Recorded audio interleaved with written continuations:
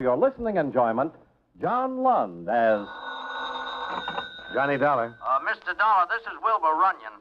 I planned to meet you at the Dallas airport, but by the time I had you paid... Oh, it's all right. Sorry you went to that trouble. I took a cab in. Are you at your office now? Yes. I'll be right over. I hope the Home Office didn't think I was foolish asking for your help in this matter, but... Oh, no, they didn't. Not after paying off 4 policies in one employee group in so short a time. Well, that's the way I figured it.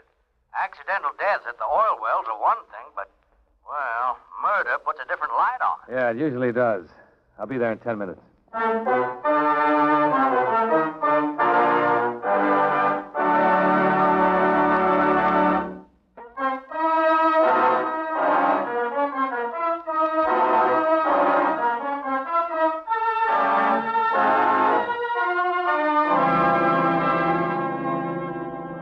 Expense account submitted by Special Investigator Johnny Dollar to Home Office, Employees Cooperative Group Insurance Company, Hartford, Connecticut.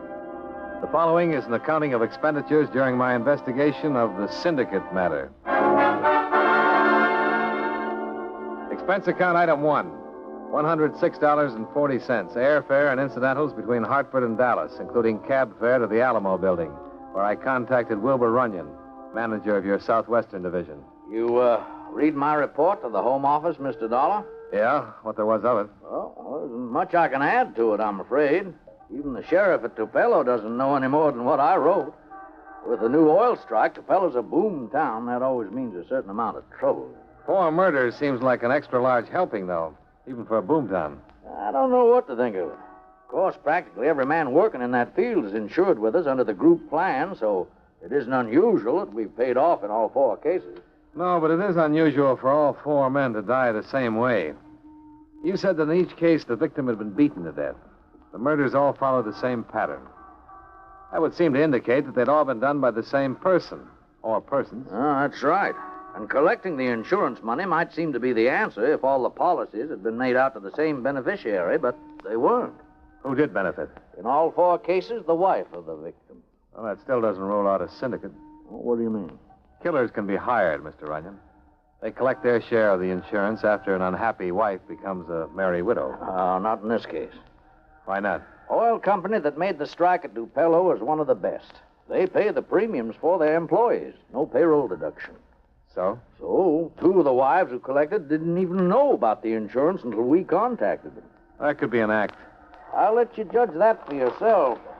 Now, last man killed was a driller named Gonzalez, Mexican.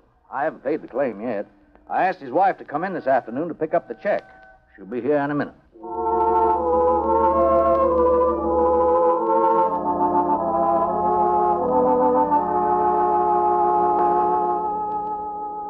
This money comes from the men who killed my husband? No, Mrs. Gonzalez. It's insurance, life insurance the oil company paid for. $2,000? Well, that's right, ma'am. You have a family, Mrs. Gonzalez? Somebody you can go to? My mother, my brother in Sonora. But my husband, Manuel, he always wanted the baby to be born here in Estados Unidos.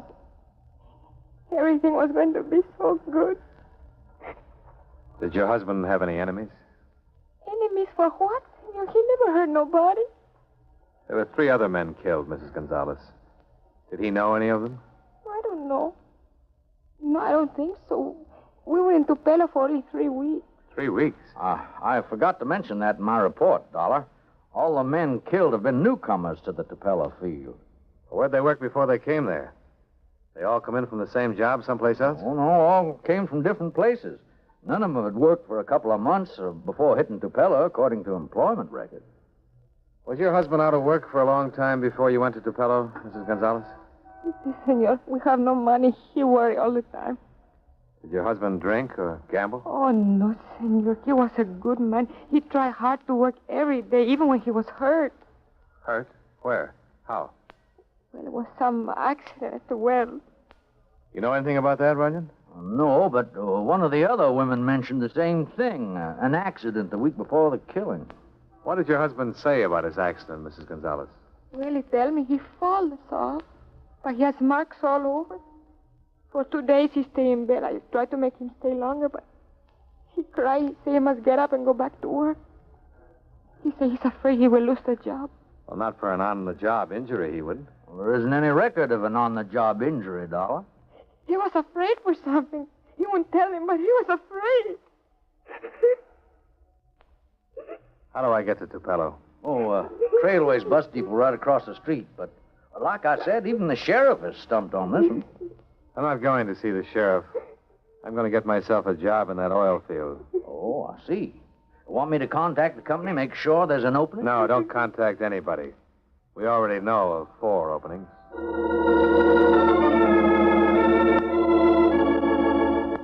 Expense account item 2.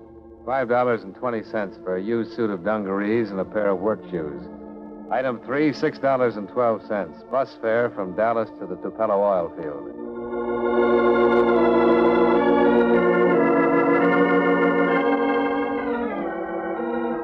I found quarters in a rundown boarding house, and at 7 the next morning, I was at the employment office. Before 9 a.m., I had a shovel in my hand and was digging a sludge pit. Hey, you, the new man. Knock off a minute. You talking to me? Yeah, come here. What's your name? Johnny Dollar? I'm Bull Farrell, straw boss on this job. Hi. Smoke? No, thanks. New man comes on the job, I like to get to know him. Help him along if I can. Where'd you work last before you come here? I was out of a job for quite a while. Oh, that's too bad. No money coming in gets rough on a fella. Yeah. You broke? I ain't being nosy, Dollar. Just thought if you was, I might figure out a way to help. Thanks. I'll get by all right. Well, if you do get stuck, let me know. All right, you can go back to work. He was friendly, all right. A little too friendly. I was a stranger, but he wanted to help me out with money. And when I said I didn't need it, he didn't like it. It was too late to go back to him without making him wonder. I had to figure out a way to make him offer again. By lunchtime, I had it figured. I left the well and crossed the field to the office. I went up to the payroll window. Something I can do for you? Yeah, I just signed on this morning. When's payday? Weekend Wednesday. You get your money Thursday. Any chance of getting a little advance? I'm broke. Your first day on the job, what do you think this is? Well, I gotta get by until payday. I gotta eat. I can't help that. Advances are against the rules. Well, thanks anyhow. Hey, just a minute. Yeah? You need some money. See Bull Farrell.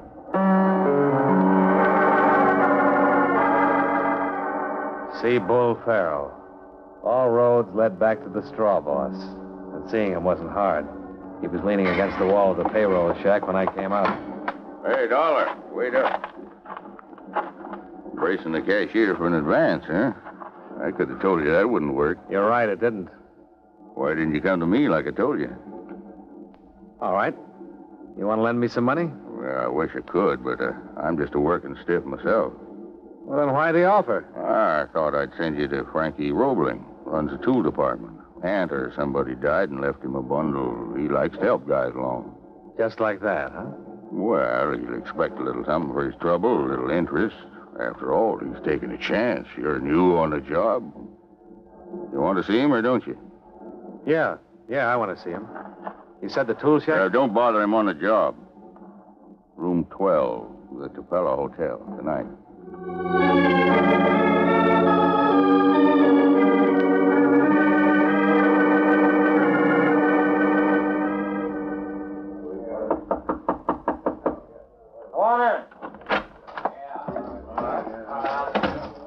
I'm looking for Frankie Roebling. I'm Roebling. You Dollar or Prescott? Johnny Dollar. Deal me out of court. Come on, the next room, Dollar. I understand you need some dough. That's right. How much? How much can I get? Enough to live on until payday. If you ain't planning on taking any trips, where do you live? Kilgallen's boarding house. $20 see you through? Sounds all right. Yeah. And on payday, you'll drop in and give me the 30 back, right? 30 for 20? Well, just to show you appreciate the favor. Well, you wanted it, don't you? All right. You want me to sign some kind of a note? An IOU? What for? I'll remember it. And if you forget, I'll remind you. $20 and 4 dead workmen. There was a big gap, no way of linking them together. But somewhere the pieces had to fit. Then Thursday came, and I drew my first pay.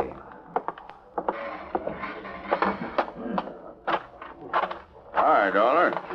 Get your dough all right? Huh? Oh, yeah, Bo.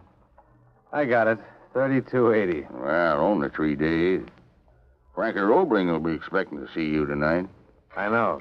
He just asked me to remind you. Some of these roughnecks get absent-minded and makes it tough on everybody, especially themselves. Don't worry, Bo. I got a good memory. More than 50 men were in Roebling's room that night. All of them in work clothes, all of them giving him money, and none of them enjoying it. I waited until the last of them paid up and drifted out. Well, Dollar, I see you hanging back while the other boys are shelling out.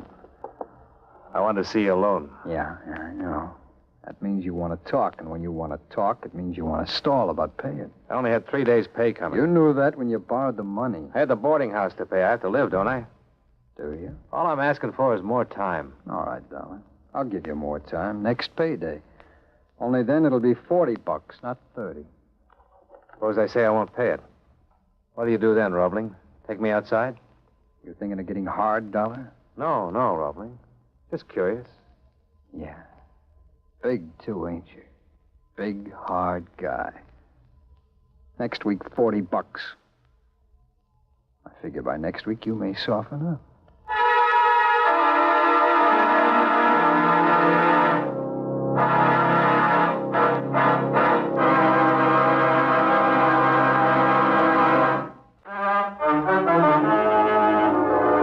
And now, with our star, John Lund, we bring you the second act of Yours Truly, Johnny Dollar.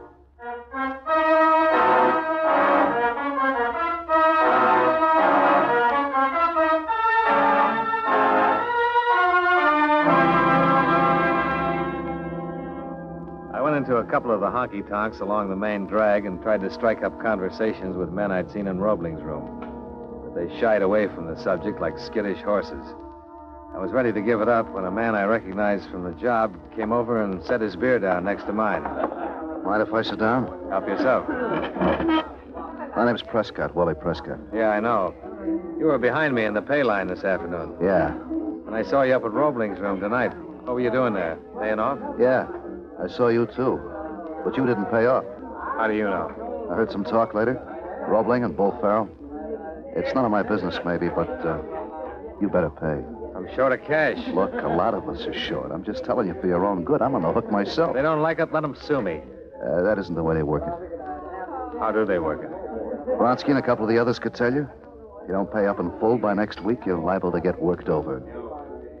That doesn't convince you? Yeah? Well, a few guys have died around here since the field opened. Too bad a few guys didn't have a talk with the sheriff instead. About what? A beating in a dark alley from a bunch of guys you can't identify? What would it prove? And what happens next when the guys you want behind bars can't be put there? Every payday, I just about manage to pay off. I got a wife and 2 kids, so I got to borrow all over again to feed them. Vronsky's in the same boat. So are a dozen others.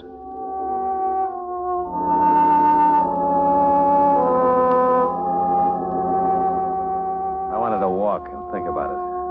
I left the main drag behind and started toward the boarding house, cutting across lots on the graveled walks between the trailers. Mister, Yeah? could you give me a hand? Where are you? Back here into the trailer. What's the matter? Oh, so this butane tank's clogged or something. My stove won't work. You got a flashlight? No, I'll see what I can do, though. Haven't you got a... Oh!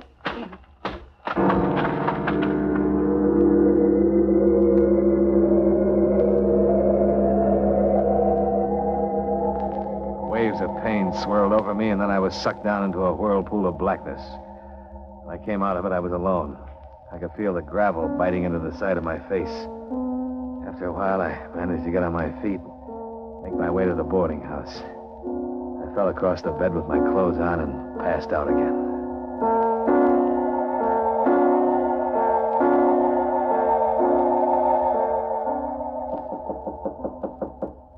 Oh. Come in. Well, what happened to you, Dollar? I had a little accident, Bo. Isn't that what usually happens? Rough town. I'd have known better than to get liquored up on pay night. I'd have known that's what happened when you didn't show for work this morning. Why don't you save it? We're alone. Oh, what are you talking about? You know what I'm talking about. You and Roebling had me worked over. I wouldn't go around saying foolish things I couldn't prove if I was you. Things could be worse, you know. You might have been hurt as bad as Prescott was. Prescott? Yeah. He got to talking through a bottle last night, and somebody resented it. He's over at the hospital. Ain't saying much today, though. Guess he's sobered up. Guy with 2 kids. Probably lose a whole week's work. Roebling likes him, though. He'll see him through. You better be back on the job tomorrow, though. You got obligations, too, you know. They're due next Thursday. Don't worry, Bull. I'll be paid off in full.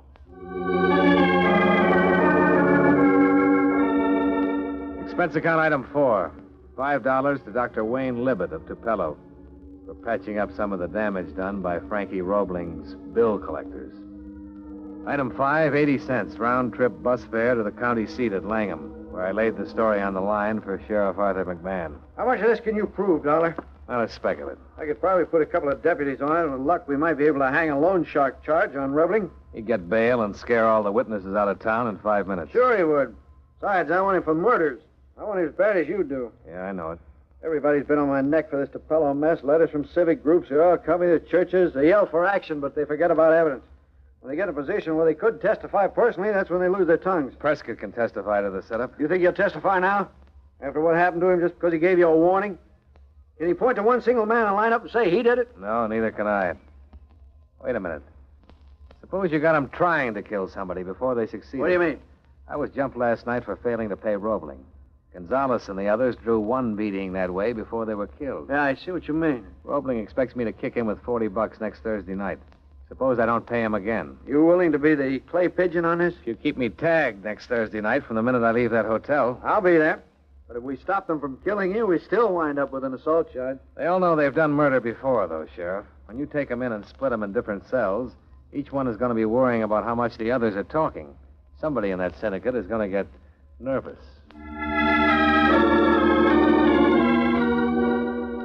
I went back to the job. For the first couple of days, my head throbbed and my sides ached until the beating finally wore off. Bull Farrell was at his post outside the payroll shack when Thursday came. I saw him speak to a couple of the men. With me, he didn't think it was necessary. When we knocked off for the day, I headed straight for the Tupelo Hotel in Roebling's room. Hello, Dollar. Hello, Roebling. Come up on business or just to talk again? I came up to tell you I couldn't pay you this week.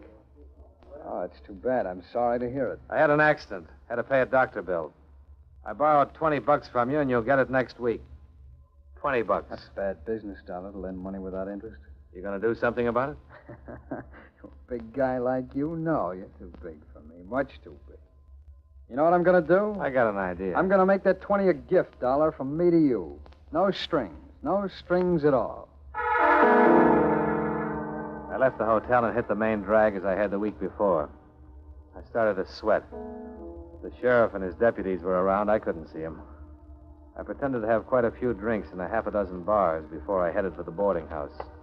Once I got away from the center of town, the streets were like a cemetery.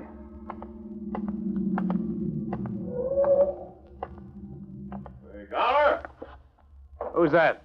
Bull Farrell. Friends of yours with me. Fellas you met last week. Want to take you to a party with us. No, thanks. Come on, boys. We can do it here. All right, come on. Should have listened to Prescott. He told you a couple of guys was killed. Okay, boys. Give them the full job this time.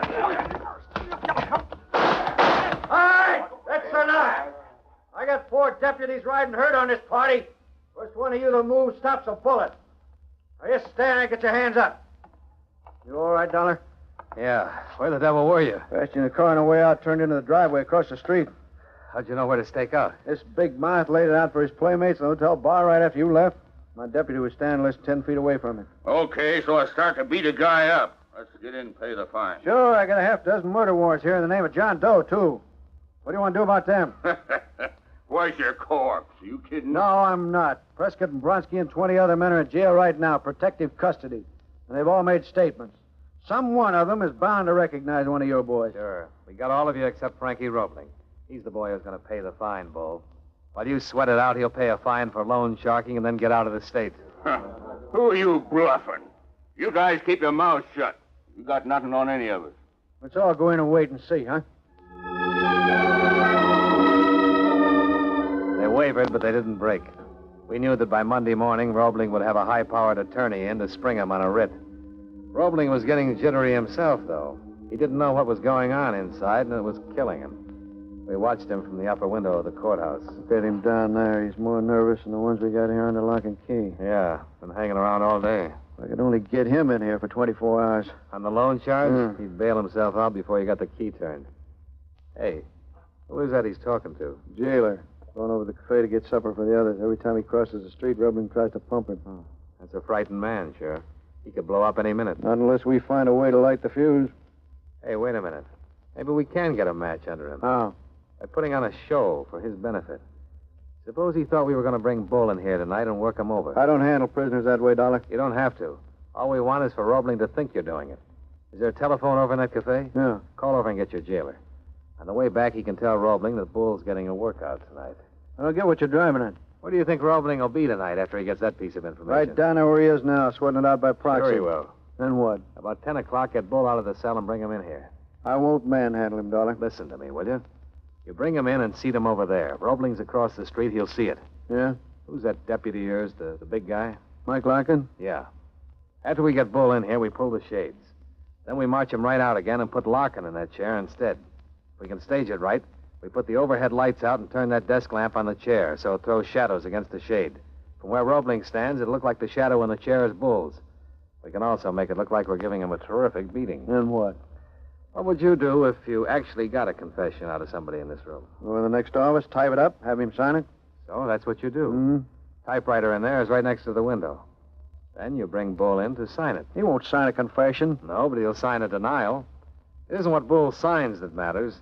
It's what Roebling thinks Bull Farrell is signing.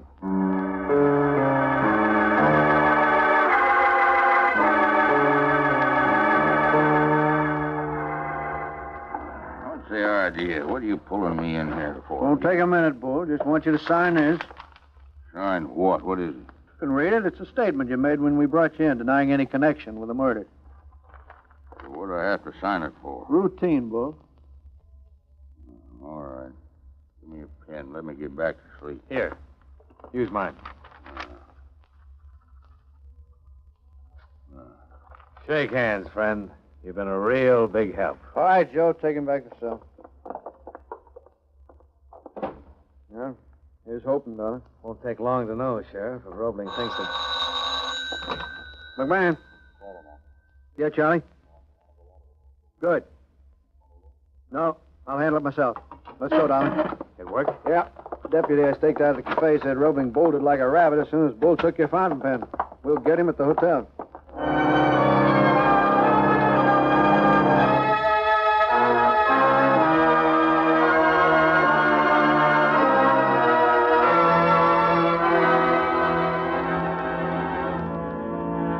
And that about wound it up. There were 6 of them altogether. Bull steered the suckers to Roebling for half his take and kept a staff of 3 muscle men to enforce the payoffs. The girl who got me into that dark trailer park was the wife of one of the muscle boys. Expense account item 6, same as combined totals of items 1 and 3, $112.52. Transportation from Tupelo to Dallas and back to Hartford again. Incidentals and miscellaneous were covered by my earnings on the well job, proving that I live within my means. Expense account total, $236.04. Yours truly, Johnny Dollar.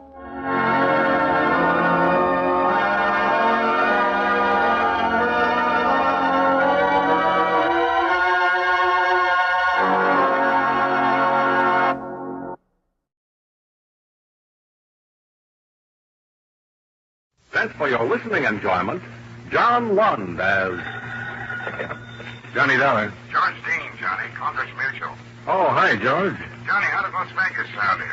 Expensive. Can you afford it? Got to. A client of ours had a 30-grand diamond necklace stolen out there yesterday. Little of the sword. The dancer? One and only. Still packing them in after all these years. And still the same two weaknesses, Johnny. Gambling and collecting young men. Well, they say every girl needs a hobby, George. Not two hobbies, though. I could run into money.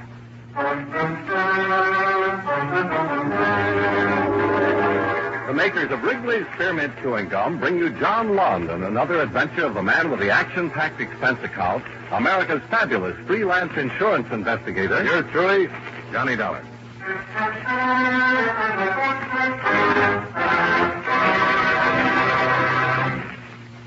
Wherever you go, whatever you do, enjoy chewing Wrigley's Spearmint Gum.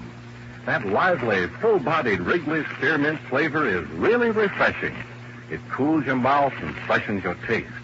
The pleasant chewing helps keep your throat moist, helps relieve that dry, thirsty feeling.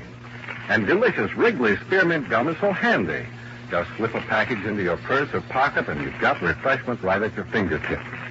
Chew Wrigley's Spearmint while you're working. Enjoy this refreshing treat along with your favorite summer sports. Wrigley's Spearmint Gum is always enjoyable, and you can chew it without even taking time out. Get a few packages of Wrigley's Spearmint Chewing Gum. Healthful, refreshing, delicious.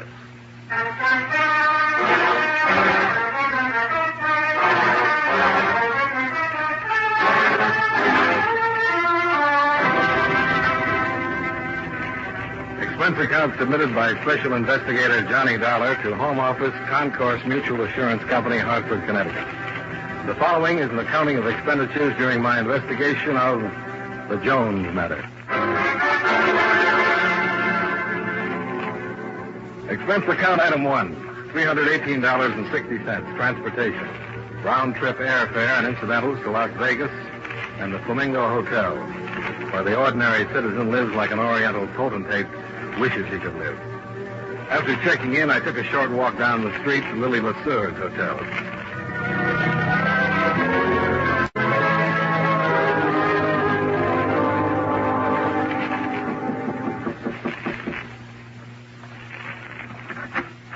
Yes? Miss Laseur, I'm Johnny Dollar, special investigator for your insurance company. Oh, well, that's very nice, I'm sure, but... Oh, of course, the necklace. That's why you're here. That's why I'm here. You mind if I come in? Oh, please do, Mr. Dollar. This is Eddie Lawson, Mr. Dollar, my very dear friend. Just a doll, really. Hello. How are you? I think it's awfully droll and nice of the insurance company to take such an interest in my poor little affairs. I imagine they regard $30,000 as more of a rich, big affair. Oh, dear. Well, then I suppose you'll go around prying into all my most intimate secrets and asking such embarrassing questions that I'll just... Oh, I think having jewelry stolen is always such a bore. Yes, the insurance company feels the same way, Miss Laseur. Now, if you just... good heavens, look at the time. I've got to fly. Lily, you remember what I told you? Now, Eddie, don't start being a child. Don't you think these Western outfits are just adorable, Mr. Dollar? Well, they do a lot to point up a girl's personality, all right? Well, maybe this investigation won't be such a chore after all. Oh, dear, I'm late. Buck and Devastator are going to be just furious. Oh, well, tell him all about it, Eddie. That's my show tonight, Johnny. 10 o'clock at the $1 Billion Club.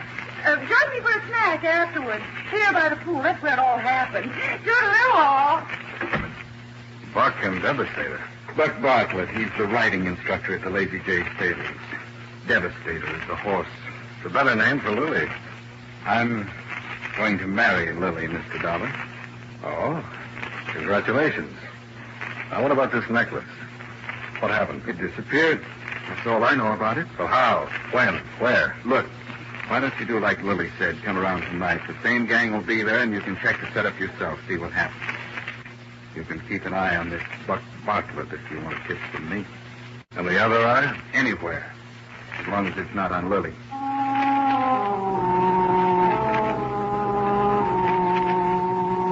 Expense account item 2, $2.50. Lunch at the hotel. And $12 for a hired car to the Lazy J stables. Horses for hire. English or Western style saddles. Instructor available. A Western style instructor, as was soon painfully obvious.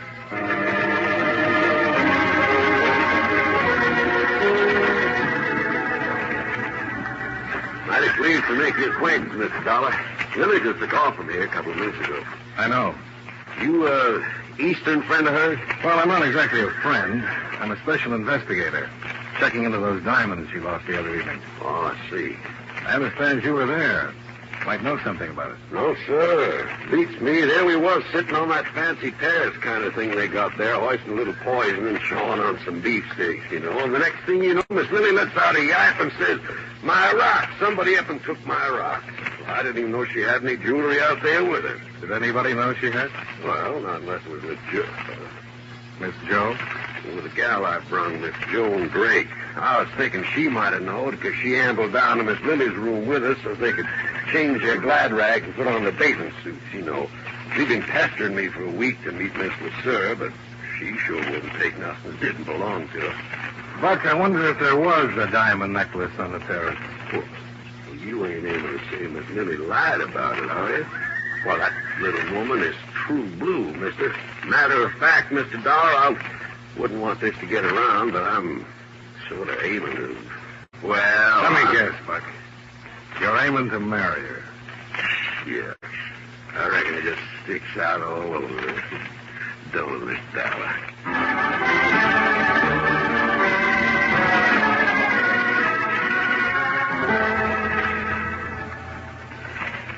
Yeah, it seems I was having a late supper, Mr. Dollar. Out there in the open by the pool.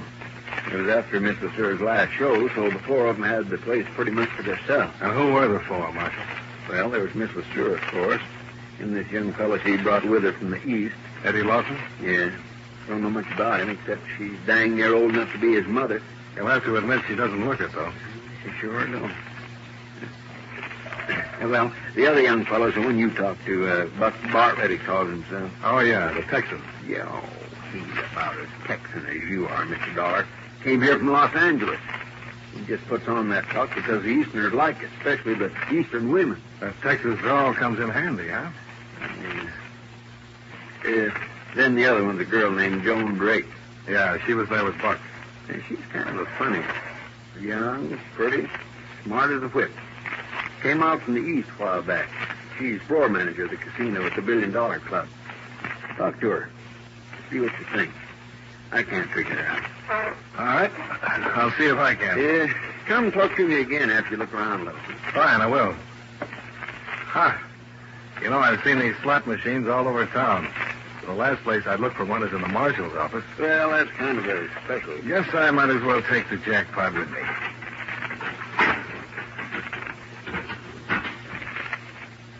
Lemon. Yeah, that's all it ever is. Huh? It's rigged. I send the money it takes in over to the county orphanage. Charge it up to experience, Mr. Dollar.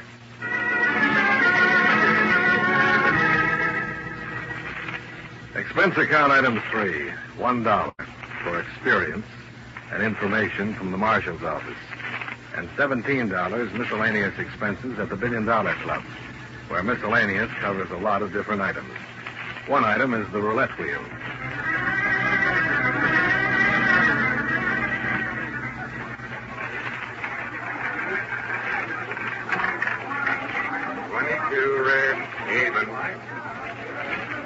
You're not having very good luck. Oh, I'm only paying for conversation anyway. Of course, I haven't had much yet. What would you like, the story of my life? We could start with that. All right. Lay out $1. I was born of wealthy parents, raised entirely by nurses, educated in exclusive private schools. I was graduated from a swank college, which I shall leave nameless. You like it so far? Well, it isn't original, but well told. Go on. Lay out another $1. You just lost that one. Now, where was I? Oh, yes, the divorce. Quite sensational, really. Father's clients withdrew their accounts and support. He was bankrupt within 3 months and dead by suicide within 6. You see, the other woman jilted him, and I, a tenderly nurtured sapling, was cast out into the world to sink or swim. Well, never fear. Heaven will protect the working girl. Oh, that was awfully funny.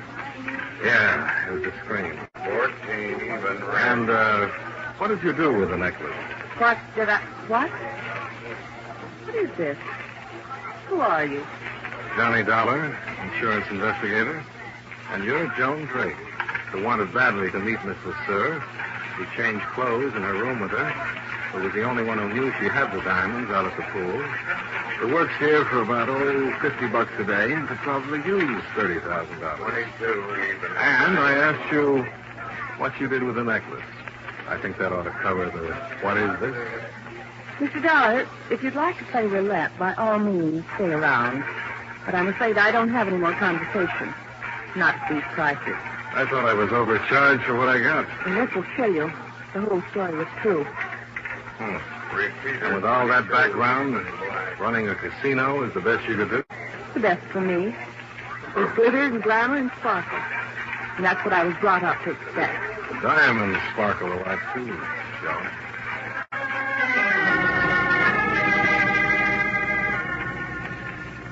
I missed Lily's first show at the $1 Billion Club, but I met her by the pool at her hotel right afterwards. It was a warm night. The stars blazed against the desert sky, and Lily and her guests scintillated back from the terrace below. Except me. I didn't scintillate. So far, I wasn't any closer to that necklace than I'd been when I got off the plane. I had the feeling I'd learned a few things, and at the same time hadn't learned anything. And Lily didn't help much.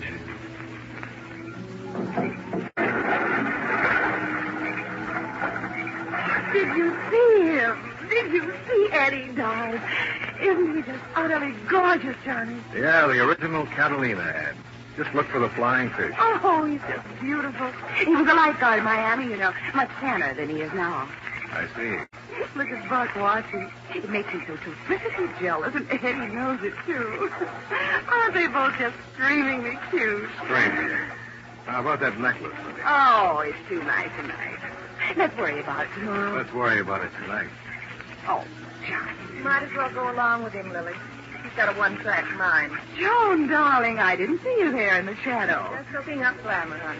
Where were you sitting that night, Lily? Why, by the oddest coincidence possible, right in his very chair.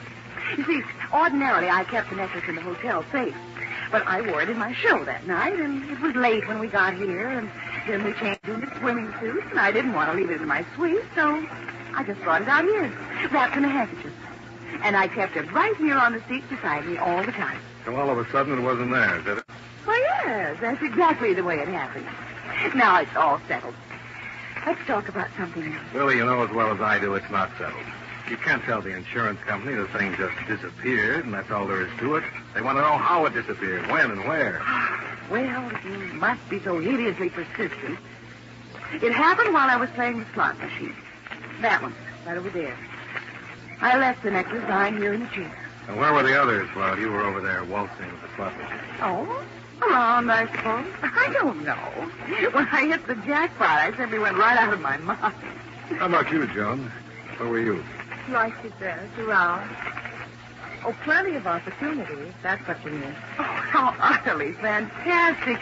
She's a dear girl, Johnny. And I insist that you stop suspecting her. Or anybody else, either. Were all of you searched? Well, I wasn't, of course. But the others were. That wasn't really much of a problem, Johnny. We were wearing swimsuits, you know. Joan, I doubt if you went out of your mind over the jackpot. Did you notice where the boys were at the time? Well, as far as I can remember. I reckon a man ought to have the privilege to answer for himself, Mr. Dollar. Why, sure. Pull up an empty saddle and join the party. You too, Eddie. All right, Buck. Where were you? I was over there with Miss Lily. I was standing right behind her when she up and hit that jackpot. I was in the pool. I came out when I heard everybody yelling about some diamonds being missing. You checked them out on that, Joan? Sure. That's how I remember. Well, I'm certainly glad it's all settled. Oh, Johnny, you'll simply have to excuse me now. I've got to get ready for my show. I'd be mighty proud to escort you to your room, Miss Lily. Now, wait a minute, Staples. Oh, Here. boys, you can both escort me. Come along now. I'll be right back, Johnny. Don't go away now. Curvy and soft as a kitten on the surface, but inside all angles and hard as a rock. She belongs to a different age, Joan. The last of the champagne slipper girls. Johnny, how much are those diamonds worth to you? To me? To the insurance company. Sometimes they make deals, don't they? Sometimes. No questions asked? Sometimes. How much? Depends. I have to find out. Everything about life, Johnny? Now, if I can help it. It's real crazy the way it works out. I didn't finish that story of my life, Johnny. My real name is Jones. My father was Jonathan Vanderley Jones. Jonathan Vanderley Jones? But if that's true, then... Yeah. It's real crazy. The correspondent my mother named in that divorce case was Lily LeSueur.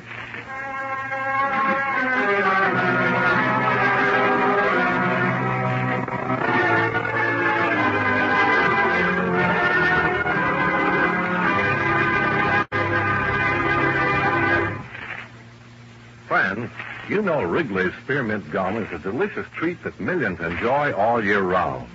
It's good to chew almost any time and any place. In warm weather, you'll enjoy especially the refreshment that Wrigley's Spearmint Gum gives you. When your mouth feels hot and dry, or when you're feeling warm and tired, chewing Wrigley's Spearmint Gum gives you a pleasant little lift. It cools your mouth, moistens your throat, and refreshes your taste. Besides, chewing on a good, smooth piece of Wrigley's Spearmint Gum seems to add enjoyment to whatever else you're doing. So always keep some Wrigley's Spearmint Chewing Gum handy. Enjoy it at home, at work, wherever you are. Remember, that's Wrigley's Spearmint Chewing Gum. Healthful, refreshing, delicious.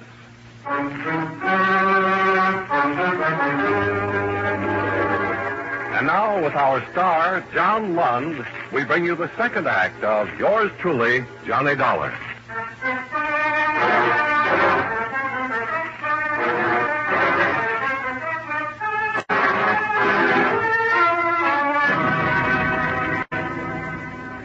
Expense account item 4, $5.90.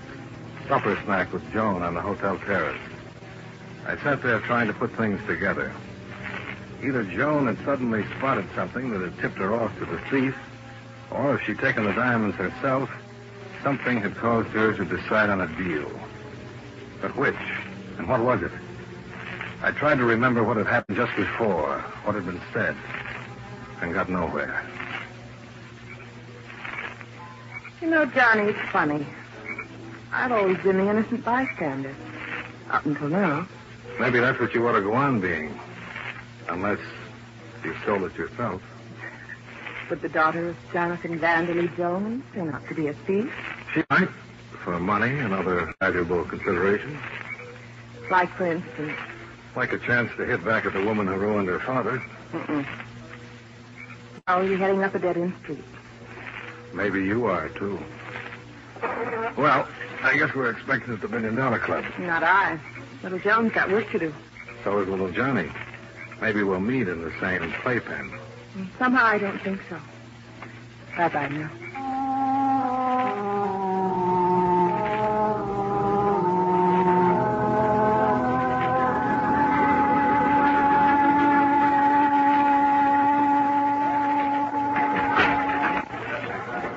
Johnny, what would happen if I just waived any claim of insurance on the necklace? Drop the whole thing right now. Which one did it? Sure, I don't... Which one do you think did it? Maybe I decided it doesn't matter which one. Suppose it was Joan. Would you still want to drop it? Oh, but that's ridiculous. She would... Or there's still another possibility. Maybe you started something you want to back out of now. Johnny, why must you be so hideously difficult? The insurance company sent you out here to save $30,000 for them. And I'm just utterly certain they won't care how nor why as long as they save it. No, maybe they won't. But what about me, Lily? It leaves me curious. No, I'm quite sure you know a good deal more about this than you're letting on. Well, I've got to run again. It's time for my show. Bye, sweetie.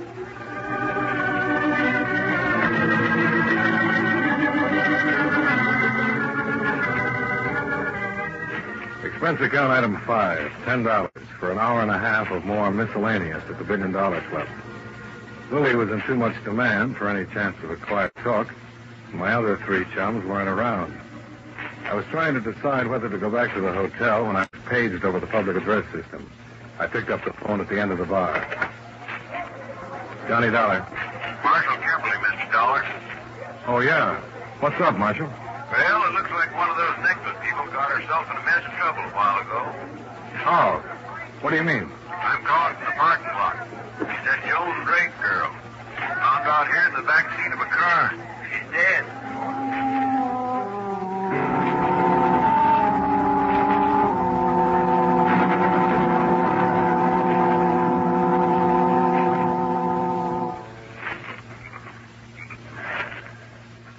I guess you can cover her up now, Marshal. Poor kid never knew what hit her. She the one you thought might make a deal, Mr. Dollar? Yeah. Well, somebody made sure she didn't. Hit her 3 or 4 times with something heavy. I'd been arranged, judging by the marks. A wrench, huh? Did you find it? No. Did you notice her hands? Yeah. Apparently she'd had them around something greasy, rusty. I wonder if... Wait a second. Radiator's still warm. She may not have been killed here at the club. She could have been brought here and left. It's possible. Who's this car belong to? Buck Bartlett. We got the boys out looking for him now. Possible, all right. It almost ties up. Do you want to let me in on it, Mr. Dollar? Let me check first. I'm doing a lot of guessing. Joan brought up this deal while we were all at Lily's hotel this evening. I think she just figured out how the necklace was stolen. I think she was killed trying to get it. And I think I've figured it out, too. But let me check first, Marshal. I'll talk to you later.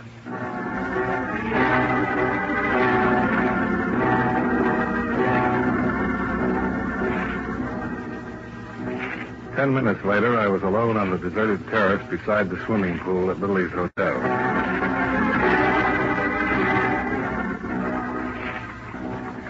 I knelt on the edge and looked down into the water. Crystal clear, lighted by an underwater bulb sunk in the concrete wall.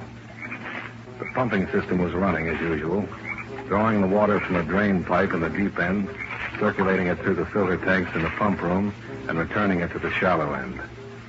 I took my handkerchief, weighted with my room key, picked the spot carefully, and dropped it into the water. I watched it sink down toward the drain. Down, down. Then suddenly it was caught by the current and sucked into the drain. So far, so good. The next step was the pump room.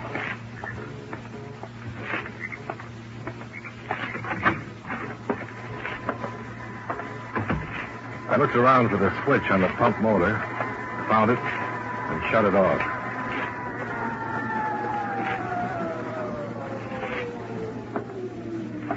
There was a crescent wrench laying on the window ledge. It was shiny and clean. No use worrying about fingerprints. I picked it up and started to work on the rusty cover bolts on the strainer tank. Probably the same way Joan had started. Not if you're clever, she said. Well, she was clever. Well, not clever enough. Inside the strainer tank, laying in the wire basket, was my handkerchief and room key. And beside it was Lily's diamond necklace.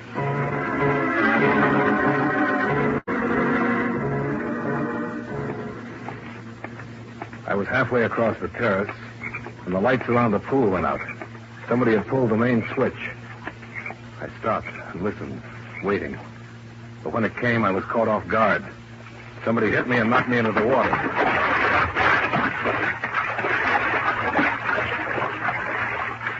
When I came up, I heard someone swimming. Whoever it was had come into the pool after me. I made the side, grabbed hold of the ledge with my left hand, drew back the wrench in my right. As the splashing came close, I lifted it and swung. Hey, what's going on over there? Marshal! Marshal! Over here with that flashlight. What happened to the light? Switch was pulled.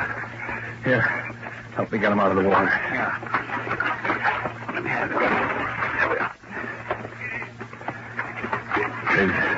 His luck ran out, Marshal. This time, I had the wrench.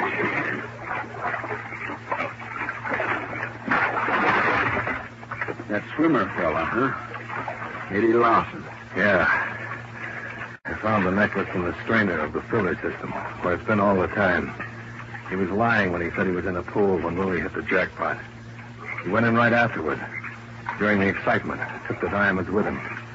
Joan knew he was lying, and she figured out what he'd done. She was a smart kid. Too smart.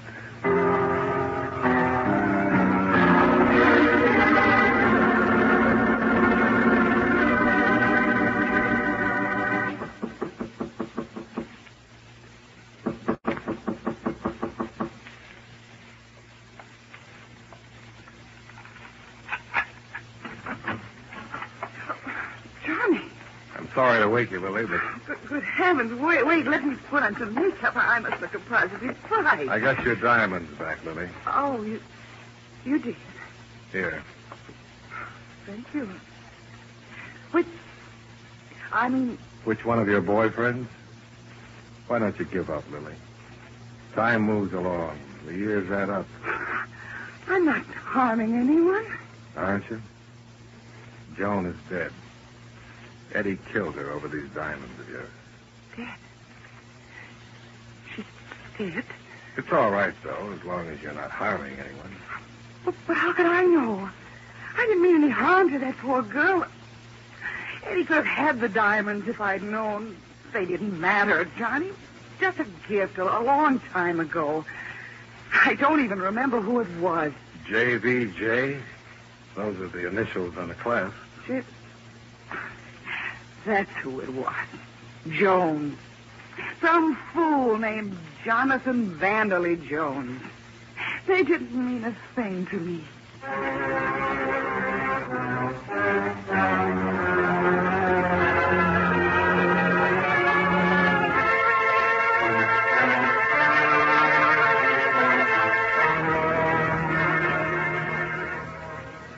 Expense account item 6. $51.40. Hotel charges and additional miscellaneous. Expense account total, $418.40. Remarks? Suggest you reconsider this account. Client should be regarded as a bad risk. It'll happen again. Yours truly, Johnny Dollar.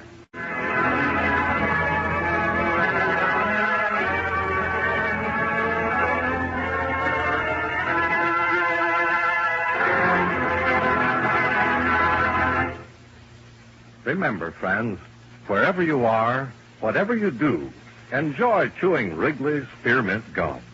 That lively, full-bodied Wrigley Spearmint flavor is really refreshing.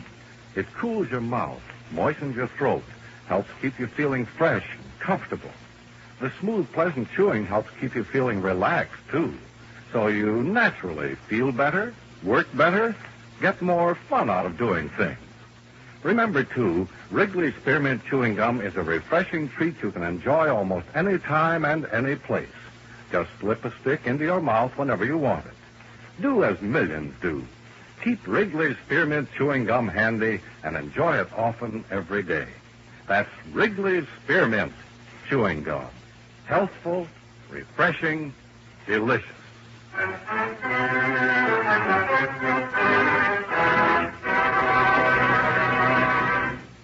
Yours truly, Johnny Dollar, brought to you by Wrigley's Spearmint Chewing Gum, stars John Lund in the title role and was written by Les Crutchfield with music by Eddie Dunstetter.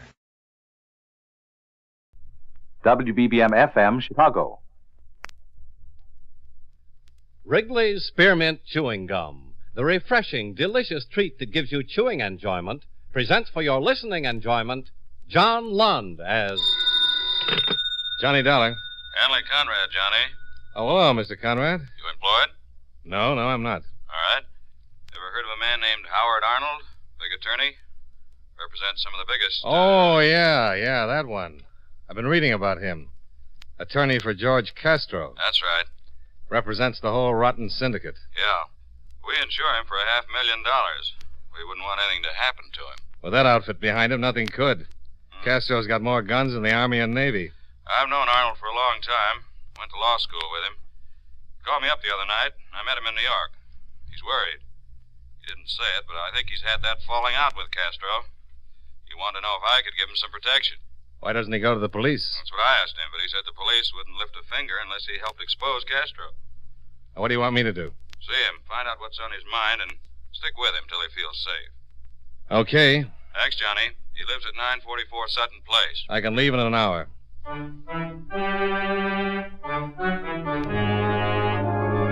The makers of Wrigley's Spearmint Chewing Gum bring you John Lund and another adventure of the man with the action-packed expense account, America's fabulous freelance insurance investigator. Yours truly, Johnny Dollar.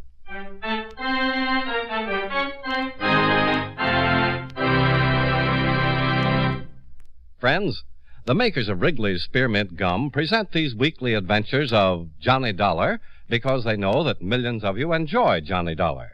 That's true of Wrigley's Spearmint Chewing Gum, too. It's enjoyed by millions, day in and day out. People find that chewing on a smooth, delicious piece of Wrigley's Spearmint Gum somehow makes the time pass more pleasantly.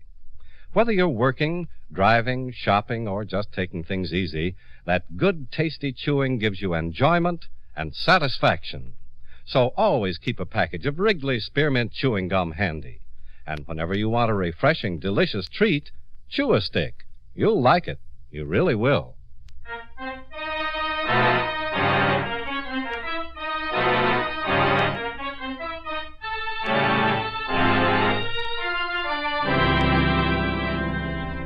Expense account submitted by Special Investigator Johnny Dollar to Home Office, World Insurance and Indemnity Company, Hartford, Connecticut.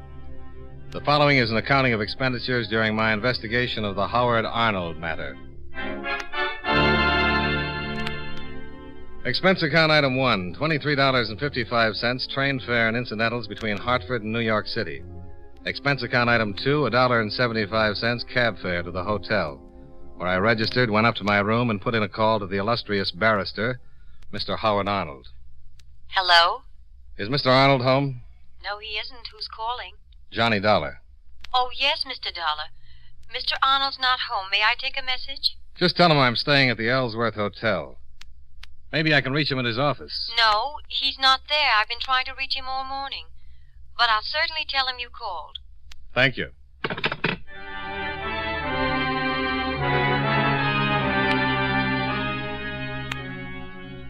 I unpacked my clothes, had some lunch, and waited around the hotel for the rest of the afternoon.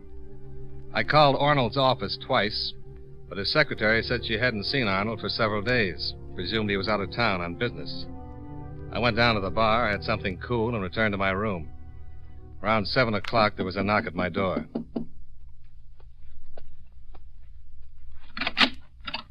Mr. Dollar? That's right. Howard Arnold. Oh, come in. My wife told me you'd called. Yes, and I checked with your office several times. I haven't been to my office. I haven't been home, even. Sit down. Thanks. You got a light? Thanks. How much do you know about me, Mr. Dollar? Only what I've read in the paper and what Hanley Conrad told me over the phone. Yeah, I went to law school with Henry. That's what he said. You know about George Castro? Just what I've read. He'd like to kill me. Why? Because I know too much and he's afraid I'll tell someone. I thought you were in pretty solid with Castro. Yeah, solid as anyone gets with him. Our relationship's been getting thinner and thinner for the last year. It finally stretched too tight and snapped. I called Hanley right after it happened. I knew Castro's next step would be to try to liquidate me. Well, I'm here to see that he doesn't. Yeah, Hanley mentioned you, said you were capable. But just to be with me in order to keep Castro's boys away isn't very practical. Well, I didn't think so either. If Castro wants you, it'd take a lot more than me to stop it. But if you think so, too, why did you... I really want you to keep something for me. It's better insurance than 20 efficient bodyguards. I'd have given it to Hanley the other night, but I didn't have it then. That's why I asked him for someone like you, someone who's capable of holding on to something as hot as this is. Just what is it? There's enough in this envelope to send Castro and the rest of the outfit away for 100 years. Couldn't you just leave me a bundle of dynamite? As long as I have this evidence and Castro knows that if anything happened to me, it'd get to the police, I'm safe. Castro knows you've got it? He sure does. I told him by phone a half hour ago. And all you want me to do is hang on to it? That's right. For how long? Until I make some arrangements. I'll let you know. Then what do you want me to do with it? You'll give it back to me. Wherever I am, you'll get it to me. Okay. All right, there you are. Now, if you don't mind, I'll use your phone. My wife's probably worried.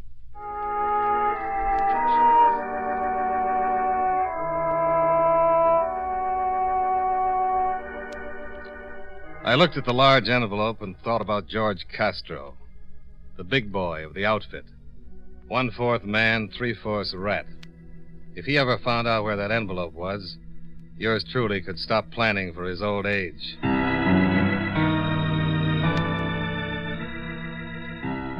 I had dinner, sat in the bar listening to a thin blue piano player for about an hour, then went back up to my room, where I'd hidden the envelope in the dresser, taped to the bottom of the second drawer. Shut the door. What? Shut it. What goes on? Must be a good little boy. I'll get over there and sit down. Okay. Hey, I know you. Good. You're Marty Fleet, one of Castro's happy little trigger men. Hooray for you. Sit down. Now let's have it. Have what? Don't play games, huh? A little while ago, you had a visitor. I did? Yeah, and he left something with you. Let's have it. Have what? You're going to make me go to all the trouble of tearing this joint apart. Not if it's going to make you grouchy. If I spend a lot of time looking for it, what are you going to be doing?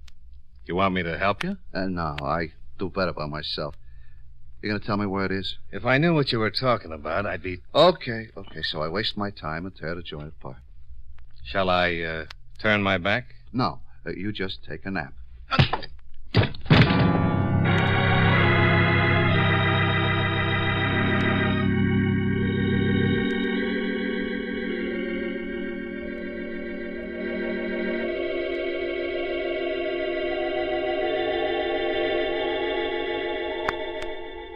I finally got my eyes open and found myself alone in the middle of a pile of furniture.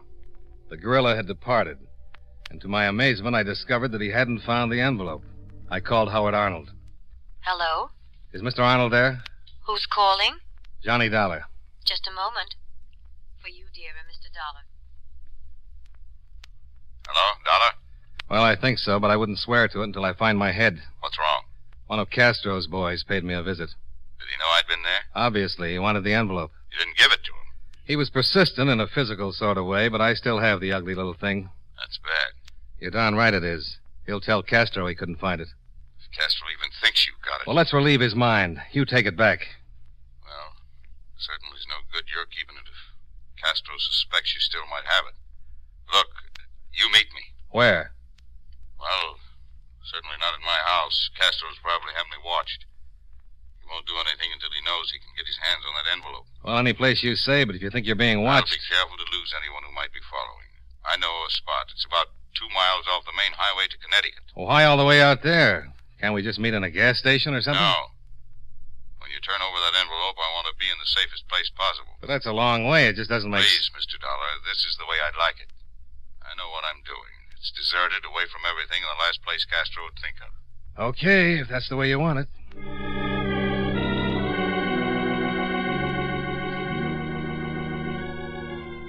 I rented a car and drove for a good 40 minutes till I spotted the turnoff. I swung right, hit a stretch of dirt road, drove 2 miles, and then my light picked up Arnold's car. I pulled up in front of him.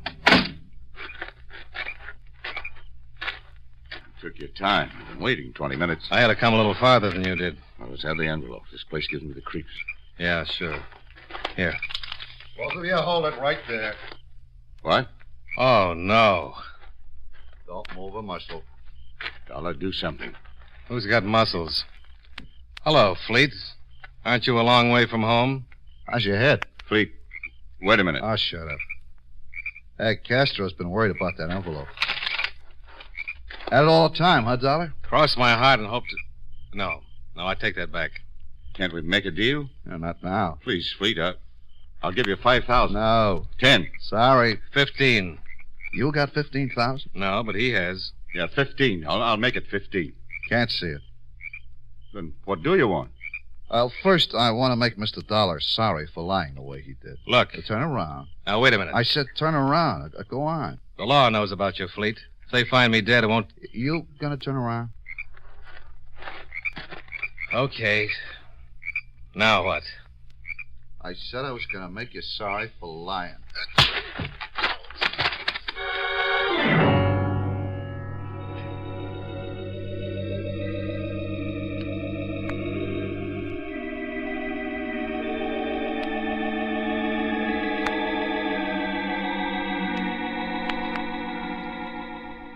Well, there it was again.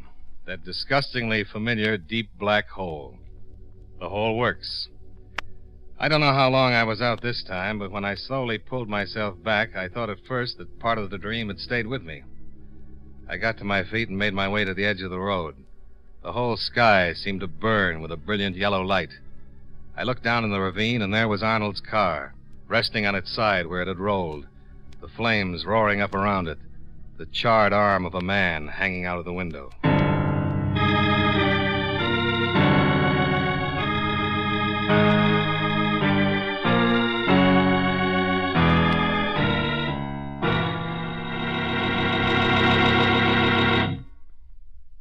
Friends, this coming Friday or Saturday evening, you'll probably have a lot of youngsters ringing your doorbell and calling out tricks or treats.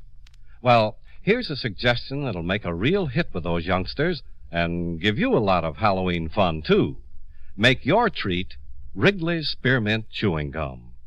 Kids love chewing gum, and they really appreciate it when you give them sticks or packages of Wrigley's Spearmint. It's a wholesome, healthful treat, too, and it's inexpensive. You can treat a whole army of little goblins and spooks without running up a big cost or going to a lot of trouble. So, when you go to the store, get some packages or a box of Wrigley's Spearmint Chewing Gum. You'll agree it's a perfect treat for Halloween.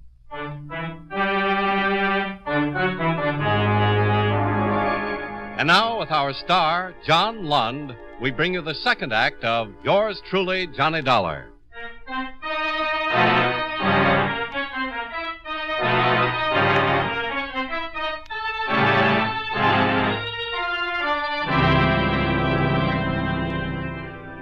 I made it back to the road and flagged a car that drove me to a phone.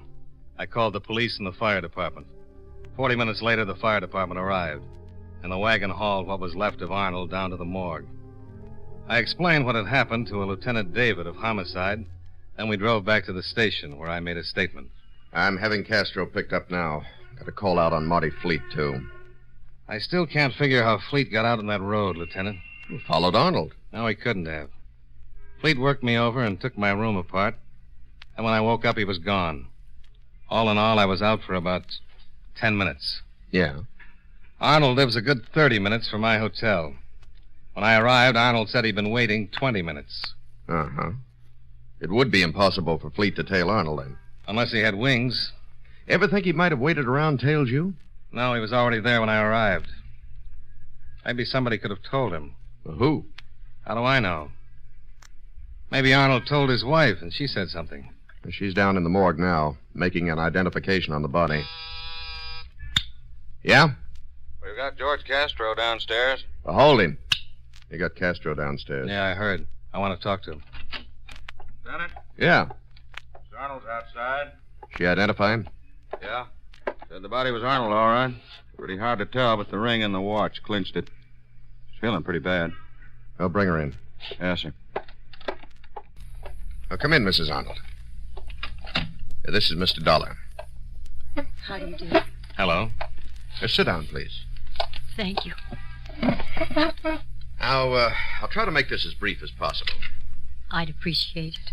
I understand you identified the body. Yes, it was Howard. You could tell. I'm certain. That was the watch and the ring. They belonged to Howard. Did you know your husband was going to meet Mr. Dollar before he was killed? No. He didn't say where he was going. He'd been acting very strangely for the past few weeks. Did he tell you he'd been to see me earlier today? No, I didn't even know he knew you. Well, do you know why anyone would want to kill him?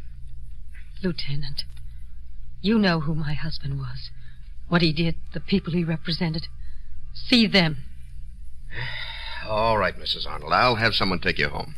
Thank you, but I have my own car. Well, if you don't feel well... I'm all right. Nice meeting you, Mr. Dull. Goodbye. Goodbye. Yeah, she's taking it pretty good. Uh-huh. You wanted to talk to George Castro. Yeah. Yes, Lieutenant. Send in George Castro. Right. I think we'll be able to hold Mr. Castro for a while this time. One thing really bothers me. What? Why didn't Fleet kill me? Just knock me out. Kill Arnold, run him off a cliff. Something really out of place in this one. Here's Castro, Lieutenant. Well, how are you, Lieutenant? Sit down, Castro. Are you going to introduce me? If it's important to you, the name is Dollar. Okay. Now, what's this all about? Howard Arnold was killed a couple of hours ago. You don't say. Shot. Piled in his car and run off a cliff. Caused quite a fire. Oh, such a shame. Well, don't look at me. It's all right, Castro. We've got strong stomachs. This one of your cops, David? No, but I agree with him. That's too bad, because I don't like him. So, I guess I don't like you either. I'm getting all choked up. That might be arranged, too. Listen, Castro, you keep your mouth shut until I ask you a question. You may throw a lot of weight around this town, but you're on a diet when you're in this office. Now, one of your boys killed Arnold. I doubt that. Marty Fleet, and I'll swear to it in court. Fleet, huh? No. Who pushed your face around, funny man? Fleet, on your orders. I don't even know you. You sent Fleet to find something that Arnold had given to me. Something that could put you away for 100 years. Really? You want to know something? I don't think Arnold had anything like that. Fleet said you sent him. That's pretty weak, funny man. Let's see how weak it is when I testify. Look, boys, you're not playing with no punk kid. Now, you look. Your boy Fleet came into my office, drew a gun on me, worked me over because he said you sent him. Howard Arnold told me he was afraid you were going to have him killed. Tonight I met Arnold, and Fleet showed up with his gun again. He put me to sleep, and when I... Yeah, go on. What is it? Huh? I just thought of something. Castro, you say you had nothing to do with it. That's what I said. Then tell me where I can find Fleet. Oh, don't get me started laughing. I'm too tired. Okay, then hang. This guy's got a sense of humor, Lieutenant. You should have him on the force with the rest of you funny cops. I don't think it's so funny, Castro. He's just telling you the truth. I'm going to hold you this time. There's not going to be any writ. Huh? You making any book on that? I'm even giving odds. I got more than one lawyer. Yeah, and both of them have already seen Judge Phillips. You're not going to get a writ from anyone. The pressure's on. Fleet's your boy, and everybody knows it.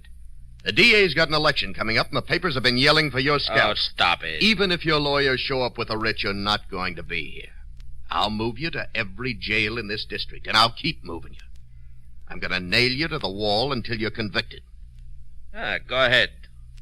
I had nothing to do with this. Then tell us where we can find Fleet. Go on, Castro. If you had nothing to do with it, tell us. Okay. Maybe you can find him over on 64th Street. Huh? The Alton Arms. I'll check it. Can I go now? Not till I check it. While you're doing that, I want to go over and talk to Mrs. Arnold. What do you got? Just a hunch.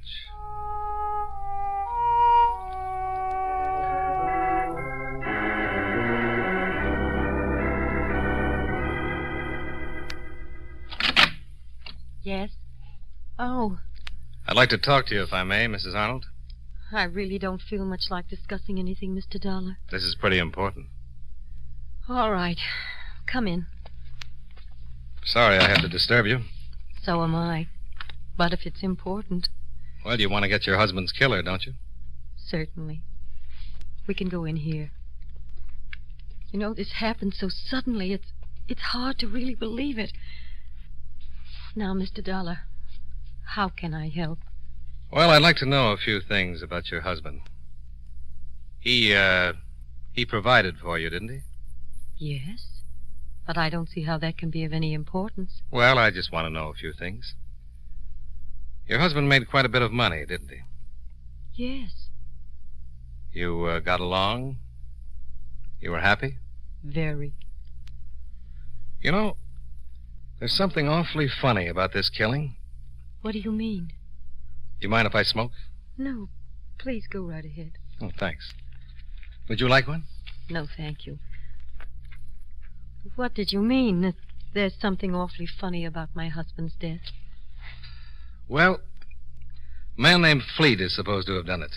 Works for George Castro. My husband was always afraid of Castro. This Fleet came to my room at the hotel.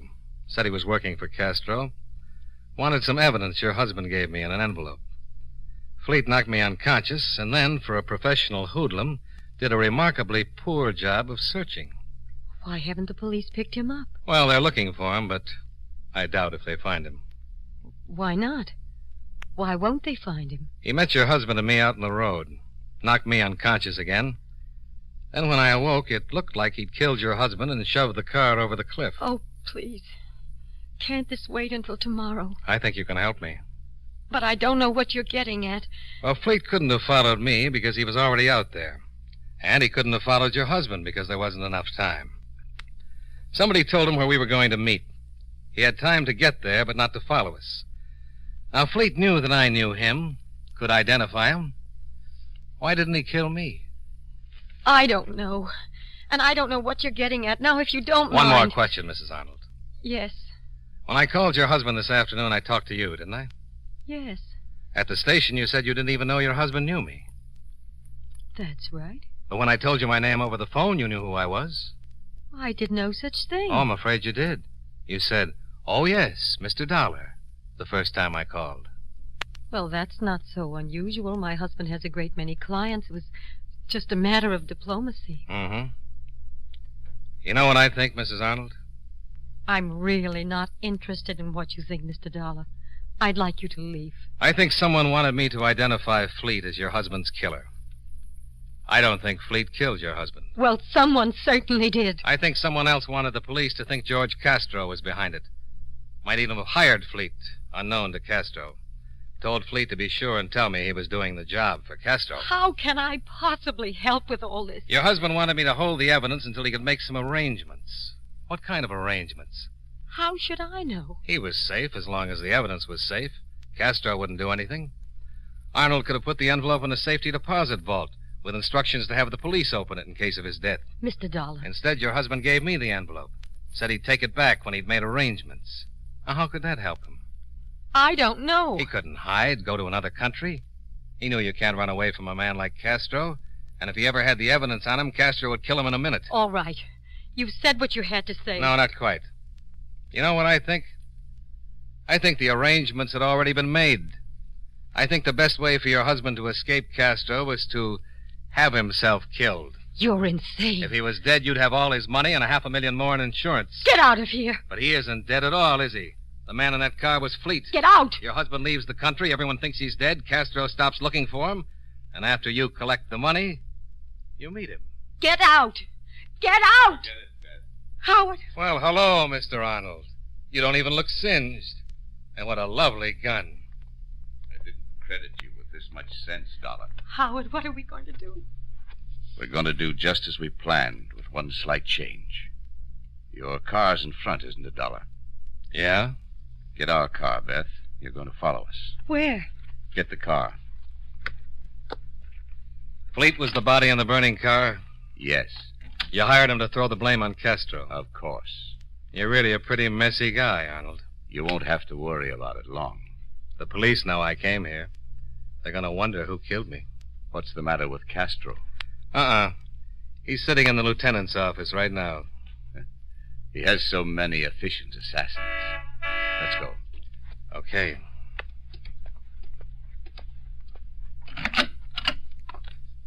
Howard. You just follow us. All right, Dollar. Over to your car. You drive. Howard. What? There's a car coming up the drive. Howard! Look at that nice squad car.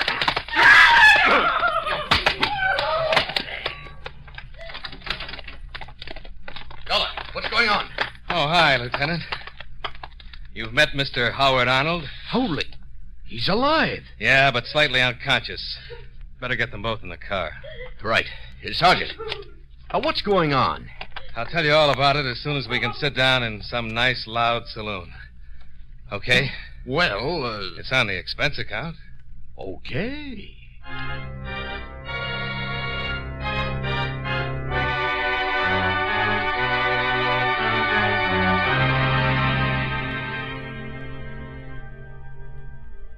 We picked up the not-so-honorable Mr. Howard Arnold and took him back to the station, along with his weeping wife. I filled in some of the details on the way, and later, after I'd changed my shirt, the lieutenant met me in the bar, and I explained the whole thing from start to finish. Between the start and the finish, I ran up expense account items 3 through 25, $27.75, drinks and dinner for two. Expense account item 26, $49.18, car rental and hotel bill. Item 27, $21.43, train fare and incidentals back to Hartford. Expense account total, $123.66. Yours truly, Johnny Dollar.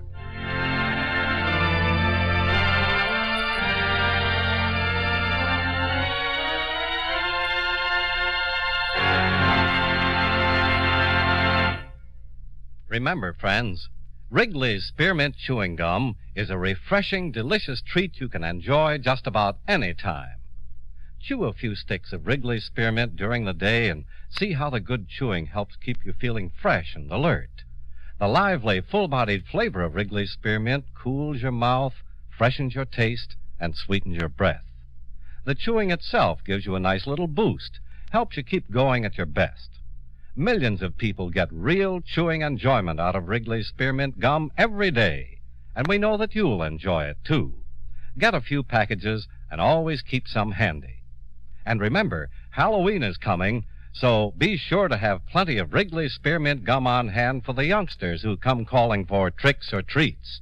That's Wrigley's Spearmint Chewing Gum. Healthful, refreshing, delicious.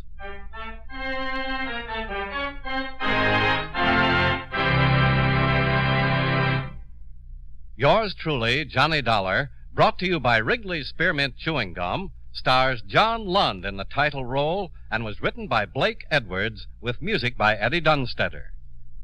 Featured in tonight's cast were David Young, Jeanette Nolan, John McIntyre, Hy Averback, Frank Nelson, and Bill Conrad. Yours truly, Johnny Dollar, is produced and directed by Jaime Del Valle.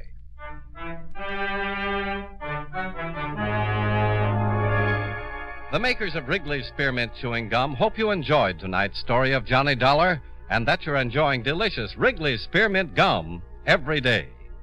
This is Charles Lyon, inviting you to join us again next week at this same time when, from Hollywood, John Lund returns as... Yours truly, Johnny Dollar.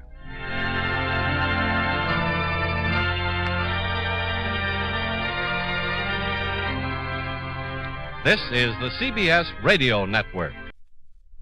Wrigley's Spearmint Chewing Gum, the refreshing, delicious treat that gives you chewing enjoyment, presents for your listening enjoyment John Lund as Johnny Dollar. Roger Stern, Dollar.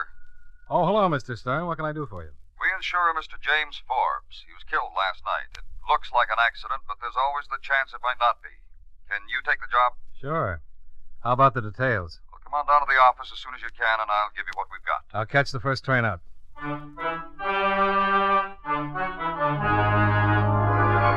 The makers of Wrigley's Spearmint Chewing Gum bring you John Lund in another adventure of the man with the action-packed expense account, America's fabulous freelance insurance investigator. Yours truly, Johnny Dollar.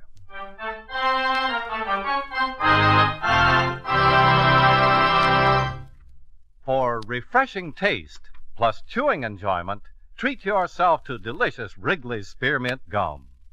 When your mouth and throat feel hot and dry, a stick of Wrigley's Spearmint gives you quick, long-lasting refreshment. The lively, full-bodied spearmint flavor cools your mouth and freshens your taste. The chewing itself helps keep your throat pleasantly moist. Best of all, you can chew and enjoy refreshing Wrigley's Spearmint Gum almost any time and any place. Keep a package handy right in your purse or pocket so you can chew a stick whenever you want it. For refreshing taste plus chewing enjoyment, treat yourself to delicious Wrigley's Spearmint Gum. Millions enjoy it, and you will too.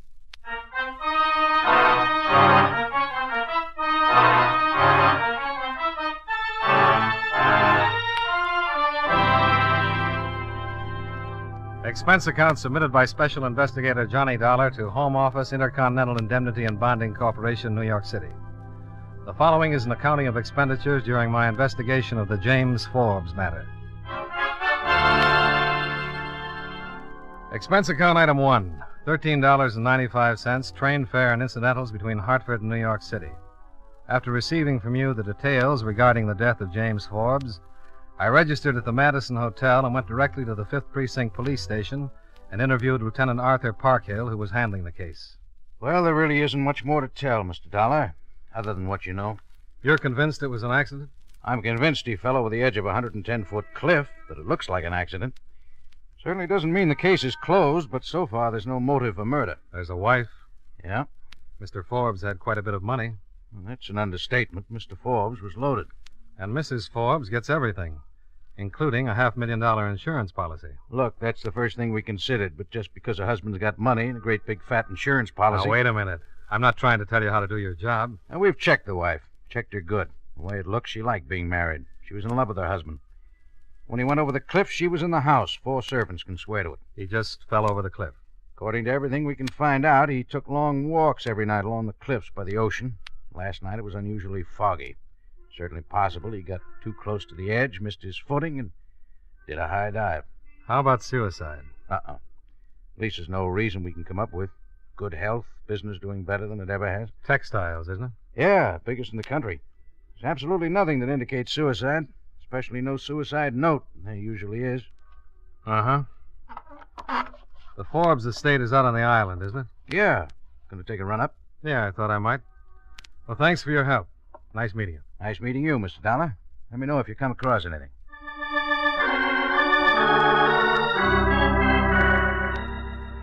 Expense account item 2, 75 cents. Cab fare to a garage where I rented a car and drove out to the island. The Forbes mansion stood in the middle of a lot of acreage along the shore at the northeastern tip.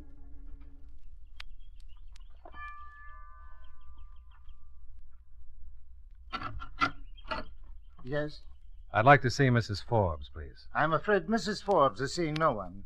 Tell her Mr. Dollar is here. I believe Mr. Stern from my company called Mrs. Forbes and told her I was coming out.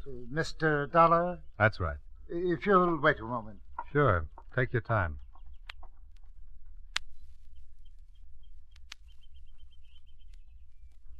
Mrs. Forbes will see you, Mr. Dollar. Mrs. Forbes was expecting you, but neglected to tell me. Mr. Dollar, ma'am. Come in, Mr. Dollar. I'm Mrs. Forbes. How do you do? Won't you sit down? Thank you. Mr. Stern called, said you were coming out. He seemed to think it was necessary. Yes, routine. Unfortunately, in a matter like this... I understand. Better to get it over with. I suppose so. Just a few questions. What time did Mr. Forbes leave the house last night? Right after dinner, around 9. I understand he was in the habit of taking walks. Yes. Last night was the same as any other night. Yes. He seemed all right? He was fine. Wonderful spirits. Who found him? The police. Did you call them? Yes, after he'd been gone longer than usual, I began to worry. By 12 o'clock, I sent William, my butler, out in the car to look for him. When William returned, I had him call the police. They didn't find him until morning. You're convinced it was an accident? My husband didn't commit suicide, Mr. Dollar. Did he have any enemies? No. No one killed him, Mr. Dollar. Now, if you don't mind, I really don't feel too well. Of course. There's just one more thing. Yes? I'd like to take a look at the place, the spot. I'll have William show you. Thanks. I'm sorry I can't be of more help, Mr. Dollar, but there's really nothing to help you with. My husband was killed in an accident. He wasn't murdered, and he didn't commit suicide.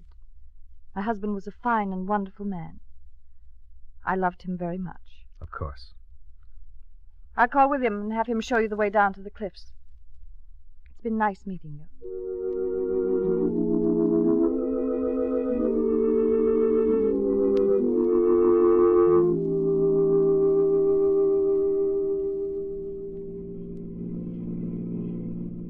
This is a terrible thing, William. Yes, sir.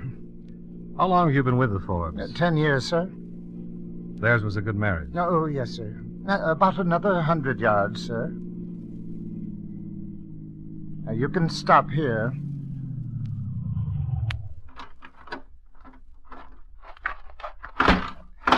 Right over here, sir.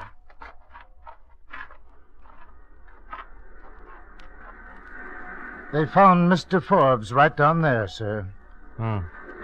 Long drop. Yes, sir. Well, I guess under the right circumstances, it'd be pretty easy to miss your footing along here. It was very foggy last night. Yeah. Well, come on. I'll drive you back. Mr. Dollar. Mr. Dollar, I don't know quite how to say this. I've nothing ready to go on except, well, I'm not convinced that Mr. Forbes' death was an accident. Why aren't you? It's hard to say. Until this morning, until sometime after they found him, I didn't think it could be anything else. When the police questioned me, I didn't even consider another possibility. But Mr. Forbes has been taking walks at night ever since I came to work. He's walked in all kinds of weather. He knew those cliffs from one end to the other. Well, people take showers in the same shower year after year, and still a certain percentage of them slip and break their necks. It's not just the walks and the fact that Mr. Forbes was so familiar with these cliffs. It's a lot of little things that have happened over the past 2 or 3 months. Nothing really definite. Telephone calls. What kind of telephone calls? Several times Mrs. Forbes has made calls. Several times I happened to overhear part of the conversations. They were affectionate.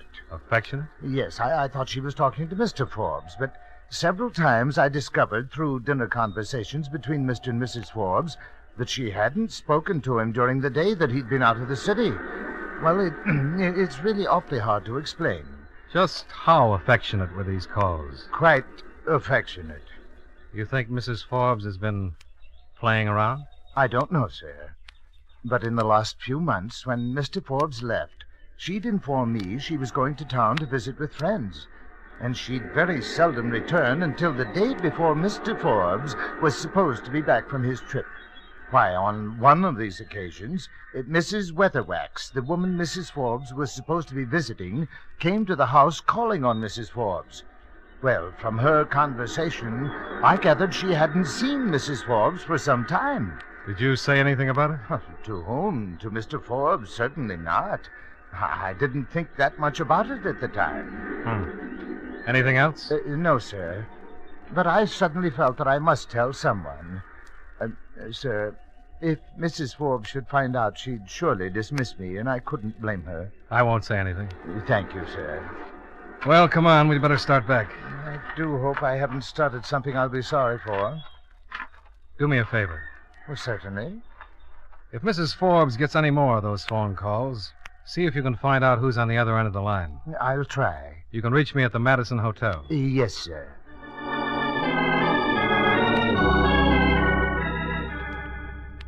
I drove William back to the house, then headed for the city.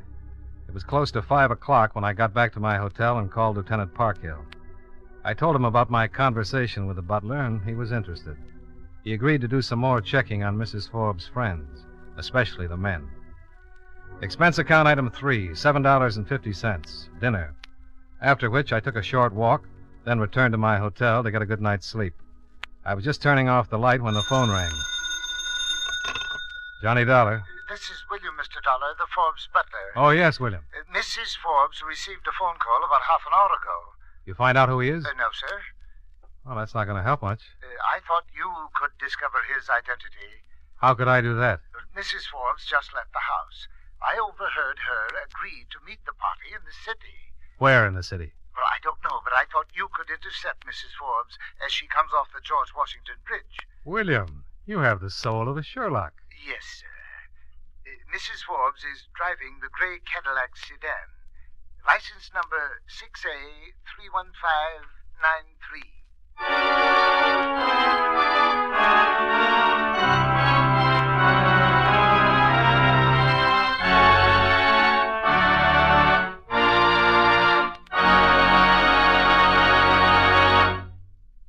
Friends, no matter what kind of work you do, it's a real help to chew delicious Wrigley's Spearmint Gum right while you're working. When you're warm or tired, for instance, the lively, full-bodied spearmint flavor is really refreshing. It helps keep your mouth and throat feeling cool and moist. Chewing on that smooth, good-tasting piece of Wrigley's Spearmint makes the time pass more pleasantly, too. It seems to make your work go smoother and easier. Keep a package or two of Wrigley's Spearmint chewing gum handy all the time.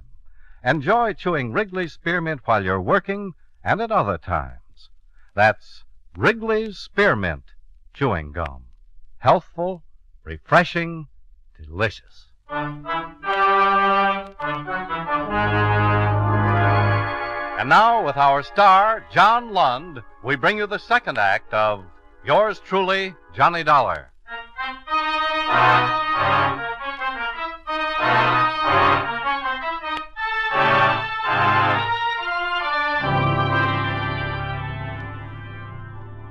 It took me 5 minutes to get back into my clothes and make it down to my car. 20 minutes after that, I was parking at the city side entrance of the Washington Bridge, waiting for Mrs. Forbes to show up in her gray Cadillac. I waited about a half hour. She came off the bridge doing a little better than the speed limit and turned south. I started tailing her.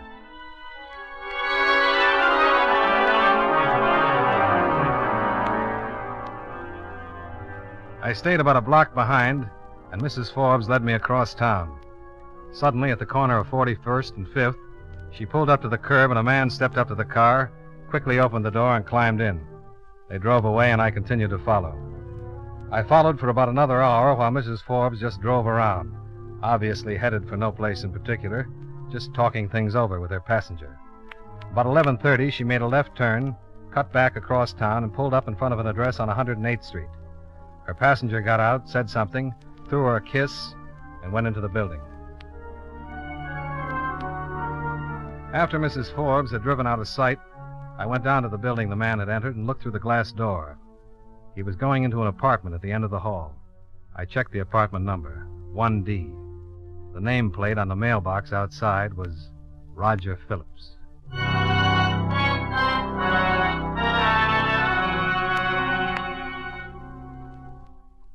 I don't know Roger Phillips, Dollar.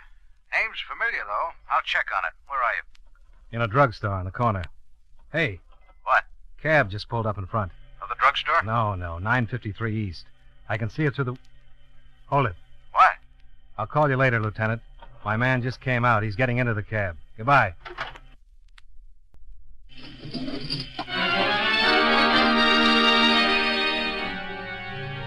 The cab was 2 blocks away and turning left by the time I was able to follow.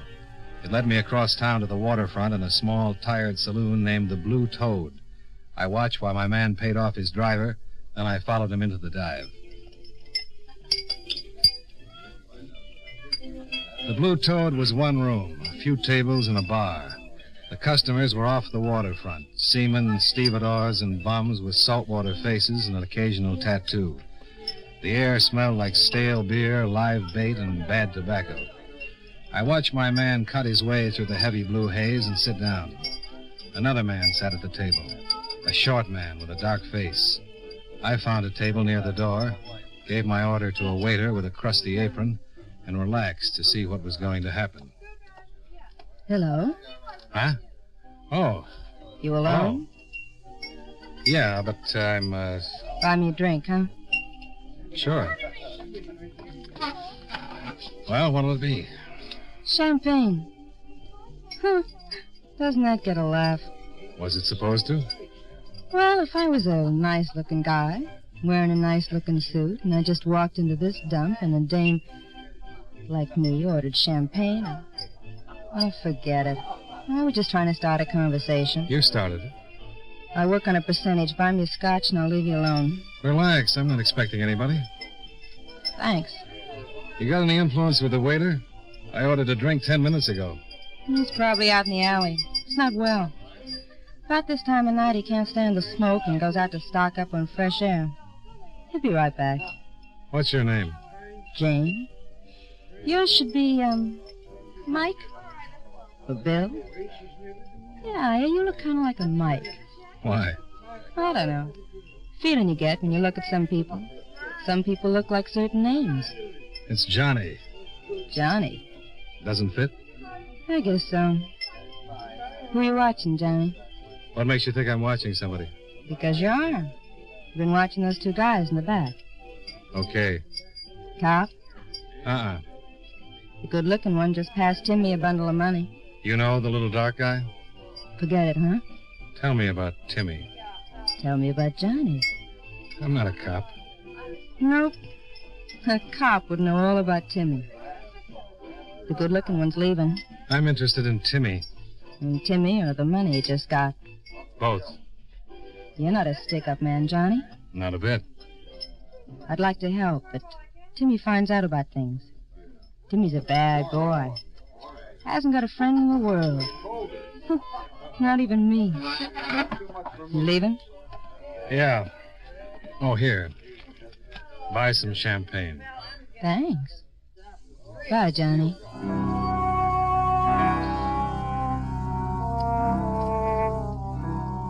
Outside, the air was fresh and clean. I got into my car, lit a cigarette, and waited for the dark little man named Timmy to come out. In about 5 minutes, he did. He crossed the street and climbed into a car. He drove west, and I followed. About 10 blocks later, I stopped and watched Timmy park in an all-night garage, then crossed to a hotel called the Bayview. He went in. I found a phone and called Lieutenant Parkhill. Timmy? About 5'9", dark complexion, dresses a little too sharp. Timmy Collins. Now, what about him? Bad boy. Yeah, so I've heard. Assassin, but nobody's been able to prove it. I didn't even know he was in town. He shouldn't be. Why not? Oh, it was an old rap. Forgery. Huh. You find anything on Roger Phillips? Oh, yeah. Socialite playboy. Makes the columns about once or twice a week. Never very flattering. Does he know Mrs. Forbes? Oh, he might. Runs around in that circle. He's been in town for about a year now. He comes from... What's the matter? Just gonna say he comes from Cleveland. Yeah? Just remembered. So does Timmy Collins. Did you check on Phillips in Cleveland? Well, the kickback hasn't come in yet. Won't get it till tomorrow morning. Only thing we've got on him here is what I've already told you. What are you going to do about Timmy? Let him alone for a while. Stake out the hotel, see what he's up to. What are you going to do? Go back to my hotel and get some sleep. I'm bushed. And I'll talk to you in the morning. Yeah.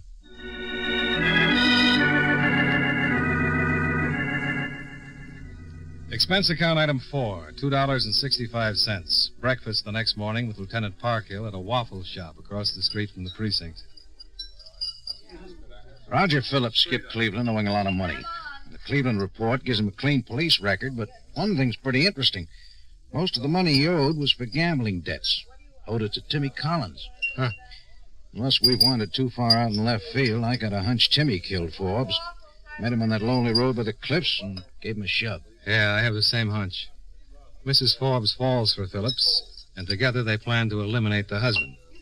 Phillips makes a deal with Timmy, maybe agrees to give him a big interest on the debt when he marries Mrs. Forbes and gets his hands into all that money. Does Phillips have enough money to pay for a job like that? Well, if he doesn't, he probably borrowed it from Mrs. Forbes. It was a big stack of bills. Why don't you check with Mrs. Forbes' banks and see if she withdrew a large amount in the last couple of days? Yeah, right. Or, want some more coffee? No, I think I'll make a call on Roger Phillips. Maybe I can force this thing out in the open. What are you going to tell him? Enough to scare him, get him into action. When people get frightened, they get careless. Yeah, but they can get dangerous, too. You watch yourself. Oh, like a hawk.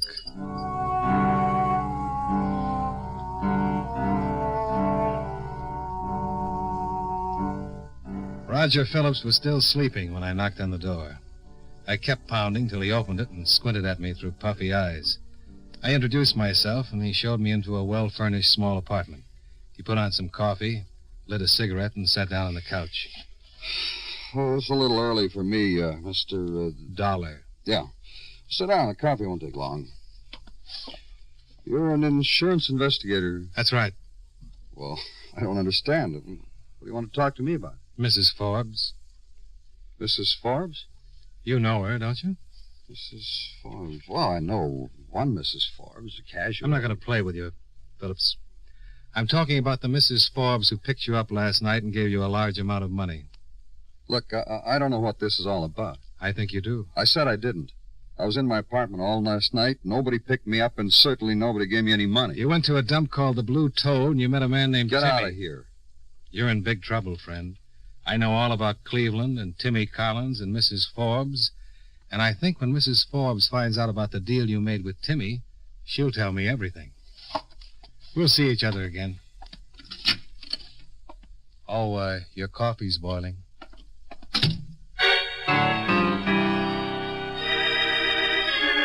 Well, I'd given him the bait.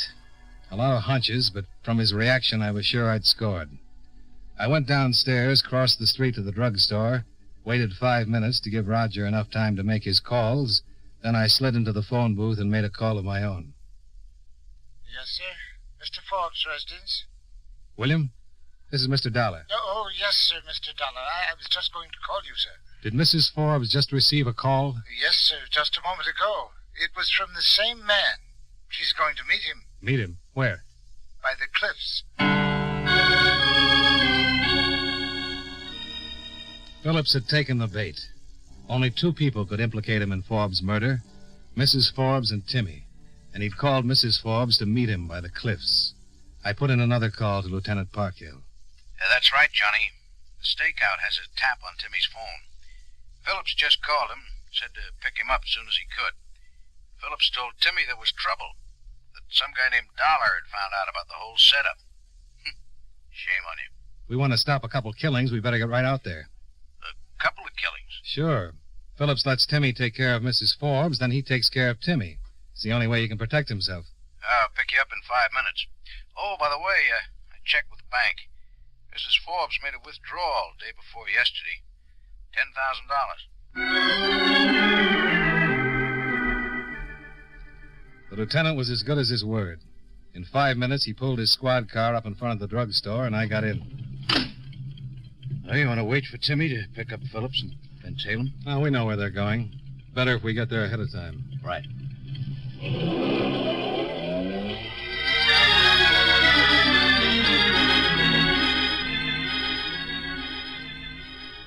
The drive was fast.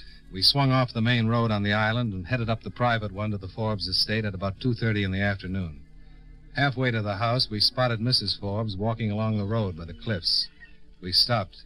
She looked startled as we got out. Hello, Mrs. Forbes. Good afternoon, Mr. Dollar. You've met Lieutenant Parkhill. Yes, hello, Lieutenant. I was just taking a walk. To meet Roger Phillips. I beg your pardon. Oh, we know all about it, Mrs. Forbes. All about what, Lieutenant? Your husband's death. Who killed him? Why he was killed. I'm afraid I don't understand. My husband was... Roger Phillips will be along any minute. The man he paid to kill your husband will be with him. I think he intends to kill you. This is the most ridiculous... Mrs. Forbes. Roger Phillips left Cleveland owing a large gambling debt to a hoodlum named Timmy Collins. Last night you picked up Mr. Phillips and gave him $10,000, which he in turn gave to Collins. And we think he made another deal with Timmy. After he married you, he could pay off his gambling debt with interest. Might as well tell us about it, Mrs. Forbes. He doesn't care about you. You and Timmy are the only ones that can implicate him. And he's on his way here right now to see that you don't. I don't believe you. Well, then find out for yourself. We'll duck the car behind those trees and give you plenty of protection when he gets here. Find out for yourself.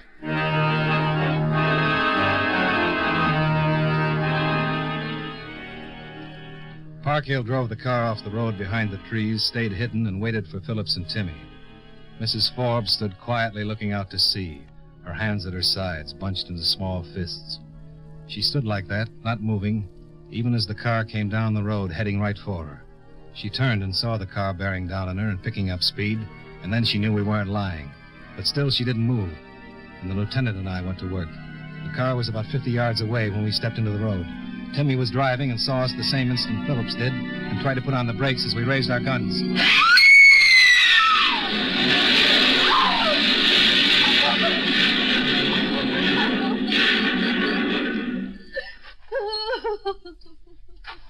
What a mess. Yeah. I'm sorry it worked out that way. He was going to kill me, wasn't he? He sure was. You want to tell us about it? Oh, yes. It doesn't make much difference now, does it? No, I'm afraid it doesn't.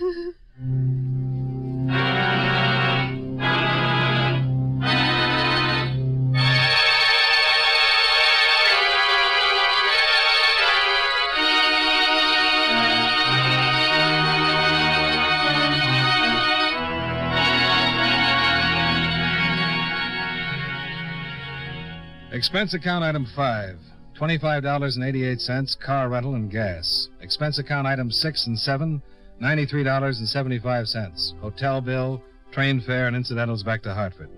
Expense account total $148.48. Yours truly, Johnny Dollar.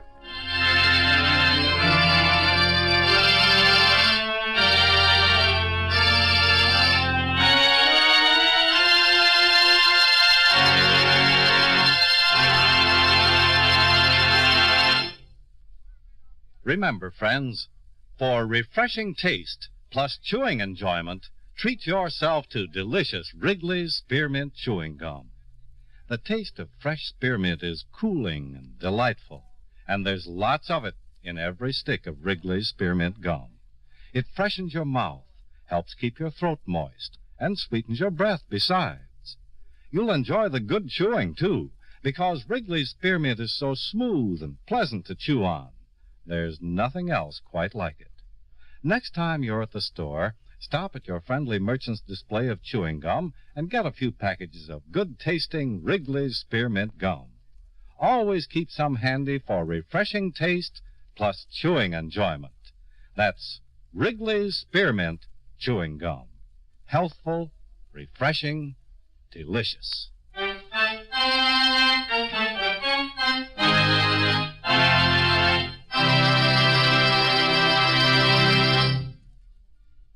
Yours truly, Johnny Dollar, brought to you by Wrigley's Spearmint Chewing Gum, stars John Lund in the title role and was written by Blake Edwards with music by Eddie Dunstetter.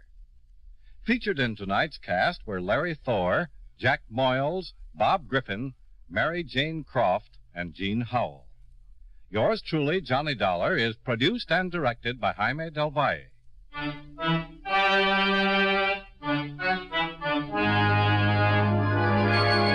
The makers of Wrigley's Spearmint Chewing Gum hope you enjoyed tonight's story of Johnny Dollar and that you're enjoying delicious Wrigley's Spearmint Gum every day. This is Charles Lyon, inviting you to join us again next week at this same time when, from Hollywood, John Lund returns as... Yours truly, Johnny Dollar.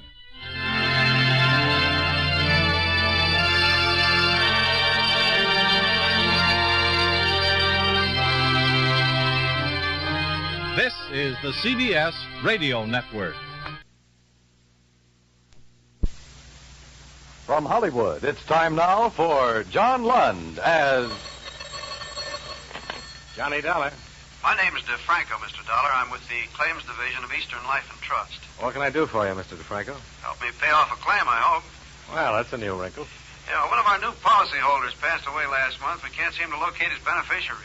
Well, maybe he doesn't want the money. It's a she. Everybody wants money, especially insurance money. Would you like to take a whack at it? What floor are you on, Mr. DeFranco? 4th, 418. Just after you get off the elevator, turn to your left. Be there in an hour.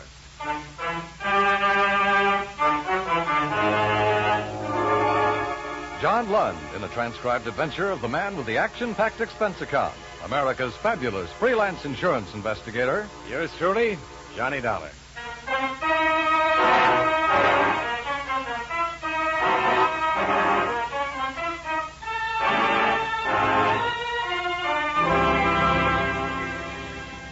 Expense account submitted by Special Investigator Johnny Dollar. To Claims Office, Eastern Life and Trust Company, this city. The following is an accounting of expenditures during my investigation of the Thelma Ibsen matter.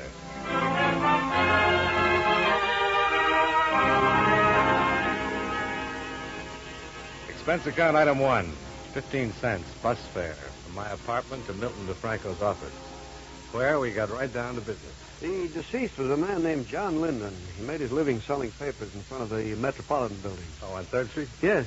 Did you ever see him? Yeah, I guess I have.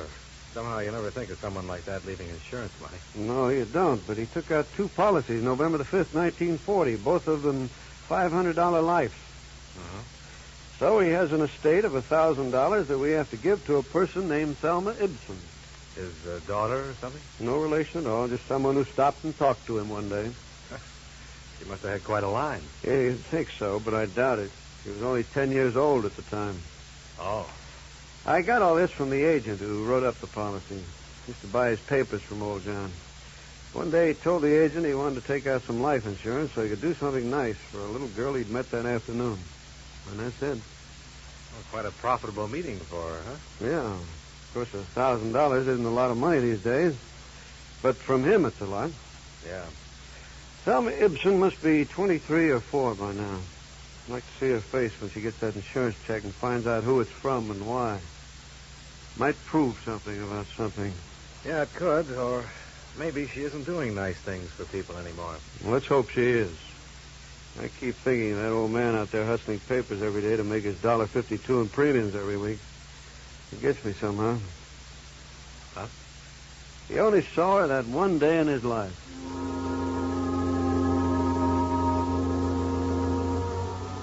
The local address for Thelma Ibsen was 213 Brainbridge. From neighbors, I learned that Thelma's parents had been killed in an automobile accident in 1945. She'd moved crosstown to live with an aunt, a Mrs. Mary Seeley. Mrs. Seeley died in 1950. Again, Thelma had moved. Where, nobody seemed to know. But they did know where she'd been working at the time. One of the girls there was brought into the manager's office. Yes. She quit without notice a couple of years ago. She just didn't come back. Were you a friend of hers? Yes. We were good friends. Used to have lunch together every day. We started here together, too. I see. Have you heard from her? No. Any idea where she might have gone?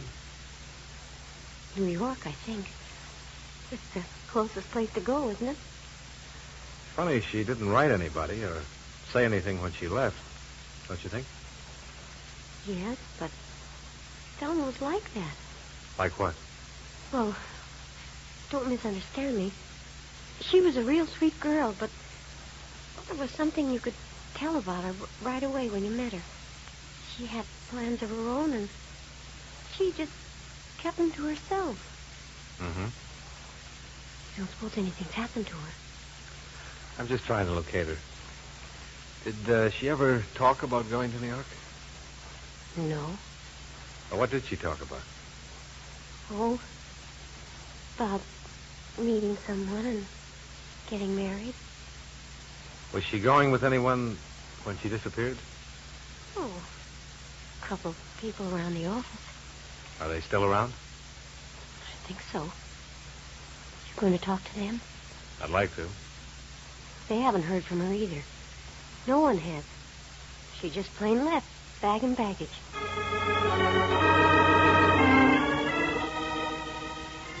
At the apartment hotel where she'd been living since her aunt's death, I learned that Thelma Ibsen had suddenly checked out with all of her belongings around Christmas of 1950. No forwarding address. The hospital, jail, and morgue records for the previous 2 years were covered. Nothing came up. A high school annual provided a fairly good picture of a tall, smiling girl with a pleasant face looking out from under a miter cap. The Motor Vehicle Bureau recorded a driver's license issued in her name. A right thumb and forefinger print came with it. The picture, the prints, and all available information went into a file. Thelma Ibsen became a missing person.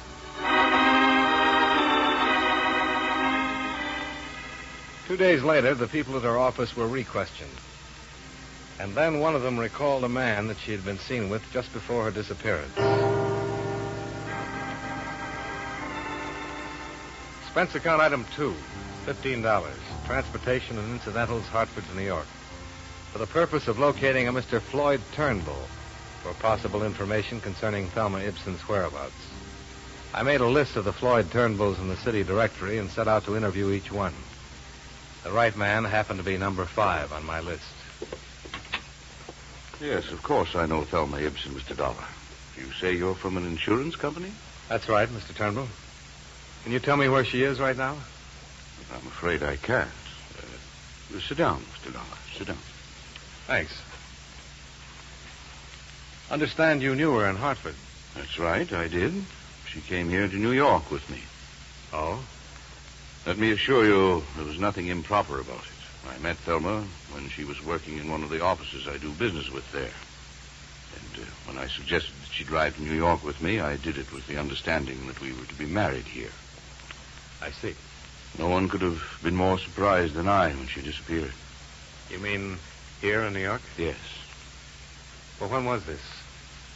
It was Christmas Eve of 1950. Oh? Thelma was staying with my sister Edna in Westchester. I picked her up about 6 in the evening to go to a party. And we stopped for gasoline somewhere between here and Long Island. I left the car for a moment, and when I came back, she was gone. You haven't seen her since? And I haven't seen her since. Well, did she leave a note in the car? A message of some kind? Nothing. Not a word. And she hasn't gotten in touch with you at all? No. She's never written? Never. I can't quite get with this. You were going to be married, and she disappeared in a filling station on Christmas Eve. Did you argue or something? No. I don't think I would ever have argued with Thelma. She was kind and sweet and gentle, and all things to me. Your appearance here and these questions bring back the memory very strongly. How long had you known her before you decided to get married? About 3 weeks. Do you have any idea why she walked away? Yes, but I doubt if it's of any practical value to you. Well, any information I can get would be very helpful in locating her, Mr. Turnbull. All right, then. I think she was frightened. Of what? Of life, Mr. Dollar. Not people or circumstance, but life. You say that with a lot of conviction. Yes. Thelma had always been, well, a poor girl. She worked instead of going to college. She lived with a rather dowdy aunt who died just before I met her. Her parents had been killed in an accident a few years before. I think I offered her happiness that she always longed for. But she simply wasn't mature enough or adjusted well enough to accept it. But this is of no value, is it? Well, it might be. Did you know of any ambition she had? Maybe she wanted to go on the stage. She simply wanted to be my wife and live here.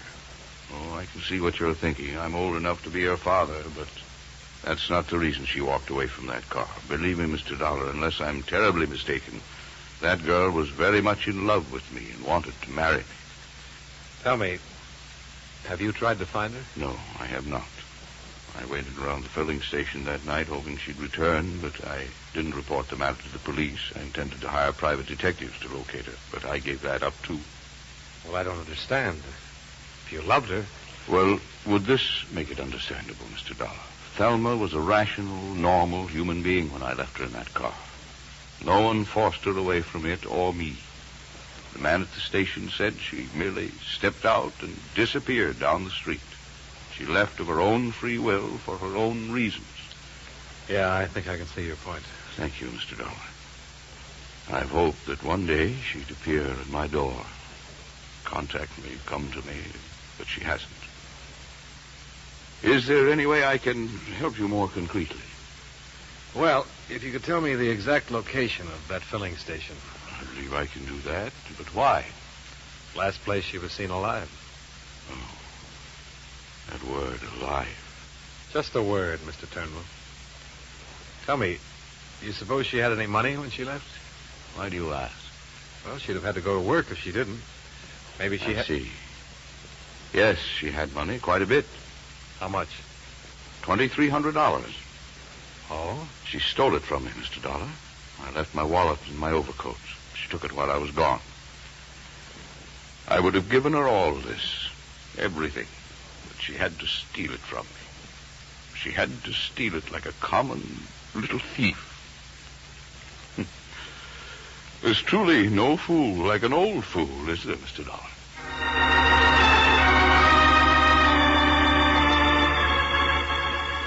When I left Turnbull, it struck me. Here was the second elderly man in Thelma Ibsen's life. One had given her money which she wasn't around to receive. And from this one, she'd taken money and didn't wait around to say thanks. Expense account item 3, $50.50. Car rental and incidentals involved in checking Floyd Turnbull's story. A major oil company owned and operated the filling station where Thelma Ibsen had been seen last. Their payroll records named 3 attendants on duty Christmas Eve, 1950. I located and interviewed all 3. Enclosed fine statement of Earl Camden. Sure, I remember that chick. Better look in this picture, I'll tell you that. Well, anyways, she drove in with the old guy, see? He hadn't been away from the car more than 20 seconds before she was out and walking down the street as fast as she could go. Well, when he came back and asked what happened to her, I told him. Well, and he went back and sat in his car for maybe a couple of hours just waiting for her. I knew she was gone for good. I felt sorry for the old geezer. She shouldn't have run out like that. Christmas Eve and all. Edna Turnbull Spencer, Westchester, verified her brother's story. Thelma Ibsen had left all of her clothes at the house. Mrs. Spencer had not heard a word from her since Christmas Eve of 1950. The matter went to the New York Police Missing Persons Bureau. A check on the morgue and hospital records was unsuccessful. However, the police fingerprint files turned up an interesting lead. Misdemeanor, drunk, disturbing the peace. She was fined $25 a night, court April 25th, 1951. What's the address? 1212 Yardley. 1212 Yardley. Okay.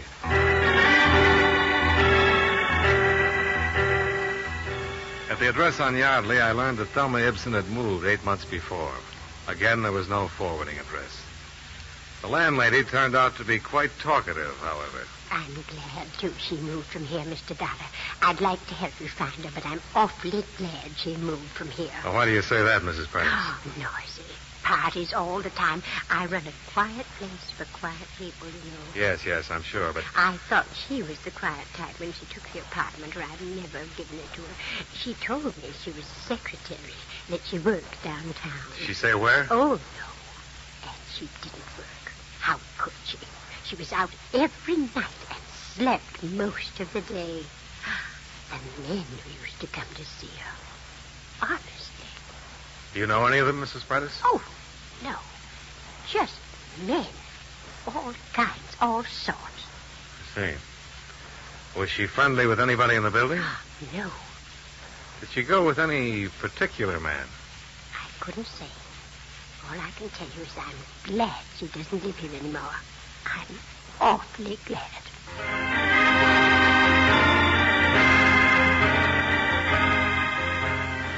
The more people I talked to, the more I learned about Thelma Ibsen, and the less I liked what I heard. I went back to the city hall. It had occurred to me that hardly anyone is ever arrested for being drunk and disturbing the peace alone. I was right. The night court files revealed that Thelma Ibsen had been arrested with 8 other people. I took down their names and began to check them out. Number 6 down the line was a man named Unger, who was in the hosiery business. Yes, he remembered Thelma Ibsen very well. No, he hadn't seen her for 6 months, but he could tell me where she lived. He did, and I went there.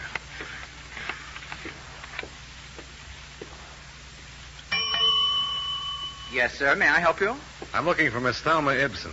Oh, I'll ring a room. Is she expecting you? No. My name is Dollar. It's a business matter. Mr. Dollar. That's right. Just a moment. I'm ringing. Well, I don't understand that. What? She came in about a half hour ago. I know she's up there. Well, maybe she came out again. No, I'd have seen her. I've been at the desk all the time. Well, if that isn't the strangest thing. Maybe she's visiting one of the other apartments. Perhaps. Would you like to leave a message, Mr. Dollar? Well, it'll be okay if I go up and camp on her doorstep. I've been looking for her for a long time now. Of course.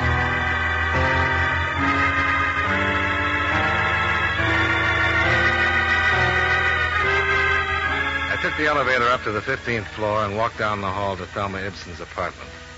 The door was standing partially open. All the lights seemed to be on. Miss Ibsen? Miss Ibsen?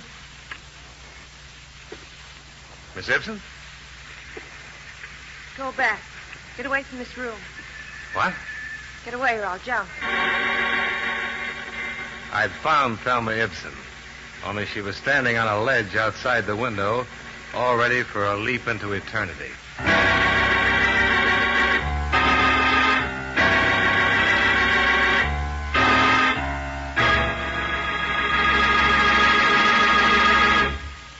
We'll return to yours truly, Johnny Dollar, in just a moment.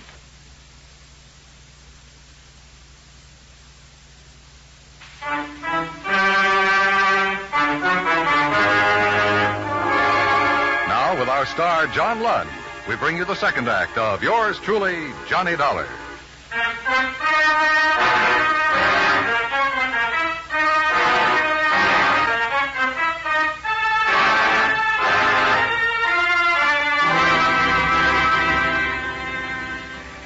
Don't come any closer. I won't. Thelma, What? you better come in now. You don't want to do this. I'm going to do it. It's cold out there. Don't you think you should come inside? I'm going to jump. Stay away now. Don't try to grab me. I'll do anything you say, Thelma. Okay. I never saw you before. How do you know my name? I've seen you. No, you haven't. I remember people. Watch. Just going to light a cigarette. Do you want one? No. Can I have one? All right. Where did you see me? In a picture. In your high school annual. You went to high school in Hartford. I don't know you. What's your name? Johnny Dollar? Are you from Hartford? Yeah. Step over there. Let me see your face in the light. No. You aren't from Hartford. You're lying to me. Mr. Dollar, I Go wanted away. to... Go away or I'll jump. Why, Miss Ibsen? Go on. Get out of here. Go ahead. Call the police. Yes, of course, of course. I heard you tell him to call the police. I don't care. They can't stop me. Nobody can stop me. Maybe they won't even try, Thelma. Oh, I know they will. They'll talk to me just the way you're talking. They try to get close enough to grab me. I wanted somebody to call the police. I want them all down there waiting for me to jump. When the crowd's big enough, I'll jump right down there. I'm not afraid to do it. Why do you want to jump, Thelma? I have my reasons. Look, there's a couple of people down there who see me. They'd like to see me jump. I don't think they'd like to see that at all, Thelma. Oh, yes, they would. They might say they wouldn't, but they'll hang around, and if I don't jump, they'll be disappointed. Nobody wants you to jump, Thelma. Oh, sure they do. Those people down there would love to see it happen. You'd like it, too. If I wanted to see you jump, I'd be waiting on the street with those people. But I don't want to see you do that. And neither do they. I want you to live, Thelma. That's more people down there now. Oh, you're getting the big lights up here. God. Thelma, look. If you're broke, if you need money, Don't come any closer, I told you before. I want to help you, Thelma. Nobody wants to help me. Nobody's ever wanted to help me. You're wrong about that. Floyd Turnbull wanted to help you. Floyd Turnbull? You met him? Yes. And he's still very much in love with you. After I stole money from him and walked out on him? The money meant nothing to him. He still loves you, Thelma. Thelma? I don't love him. I never loved him. He thought so. He was just nice. Why did you leave him that way? I'm no good. Never have been, you know. I've never been any good to anybody. Would you like to talk to Floyd? No. I don't want to talk to him or anybody. I know. But after I jump, I want you to tell Floyd something. Sure. Tell him I meant to send the money back to him. I didn't think it was that much. Tell him I never was any good at all. That I left him because of that. All right. You can tell him I loved him. He'd feel good, I think. All right. Go back! I don't care who you are. Go back or I'll jump right now. Wait. Close that hall door. If you want to see me jump, you'll have to watch from the street down there with the others. Close it! Is he a policeman? I suppose so. I don't know. He looked foolish. We all look foolish at one time or another. It passes. Do I look foolish? Yes, Thelma, you do. You're not going through with this. In the end, you'll come back into this room and everybody down there will go home. That isn't true. You know that for the first time in my life, I know exactly what I want to do, how I want to do it. I'm going to jump. From what I know about you, I thought you always knew pretty much what you wanted out of life. I never knew anything. And it's all botched up. I'd be happy one minute and crying the next. Things kept happening all the time. Got so tiresome. When Mom and Daddy died, I should have died too. Then I wouldn't be here making all those people down there have bad dreams for weeks to come. I should have been with them when they were killed in that car. Well, it won't be long. I won't be tired anymore pretty soon. Thelma, wait. Wait for what? You say you've talked to people who've known me, who know what I was and what I am. I didn't turn out the way they wanted me to, did I? I didn't even turn out the way I wanted to be. Look at me. Why should I wait? One man I didn't talk to had more faith in you than anybody else. He was an old man who sold newspapers in front of the Metropolitan Building. His name was John Linden. Old John. Thelma? Old John? Old John. You met him one day when you were a little girl. It meant a lot in his life. An awful lot. You remember old John? Yes. I went downtown after school to look in the windows. I had a nickel and I bought a paper from this old man. I talked to him. He said I was a very nice girl, and he asked me my name and where I lived. What did you talk about, Thelma? About school. And about growing up. He told me I'd grow up someday to be a lovely woman. He said, lovely woman. He was very nice. What else did you talk about? School. He asked me what grade I was in. Let's see. I guess I was in the 5th grade, or maybe the 6th. It was such a long time ago. But you remember it. Of course, I remember it now. Where's John now? He died a month ago, Thelma. He left you all his money. What money? What money would that poor old man have? Insurance money. Comes to $1,000. You're lying. No, I'm not, Thelma. That's why I've been looking for you. It's my job to see that you get the money that he left for you. He wanted you to have it. Why? I didn't know him only that afternoon. But he wanted to help you. You're making all this up. It's all a lie. No. No, look. What? These prove I'm from the insurance company. Here. Throw them over. All right. You see? He wanted you to have something. That old man. That poor old man. I only stopped and talked to him.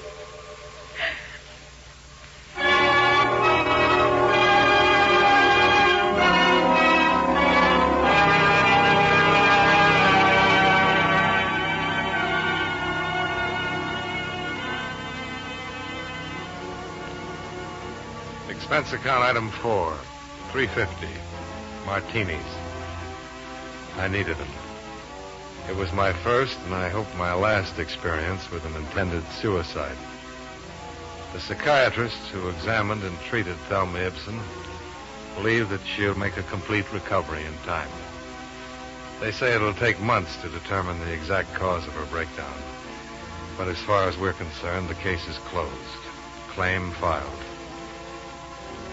Expense account, item 5, same as item 2.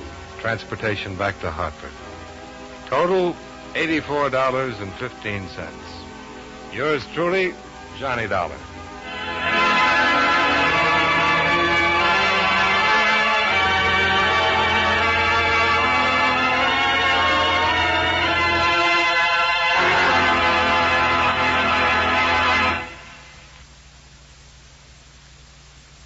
Yours truly, Johnny Dollar, stars John Lund in the title role and is written by E. Jack Newman with music by Eddie Dunstetter. John Lund can currently be seen in the Universal International picture Just Across the Street. Featured in tonight's cast were Tom Tully, Jeanette Nolan, John McIntyre, Joe Kearns, and Virginia Gregg. Yours truly, Johnny Dollar, is transcribed in Hollywood by Jaime Del Valle.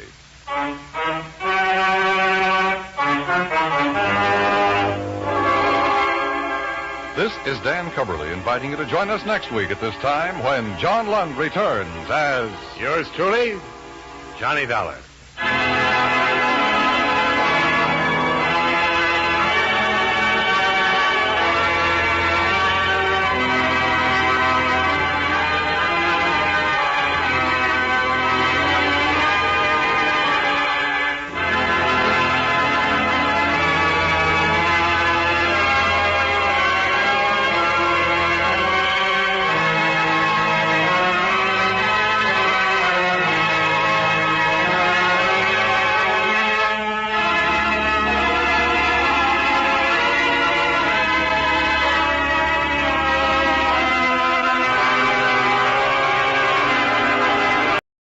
From Hollywood, it's time now for John Lund as...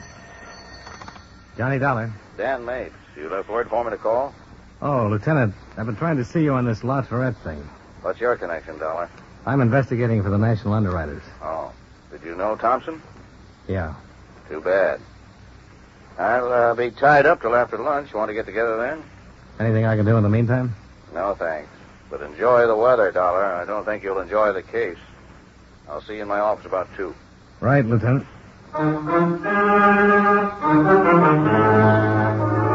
John Lund in a transcribed adventure of the man with the action-packed expense account. America's fabulous freelance insurance investigator. Yours truly, Johnny Dollar.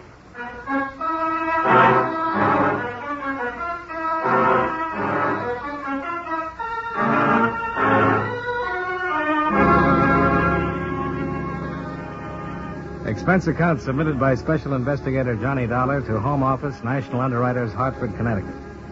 The following is an accounting of expenditures during my investigation of the La Tourette matter.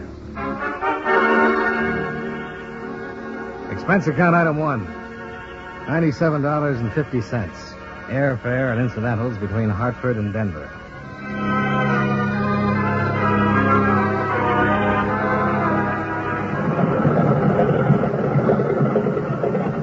I arrived at 6:30 in the morning with a cold, sun-filled dawn. I reacquainted myself with the mile-high city at the airport restaurant, where I drank coffee and waited for my luggage. I'd been there once before on a case in 1947, but the Denver I saw this time was a great deal different. Bigger, filled out, bustling. Towns, like people, change. I arranged to rent a car from the Avis people and drove on into the city itself. There I checked in at the Cosmopolitan, showered and shaved, and waited until 9 o'clock before I rang Bessie Thompson's room. Who? Johnny Dollar, Bessie. Oh, you're here? Yeah, as a matter of fact, in the same hotel. Same case Tommy was working on? Yeah. Be careful, Johnny. Everybody seems to die who has anything to do with it. Why don't I buy you some ham and eggs? Why not? Expense account item 2. $4 and... No, I guess not. This one was on me. Buying breakfast for the widow of the man who died on the case I was taking over. It was a difficult meal. I buried him here. Yeah? I would have taken his body back to Hartford, but the expenses and all. Besides, it doesn't really make any difference where you're buried. The ground was frozen here, too. I hear they have to use jackhammers What happens now, Bessie? I haven't anything to stay around here for. I guess I'll go home. Try and get a plane out sometime today. Maybe that'll be better. I'm 32 now. I'm still attractive. I suppose some man will come along. Even men. Bessie, what is this? You tell me what it is. The coroner said that Tommy might have been drunk. That he wandered out on the highway and that the driver of the car that hit him could have done it and not even known it. I know Tommy drank, but not like that. Or did he? What do you mean? You were with him for 3 weeks in Omaha last year. When he was away from home, from me, Johnny, was he... I mean, did he drink a lot and get around? I never saw him do anything like that, Bessie. Honest? Honest. Don't lie to me now. He was in love with you, Bessie, and he didn't care who knew it. Don't torment yourself with thoughts like that. We're awful that way, aren't we? I mean, women. I think you're wonderful that way, too. Thanks. Tommy was murdered, Johnny. It couldn't have been a hit-and-run accident. Bessie, And they aren't doing anything about it. They haven't found out a thing. Oh, easy, honey. They're working on it. You know that. It's all tied in with that La Tourette man. Tommy found out something, and he was killed for finding it out. Bessie, I'll have to tell you right now. What reports Tommy sent in on La Tourette don't make him responsible in any way. Then why are you here? Just to wrap up the details. I see. There'd have to be something more than what we have now. Then there is something more. Tommy phoned long distance the night before he was killed. He said he thought he'd be coming home in a couple of days. Did he say anything about the case? No, but he was coming home. That meant he had it about finished. He sent in a report the day before he was killed. There was nothing. But the police didn't find any report for that day in his room. How did he get out to that place on the Golden Road? Who was he with? Johnny, he was killed.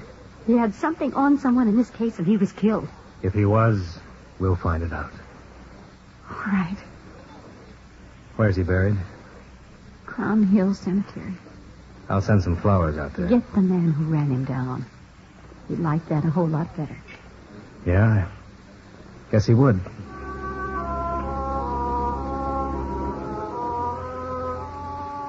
I suppose I was trying to tell her in the gentlest way I knew that men do go out to taverns and drink, that occasionally they do drink too much, and that it was entirely possible that Tommy Thompson had been killed as reported, and not for any information or investigating connected with Frank La Tourette. When I met and talked with Lieutenant Mapes at 2 o'clock, he confirmed this. Here's the report from our arson man. Uh-huh. And this is from homicide. Uh-huh. You can take those copies with you if you like. Had them made up for you. Thank you very much, Lieutenant. The fire was reported by a passerby about 2 o'clock last Wednesday morning. By the time the trucks got there, the whole bookstore was in flames. When they broke in, they found Mrs. La Tourette's body. She'd suffocated in the smoke. Her husband said she'd been there working on the books. Uh-huh. There was no evidence that her death was anything but accidental. And in the opinion of our arson man, the fire was caused by her cigarette. She fell asleep working in the office, and the place caught fire.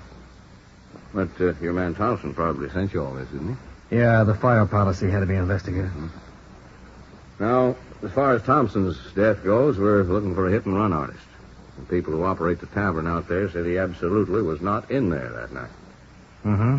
At any rate, we'll have to go on that assumption because we haven't been able to dig up anyone who can say he was there that night. The tavern people could be lying. Thompson could have gone in there, gotten himself loaded, and walked out in front of a car. They'd be in license trouble if that happened. Yeah, sure. On the other hand, we'll just have to assume Thompson wasn't in that tavern at all. Then what was he doing out on the Golden Road? I don't know. You know how he got there? I haven't found that out either. Still checking the cab company.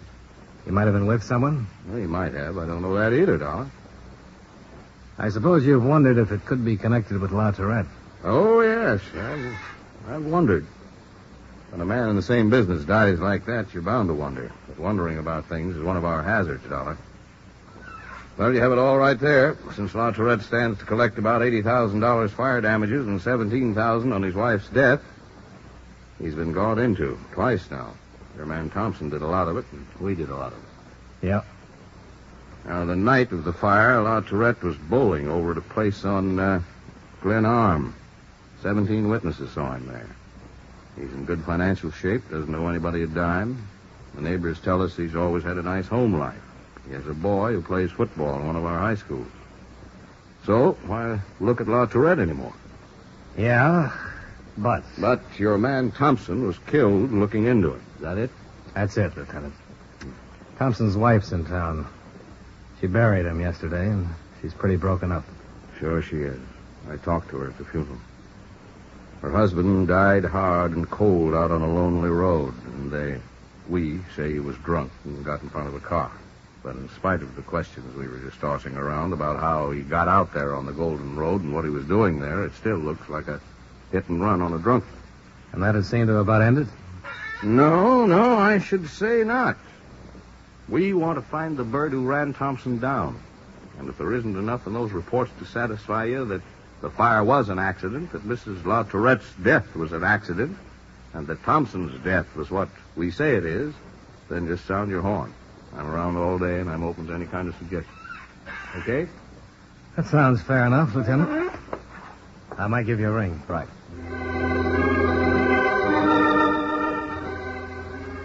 I spent the rest of the day in my hotel room going over the bulky envelope of police reports.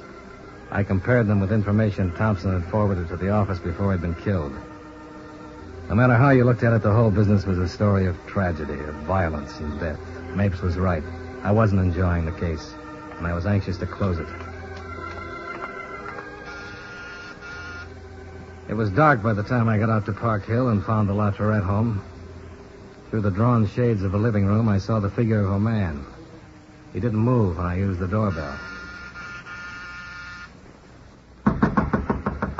Hey. Hello in there. Hello? Who is it? My name's Dollar, Mr. La Tourette. He won't be back until tomorrow. I wonder if I could leave some papers for him to sign. Leave him at the door. I'll get him later. There was something about the voice, the strain and shakiness in it that worried me. I didn't leave the papers outside the door. I merely tried the knob. All right. Come in if you have to. Hey, what is this? Why the shotgun? Get in. You get inside and close the door. I'll kill you. Okay. Oh, right over there, mister. Right over there. All right, you can stop. Where's Mr. La Tourette? Oh. You'll get the same thing if you do anything funny at all. Why? You'll be asking that from now to the day I die. Now get your hands up. Up. They're up, Sonny. Look, he might still be alive. You could call a doctor and... He's dead. I made sure.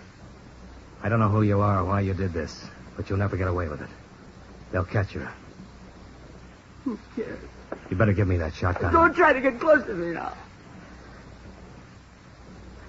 Who are you? I'm an insurance investigator. My name is Dollar. Mr. Dollar, I don't quite know what to do about you. Give me the gun. Oh, no. Oh, no. This little baby's got more work to do tonight. Yes, sir, just a little more work. Why did you kill him? He killed a man and a woman. I guess that gives me a right to turn around and kill him. What man? What woman? Somebody you probably know. A man named Thompson. He ran over him the other night. Oh? Sure. He ran him down with a car because Mr. Thompson found out about a woman. His lady love. His lady love? Oh, he had one, a real pretty lady. Who helped him burn my mother to death in a fire so they could be together. I'll see that they get together real soon. Your mother? Your name is La Tourette? That's it.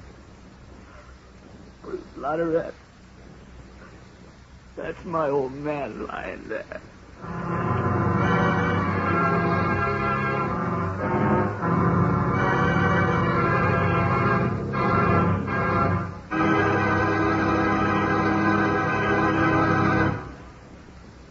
We'll return to yours truly, Johnny Dollar, in just a moment.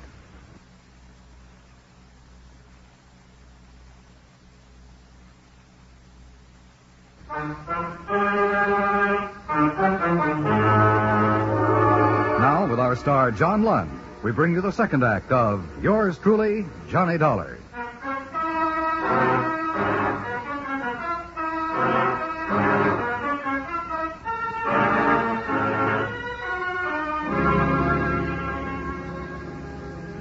Bruce Laterette was young, and he was obviously out of his head with fear.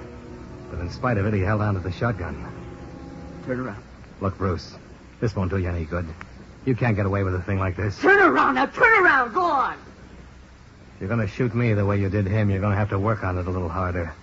I won't turn around and die that way. I don't want to shoot you. You haven't done anything to me. Now, I told you to turn around and do it. He didn't do anything to you either, but you shot him. He killed my mother. He couldn't have killed her. The police checked him. The police don't know about Evelyn. Nobody knows about Evelyn but me. She burned the store down, and he might as well have done it. Evelyn? Evelyn who? I'm going to kill her, too. And I'll shoot you if you don't stop right where you are. I don't want to, but I will. That's better. Now stay there. Bruce. Bruce!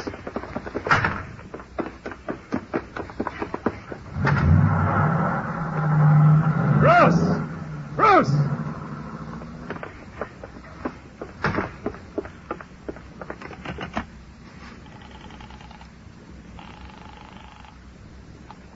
Operator. Give me the police. Hurry.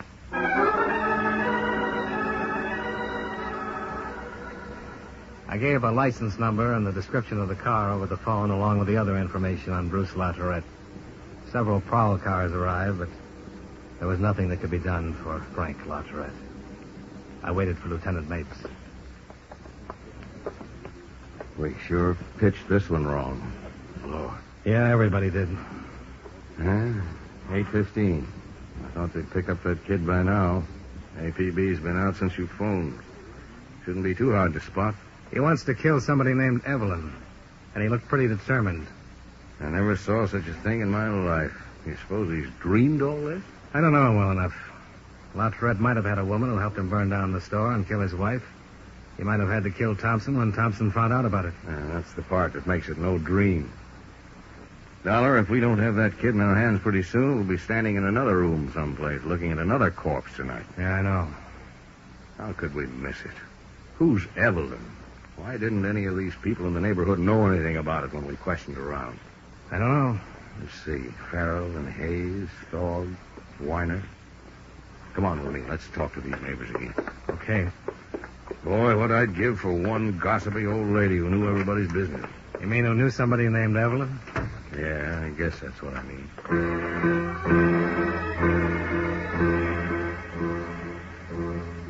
An hour of questioning in the neighborhood revealed no one who had any knowledge of Frank Laterette's association with a woman whose first name was Evelyn.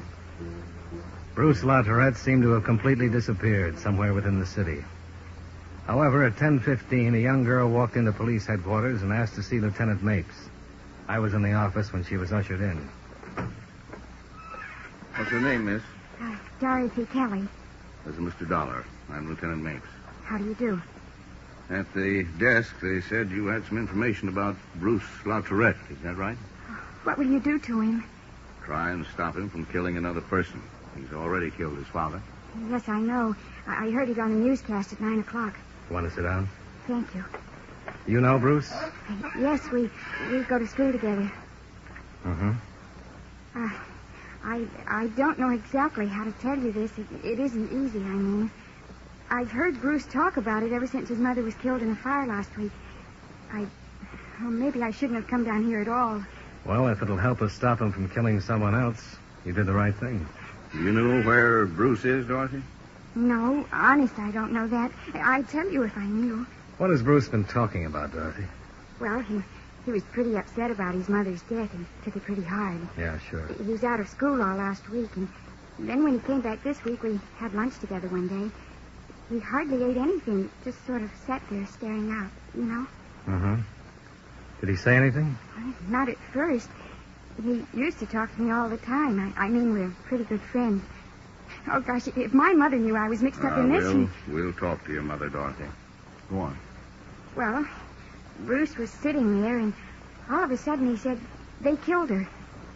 I thought he was crazy. I said, who killed her? And he said that his father and somebody named Evelyn killed her. He said that Evelyn set fire to the store and that his mother couldn't get out.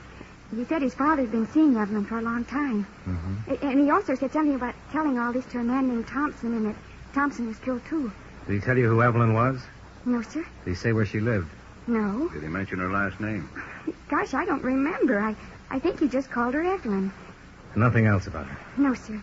Oh, wait. What? She teaches skiing. What? Well, he said he met her once with his father when he was skiing. She's a ski instructor somewhere. Does that help you any? It might.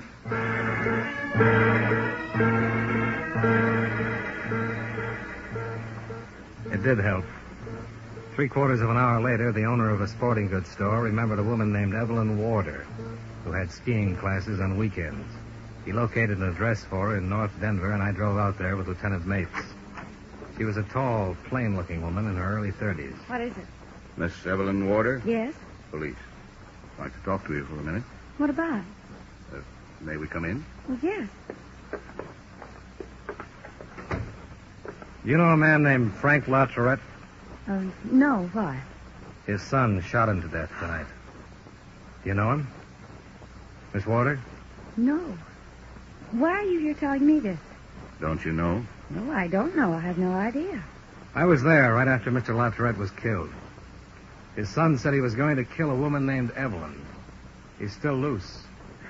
What are you doing, talking to everyone named Evelyn? You going down? If you didn't know LaTourette, you don't have anything to worry about. If you're lying to us, you're liable to get killed. He came by because we thought you might be the one he's after. We don't have a lot of time. I don't know anyone named LaTourette. And you're okay. Sorry to have bothered you. That's all right. Good night. Good night. Night.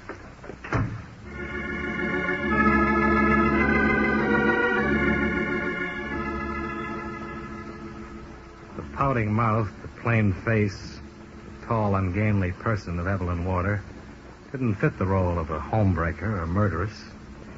But we sat in the car across the street from her house.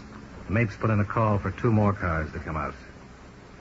It really didn't get sunny all day today. And this is a pretty lousy night. Nothing to say? Nope. Sure you don't.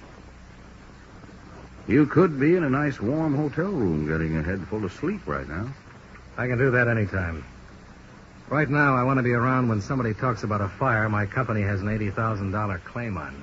And the murder? And Tommy's murder.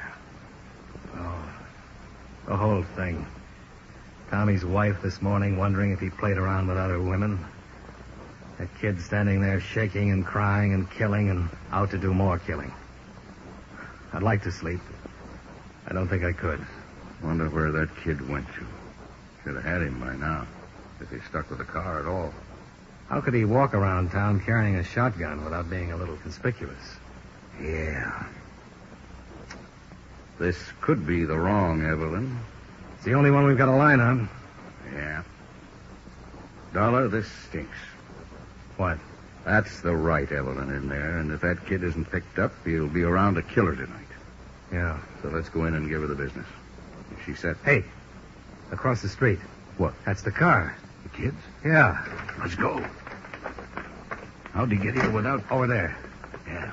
Come on. Bruce! LaTourette, this place is covered. You'll never get away alive. Yeah. You okay? Shooting in the dark. That isn't going to do you any good, Bruce. Let me try. Sure. Bruce, this is Johnny Dollar, remember? Tell your police friends to keep down or I'll kill somebody. I don't want to kill anybody but her. I will if you try to stop me. And they don't want to kill you, Bruce. Put down the gun. I'm going to get her. The law will take care of her if what you say is true. I want to take care of her. Evelyn? Evelyn! This is Bruce LaTourette. You killed my mother. We're going to have to do it, Johnny. Wait. Bruce! She isn't there. Get him away from here. Get him away from here. Get him away from here. Upstairs window. Yeah. She wasn't here, huh? Making himself a perfect target. One more chance, LaTourette. Throw the gun down. Okay, boys.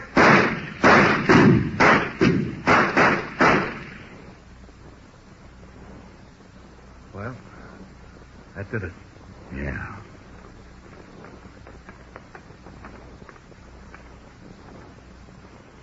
I'll get an ambulance.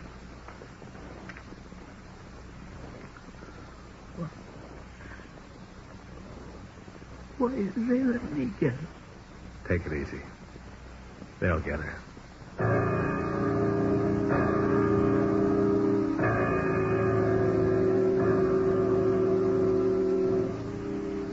They did get her. She was taken down and charged with suspicion of murder and arson. Bruce LaTourette was removed to the emergency hospital and died there 3 hours later. I was in his office when Lieutenant Mapes had a stenographer take a confession from Evelyn Warder. All right, Miss Warder. I met Frank 3 years ago skiing. He asked me to have dinner with him one night in town. Later, he'd see me every now and then. It was his idea. Killing his wife? That? No, that was mine. You figured out how to do it? Yes, why? You mind telling us about it? I knew she worked on the books in the store at night. I had a key to the store.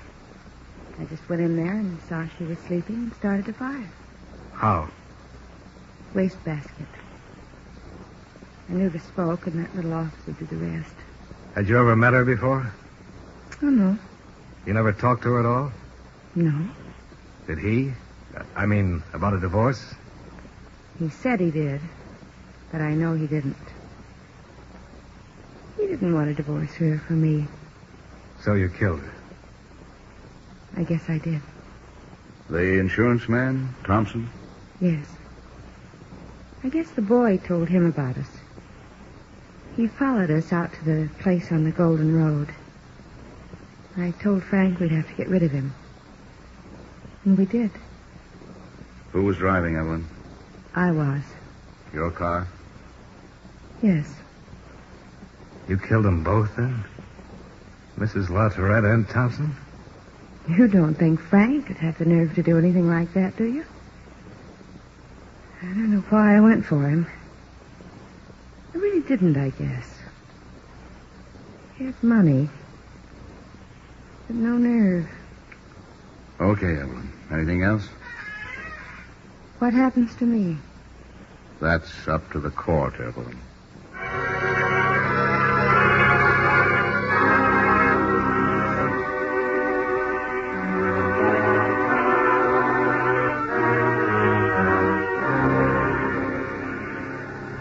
Expense account item 3, $12, hotel and board. Item 4, $12.50, car rental. Item 5, same as item 1, plane fare back home.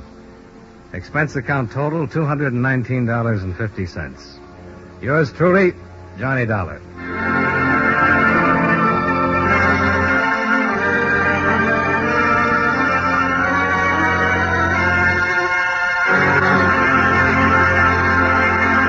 Yours truly, Johnny Dollar, stars John Lund in the title role and was written by E. Jack Newman with music by Eddie Dunstetter. John Lund can currently be seen in the Universal International picture Just Across the Street. Featured in tonight's cast were John McIntyre, Jeanette Nolan, Sammy Hill, Virginia Gregg, and Eddie Firestone. Yours truly, Johnny Dollar, is transcribed in Hollywood by Jaime Del Valle.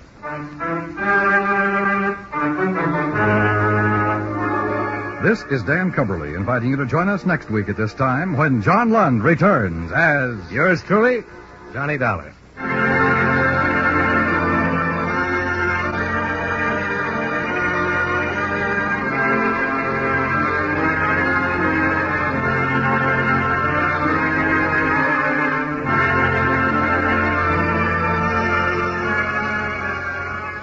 Sunday nights at the Stars Address, distinguished drama is always your fare when Lionel Barrymore narrates your Sunday Night Playhouse.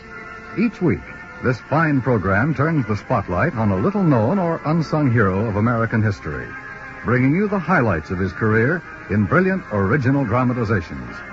Don't forget, this Sunday on most of these same stations, Sunday Night Playhouse, starring Lionel Barrymore.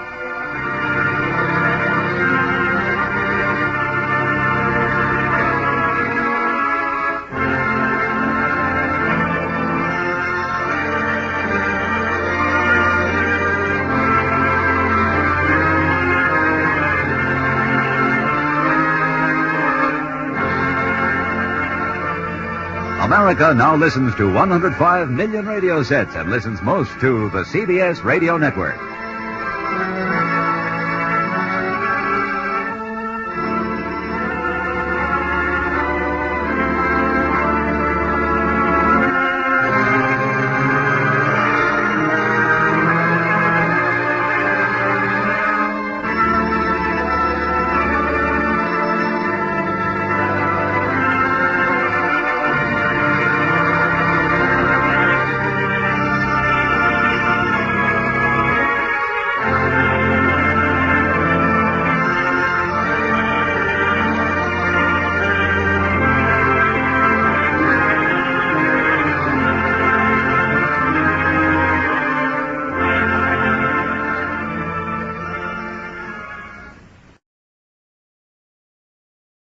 From Hollywood, it's time now for John Lund as Johnny Dollar. This is Grover, American Consulate.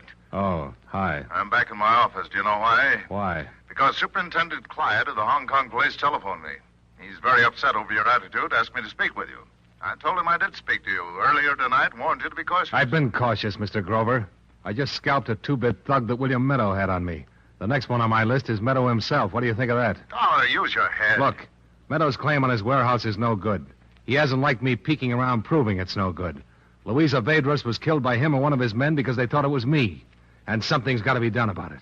Well, I agree, but will you come over and talk first? All right, Mr. Grover. But don't try to stop me.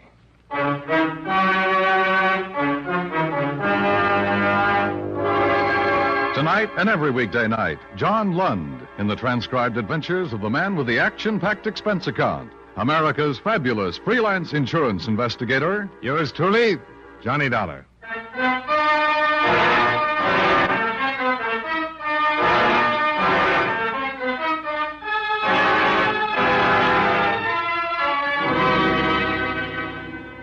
Fifth day in Hong Kong. Expense account submitted by Special Investigator Johnny Dollar to Home Office, Corinthian Liability and Risk, Hartford, Connecticut. The following is an accounting of additional expenditures during my investigation of the Trans-Pacific matter. Expense account item 14, $48 American. Rental on 35 Packard. I got tired of rickshaws.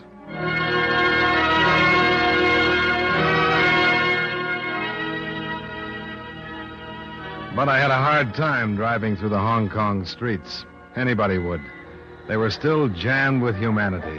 Humanity on the verge of panic. Humanity living on the edge of a war. Only thing I could say for that Packard was that the horn worked beautifully, and hardly anybody paid any attention to it. Took me an hour to get to Grover's office.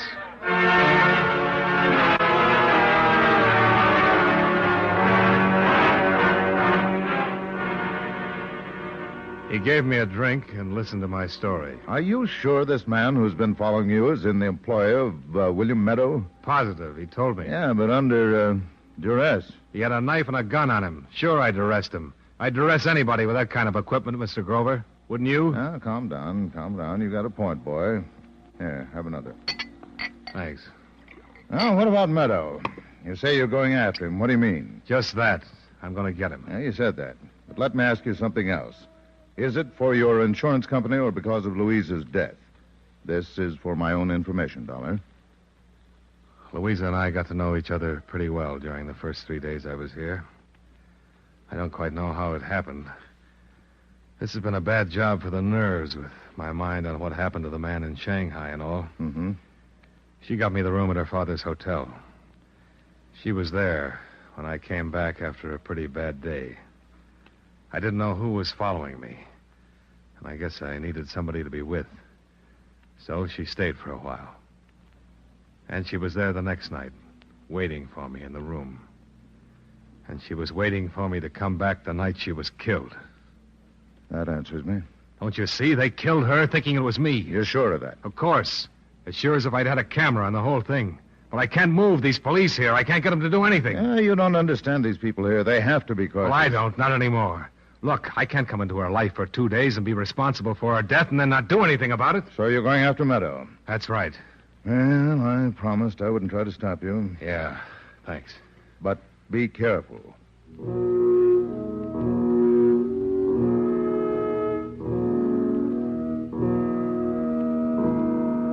I'm glad he didn't say cautious. I had a big hate on for the word when I crawled back into the rented Packard and headed toward the south part of town where Meadow lived.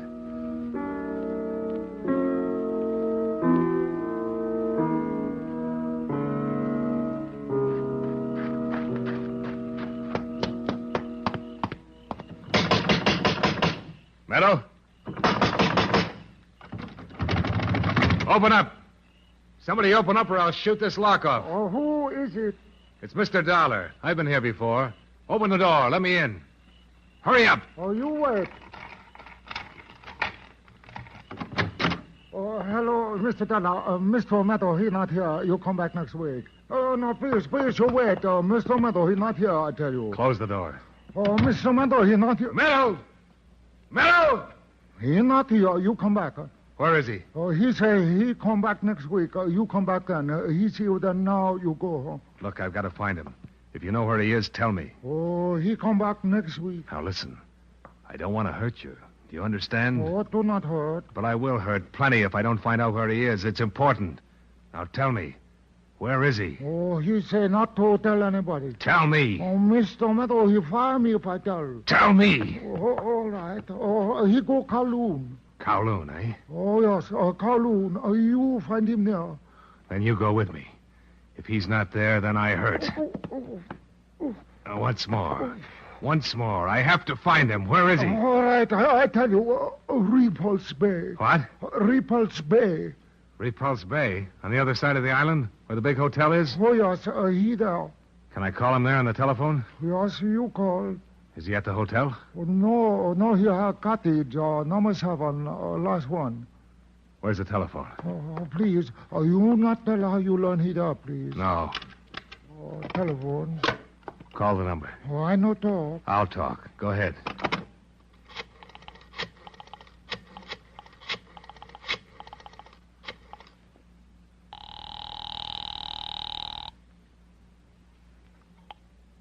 Repulse Bay Hotel? Oh, Mr. Meadow Cottage, please. Okay, give it to me.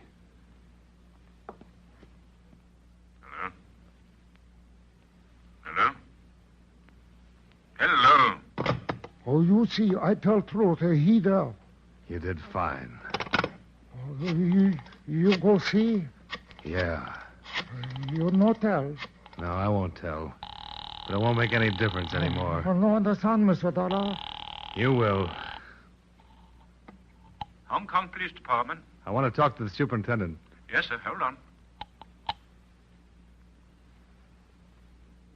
Superintendent Clyde here. Will you believe a confession from William Meadow? Oh? Who is this? Mr. Dollar? Yeah. What is this about a confession? Meadow's going to make one. Oh, now, see here. He's at Repulse Bay, Cottage 7. I'm going there now. If you want that confession, have some men there. Outside in an hour. And quiet till it's finished. I warn you, Dollar. Any illegalities on your part will be answered for. Oh, you go now, Mr. Dollar, huh? Yeah. I go now.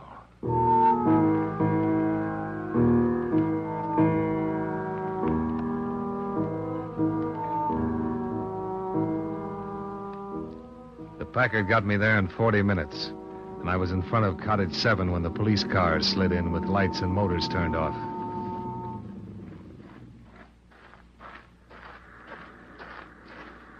Dollar? Yeah. Let's get away from the house. Oh, Dollar, we came here not because of what you said on the phone about getting a confession, but to see to it that nothing happens here that would better be prevented. Oh, thank you. Wait. Now, I have no reason to arrest you right now, but I will, and I mean it, if you do anything out of line. Well, then keep an eye on me. You're a hot-headed, impetuous man. My department and I have stood for all of the insults and badgering we will from you. I thought Mr. Grover made that clear to you. Mr. Grover told me you had to be cautious. And we do. Your case against William Meadow is nothing but notarized statements from people who could have said most anything. Well, your accusations as regards the murder of that poor girl bear consideration, but they also are very inconclusive. But you haven't done anything about either. We do things our way, Mr. Dollar, in spite of your insurance company. There is no case against him. And why did he have me followed? Oh, did he? Some pug who was waiting for a chance at me. I shook him down 2 hours ago and found out Meadow hired him. Oh, that doesn't seem reasonable, Dollar. In light of what you said previously, if Meadow assumed you were the one shot behind the screen in your hotel room instead of the girl. No, it doesn't, except he found out the wrong person was killed. Doesn't any of this mean anything to you people? Well, we'd have to interview the man you shook down. Where is he? In an alley on Sing Wong, for all I know. I left him cold. Oh, Dollar, make your play. What? We'll back you up. Go ahead. All of us seem to be flying blind. This might flush out some truth. I don't understand. I checked on you as investigator quite thoroughly. You have a reputation in your United States, an enviable one. I can't disregard that. Very well. We'll wait here and do what you can. Well, You put up a lot of fights, Superintendent. So do you. Good luck.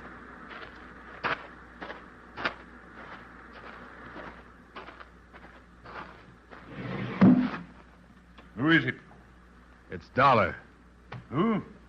Dollar. You know I'm still alive. You know that girl was shot instead of me at the hotel room? I don't know anything. Meadow, I want you to go back to town with me and make a statement to the police. Are you crazy? Oh, no, I'm not crazy. I'm here to clear up two things, her murder and that fire. And you know I'm going to do it. Do I? I stopped that man you had following me. His statement will put you in plenty of hot water. Go away. I said I wanted you to come with me. I heard you. Will you come down or shall I come in? Come on in. We'll talk about it. It'll be a pleasure.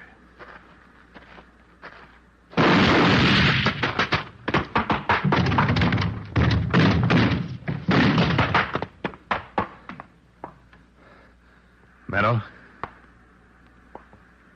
Meadow?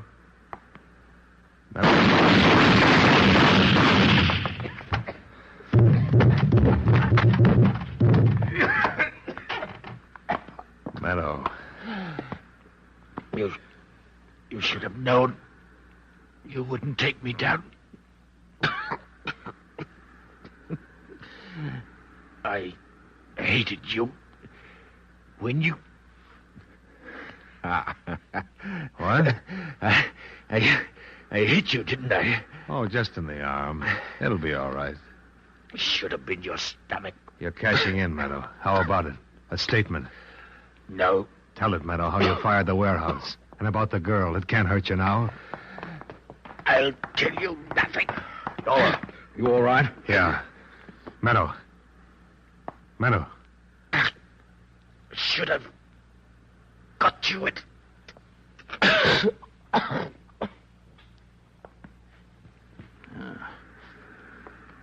All right, Dollar.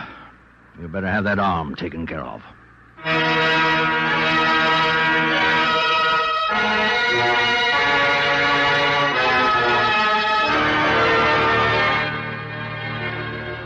Expense account item 15. $43 even. Medical fees and hospital charges. I don't suppose it could be called hewing to the niceties of jurisprudence, since Meadow was dead and he refused before dying to speak or write his confession. But there were 2 police carloads of expert witnesses who took the fact that he had opened fire as an acceptable admission of guilt for the crimes accused. The same thing cleared me legally on the grounds of self-defense. I'd hoped it would clear my mind, but it hasn't. Louisa Vedras is still there. I guess she always will be.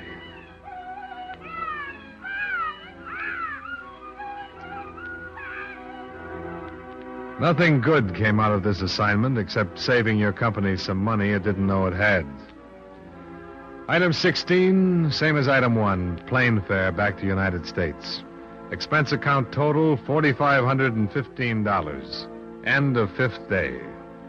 Yours truly, Johnny Dollar.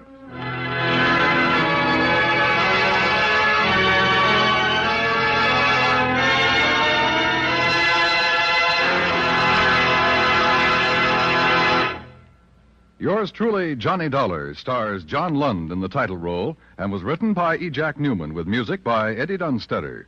John Lund can currently be seen in the Universal International picture Just Across the Street. Featured in our cast were Joe Kearns, Lillian Baeff, Robert Griffin, and Bill Johnstone. Yours truly, Johnny Dollar, is transcribed in Hollywood by Jaime Del Valle.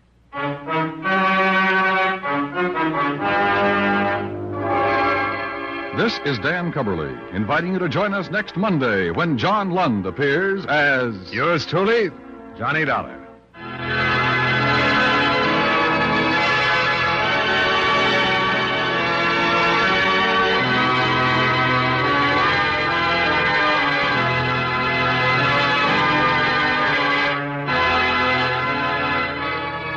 And remember, you meet adventure when you meet Johnny Dollar on the CBS Radio Network.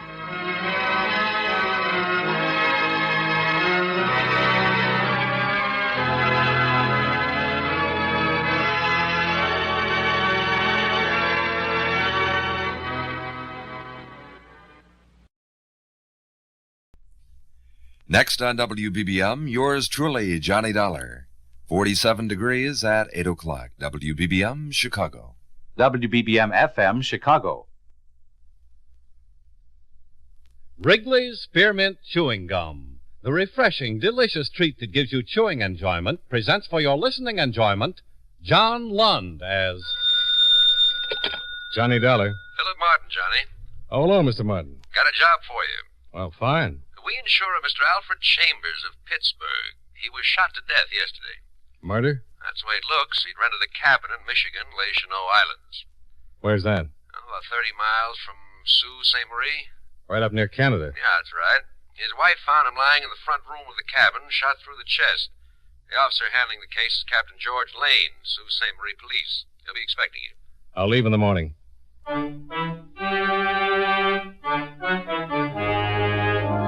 the makers of Wrigley's Spearmint Chewing Gum bring you John Lund in another adventure of the man with the action-packed expense account, America's fabulous freelance insurance investigator. Yours truly, Johnny Dollar.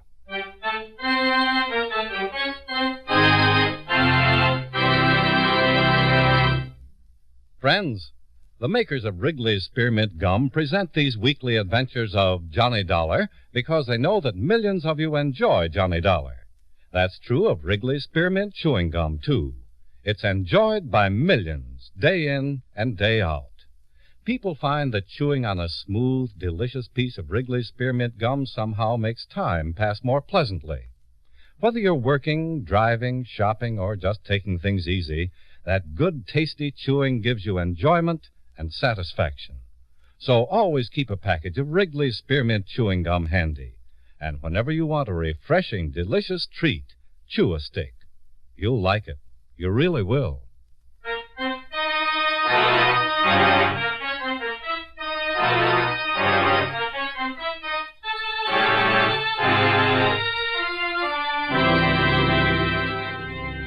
Expense account submitted by Special Investigator Johnny Dollar to Home Office, Columbia All Risk Insurance Company, Hartford, Connecticut.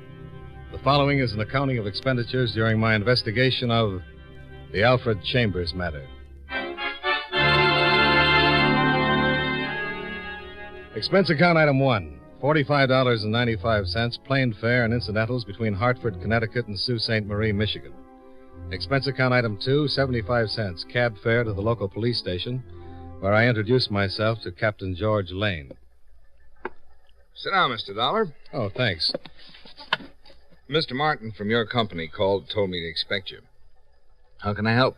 Well, to begin with, you can fill me in on the details. Sure. You ever been to the Snows? The Snows? Les Chenaux Islands. Oh, no. Well, there are a whole group of islands on the fringe of Lake Huron. Les Chenaux means the channels. It's somewhat of a resort now, but very exclusive.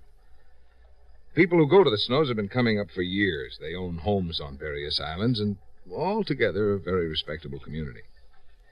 Alfred Chambers rented the Forester cabin. It's one of the islands furthermost from the mainland, about 2 miles, I'd say. He spent 3 days in the Snows, and then his wife arrived from Pittsburgh. Mr. Schoenberg, fellow has a boat rental service, took her out to the island, and she found her husband lying in the living room, dead, shot through the chest. Any suspects? Not a one. Mrs. Chambers told me she'd separated from her husband about a week before he'd come to the Snows, but she couldn't have killed him. Schoenberg was with her all the time. And according to the coroner, Chambers had been dead for about 14 hours. Until the investigation's cleared up, I've been making my headquarters at the hotel at the Snows. I just came in to get the coroner's report. I was going back this afternoon if you'd care to come along. Yeah, I'd like to.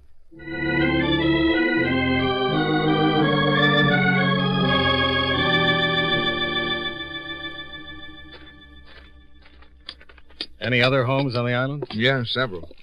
One about a half mile south, one on the other side of the island.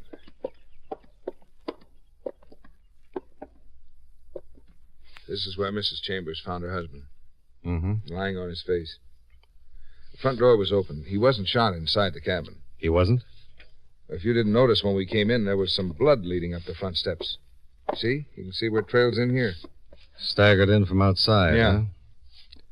No electricity in the house. No, Coleman lamps. Other 2 homes on the island have electricity and phones. But this place is nearly 60 years old. The owners never bothered to equip it with any modern conveniences. How did Chambers get to and from the mainland? Boat. Rented a boat from Schoenberg. When the coroner examined him, he noticed that his shoes were still damp. Later examination showed he'd been in the water, fully clothed. It's funny. I think he was shot probably while he was out on the dock. Fell in the water and waded to shore. You say he'd been dead about 14 hours. That's right. Make it about 5 in the evening when he was shot. What time does it get dark? Oh, up here this time of year, it doesn't get dark till about 9 o'clock. Twilight. Shot in the chest. Mm-hmm. You recovered the slug? Yeah, 22, long rifle. Well, he was shot when it was light, and you think he was out there on the dock. I'm pretty sure he was out there. There was a thick mud on his shoes and on the pants. Now, that mud is on the bottom out there by the dock. In close here, it's more sand. And then to get completely wet like that. Yeah. Well, it doesn't seem likely that anyone could have shot him from the lake. No, they'd have to be out in a boat. That'd be taking a pretty big chance. And somebody on the island. Somewhere in the woods back there, huh? Probably. Someone could have landed on the island any place and walked here. Anyone hear a shot? Yeah, I've talked with a lot of people. Some of them remember hearing a shot about that time. There's no telling where it came from. Shot on this lake, you can hear from miles. Mm-hmm. Well, I'd like to have a talk with Mrs. Chambers. Sure. Schoenberg can take us back to the mainland. You can drive my car over to the hotel.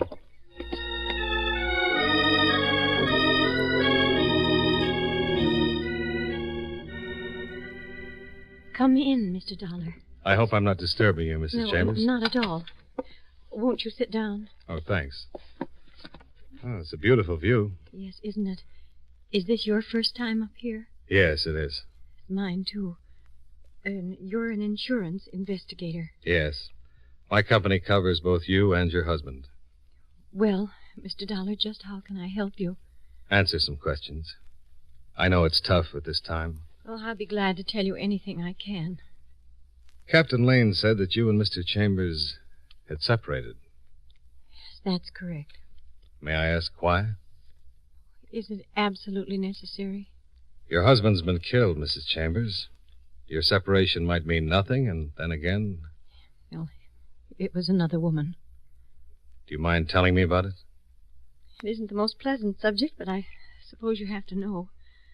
About a month ago, Al admitted that he'd been seeing this woman. He said it was serious.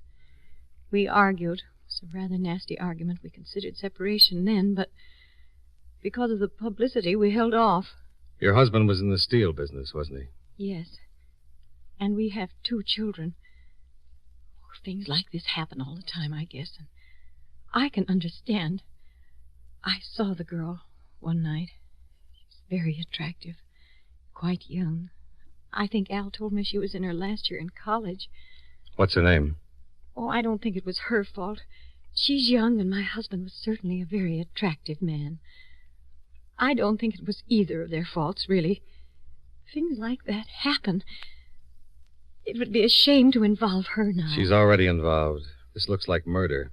Anyone connected with your husband is involved. What's her name? Jane Elkins. I've never met her, but my husband told me she's a lovely girl, from a fine family. A week ago, I wouldn't have cared whether or not she was involved in a scandal, but now... Oh, certainly I've suffered enough, and it'll be a terrible thing for my children. I thought a lot about the girl after I found Al. I hoped that perhaps she might be spared. She lives in Pittsburgh? Yes. Your husband left Pittsburgh when? A week ago today. He decided to take his vacation alone. Think things over. Why did you come up here? Well, I thought things over too, Mr. Dollar. I decided to give Al his freedom. I talked with our lawyer, and he suggested I have one more talk with Al. I left the next morning. Did you tell your husband you were coming up? No. There was no way of reaching him. There's no phone on the island. The letter would have gotten here after I did. So you just packed and came up, huh? Yes. I only packed one bag. I wasn't planning on staying. When did you leave Pittsburgh? The morning of the 18th. You arrived the next morning? Oh, I arrived at the Sioux that night. I came to the Snows the next morning. You've never been here before. No. How did you know how to find the cabin where your husband was staying? Well, I simply asked the man who runs the boats. I asked him to take me to the forester's cabin. I see. Can you think of anyone who might want to kill your husband?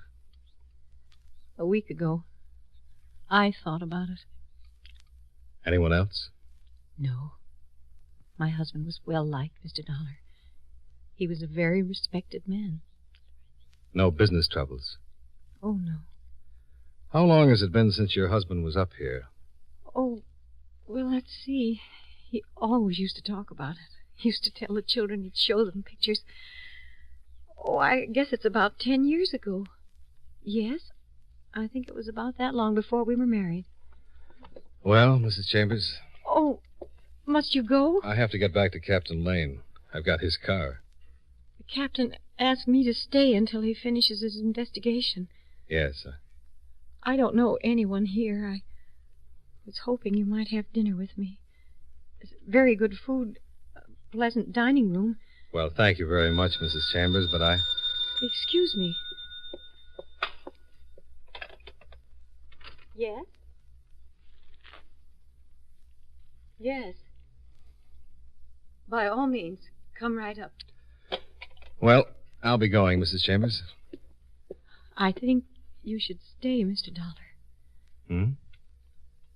That phone call was from the lobby. It was Miss Jane Elkins.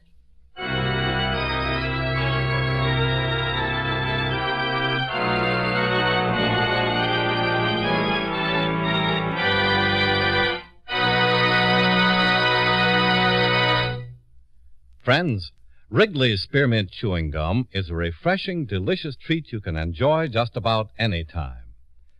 Even when you're busy working, you can slip a stick of Wrigley's Spearmint in your mouth and enjoy the pleasant chewing. The lively, full-bodied spearmint flavor cools your mouth and freshens your taste.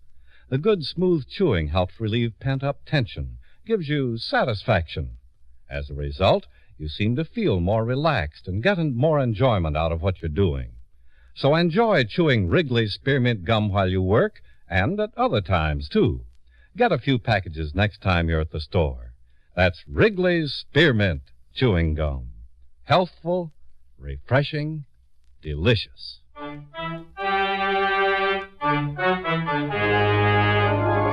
And now, with our star, John Lund, we bring you the second act of Yours Truly, Johnny Dollar.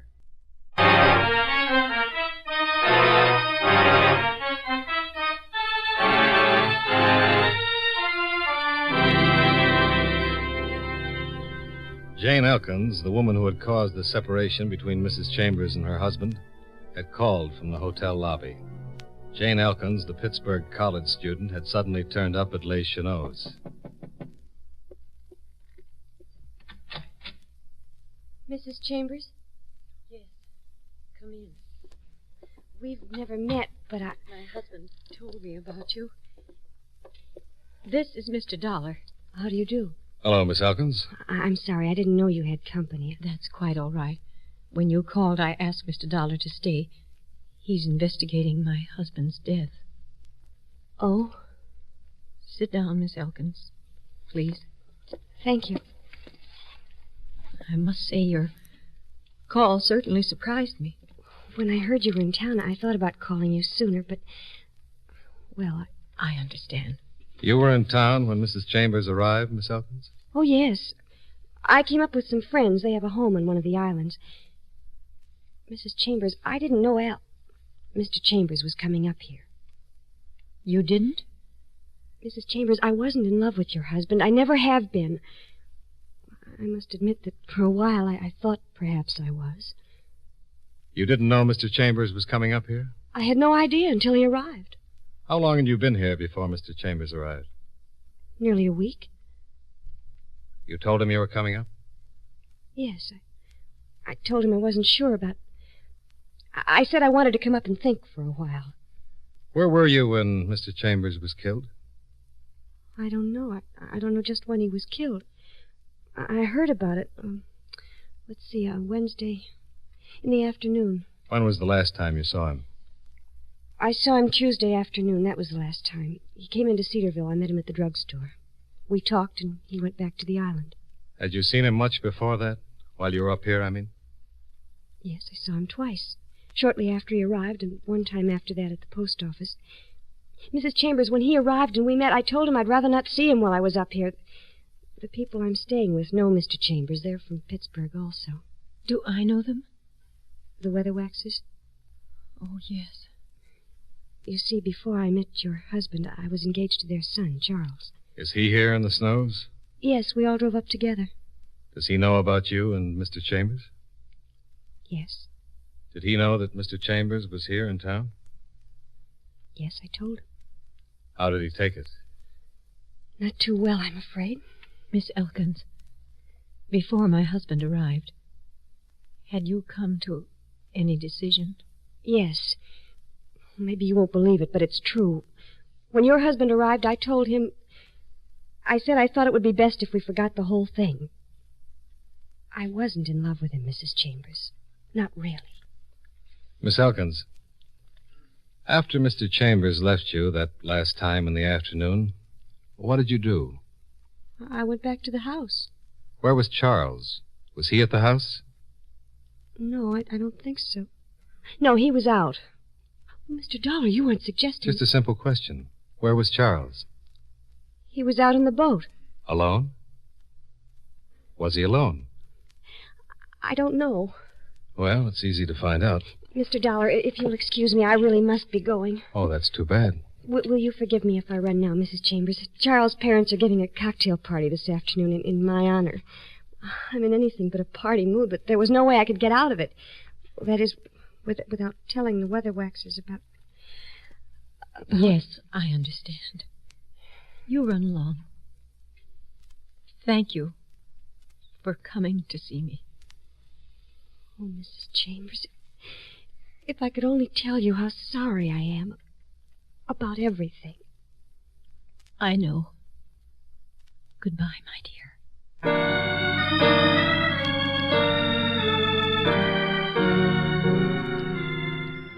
After Jane Elkins left, I talked with Mrs. Chambers for a few minutes more, then made my excuses and drove to the Cedarville Hotel and registered there.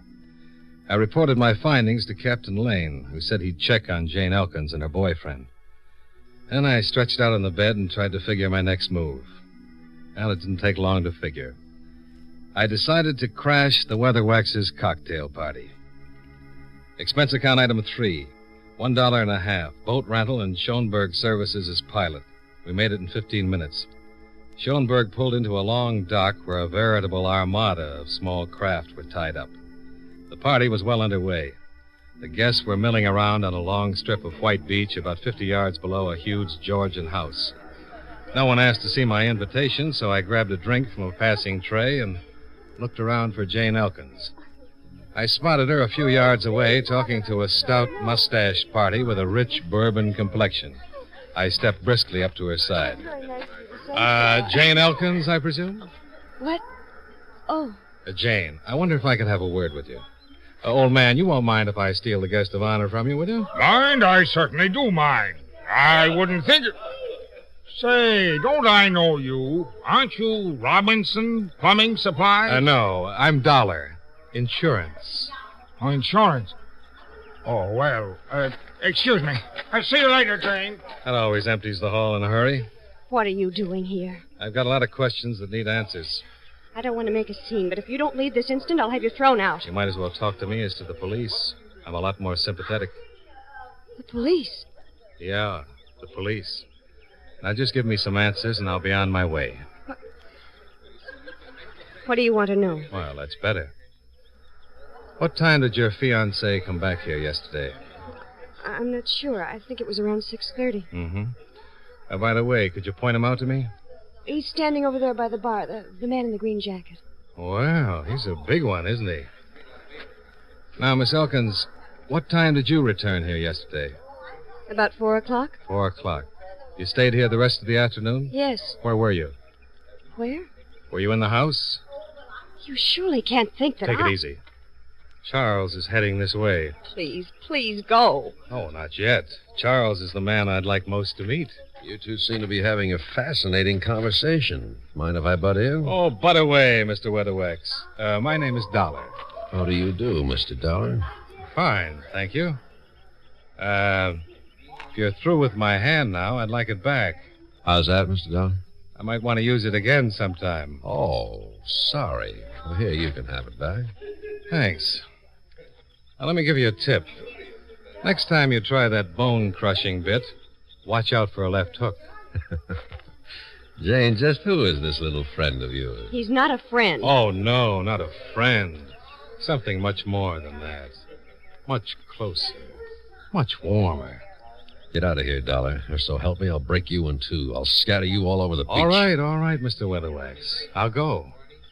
You told me what I wanted to know. You're a jealous man and a violent man. The perfect type. What are you talking about? Charles, he's a detective. He's investigating Alfred's death. Oh, why didn't you say so, Dollar? I'm not answering today. I'm asking. For instance, where were you yesterday afternoon? And do you own a .22 rifle? Chambers was killed with a .22. The slug can be traced to the rifle it was fired from. They call it ballistics. Isn't science wonderful? Goodbye, Charles.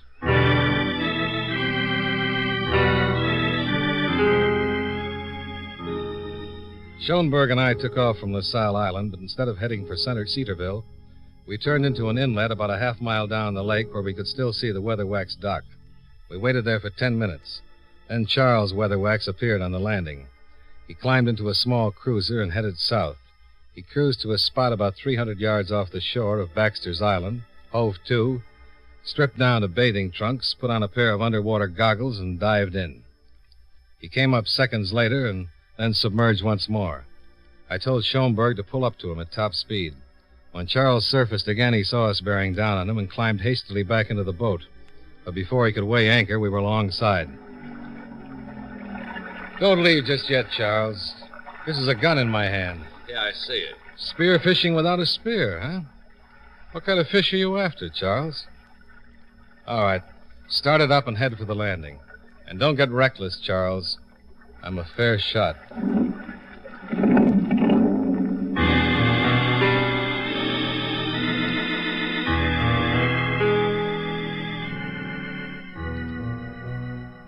All right, Charles. All ashore that's going ashore. We regret this, Dollar. All right. Let's go up toward the house. We can talk better there. Come on, move, Charles. Move.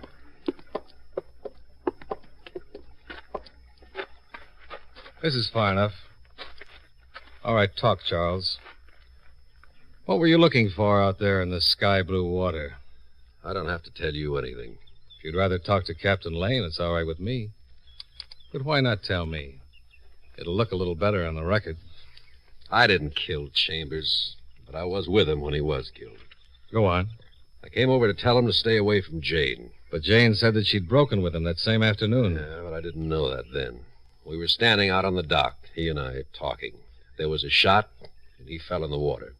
And you just left him there? Well, he was dead. Oh, I'm afraid not. He made it to the cabin. Oh, I thought he was dead. I got panicky. I realized how bad it looked. Ran to my boat and took off. Then I remembered I had a .22 rifle in the cabin. I threw it overboard. Then today you made the crack about ballistics. It came to me what I'd done. I'd thrown away the one piece of evidence that would clear me. So I came back to find it. Well, it's a good story, but I don't buy it. I think you're... For a big man, he was very fast. He dived at me suddenly in a flying tackle, and I went over backward. I managed to kick loose from his grip, but the gun had been jolted out of my hand. He scooped it up and pointed it at my head. I jumped at him. He went over backward. I went over with him, grabbed the gun from his hand, and then stood up. Much the worse for wear. You're pretty fast, Dollar. Tell me something. Why didn't you fire? You had plenty of time. Why not? Maybe you're just not the shooting type. Maybe that tall story you told was true. It is true. Well, maybe I believe you. The only trouble is, if you didn't kill him, there's a good chance that Jane did. Are you crazy? Oh, I don't think so. Besides you, she's the only person I know of who had both motive and opportunity and no alibi. Oh, you're raving mad. What motive would she have to kill him? She says she told Chambers Tuesday that it was all over between them. She did. She says she did. But suppose it was the other way around. Suppose he jilted her. Ever hear the line about a woman scorned?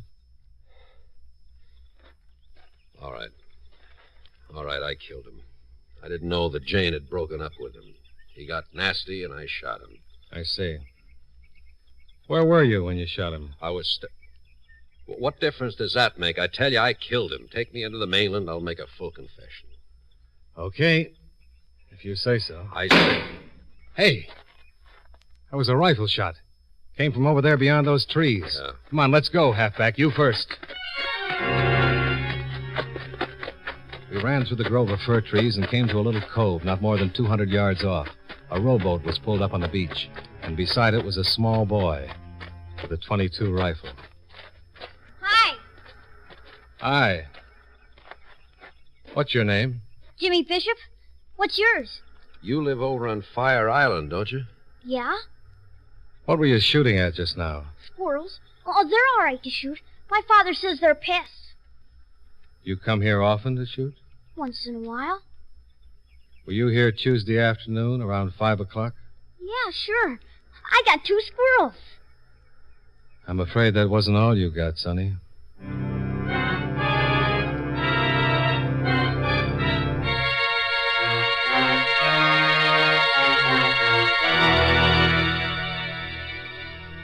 Well, that's the way things work out sometimes.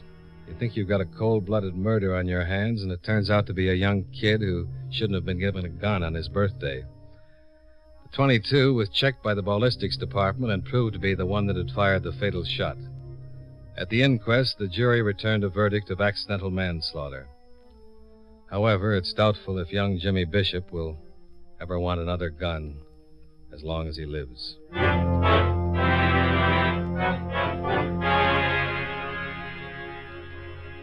Expense account item 4, $22 for hotel bill and transportation back to the Sioux Airport. Expense account item 5, $43.85, plane fare and incidentals back to Hartford. Expense account total, $114.05. Yours truly, Johnny Dollar.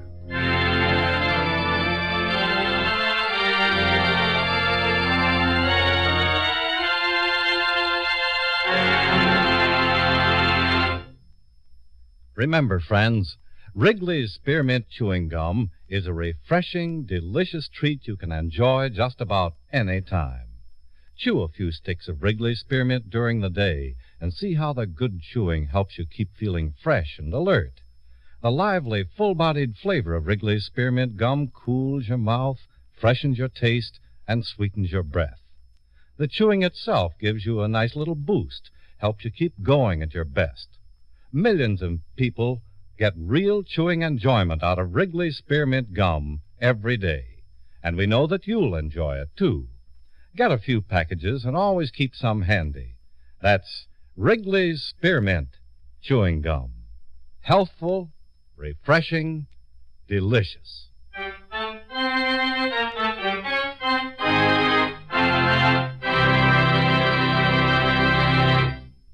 Yours truly, Johnny Dollar, brought to you by Wrigley's Spearmint Chewing Gum, stars John Lund in the title role and was written by Blake Edwards with music by Eddie Dunstetter. Featured in tonight's cast were Hal March, Marvin Miller, Jeanette Nolan, Jane Webb, and Dick Beals. Yours truly, Johnny Dollar, is produced and directed by Jaime Del Valle.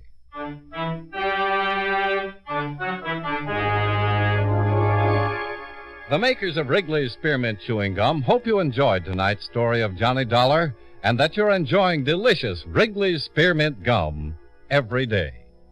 This is Charles Lyon, inviting you to join us again next week at this same time when from Hollywood, John Lund returns as... Yours truly, Johnny Dollar.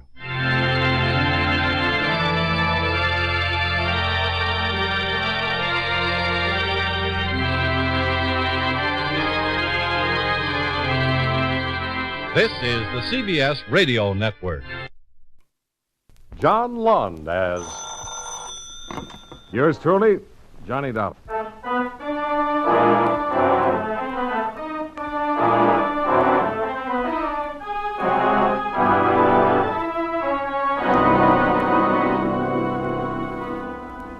Expense account submitted by Special Investigator Johnny Dollar to Home Office, Eastern Indemnity and Insurance Company, Hartford, Connecticut. The following is an accounting of expenditures during my investigation of the King's Necklace matter. Expense account item 1, $134.70. Airfare and incidentals between Hartford and Miami. Waiting at the airport, as promised, was your Southern States Agency manager, Marty Fenton. Over a cup of brew in the coffee shop, he briefed me on the assignment. Ever hear of King Rawlings, Johnny? King Rawlings? Financial tycoon, wasn't he? Retired some 15, 20 years ago? That's the lad. About a year ago, he wrote a policy on a $250,000 necklace that he owns. Which has suddenly turned up among the missing? Not yet. You expect it to? Well, we got a letter from him day before yesterday. Claims somebody attempted to break into his safe. Thinks they were after the necklace. Well, I'm usually sent for after the crime's been committed. True, my lad, true. Oh, pass the sugar, will you, please? Sure. So what am I doing here now? The policy's coming up for renewal, Johnny. And there have been nasty rumors circulating around about Rawlings' present financial condition. Afraid he's starting a build-up to put in a fraudulent claim? Been done before. The boys in Hartford get pretty stuffy about that kind of skullduggery. Now, we want you to check around Los Banos and see what you come up with. Is that where the gentle sea breezes waft through the palm trees? 2,000 imported ones. Los Banos is Rawlings' own personal island off the coast of Cuba. He's lived there for 20 years, surrounded by his memories, his trees, and his collection. Of precious stones? People. Mr. Johnny Dollar is one of the... Oh, your plane's waiting, Johnny. I hired a little amphib to fly Let's you not down. brush off the collection of people, Marty. Who am I to prejudice a stalwart investigator about to brave the dangers of Rawlings Isle? On your way, lad. And may the blessings of Eastern Indemnity follow you even unto the ends of Los Banos.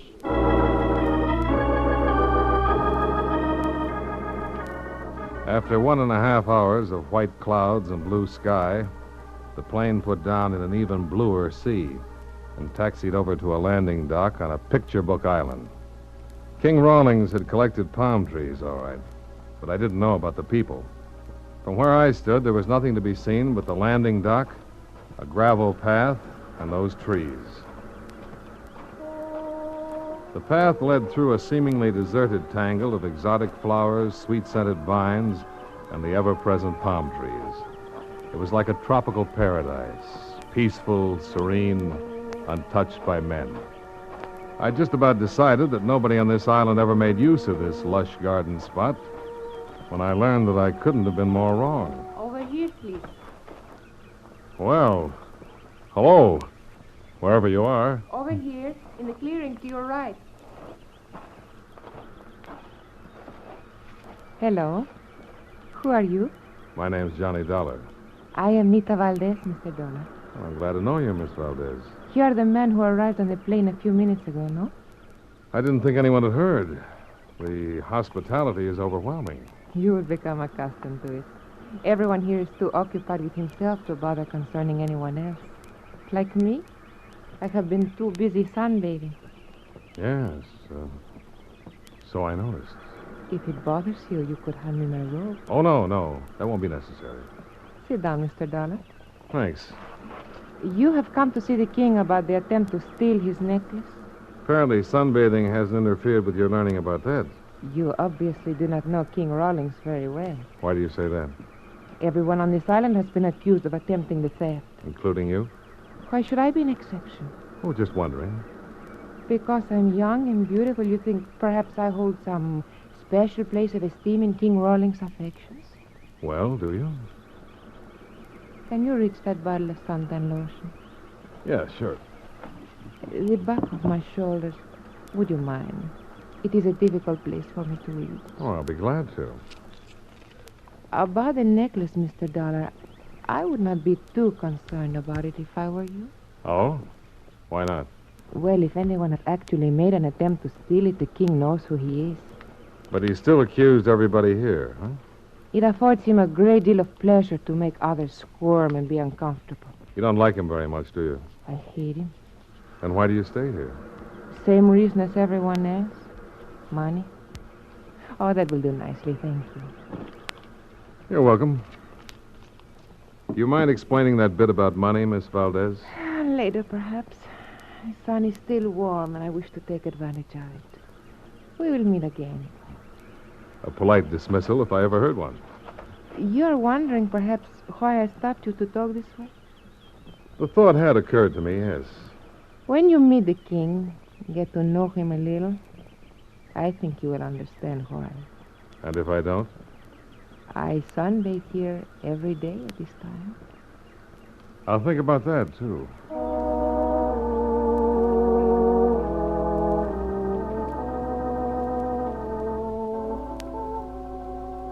I found that Rawlings, like all good kings, lived in a castle. This one, obviously imported, stone by stone, from some Moorish province.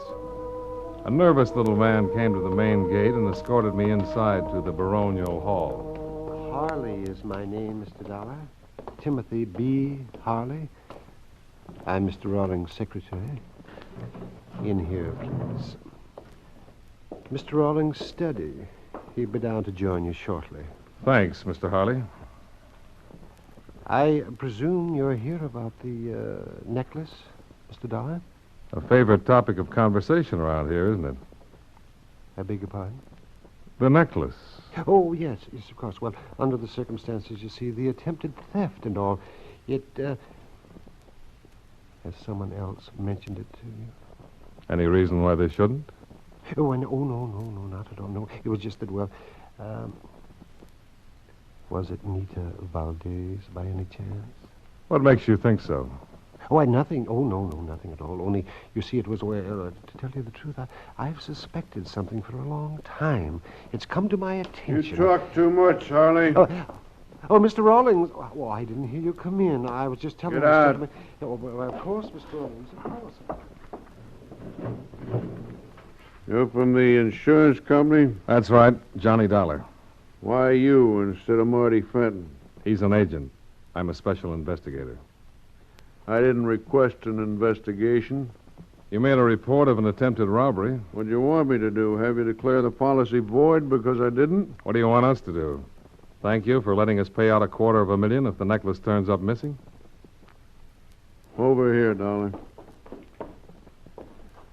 There's the safe I keep it in.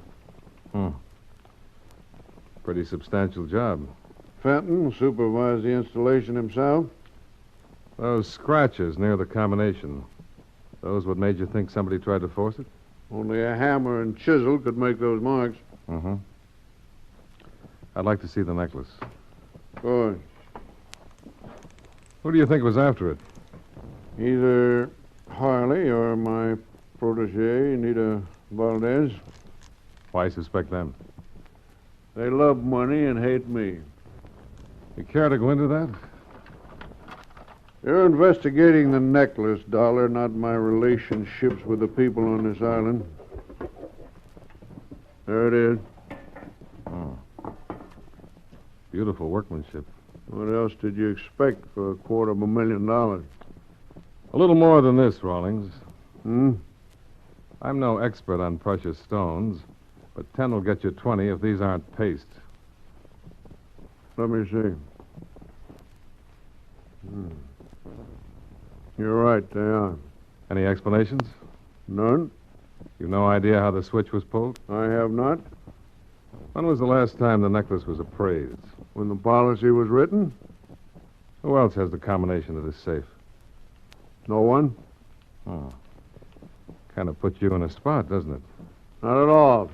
I'm insured. The law says we don't have to pay off on fraudulent claims. I know. The law also says you have to prove that fraud exists.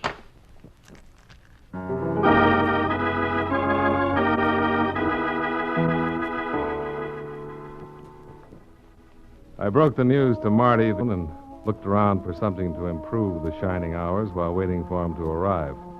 I found it, dressed in a clinging silk gown on a patio overlooking the sea. It was obviously the cocktail hour. Mind if I join you? Oh, please do.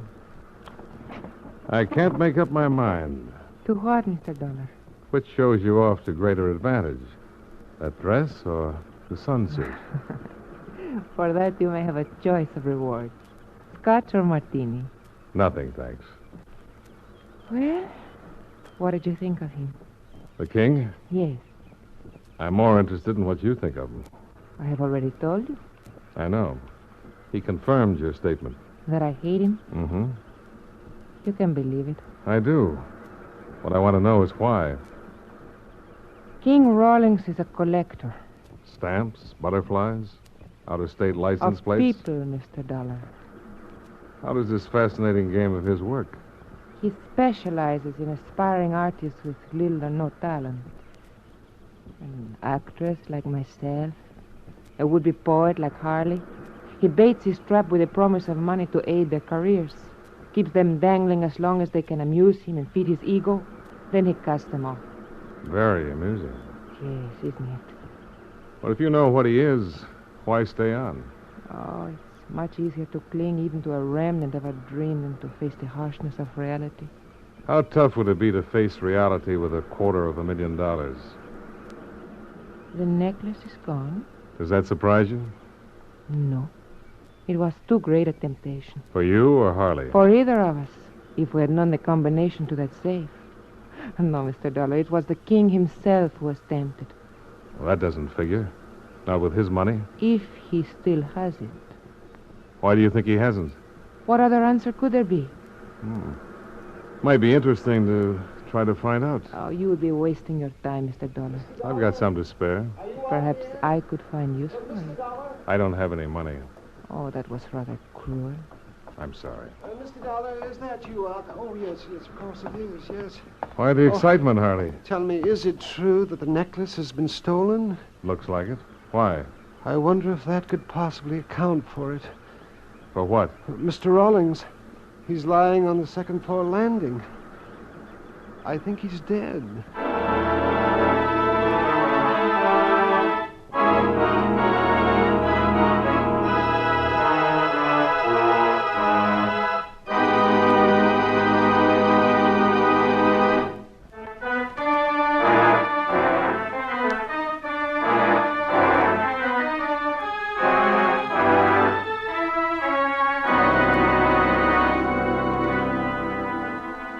Timothy B. Harley couldn't have been more right. King Rawlings was lying stone cold dead on the second floor landing. When Marty Fenton flew in 3 hours later, accompanied by a Captain Fuentes of the Havana Police, I gave them a fast briefing. Marty's reaction was predictable. Nobody gets off this island until we learn what's happened to that necklace. Right, Captain Fuentes? Yes, I agree, Senor Fenton. Up to a certain point. What point? What do you mean? The good captain apparently feels there might be something more important about all this than a missing necklace. What could be more important than $250,000 in stolen jewels? How about murder? Never entered my mind. Naturally not. Eastern Indemnity only insured Rawlings' stones, not his life. I guess I had that coming. Senor Dollar is quite correct, however. The cause of Senor Rawlings' death is not apparent at the moment. It will require an autopsy to determine. And if it's murder? We must then regard everyone who was present upon this island with suspicion. What help can you give us regarding that, Senor Dollar? Well, just what I've told you. Outside of the servants, only Harley, Miss Valdez, and I were among those present. And who was the last to see Senor Rawlings alive? So far as I know, I was. But Harley could have been with him after Rawlings left me in the study. For that matter, Miss Valdez could have seen him, too, before our little tete-a-tete on the patio. Look, fellows, me lads, I don't want to appear single-minded about this little affair, but we don't know whether Rawlings was murdered or not. However, we do know Eastern Indemnity's out a cool 250 G's if that necklace doesn't turn up. Payable, of course, to Senor Rawlings' estate. Sure, but who cares who it's payable to? What I'm interested in is not paying it. Thinking of possible motives, Captain? The heir to Senor Rawlings' fortune might well be suspect. So would whoever stole the necklace, if Rawlings had tumbled to him. And there's always plain hate, isn't there? You have something specific in mind, Senor Dollar? Just a suggestion, Captain. Fuentes had his plane fly Rawlings' body back to Havana for posting, while he conducted a very thorough, if unenlightening, questioning of those present. Apparently, no one had seen Rawlings after he left me in the study, had any idea how he died, or what had happened to that necklace. Fuentes knocked off around midnight, and everyone ostensibly went to bed. I still had a few unanswered questions kicking around, so I went up to Harley's room to try them out. Why, yes, Mr. Dollar. Mr. Rawlings had a will, but as I told Captain Fuentes, it's locked in the safe. And it'll take a court order and some professional safecrackers to get at it, I know. But what about the copy? Copy? It's customary for the attorney who drew it up to retain a copy. Oh, yes, of course. I hadn't thought. Senor Chavez must have one in Havana. He's an attorney there? Yes. As a matter of fact, he handled most of Mr. Rawlings' financial affairs. Well, he must have a copy. Oh, why don't you ask him? Oh, I will. But first, I'd like to know why you were planning to leave Los Baños. Leave? Well, how did you know? Well, maybe you can think of another reason for having a half-filled suitcase laying there on your bed. Oh, yes, of course. Yes. I was planning to leave. No reason why I shouldn't. After all, my employment here has been terminated. Have you discussed the idea with Captain Fuentes? Well, no, but why should he object? I'm not guilty of anything. Just a thought, Harley. Mind if I take a look at that suitcase? No, don't touch that. I don't. Well, what do you know? A brown paper parcel neatly wrapped and tied. You mind telling me what's in it? It's none of your business. Put that down. It wouldn't be a necklace by any chance, would it? Put it down, Dollar. Oh, sure, right away. Well, now that's interesting. All new, crisp, in $100 denominations. Must be close to $10,000 here. Well, what of it? It's mine. Oh, I don't doubt that. I'm just wondering where you got it. I saved it. Working for Rawlings? Yes, why not? I saved it working for Rawlings. It's mine. Okay, Harley. I don't want it. Don't you really know why Captain Fuentes might object to your leaving now? No. I most certainly don't. Remarkable.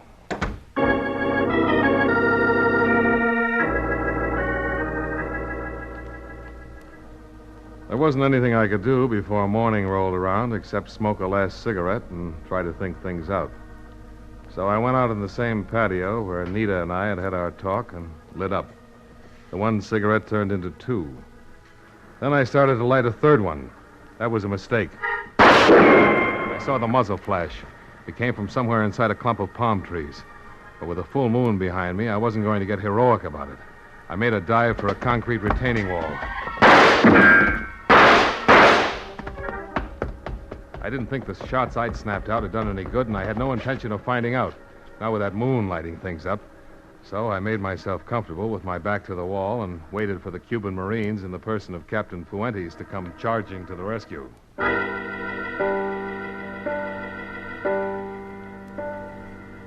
Some 15 minutes later, Marty, the captain, and I held a council of war on our way down to the landing docks.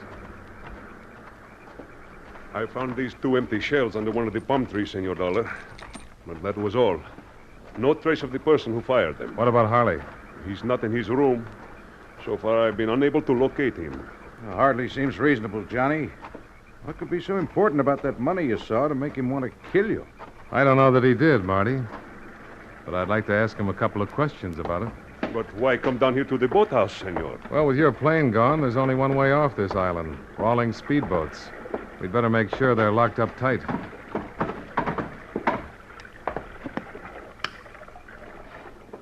One of the slips is empty. It wasn't when I got here. We heard no motor, senor. Well, that's nothing that a paddle and a pair of willing arms can't explain. Harley? That's my guess. Then it's 10-1 he has the necklace with him.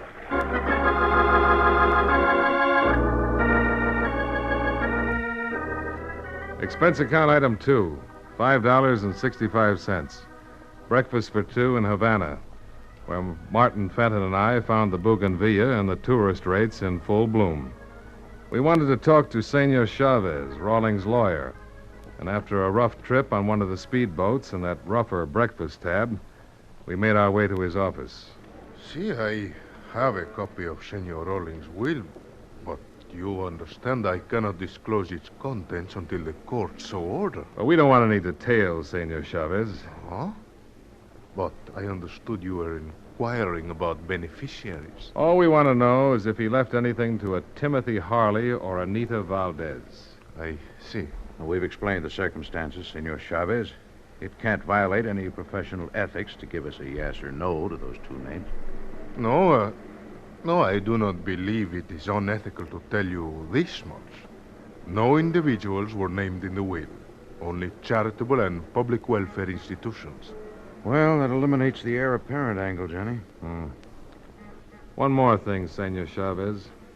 There have been rumors that Rawlings' fortune was almost gone. Any truth to them? Not a bit. All his investments were most judiciously placed. He was perhaps wealthier at the time of his death than at any time during his life. Well, you've been a big help. Thanks.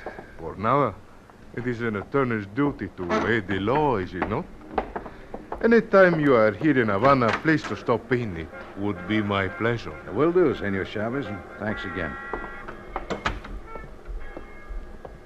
Well, it was a great help. Cleaned up some loose ends. It's a loose necklace I'm worried about, Johnny. Where do we go from here? Well, we can check out the local police, see if they've picked up anything on Harley. Good as anything, I guess. Oh, which way? We passed it on the way up here. We'll go right... Senor Dollar, it is most fortunate that you're still here. There's a phone call for you in my office from the island of Los Baños. Oh, thanks, Senor Chavez. There on my desk, senor. Johnny Dollar. This is Captain Puente, Senor Dollar. I have some information for you. Oh? What is it, Captain? First of all, the autopsy report on Senor Rawlings has come in. Natural death? See, that is correct. From an old aggravated heart condition. But how did you know?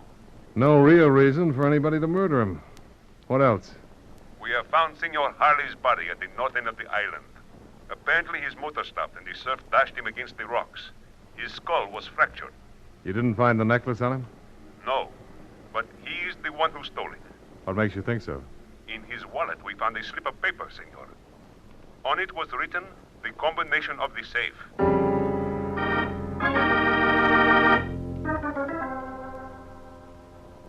Expense account item 3, $35. Transportation of speedboat back to Los Baños.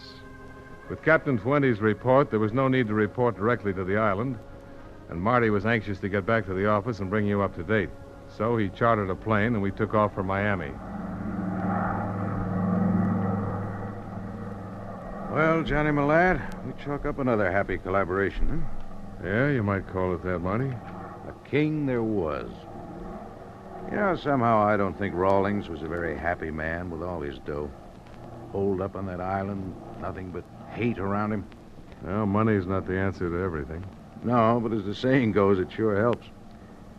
But then I guess it didn't help Harley much either. I wonder if we'll ever find that necklace. It'll turn up. Pretty optimistic, aren't you? No, I'm sure of it. Well, come on, Johnny, give. Where do you think it is? Right there in your briefcase. It's not a very funny gag, Johnny. No, Marty. It's not. And how about changing the snapper? I wish I could, Marty. But it figured all along. Looking for every possible loophole, I guess. But they all closed up on me. Where did I slip? Where they all slip. At the very beginning. When you first thought of it. What tipped you? Rawlings swore that only he knew the combination to that safe. He was wrong. One other man knew it. The one who supervised its installation. I should have known you'd tumble to that. The paste pinned it down even closer, Marty. The reproduction was too good. No wonder. You had every descriptive detail in your copy of the policy. Weights, dimensions, photographs, everything. I didn't go back to the island, Johnny.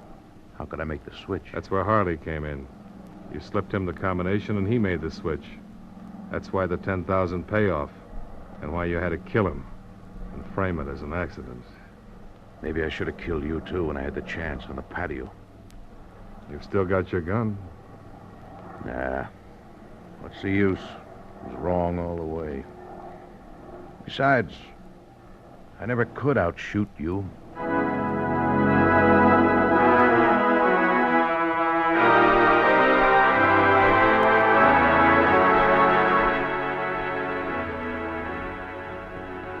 Expense account item 4, $32.15. Hotel bill and incidentals in Miami. Item 5, $141.10. Plane fare and incidentals back to Hartford. Expense account total, $348.60. Remarks: with all due deference to my chosen profession, sometimes this is a lousy business.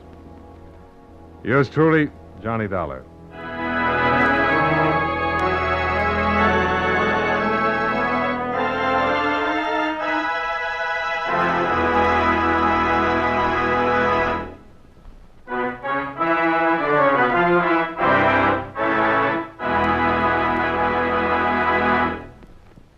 Yours truly, Johnny Dollar, stars John Lund in the title role and was written by Sidney Marshall with music by Milton Charles. Featured in tonight's cast were Jack Moyles, Lillian Bayef, Tom Tully, Howard McNear, Nestor Paiva, and Don Diamond. Yours truly, Johnny Dollar, is produced and directed in Hollywood by Jaime Del Valle.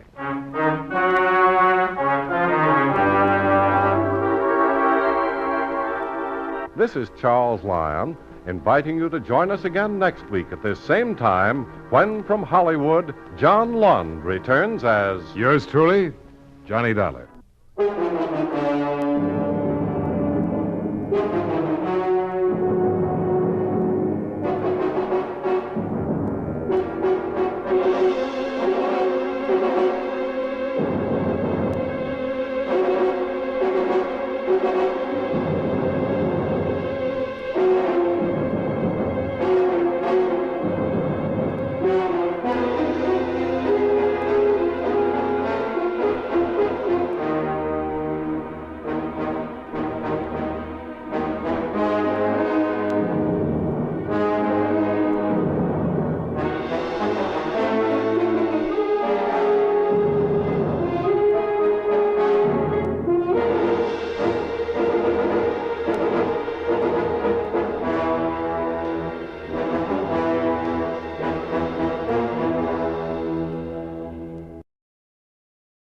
From Hollywood, it's time now for John Lund as... Johnny Dollar. Ken Ralston, Johnny. Oh, hi, Ken. How's Kansas City? Take my word, in Hollywood it's better. Oh? You always liked Hollywood, didn't you, Johnny? You want me to? Now, there's a man there named Phil Gardner. He's up to here in starlets. In what? Starlets, young girls with big careers in front of them. Phil Gardner's an agent for them. So he needs me? Oh, we do, Johnny. Twin State Insurance. Gardner's been calling me every half hour. It's like this, Johnny. Gardner's insured a few of these starlets with us. One in particular for $50,000. So? So, mostly Gardner's been babbling. He says this starlet in particular might not live. Babbles somebody wants her dead any second. You like Hollywood, Johnny? Commission? Fat. Real fat. Hollywood. I like it.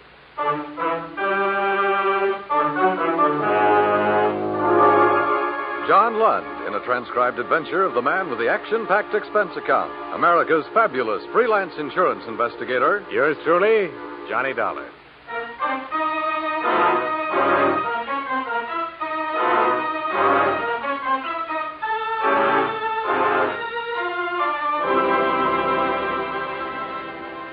Expense account submitted by Special Investigator Johnny Dollar to Twin State Insurance Company, Kansas City, Missouri. The following is an accounting of expenditures during my investigation of the starlet matter. Expense account item 1, $227.70. Airfare round trip on coach out of LaGuardia, flight 601, flying west.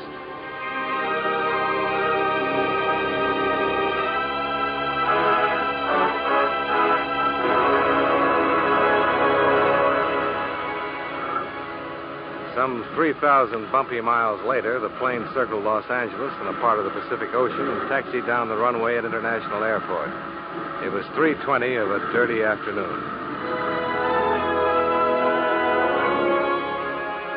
Expense account item 2, $4.40, cab fare to Sunset Ruxton Hotel, my home away from home in Hollywood, where I checked in, renewed old acquaintances with Judy, the telephone girl, put my pale cheek against her suntan, and told her I'd see her later.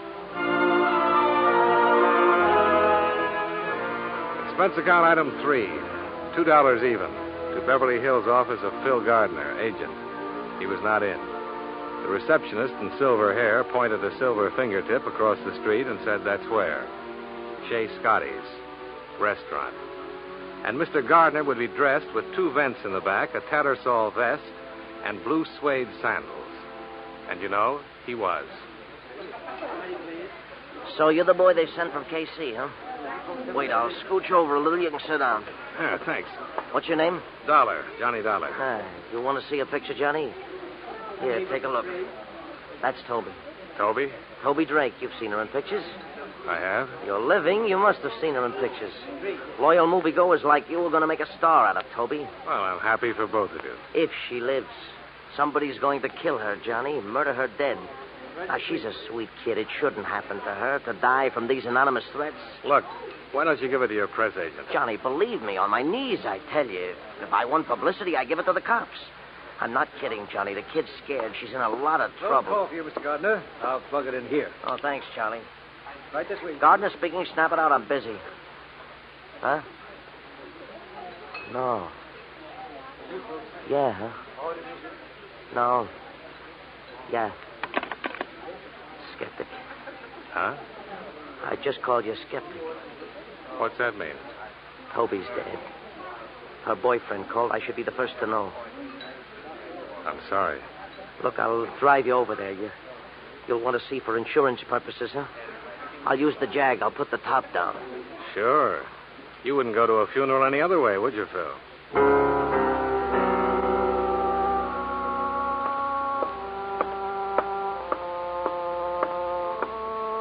Here's where. Johnny, get me something. A drink of water or something like that. The place swarming with things. Chintz curtains, plump upholstery, and Beverly Hills Oriental knickknacks cluttering the Grand Rapids highboy. I walked over to the 3-piece section. Toby Drake was lying there, her hand trailing down to the floor. I couldn't see her face until the big man stood up. Somebody wrapped that black silk stocking too tight around her neck. You wrapped the stocking? Look, Buster, a call came to headquarters and said get here because there was a dead girl named Toby Drake. There is. And all of a sudden you're here. Why? Something they have around this town. An agent. He's Toby's. Oh, agent? Oh, well. Talk to me, agent. Sure, Lieutenant. Just Detective Koska. Lieutenant I'll never make. Go ahead. Well, it was like this. Johnny and me sit there at Scotty's chewing fat, and the phone was brought over, and the man on the other end says it's Mr. Fulton. And he says his girlfriend's dead. Honest, I'm broken up about this. Well. You wrapped the stocking, agent? Johnny. He's Johnny Dollar. He's from the insurance. Well. You been hired, Dollar? Yeah. Twin City Insurance. And for me, too, Johnny. All the way. Find out for me who killed Toby. Hired, huh? These guys employ you, huh? Well. Little balls there. You carry a gun, too. Oh, well. Yeah. Where's her boyfriend? In the bedroom. Name's Roy Fulton. He hardly says a word to me. Go talk to him, Dollar. Go tell him it's okay. You can talk to him.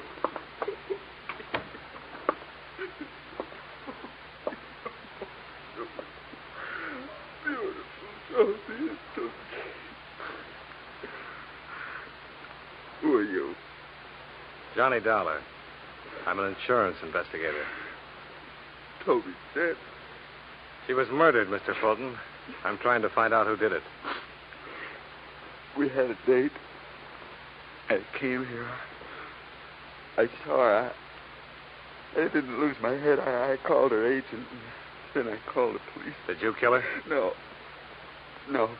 But you should have been more careful. girls like her. What kind of girl did you think she was? Very pretty. Just beautiful. Now no more. Told me. Just beautiful told me. Mr. Fulton. Lost. Forever. Mr. Fulton. For always. Nowhere told me. Beautiful told me.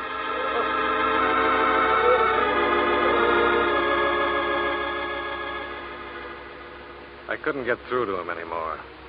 I gave him back to Koska, and I got out of there. A few thoughts on Toby Drake. Toby, a kid who'd once maybe won a beauty contest. Expenses paid to Hollywood, shake hands with the stars. A nice kid. Pretty kid on her way, now dead. I bought a paper and went back to my hotel. The lobby desk came first. Hi, Mr. Dollar. Any calls for me, Judy? You got a call with a message. You want it? Why don't you come over here and give it to me, Judy? I've never seen you standing up. I'm taller. The message came in 10 minutes ago. You want to reach for it? Shall I read it to you? Read it. Goes like this. First Toby, then Stella Martin. You can't stop it, Dollar. First Toby, then Stella Martin. You ad-libbing this, Judy? Says right here. Who left the message? I took the call. The man said it and hung up. What Stella Martin does he mean, Mr. Dollar? I wish I knew, baby. You think maybe the starlet Stella Martin used to be a starlet? She's not around much anymore. Starlet, huh? How would I get in touch with a starlet, Judy? Oh, I know. Hand me that phone book.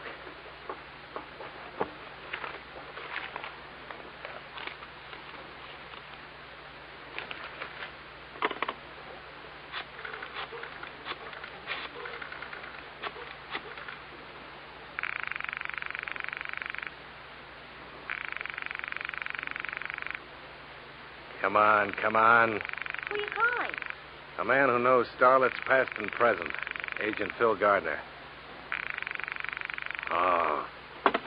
Not in, huh? Why don't you try Hollywood casting, Mr. Dollar? They'd know. Yeah. Thanks a lot.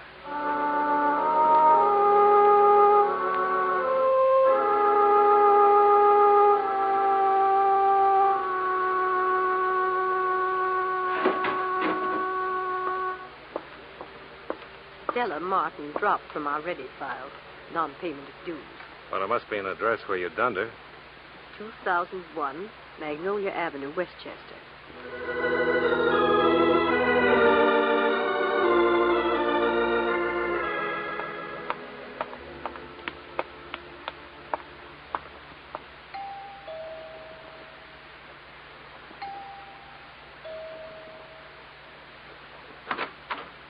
You want what, mister? Stella Martin. She live here? Uh-huh. You're who? Johnny Dollar. Investigations. You got a card that says that? Let's go inside, huh? Just you got a card, just show me. Miss Martin here? No card, huh? Suppose I say yes, she's here. Then what happens? I said inside. Glad you did that, Sonny. Now I got a reason. Now cut it out. I just want to... You're smaller than you look. Oh, try me.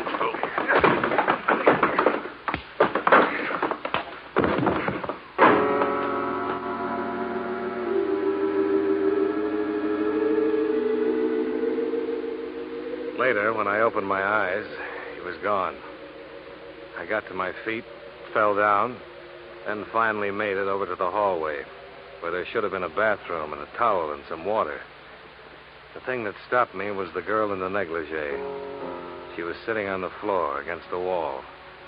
She was blonde, and her head was turned to one side as if she was wondering about me. There was a stocking tied around her throat, and she was dead.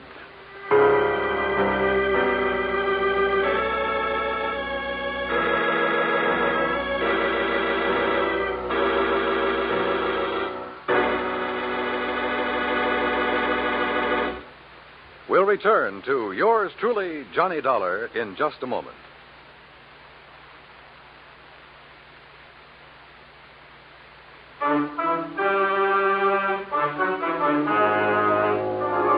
Now, with our star, John Lund, we bring you the second act of yours truly, Johnny Dollar.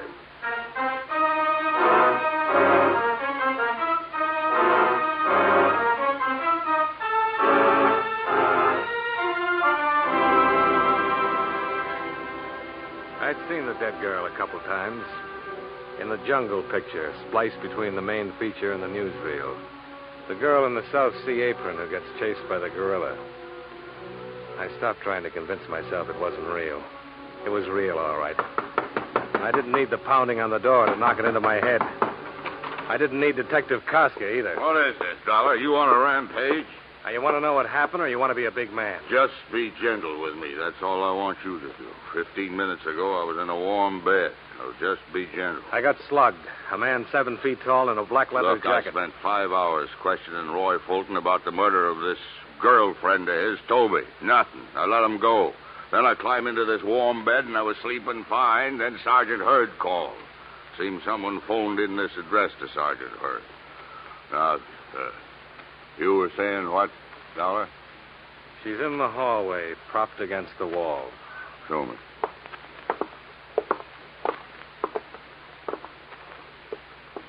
Sigh a deep sigh about the warm bed, Koska. She's young and she's strangled. And her name's Stella Martin. You want to clear it up for me? I got word about her. I came here and a guy clobbered me. I woke up a few minutes ago. Nobody gives me words, Dollar. Why you? I don't know why. If I knew why, I'd know who. You want to listen about a guy in a black leather jacket? 7 feet tall, huh? Yeah, about. Brown felt hat. Find him. That oughtn't to be tough for a big man like you. Don't be sour on me, Dollar. You took some lumps. You see this, kid? What? Yeah. She's holding something in her hand. What? Well, read it, Johnny. Read what it says. There'll be another one tomorrow, Dollar. Another one tomorrow, Dollar. Well, what makes me so popular, Koska? Why doesn't it say your name? Because it says Dollar. Because it says the name of a guy I stumble over when I get out of a warm bed. What am I going to do with you? Take you downtown and sweat you? Get out of here, Dollar. Get out.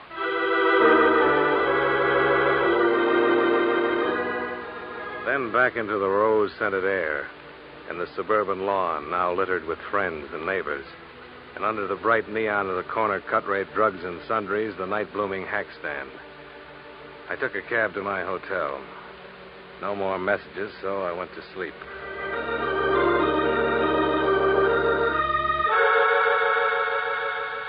And the next morning, the sound of the telephone screaming the name of Phil Gardner, agent.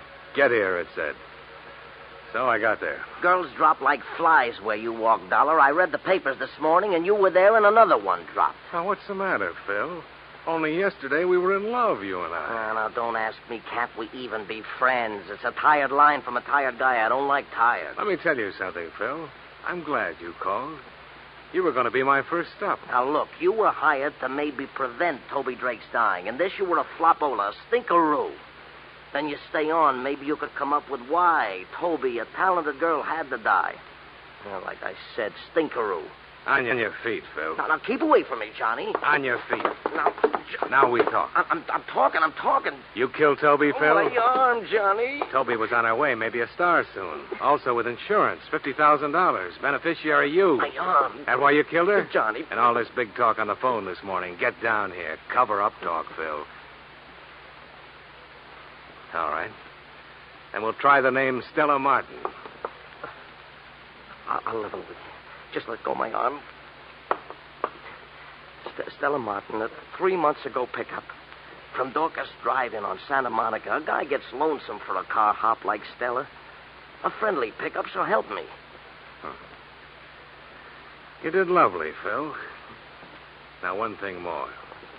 You know a man who wears a leather jacket who's 7 feet tall? Somebody help me. I got a madman loose. Goodbye, Phil. You've made the morning even worse.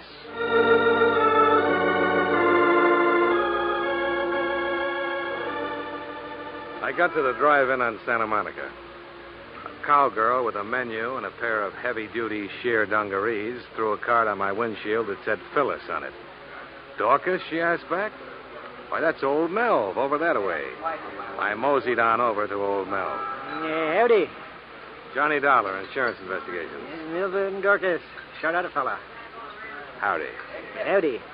You the manager of this place, Mel? Yeah. Top hand. Oh, what else? Huh? Oh, tenderfoot talk. Don't let it throw you.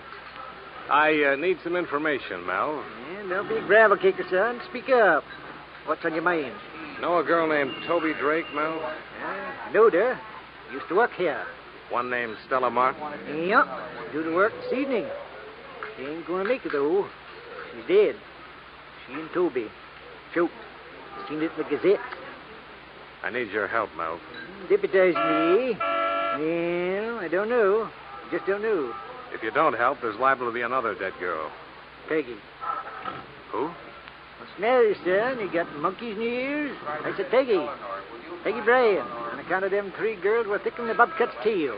Do tell. Yeah, thicker than that even. Peggy used to work here, too. Drove to work in Toby's auto. You know where I can find Peggy? North Hollywood she lives in. Yeah, you wait a bit. I'll dig up her address. You want to wait, son, or you got to be riding on? I'll wait, Mel.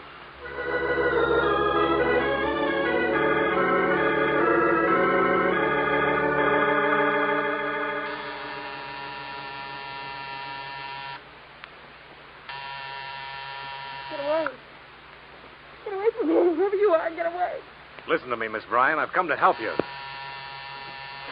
I'll kill you. I'll kill you before you kill me. Don't be crazy. Give me that gun. There. That's better. To kill me. That's why you come to kill me. Now, let's scream inside. We don't want to make talk for the neighbors. Inside, Peggy. Now, hush, hush, baby girl. Hush. You see? I let you go. It's nothing to be scared of.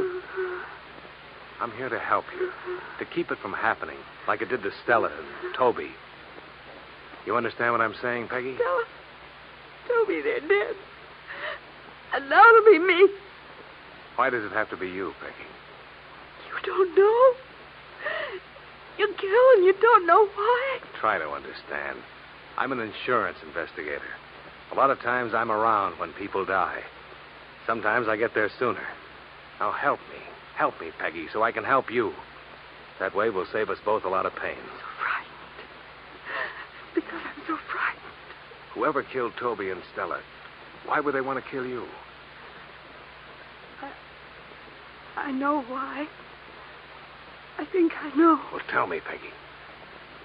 A woman was killed. We killed her. Tell me about it. It was 3 years ago.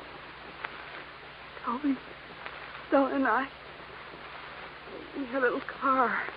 We used to take trips. 3 summers ago, we took a trip to Oregon. One day. One day what? This woman crashed into us. It was her fault. Honest, it was her fault. And she was killed? Married woman. Young and pretty. And married. The police said it wasn't our fault. And let us go. Only reason. Why else would anyone want us dead? It's Saturday, Peggy. What do you do with yourself on Saturdays? I shop. For groceries. A new dress sometime. We'll go buy a new one. You and me. And tonight? What do we do tonight? You mean you're asking me for a date? Uh-huh. What do we do tonight? Saturday nights I usually go to Ocean Park. It's fun. Rides with people. It's fun. Sure it is. Saturday night, Ocean Park. We'll have fun.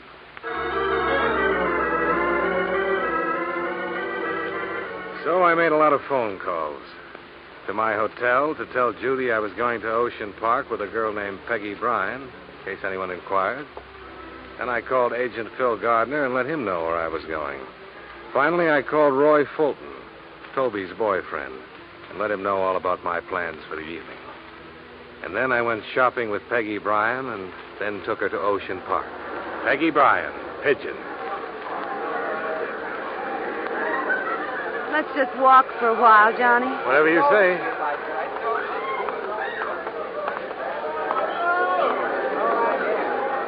You hungry, Peggy? Let's go on the roller coaster. Sure. Peggy, What? just stand still for a moment. Look around you. Do you see anybody you know? No. I know what you're doing, Johnny. Why, sure. I'm on a Saturday night date with a nice girl.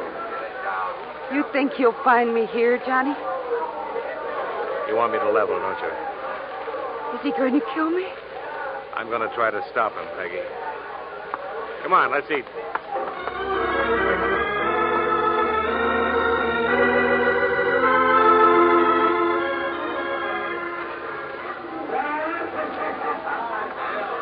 Two tickets, please. Thanks. Let's go, Peggy. Stay close to me, Johnny. A girl can get lost in the fun house.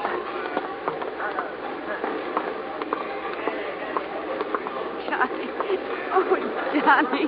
What's the matter, Peggy? Nothing. I'm having such a good time.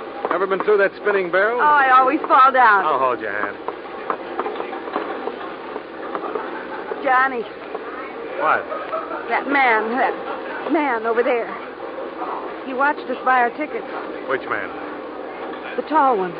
Yeah, I see him. Peggy, walk through that spinning barrel. Fall down if you have to, but get right up and get out on the other side. Is he the one? Go on. I'm right in back of you. He's following us. Get out of this thing fast. I'm staying.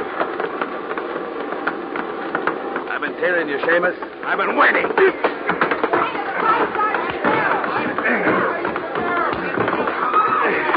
You had enough, Shorty?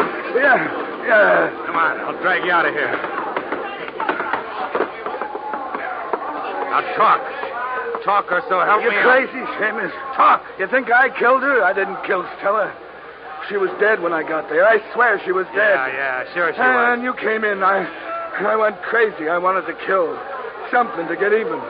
And why are you following me? Because you're a Seamus. If we get to the killer, I want a piece of him. I didn't kill Stella. I was in love with her. You gotta believe me. You got to.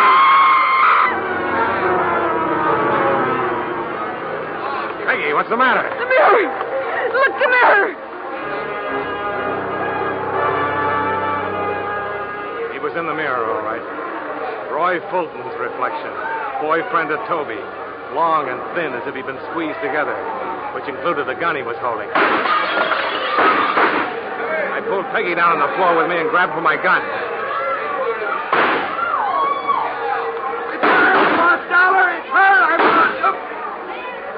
Something happened to him. Something red that splintered in the front of his shirt. But he kept coming. Then the something caught up with him.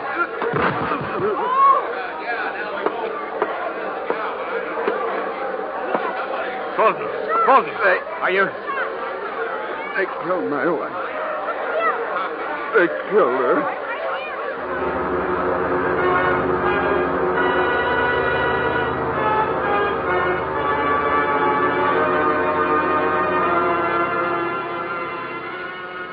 Expense account item 4, 1995. To dress a pigeon named Peggy Bryant.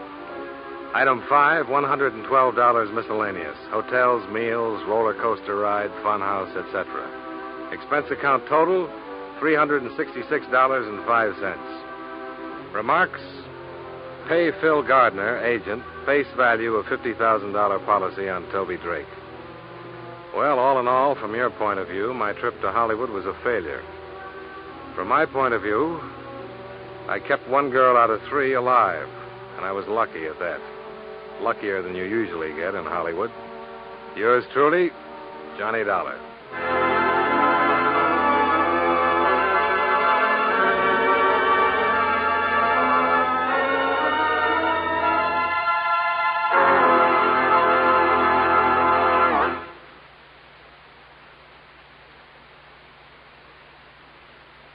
Yours truly, Johnny Dollar, stars John Lund in the title role and was written by Morton Fine and David Friedkin with music by Eddie Dunstetter.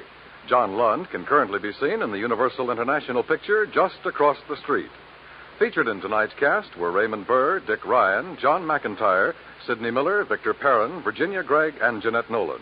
Yours truly, Johnny Dollar, is transcribed in Hollywood by Jaime Del Valle.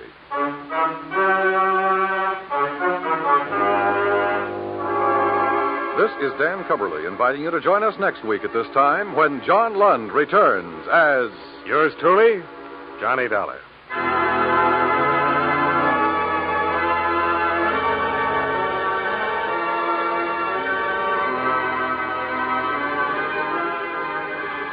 Tomorrow, Gangbusters brings you on CBS Radio another true crime story, naming names and places, giving complete details on the operations of a ruthless criminal gang, showing you how the cops, after a bitter manhunt, put them out of business.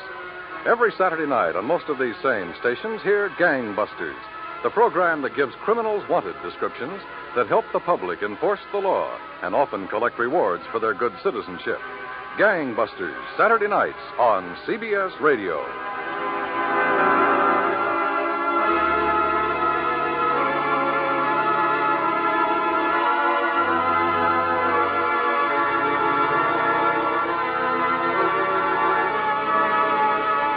And remember, you'll find Western adventure and music with Gene Autry, Saturday evenings on the CBS Radio Network.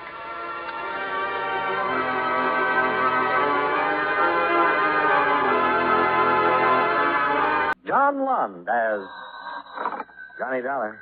It is Johnny Pantella at Missing Person. You telephoned this office about you Brisbane, did you? That's right. Insurance, is that your business? I'm an investigator. Oh, I see.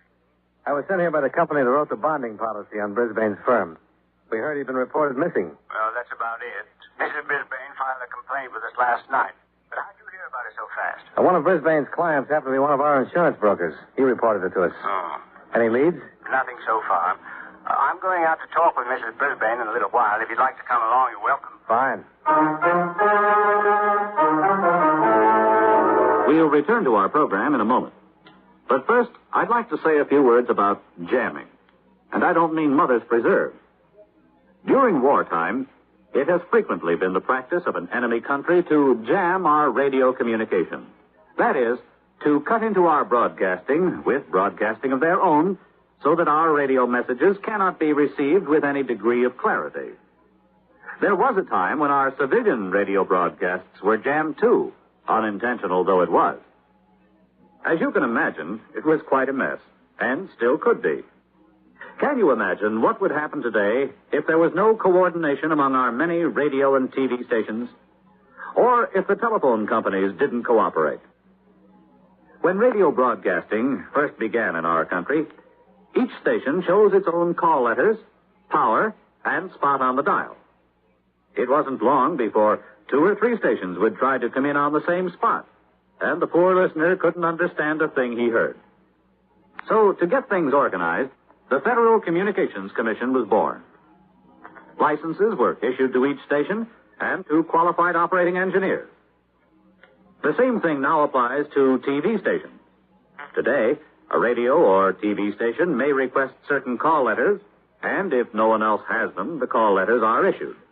But power and the spot on the dial are restricted by laws of nature, and the FCC engineers don't have much choice in what they tell the station operator he can or cannot do. With the telephone and telegraph, however, the situation is different. The FCC makes sure the rates are fair both to the company and to the consumer, and that all of the independent companies work together so that someone in Japan or Germany, for example, can call someone else in New York with practically no delay or trouble. So the next time you pick up a stateside broadcast loud and clear, or hear everything your family says to you over the telephone, just remember that you have the Federal Communications Commission to thank.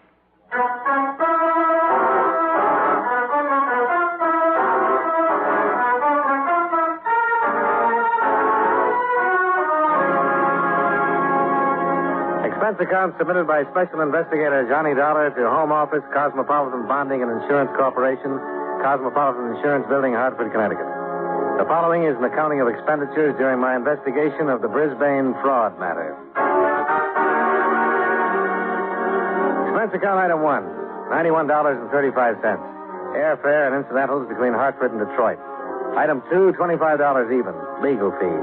Before I met Sergeant Pantella, I engaged attorney Robert E. Pearson to arrange for a court order impounding all of the records and books in the offices of Hugh Brisbane's small brokerage house. However, I moved an hour too late on that procedure. When I met Sergeant Pantella at the police station, he told me, "We'll have to look at them first, Dollar. DA's office got out a court order first thing this morning." Well, I wasn't trying to jump you, Sergeant. I didn't know how far you'd gotten. Just that we're always anxious to get that information on a case like this, so our auditors can get busy. Yeah. It's a $25,000 bond that we'll have to make good on if Brisbane's run away. We don't know if he's done that, Dollar. No, we don't. What are your ideas on this, Sergeant? Well, I only talked with Mrs. Brisbane briefly. She told us she hadn't been home for 2 days. That was last night. The family doctor had already been there and given her a sedative. That's why I had to wait until this morning to get some details. I see. I have 4 men covering Brisbane's office force right now, and the DA's men are there, of course, on the books.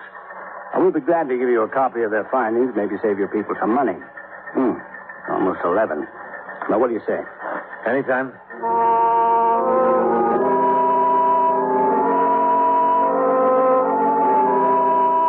40 minutes later, I was in the living room of the Brisbane home with Sergeant Pantella. Hugh Brisbane's wife was settled on a sofa in front of the fireplace. She was a small, stocky woman in her late 30s or early 40s. The clothes she was wearing, the house itself, the appointments of the room about her, all suggested a well-run, well-kept sort of life. Of course. Sergeant Pantella, isn't it? Yes. And this is Mr. Dollar from the insurance company. Yes? I represent the company that bonded Mr. Brisbane's firm. Oh, really? Naturally, we're interested in his whereabouts, too. Well, is there anything wrong? We don't know. It's just a matter of routine right now. I feel much better today, Sergeant. I hope I can be of some help. Mrs. Brisbane, on a case like this, there are standard questions that we want answered. Now, some of them are personal, but the information is necessary if we're going to proceed with any efficiency. Oh? I wanted you to understand that. Now, last night when I spoke with you, you said you hadn't seen or talked to your husband for 2 days. That's right. I saw him at breakfast Tuesday morning, and that was the last time. Did you know that after he left here, Mr. Brisbane did not go to his office? No. He wasn't there at any time Tuesday or Wednesday, as far as we can find out. Did he take a car? No. He preferred the bus when the weather was like this. About what time did you have breakfast with him Tuesday? Oh, before 9 sometime. He always tried to be in his office by 10:30. I don't want to frighten you, but can you think of any enemies that might want to do your husband harm? Enemies? You? Oh, dear, no. We'd appreciate it very much if you'd consider that question again, Mrs. Brisbane. It's important. I really can't think of anyone who might want to hurt him. Or perhaps in his office, in his business, there's someone, but he never discussed what went on there with me. Are you sure? It was a rule. See, this is our home. That's his business. We just never talked about what went on in his office at all. I see. How long have you and Mr. Brisbane been married? 18 years next July. Well, can you think of any reason why Mr. Brisbane might just walk out and not come back? None whatsoever, Sergeant. Absolutely none. You said that you saw your husband last Tuesday morning at breakfast? Yes. But you didn't report him missing until last night. Can you explain that? Well, I wasn't here for dinner Tuesday night, and when I got home it was late in the evening. I presumed he was in his room sleeping. Wednesday, I was also out for dinner and came in late. It wasn't until dinner time Thursday that I became worried. I telephoned his office, and they said he hadn't been in for 2 days. Then I telephoned the police. Had his bed been slept in at all? No. The maid told me that she hadn't made it since Tuesday morning. Well, weren't the people in his office worried? I suppose so. Well, I mean, didn't someone telephone here asking for Mr. Brisbane? Oh, no. Sometimes he wouldn't be in the office for 2 or 3 days at a time. He instructed the secretary that when he didn't show up, he didn't want to be called at home either. I see. Where would he spend his time on these occasions when he didn't go to his office for a couple of days? Here? Hugh liked to read and write a little. He has a room on the 3rd floor where he spent a great deal of his time. Would it be possible to look at that room? Oh, yes, I suppose so. Well, tell me, have you looked through his bedroom? Yes? Any of his things missing? Not that I know of. Clothes, luggage, something like that. I really couldn't say. I don't know enough about his things. Well, how about the servants? Could they give us that information, do you think? Possibly. Miss Brisbane, have you had any odd telephone calls or messages since your husband's disappearance? No. What do you mean? Well, again, we don't want to frighten you, but there's always the possibility that he was kidnapped, It's being held for ransom. Oh, dear Lord. I wouldn't worry about that angle too much if you haven't had any contact. Did Mr. Brisbane drink much? Oh, cocktails before dinner, maybe 2 or 3. Ever any long drinking jaunts? No. Oh, on a weekend occasionally, but nothing serious. Hugh never went off and drank, if that's what you're trying to find out. Is he in good health? Yes, perfect, I think. Who's your family doctor? Dr. Wayner took care of you. L.D. Wayner. Okay. Now, we won't keep you much longer, Mrs. Brisbane. But about the clothing. Mr. Brisbane was wearing Tuesday morning a dark blue suit, gray hat, gray tweed overcoat. Is that correct? Yes. I remember very distinctly.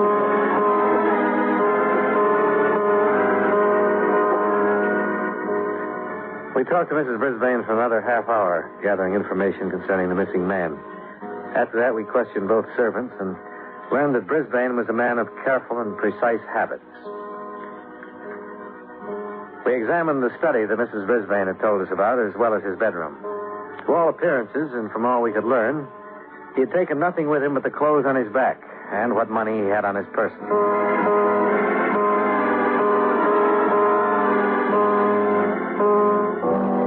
By mid-afternoon, every member of Hugh Brisbane's office force had been interviewed and questioned.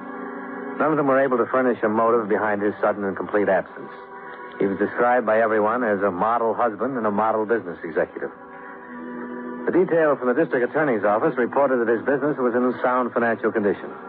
I went with Sergeant Pantella when he interviewed Dr. Wayner, Brisbane's personal physician. Well, according to my records, I examined him last on December 13th. He was in good health. For a man of his age and responsibility, I would say he was in excellent health. Oh, could you explain the qualification, Doctor? Well, I was thinking only by comparison. Hugh Brisbane is 45 years old. He's held a position of tremendous responsibility for many years. For a lesser man or a frailer man, the incidence of an organic disturbance increases with the years. In Brisbane's case, it didn't seem to hold. He knew how to relax, or he knew how to escape for periods of time and get a complete rest. He told me that he read a great deal and tried his hand at writing. Did you do a complete physical on him, Doctor? Yes. Why? Was there any indication or any reason whatsoever for you to suspect that he might suffer from some sort of mental trouble? No, there was not. I'd say that when I examined him, he was in excellent mental shape, too. Oh, I know you're seeking out the possibility of an amnesia condition or something similar. No, it wouldn't come in a flash just like that. There would have been some symptoms. What kind of symptoms? Well, symptoms that Mrs. Brisbane or the people in his office would have noticed and probably told you about when you questioned them. An inability to remember names, addresses, telephone numbers are the most easily recognized. Someone would have picked up those things in his conversation or his actions. For instance, he might have not been able to count his change when he paid a check at a restaurant. See what I mean? I see, yes. I think you can discount the probability of amnesia on those grounds. How long have you known him, Doctor? Well, 6 years, I think. He used to go to a friend of mine who passed away, and then he came to me. Did you ever meet him outside this office? Socially, yes. Where? Well, we both belonged to the same country club. I played golf with him several times. I've seen him at dances, other affairs. Did he and Mrs. Brisbane strike you as a happy couple? Oh, I suppose so, Mr. Dollar. I never really thought about it much. I'll tell you this. Hugh Brisbane has quite a head on his shoulders. That was always my impression of him. Did you ever have occasion to talk with him about anything but business or social activity? Yes, I did, once. It startled me at first. I was aware that he was a man of education and some culture, but I was quite taken aback by his ability to quote the classicists. Oh? It seemed incongruous somehow. I remember we were sitting in the club. It had been a 2:00 lunch. Practically everybody had left except the waiters, and I heard him quote a Greek. Callicles. Oh, what did he quote? Do you remember it? Why? Just curious. I don't remember it, but I was so impressed with the passage, I took the trouble to look it up myself and to write it down. I have it here somewhere. Yeah. There it is, Mr. Dollar. Thanks. Surprising, I don't know. What does it say? But if there were a man who had sufficient force, he would shake off and break through and escape from all this. He would trample underfoot all our formulas and spells and charms and all our laws which are against nature. The slave would rise in rebellion and be lord over us, and the light of natural justice would shine forth. When did he quote this to you, Dr. Ware? Monday, the day before he disappeared.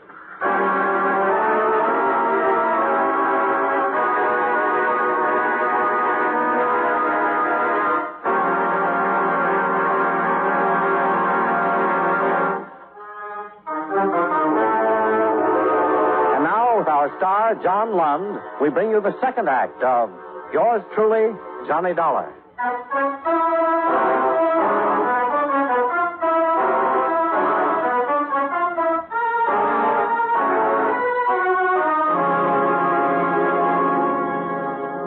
The disappearance of Hugh Brisbane had been complete and final up until the time the district attorney's men discovered that $5,000 had been withdrawn from his savings account on the morning he'd vanished. The fact that he was known to have a large amount of money with him opened up new possibilities in the case. What was his name?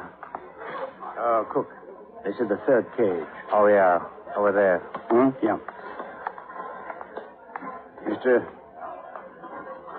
Mr. Cook? Yes? I'm Sergeant Pantera. This is Mr. Dollar. Oh, yes. You phoned me. It's about Mr. Brisbane? You took care of him when he was in here last Tuesday. Is that right? Yes, I handled the withdrawal. We'd like to see the slip on that, please. Yes, I looked it up. I have it ready for you. Thanks. You said on the phone you'd want a copy? Yes, for the handwriting man. Well, you may have that one. There was an automatic duplicate when he made out the withdrawal slip. We have that for our file. I see. Have you known Mr. Brisbane very long? Well, I've seen him the many times he's been in the bank since I've worked here. How long is that? 5 years. Are you sure you know him? Oh, yes, of course. Is this him? Yes. This is the same man who signed this withdrawal slip last Tuesday morning. That's right. Mm-hmm. Okay, now tell us, what happened? He just came up to the cage and gave me the withdrawal slip. That's all. I see. Weren't you a little surprised when he made out a withdrawal slip for $5,000? No, not particularly. Oh, that's a lot of money. Oh, well, maybe I was a little surprised, but Mr. Brisbane has withdrawn large sums from his personal savings account several times. Yes, I remember once he took out $3,500, and another time he withdrew $2,000. I assumed this was for some sort of speculation where he needed cash on hand. When he came up to the cage, what exactly did he say to you? Oh, just good morning, and will you please take care of this? Was that all? Yes, that's all. Well, didn't he stipulate how he wanted the money? Tens, 20s, hundreds? Oh, yes. He did say that. He took it mostly in hundreds and 50s. I think I gave him $200 worth of 10s and 20s, too, but I'm not sure. Any of those bills happen to be recorded? No, I'm sorry. $5,000 is quite a bundle of money to be carrying around broken down that way, Mr. Cook. Oh, he was ready for it. He had a small bag with him. He put it all in that. What kind of a bag? Oh, just a bag, like a doctor's bag. It was black or very dark brown, I think. Mm-hmm. Anything else you can remember about it? No, I'm afraid not. Initials, maker's name? No, sorry. Okay. Dollar? Yeah, just 1 minute. When Brisbane left the bank with a bag of money, did you happen to see which way he went? Oh, no. Okay. Oh, wait. I don't know if this is important, but come to think of it, I did notice something peculiar about him that day. Oh? What? Well, usually when we did business, he'd be very brisk about it. I mean, he'd hurry away from the cage, but last Tuesday he didn't seem to be in any hurry at all. I had the distinct feeling Mr. Brisbane didn't particularly care in what direction he went somehow.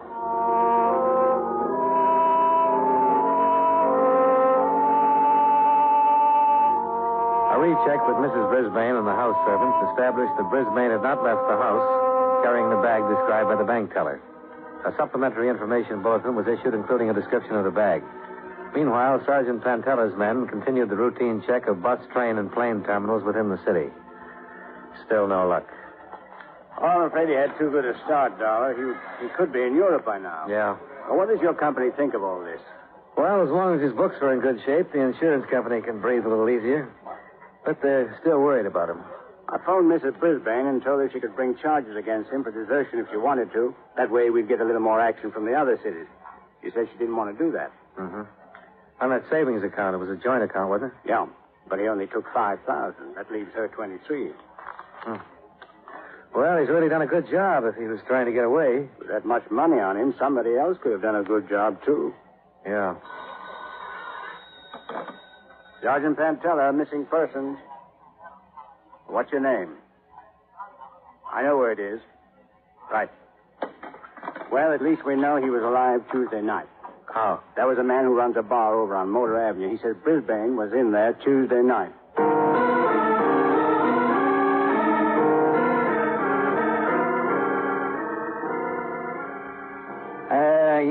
Yeah, that's him. That's the picture of the guy who was in here Tuesday night. Are you sure? Sure, I'm positive. Was he with anybody? All alone, sat right down there on that stool. How long was he here? Oh, he was here when I come on. He was still here when the place closed. Did you happen to see where he went from here? Huh? What kind of shape was he in? Was he drunk? No, real sober and quiet. He drank all night, but it didn't seem to affect him at all. Well, did you talk to him at all? No, I just took his orders for drinks. He didn't seem to want to talk to nobody. I see. What time did you come on? 8 o'clock. What time do you close? 2. Did you happen to notice if anybody who was in here talked to him? Oh, I think a couple of people tried, drunks, but he didn't have much to say to him, so they just left him alone. Uh-huh. Anything else happen? No. Oh, wait, yeah, he was making a phone call all the time he was here, a long-distance phone call from that booth right there. He sat at the end of the bar so he could hear the operator call him back. You don't happen to know where he was calling? No. How do you know it was a long-distance call? Oh, because once he handed me a 20 and asked me to change it. I gave him $5 worth of quarters. All the quarters I had, as a matter of fact. Uh-huh. Well, what time was this? Well, I couldn't say exactly. It seemed to be about 10 o'clock when he started. You mean when he first placed the call? That's right. But he was still at it after midnight. I guess the operator was ringing him every 20 minutes the way they do, Do you know if he completed the call? Oh, yeah. I heard him slugging quarters into the box once. Okay. Did he have anything with him while he was here? Oh, what do you mean? Was he carrying a bag or anything? No, nothing but his overcoat.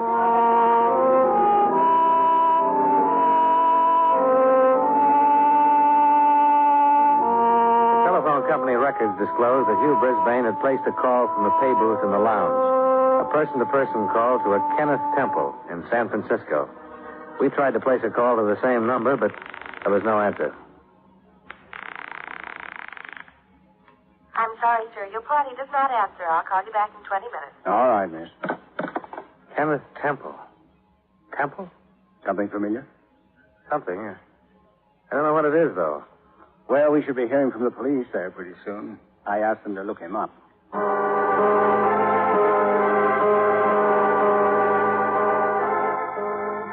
We waited another 2 hours trying to complete the call to Kenneth Temple in San Francisco.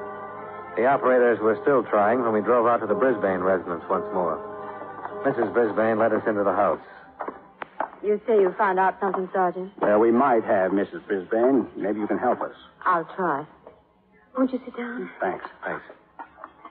Now, what is all this about San Francisco? We found out that your husband called a man named Kenneth Temple there on Tuesday night. Oh? That name, Kenneth Temple, does it mean something to you? No. Have you ever heard it before?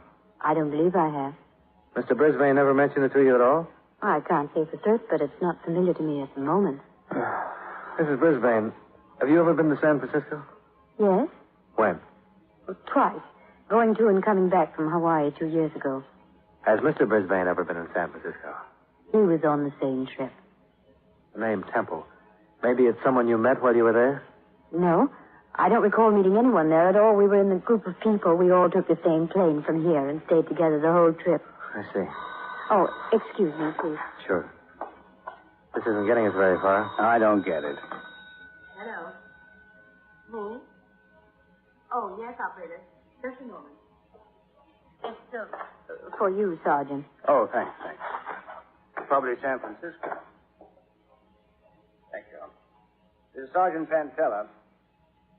Yes? Hello, Mr. Temple. This is Sergeant Pantella, Missing Persons Division, Detroit Police Department. We're trying to locate a man named Hugh All right. He's there now. Hugh, let me talk to him. Just a minute, Mrs. Brisbane. Mr. Brisbane, we've been pretty worried about you.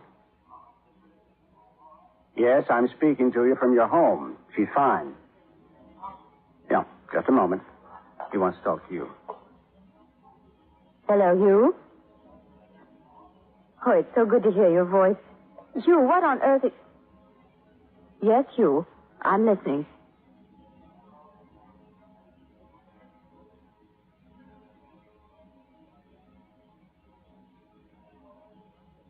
Yes? Yes, Hugh, I remember all that.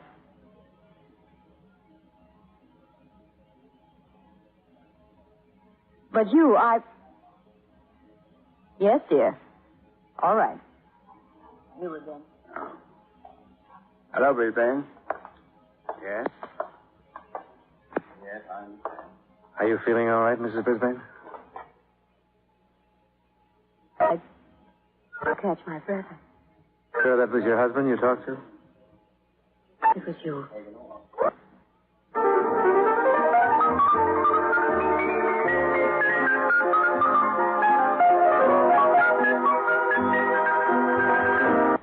I'm leaving you and everyone else. That's what he said. What? Well, he said that he was going to take a long sea trip with Mr. Temple, and that he wouldn't be back for a year, if he ever came back. He said he wrote me all of this in a letter that I should receive today. Why would he do a thing like that? He had everything here in this home that he wanted. It's a lovely home. We have lovely friends. Why? Why? If you would have just talked to me about it. I don't... Maybe he did, Mrs. Brisbane. What? The doctor's the only one I found who ever listened to him.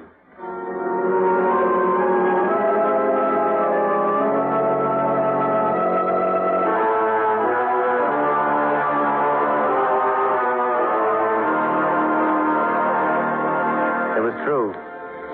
Hugh Brisbane had just plain walked out one day and had no intention of coming back for a long, long time. And as far as the police were concerned, there was no way to stop him. As far as we're concerned, we'll have to sit on that $25,000 bond and hope that he'll come back to Detroit someday when he gets whatever it is out of his system. There's nothing we can do either.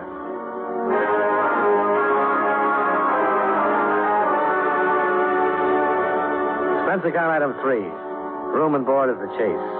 $78.50. Item 4, same as item 1, transportation back to Hartford. Expense account total, $286.20. Yours truly, Johnny Dollar.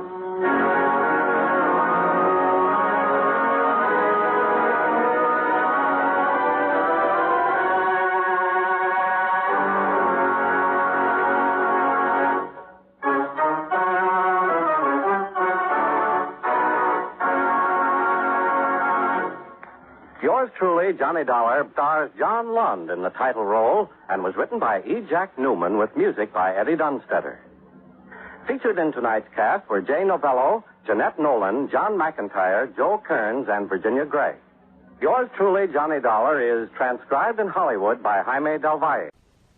For your listening enjoyment, John Lund as Johnny Dollar. Who's that bishop, Johnny? Oh, hold on, Mr. Bishop. Are you employed? No, not right now. Good. Company insures a Lieutenant Nathan Gale, New York Police, who was killed yesterday. Oh, yeah, I read about it. Shot in his garage. See what you can find out. Who's handling the case? Sergeant Kemper, 15th Precinct. He was Gale's partner.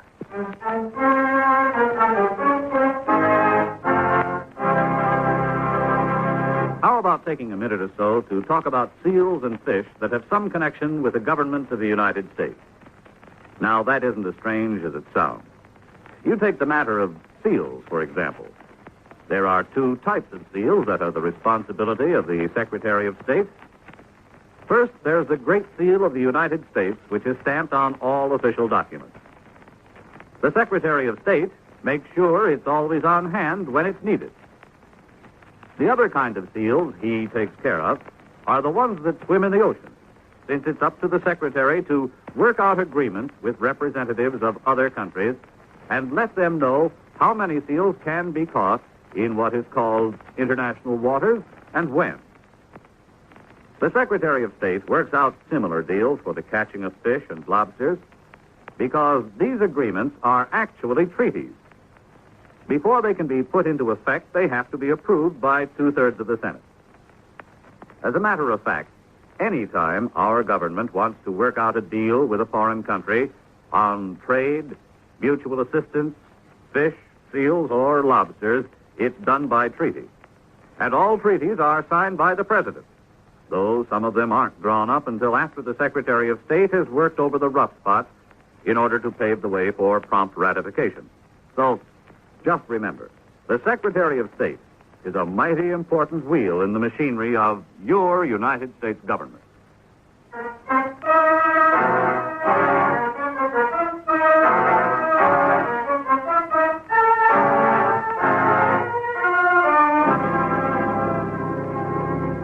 Expense account submitted by Special Investigator Johnny Dollar to Home Office, Great Eastern Life Insurance Company, Hartford, Connecticut. The following is an accounting of expenditures during my investigation of the Nathan Gale matter.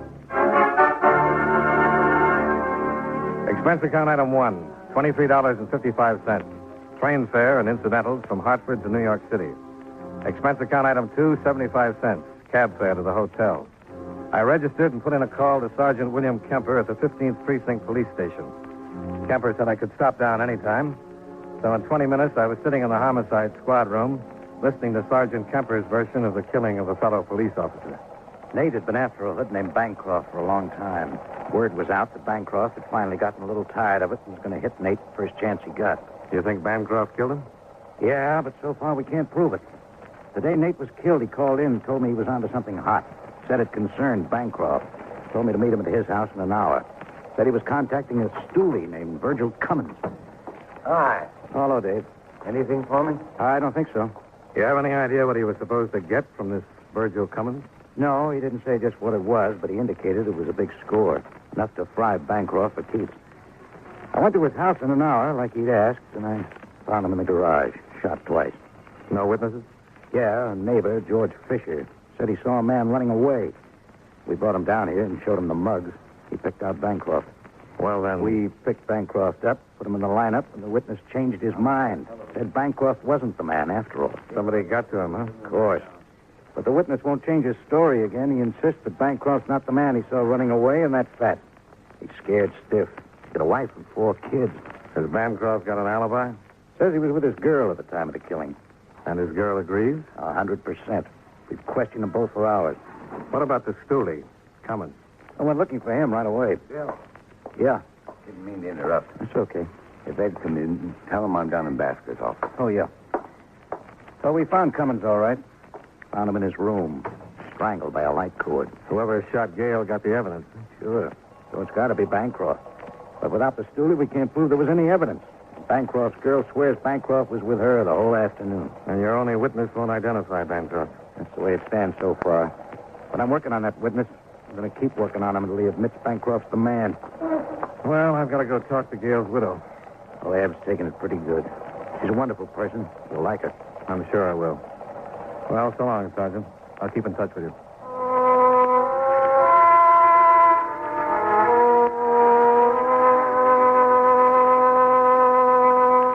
Expense account item 3, $1.75 cab fare to the Gale home.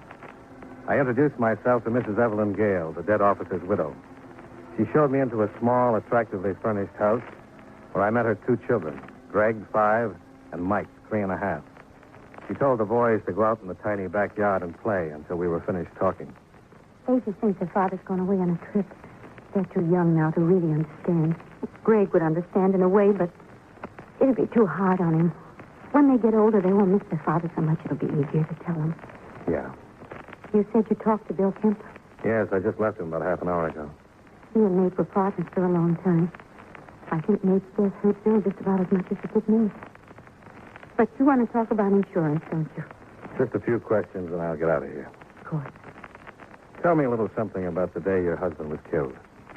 Well, there was nothing particularly unusual about it. It was like most any day, except that it was our anniversary. He didn't say anything or tell you anything that was unusual? I don't think so. I would have remembered if he had. Did he call you during the day? No. What time did you expect him home? He was off duty at 6. He had the day watch. He was usually home around 6:30. Were you here in the house when he drove into the garage? No. I was down at the corner, the grocery store. When I got back, Bill was waiting for me. I saw the other officers around the garage, and then the ambulance pulled up Where were the children? with their grandmother, Nate's mother. I left them with her around 4 that afternoon. Nate and I were going to have dinner and go to a show, celebrate the anniversary. It was our 7th. Do you know George Fisher? Yes, he lives across the street in a white house. I've spoken with him since. He's avoided me, but I saw him this morning backing out his car, and I went over and talked to him. He says he saw the killer. Well, he told the police he saw a man running away from our garage right after the shot. He made an identification. Yes, I know about it. Bill Kemper told me he changed his story. Yes. Do you think he can really identify the killer? Well, I think so, but he's so frightened. Oh, I don't blame him. He has a family, and he wants to protect them. What did you say to him? Well, I told him that I understood, but that he should make an identification if he could. I told him that protecting a killer isn't the way to protect your family. But he wouldn't listen. No. And I really wonder what I'd do in his position. George has a lovely wife and 4 adorable children. I don't know. Well, I think I'll have a talk with Fisher. I doubt if you can do any good. Bill's worked on him and worked on him. The whole department's trying to get an identification or a statement. Well, I'll have a shot at it anyway. Thank you, Mrs. Gale.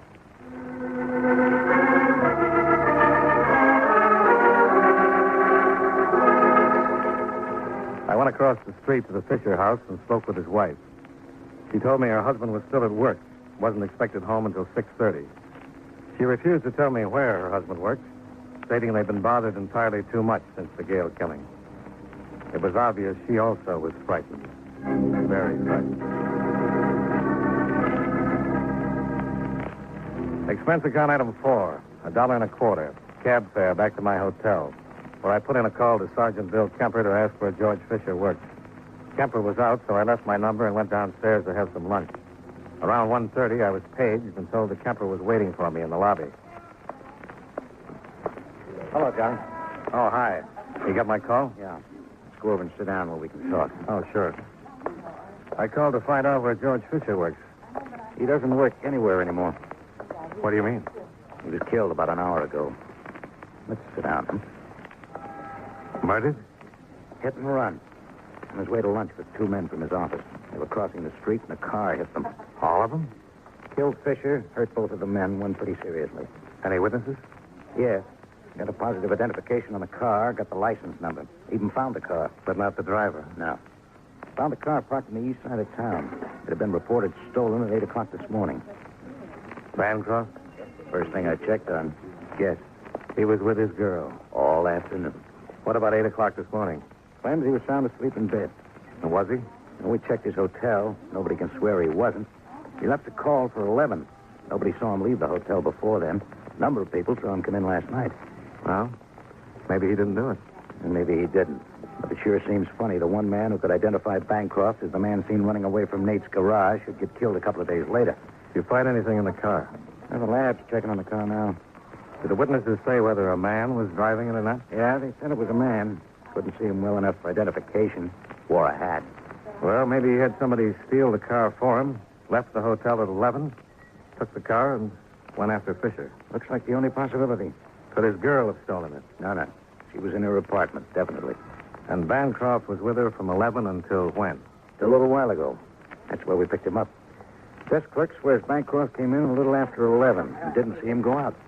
Did he have to pass the desk clerk to go out? If he took the stairs. If he took the elevator, one of the elevator boys would have seen him. None of them did. Well, you got a tough one. That's why I wanted to talk to you. I know Bancroft killed Nate. Maybe he didn't run down Fisher, but I'll bet he had something to do with it. Now, the strongest and the weakest link is his girlfriend. Now, what do you want me to do? Just before we got the report on Fisher's death, another call came in. It was from a jeweler. The day Nate was killed was his 7th anniversary. Yeah, Mrs. Gale told me. Well, the jeweler told me that Nate had been in looking at watches. He told me Nate couldn't make up his mind between 2 of them, so the jeweler told him to take him home and let Eve decide. He took him. Was this before or after he made the contact with the stoolie? Before. Must have had him with him when he saw it coming. Did he have them with him when you found him in his garage? No. so it looks like the killer took them. I remember the glove compartment was open. Nate probably had him in there. Killer got the evidence and looked in the glove compartment to make sure he didn't miss anything. Saw the watches, took them along. You think Bancroft might have given them to his girl? He might. Or he might have pawned them. I got out the usual bulletins to all the pawn shops, and we were checking every fence we know of. They were fairly expensive watches. Here, your description. Mm-hmm. Well, why don't you just get a warrant and search the girl's apartment? I thought about it, but if Bancroft gave her one or both of the watches, he's smart enough to tell her not to wear them or have them around.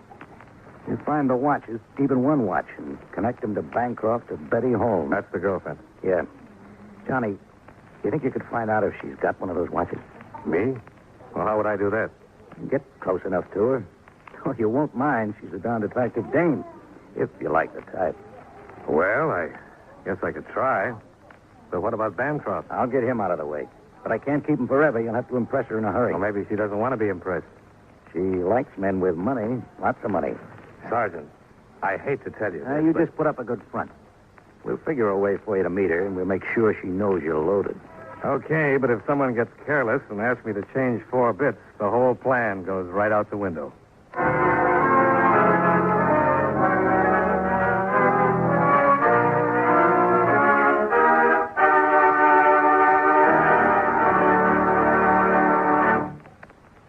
With your permission, there's something I'd like to talk about for a minute. You know, too many times people try to escape from their responsibilities by having someone else take them over. There was Miles Standish, for example. He was much too busy to ask Priscilla to marry him, so he sent John Alden to pop the question for him. You know what happened. John ended up marrying the girl himself. Of course, if John had had a face like a flat tire instead of being the handsome guy he was, maybe Miles Standish would have married Priscilla instead. Well, actually, I don't know what got me started on this subject, and unless it was my thinking about people who represent somebody else. Take our State Department, for example. Being a representative is one of its biggest jobs. Through the Foreign Service, it helps the Justice and Treasury Departments handle immigration, narcotic, and quarantine problems.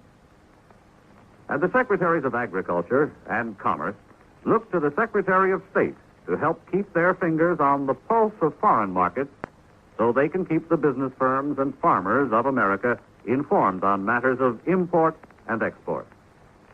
I guess the only connection between these facts and the courtship of Miles Standish is that, like John Alden, our State Department speaks for itself.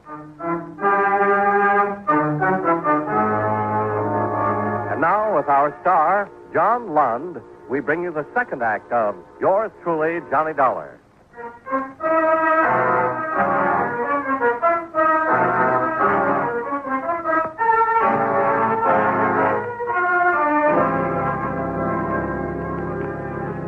Sergeant Kemper made arrangements for me to move into another hotel, where Johnny Dollar, the insurance man, would be known as Johnny Dollar, the Texas oil man. Kemper got me a fancy pair of boots and a 10-gallon Stetson.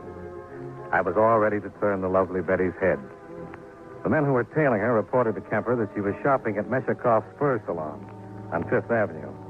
Kemper immediately put out a call to pick up her boyfriend, and Kemper and I left for the Fifth Avenue shop. When we got there, Kemper pointed out the quarry, and I went to work. She was trying on a mink stole when I walked up to the sales lady. Oh, it's just lovely. Yummy. Yes, that's one of our nicer stalls. It's ranch mink, isn't it? Yes, but if you prefer... Oh, well, no, I'm just looking, but I'll probably be in next week and buy something. Certainly. Oh, yes, sir. Can I help you? Well, yeah, I thought I'd like to buy a fur coat or something like that. Would you excuse me? Oh, sure, go right ahead. I'll just look around. Oh, no, I didn't mean to bust up nothing. Well, that's all right. The lady's just looking. Well, okay. You sure you don't mind? Not a bit? Sir, what kind of fur coat would you like? Well, I'd like something real nice. I'm just in New York for a couple of days. I'd like to bring my mama back a little present. You're from Texas? Why, yes, ma'am. How'd you know? Well, I can always tell Texas man. So tall and strong. Oh. Would you like something in mink? Yeah, I like the mink, too. Oh, boy, I'm having just a wonderful time here in New York. Oh, that's good. I'm glad. First vacation I had since 43. Just been too busy with the whales. That's oil well? You don't buy mink coats with water, lady. Well,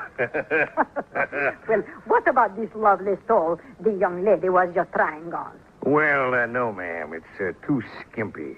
I want something can keep Mama warm. She ain't spry like she used to be. Can't take the winters too good no more. Something that hangs down to the floor. You know, coat. Yes, sir. Well, if you excuse me, I bring out a few that you can look at. Fine, fine. You just take your time. Do-do, do-do, do-do, do-do, do. Pardon me. For what? Well, I couldn't help it over here.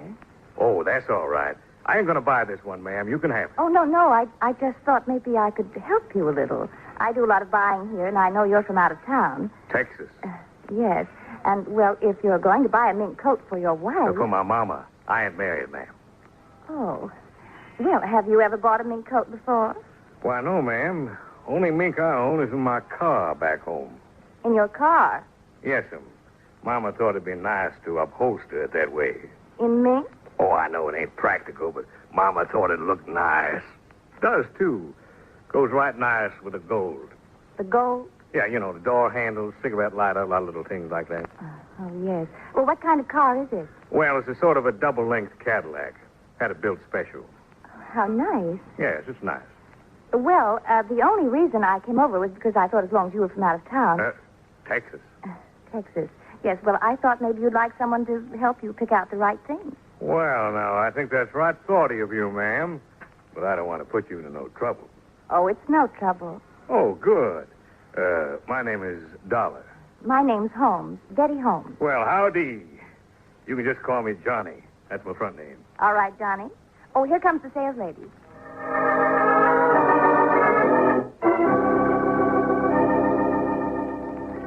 We looked at mink for the next hour, and Betty Holmes offered her most discriminating advice. Before we left, I'd ordered Mama 2 mink coats, one for just setting and one for going out. On the street, I thanked Betty for her help, and naturally, she accepted my dinner invitation on the spot.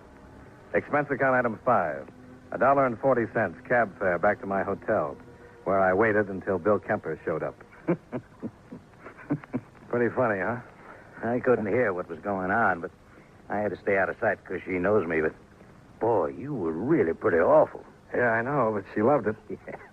I'm going to have dinner with her. Good. What about Bancroft? We got him. We'll keep questioning him. If his lawyer gets a writ, we'll move him to another precinct. How long can you keep that up? Long enough for you to have dinner and get better acquainted. I hate to pick her up in a cab. Don't worry about it. What time's your date? 8 o'clock. I'll have you a limousine, complete with chauffeur. Officer Dankers. We'll get one of the cars we use for parades and VIPs. Boy, if this backfires, they'll hear the explosion clear up in Maine.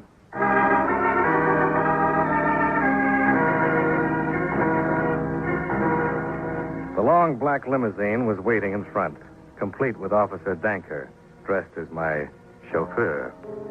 We picked the lovely Betty Holmes up at 8 and drove to 21, where I ran up expense account item 6, $45.95. Drinks, dinner, and a pack of cigarettes. When she suggested going to some of the night spots, I felt you in the home office cringe, so I complained of fatigue. I told her I'd been working so hard in the oil fields that the Mayo Clinic had advised me to stay away from too much nightlife. She gave me a motherly, knowing smile and suggested we return to her apartment, where she'd fix me a glass of warm milk. She was very understanding. Here you are, Johnny. Not too hot, not too cold. Better for your stomach that way. Wow, you're a pretty wonderful person. Mind if I sit down? Oh, please do. You know, I never met any girls like you before. Now, when I told you I couldn't go to any of them there clubs, why, you didn't mind one bit. I understand. Oh, Mama sure would like you. The last thing she said before I left was, Johnny boy, you watch out there in that big city. Watch out for girls like me? Oh, no, not like you. You see, Mama thinks every girl is just out after my money. There are some nice girls left in the world, Johnny. Why, sure. And you're one of them. Why, you got a nice place to live, nice clothes. I guess you got everything you want. Yes, I guess I've got just about everything a girl would want, but I've never met the right man. Someone I could really settle down with, make a good home. Oh, that's too bad. I guess it ain't easy living in a big city like this. No.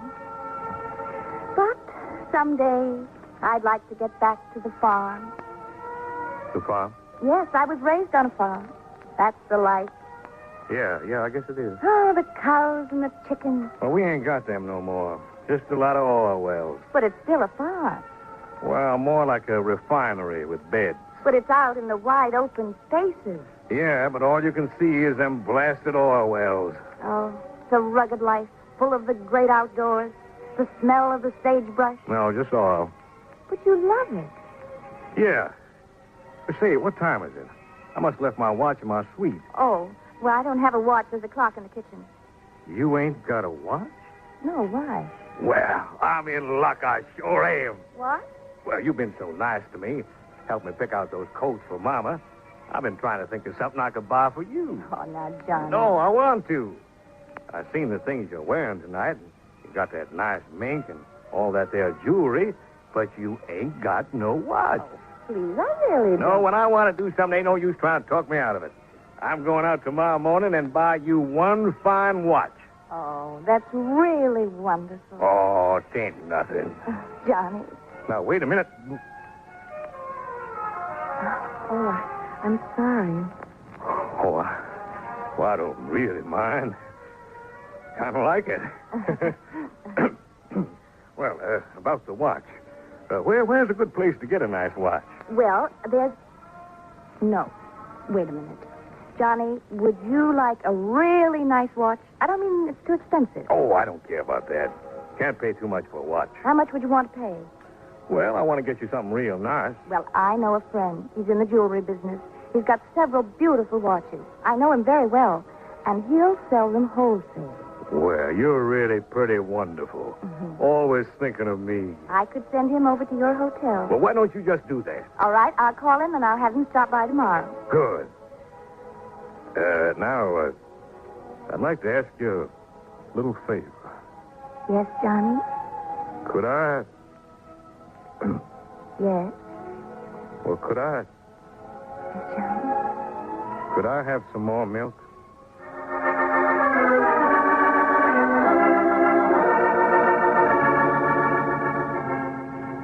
When I got back to my hotel, Bill Kemper was waiting for me in my rooms. I told him everything that had happened. Kemper put in a call to the precinct and ordered Bancroft's release. Then he said goodnight, and I turned in.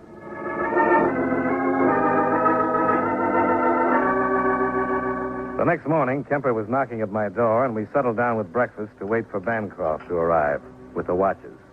Yeah, it's good coffee, Johnny. Yeah, it is. Hey, maybe this is it. Hello? Johnny? Well, good morning. I didn't wake you up, did I? Oh, no, I've been up since 6.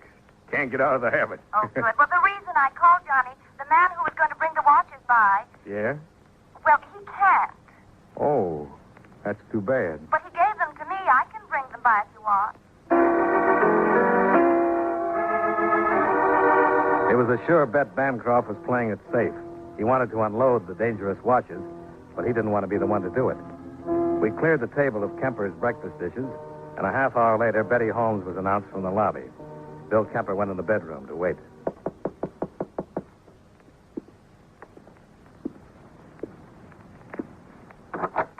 Well, good morning again. Good morning, Johnny. You sure do look nice.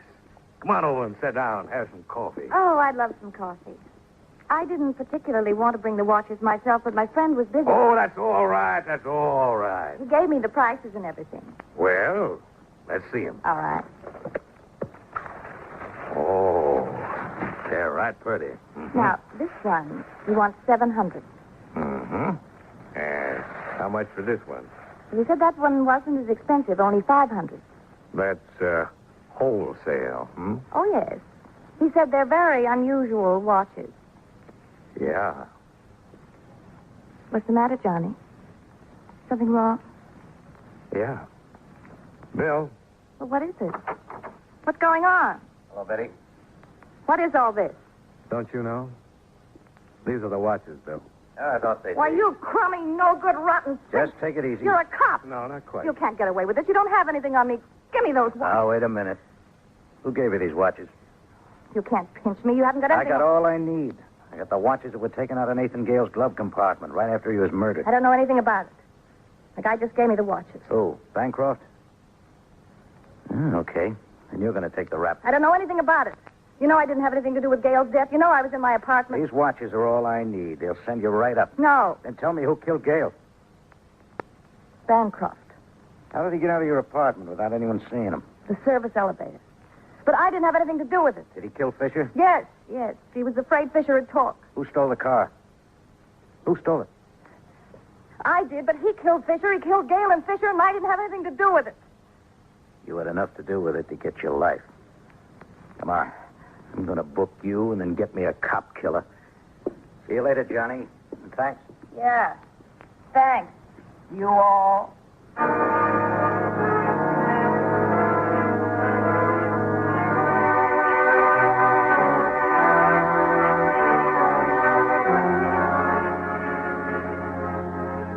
Expense account item 7, $135, hotel bills.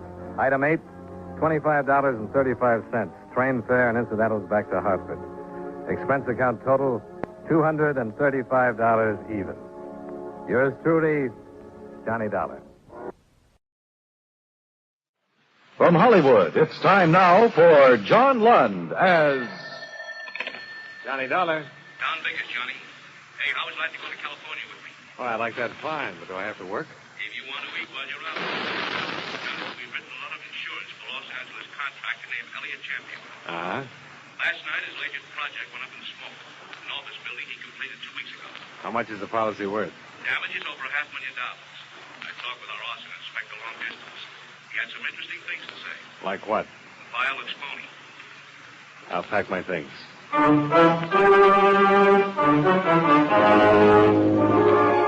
John Lund in the transcribed adventure of the man with the action-packed expense account, America's fabulous freelance insurance investigator. Yours truly, Johnny Dollar.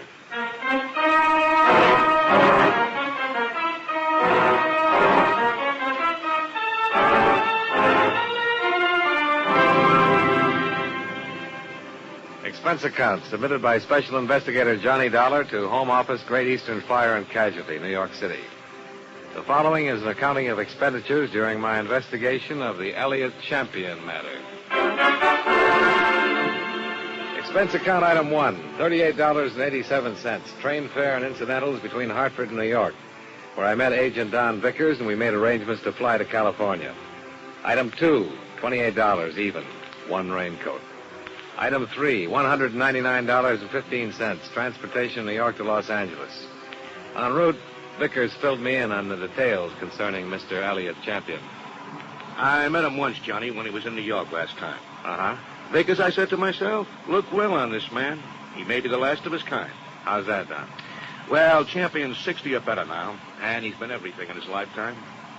Sailor, soldier, lawyer, financier, Lord knows what all. One of those birds who started with absolutely nothing. He talked fast, worked hard, and what he couldn't get one way, he managed to get another. All in all, he's done pretty well. I didn't like him, Johnny.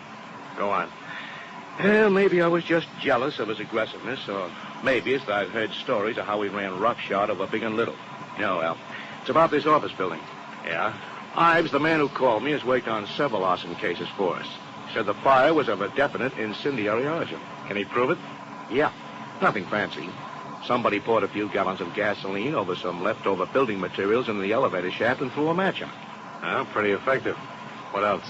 Well, Champion's in financial trouble. The insurance would be better than the building. Ives will probably have more for us when we get there. He's been working on it from the start. I feel like a patsy. Oh, how's that? Well, Norman Ives has always been the best arson man in the business, as I can remember.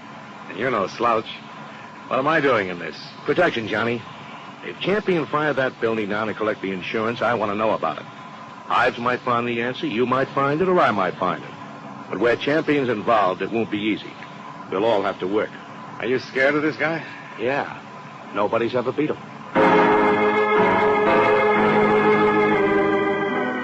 Expense account item 4, $7.50. Incidentals upon arrival. Vickers and I checked into the New Statler Hotel, grabbed a few hours' sleep, and the next morning drove out to the scene of the fire with Norman Ives, the arson expert. A watchman on duty had seen a man loitering in the vicinity of the building when he came to work at 6 o'clock. 3 other people remember the same man, a druggist, a filling station man, and a newsboy. All of their descriptions were pretty close. Medium build, medium height, medium weight. Between 25 and 30. Well, that's helpful. Yeah.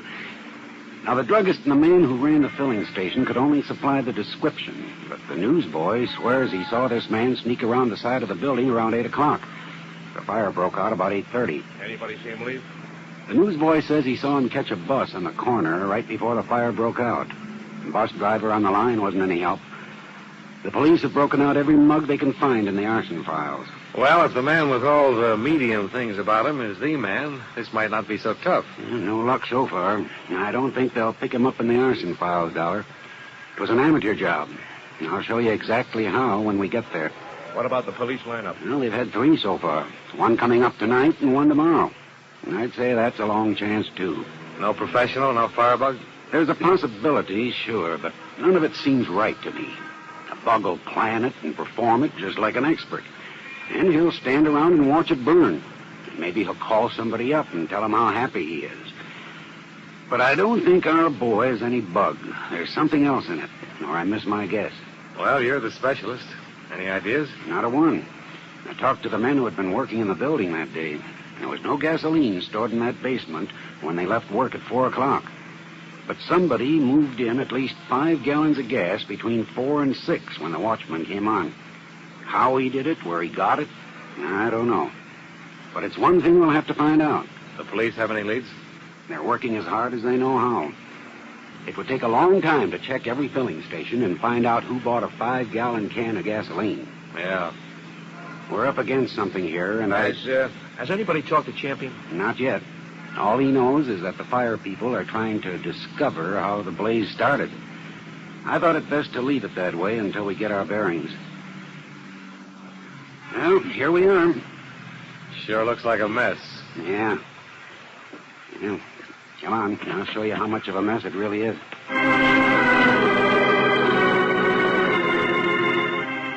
We spent the rest of the day covering the ruins of the 10-story office building that had been gutted by flames 2 days before. Ives acquainted us with all of the necessary details on exactly how the fire had been started. That night, we sat in on the lineup at the police station while the 4 witnesses looked at some 60-odd suspects. There were no identifications. The next day, while Vickers and Ives worked with the police, I went out to Elliot Champion's real estate office in Glendale. Expense account item 5, $5 taxi fare, including tip. Remember that old saw about how a woman in love is always beautiful? Well, when I walked in, I had no idea Mildred Champion was in love and no idea that she was beautiful. Her sallow face, without makeup, framed in a wisp of never-set blonde hair, wasn't flattered by the shapeless black dress and low-heeled shoes that she was wearing. Certainly not the going idea of beauty. Nor did her conversation reveal anything to indicate love. Yes, may I help you? Mr. Elliot Champion, please. My name is Dollar. Dollar? D-O-L-L-A-R? He's not expecting me. Your business, Mr. Dollar? Great Eastern Fidelity. It's about the fire. Oh, just a moment, please. Well, what is it, Mildred? Mr. Dollar is here, Uncle Elliot. I don't want to see anybody today. I told you that, you idiot. He's from the insurance company. It's about the fire. Oh. Now, send him in. They're going out to lunch. Yes, sir. All right, Mr. Dollar, straight ahead. He always like that? He's nice today. I see. Thanks, Mildred. Hmm? Well, that's your name, isn't it? Yes. Straight ahead. Dollar? Yes, Mr. Champion. Come on in. I'm not going to ask you to sit down. I know why you're here. You have insurance investigator written all over you. Well, in that case, we can get right down to business, Mr. Champion. We certainly can. Do they know what caused the fire yet? They do. Somebody poured gasoline on some rubbish in the basement. It was deliberate. I thought so. Why? Because Joseph Harrison is out of prison now, And he swore he'd get back at me. Who's Joseph Harrison? Harrison worked for me at one time. Discovered stealing money from me, and I prosecuted him. He was sent to prison for 5 years. He's the one. You seem pretty certain of that. Of course I'm certain of it. I know what enemies I have, what friends. There are some witnesses who've got a look at the man who we believe started the fire. What does Joseph Harrison look like? I don't remember. I hardly ever remember faces. But you remembered his threat. What I remembered was the small story in the newspapers last week that he was being released from prison. Well, we'll certainly look him up and have a talk with him. Now, that's very good of you, I'm sure. Now, look, this can be a difficult thing all the way around, or we can cooperate, Mr. Champion. I understand you people have been over to my bank looking into my personal affairs. I don't think I have to beat around the bush with you, Mr. Champion. There's a lot of money at stake here. We'll have to hold up your claim until we get all the facts. You'll pay that claim, Mr. Dollar. I didn't say we wouldn't. But we'll have to be satisfied in all directions. Then satisfy yourself. Get Joseph Harrison. He burned down my building. A review of the trial and proceedings in which Joseph Harrison had been convicted of grand theft, his threats at the time of the trial, substantiated Champion's information. When 2 of the witnesses identified Harrison's mug picture, an APB went out. We worked with the police. When all the routine places had been covered, we branched out and went out after anybody.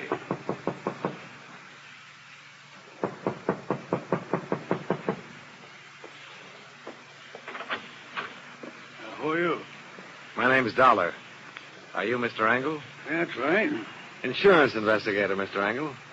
Trying to locate a former client of yours, Joseph Harrison. Oh, my goodness. I defended Joe over 6 years ago. You come in. I always fix my own dinner. Poached eggs and half. Ulcers. Name's Dollar? Yeah.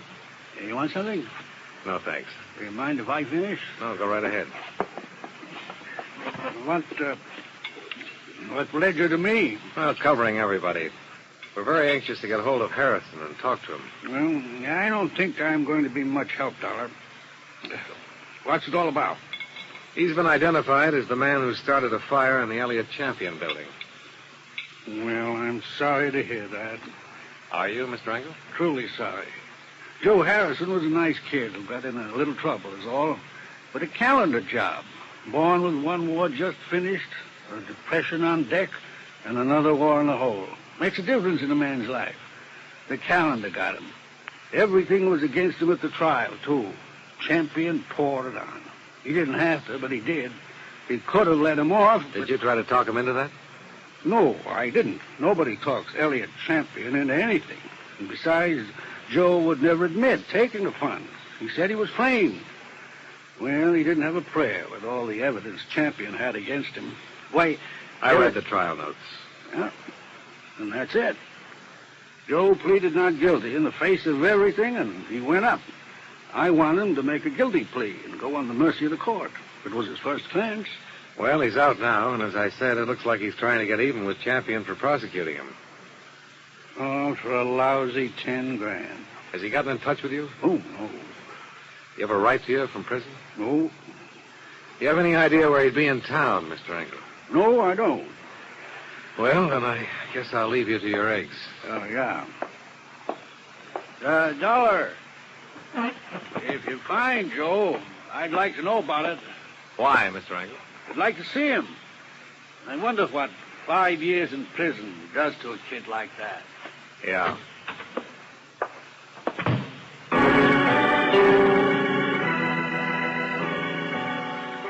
At 5 o'clock that afternoon, it seemed we had run down every possible lead trying to find Joseph Harrison. By that time, the other 2 witnesses had made up their minds that he was the man they'd seen after all. With the 4 identifications, the case against Harrison became stronger, and our case against Elliott Champion grew weaker. It was imperative that we locate Harrison and prove or disprove that he started the fire. Yeah, Johnny Dollar. This is Mildred Champion. Remember in my uncle's office? Yeah, I remember. Mr. Dollar, you're looking for Joe Harrison, aren't you? I know you are. You don't have to answer me. And I think I can help you find him, but he's not the one you're looking for. I live at 1038 Murata Drive. I'll be home in another hour. We can talk there. At 5:30, I received another call. This one from Champion's lawyer. He advised me that Champion would bring suit if the claim was not honored immediately. Could have been a bluff, or he could have meant business. We never found out. I had a third call at 5:38. Johnny, this is I. Hi, how's it going? Champion's dead. What? I'm on my way out of the house now. Somebody shot him 10 minutes ago.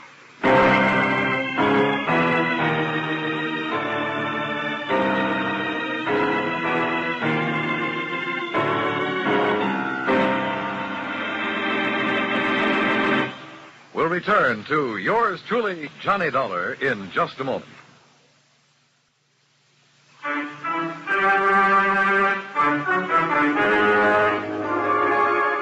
Now, with our star, John Lund, we bring you the second act of yours truly, Johnny Dollar.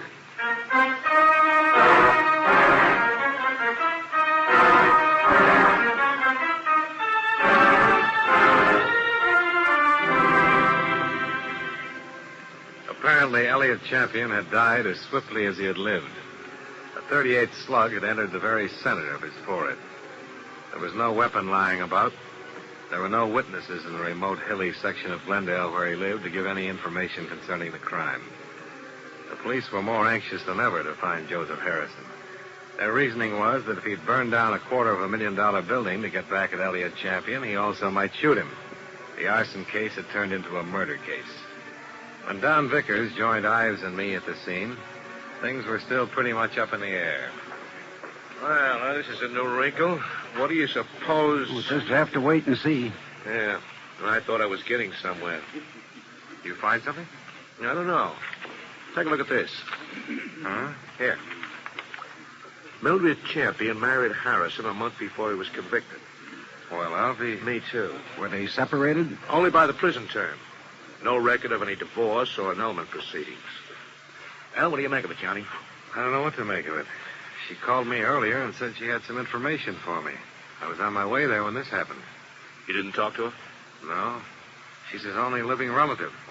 And now she can't be found. Not at her place, anyhow. Funny, huh? It wasn't funny at all. From the 2 times I'd spoken to her and the 1 time I'd seen her, I'd gathered a pretty definite impression of Mildred Champion. But apparently, it had been all wrong.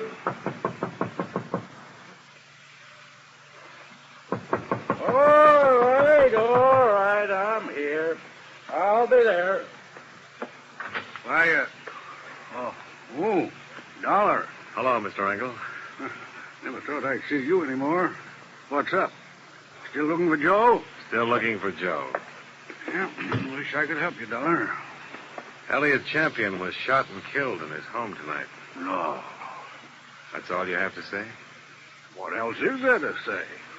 Unless I ask, did Joe do it? Maybe. Well?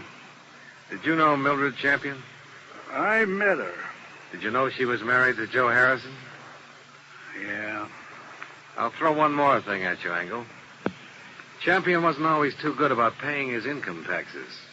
Our accountants cover everything in a case like this. What do you want me to say? I'm here to get all of the story now. I think you're the man who can tell it. Why? You can tell me if Harrison was the kind of man who'd start that fire. You can tell me if he really was an embezzler. You can tell me if you think he'd kill Champion. I can't tell you anything, Dollar. All I have is my opinion. Well, I'd like your opinion. I really would, Engel. There's something about her being married to Harrison, isn't there? Yeah? A wife can't testify against her husband. Everyone else in Champion's office testified against him. I see. Now, the opinion. Come on, Engel. No, you're right, Dollar. I've got ideas, and all of them make me sick inside. Joe Harrison stood there and told me he was innocent. He said it 1,000,000 times if he said it once. And he told me he thought Champion was framing him. For the income tax shortages? Well, that's just surmise, Dollar. He was a green kid who was hired into the company by Champion. He might have been hired to be claimed on a phony embezzling charge that'd give Champion a good excuse on his taxes for a while. I've been fooled a lot of times. Were you fooled with him? I don't know. I wish I could have gotten him off. I tried, Dollar. Believe me, I tried. You say he's out getting even. He's burned down a building and maybe murdered a man. Joe was a nice boy, Dollar. But now his whole life's gone. And for what? I hope you don't find him. I hope nobody ever finds him.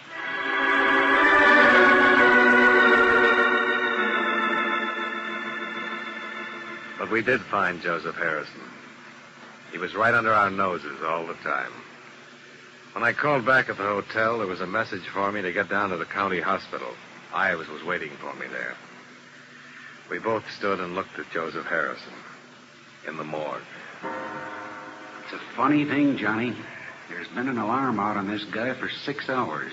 Everybody's been looking everywhere for him, and he turns up right here, only he's dead. What killed him? TB. Just got the whole story. He had it awful bad up at San Quentin. Wanted out awful bad. In the sick ward his last 2 years. When his time was up last week, he made him release him. But he wound up here. Died in this hospital. Just a kid, huh? Yeah.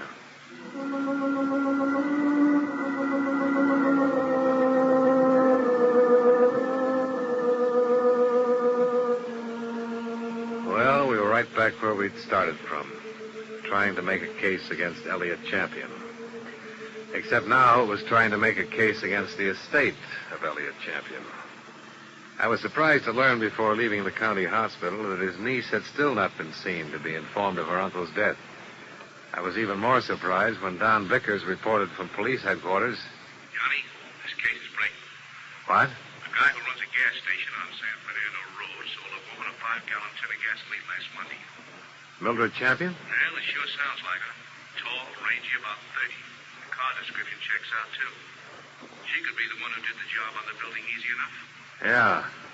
And on her uncle, too.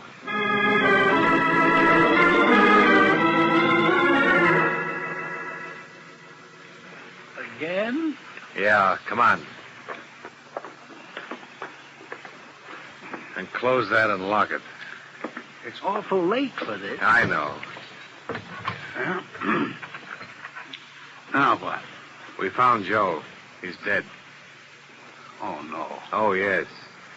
And he didn't do any of the things we thought he might have done. I'm here to find out what you might have done. Oh, I don't get you. Engel, I don't know how to figure you. I haven't been able to since we met. Well, now, it doesn't make any difference what I think of you. But it makes a difference how you answer this question. A lot of difference to you. Well, what, Dollar? Did you help Champion frame Joe Harrison? No. I told you I defended him. I tried my best to get him off. That's the truth? I'm an honest man, if not a successful one. I told you the truth. Well, if you did, you're not in any trouble. If you didn't, you might get killed. What? You might anyhow. I don't know what you're talking about. Ask who it is. Yeah. Who is it? Mildred Champion, Mr. Engel. Tell her just a minute. Just a minute, Miss Champion. Okay. Get over there. Go on. Get down. All right.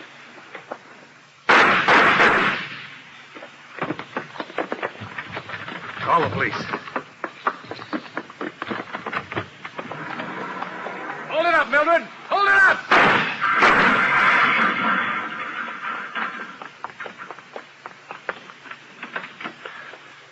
Are you hurt? You. Are you hurt? No, I'm all right. Did I kill him? Did I kill him? No, Mildred. You didn't kill him. Oh, he ought to be dead. My uncle stole money from himself and made it look like Joe did it. I know about that. And that one in there, he helped him. Why didn't you let me kill him, too? He didn't help your uncle. He tried to help Joe. When I went over to see Joe last month in the prison hospital, I knew he was dying.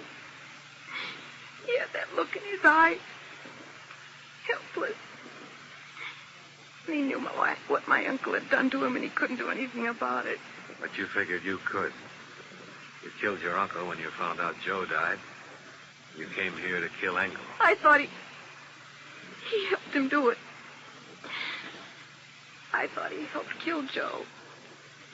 They did kill him, you know. When they sent him to prison as surely as if they'd shot him down. 5 years I waited for him to get out of that awful place. I waited to hold him in my arms and tell him it was all over. 5 years I waited to help him forget his hate and my hate. Loving him so much every day. And now he's dead. What can you or I or anybody do about what they've done to him? Look at me, Mr. Dollar. I'm not what you'd call beautiful. I'm not even pretty. Nobody ever looked at me twice until Joe. He looked at me and he loved me, and now he's dead, and I'm dead inside. I'm dead inside, and I'll be glad when I'm dead outside.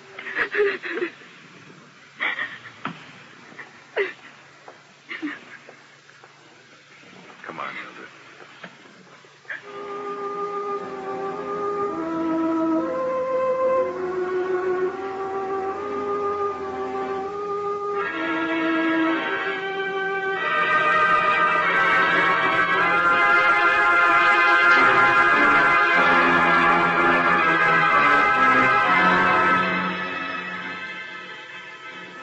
Expense account item 6.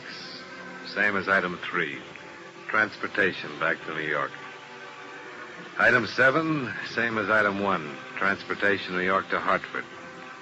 Item 8, $85 miscellaneous. Expense account total, $516.54. Comments.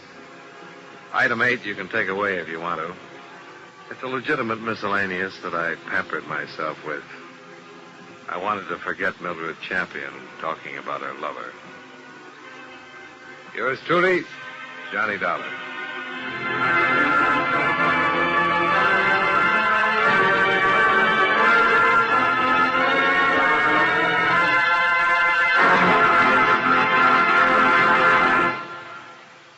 Yours truly, Johnny Dollar, stars John Lund in the title role and is written by E. Jack Newman with music by Eddie Dunstetter. Featured in tonight's cast were Eddie Marr, Joe Duvall, Joyce McCluskey, Francis X. Bushman, and Herb Butterfield. Yours truly, Johnny Dollar, is transcribed in Hollywood by Jaime Del Valle.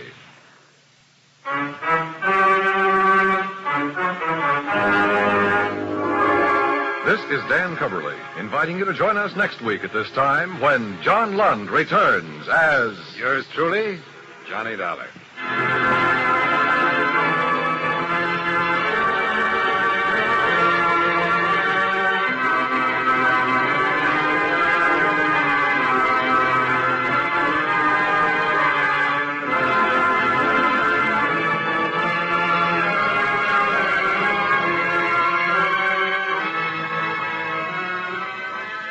Tomorrow night at the Star's address, look up Danny Clover, detective in New York City's teeming Times Square area. Danny, born and brought up in the shadow of the Great White Way, knows its haunts and its people as few others do. Tomorrow and every Saturday night on most of these same stations, follow Danny Clover on CBS Radio's Broadway is My Beat. It's packed with thrills and human interest.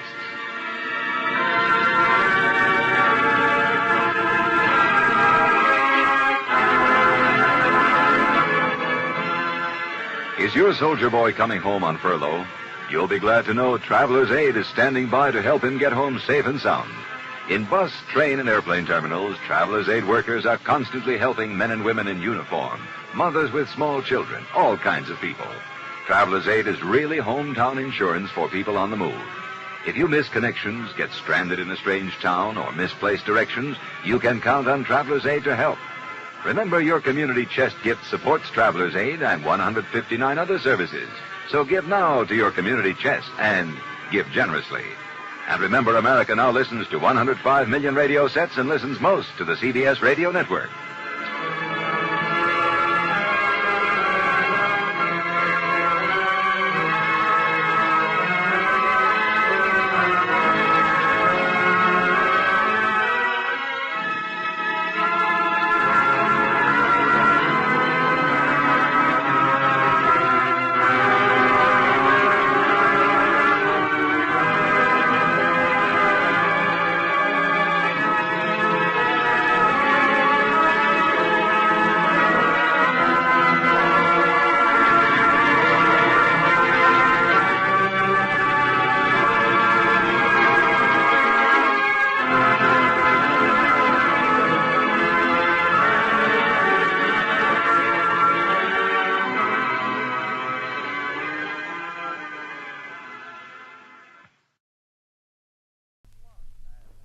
John Lund as Johnny Dollar. Hi, Johnny. Shelley Thomas at Federal. Well, you're up early today. I've already been at my desk for 2 hours.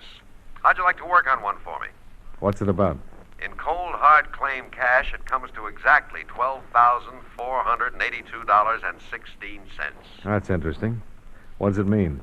Somebody's been filching a lot of merchandise over in Toledo, and it's beginning to hurt. Could you get over there and have a look around? Sure.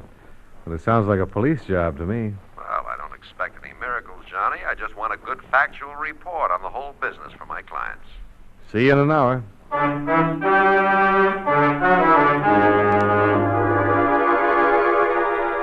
John Lund in a transcribed adventure of the man with the action-packed expense account, America's fabulous freelance insurance investigator. Yours truly, Johnny Dollar.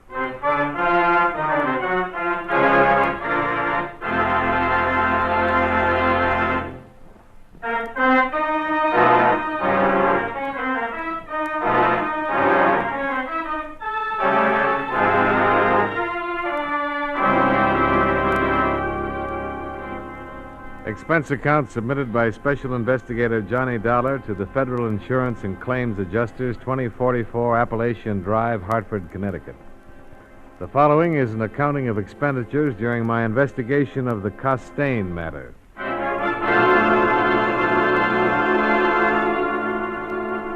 Expense account item 1, $49.15. Plane fare and incidentals, Hartford to Toledo. En route, I read over the details concerning the case. 37 stolen merchandise claims had been filed and paid off in what looked like a first-class shoplifting epidemic in Toledo. I parked my 2 bags at the Commodore Perry Hotel and went over to the main police station. Lieutenant Sturgis was in charge. Sit down, sit down. Thanks. Federal Insurance and Claims Adjusters, huh? That's right. You're here to find out what we've been doing about all this shoplifting, is that it? Well, we represent the insurance companies who've had to pay off on these theft claims. Yeah, sure, I see. Well, where do you want to start? Let me see. How about this Maumee dress shop, Lieutenant? Okay.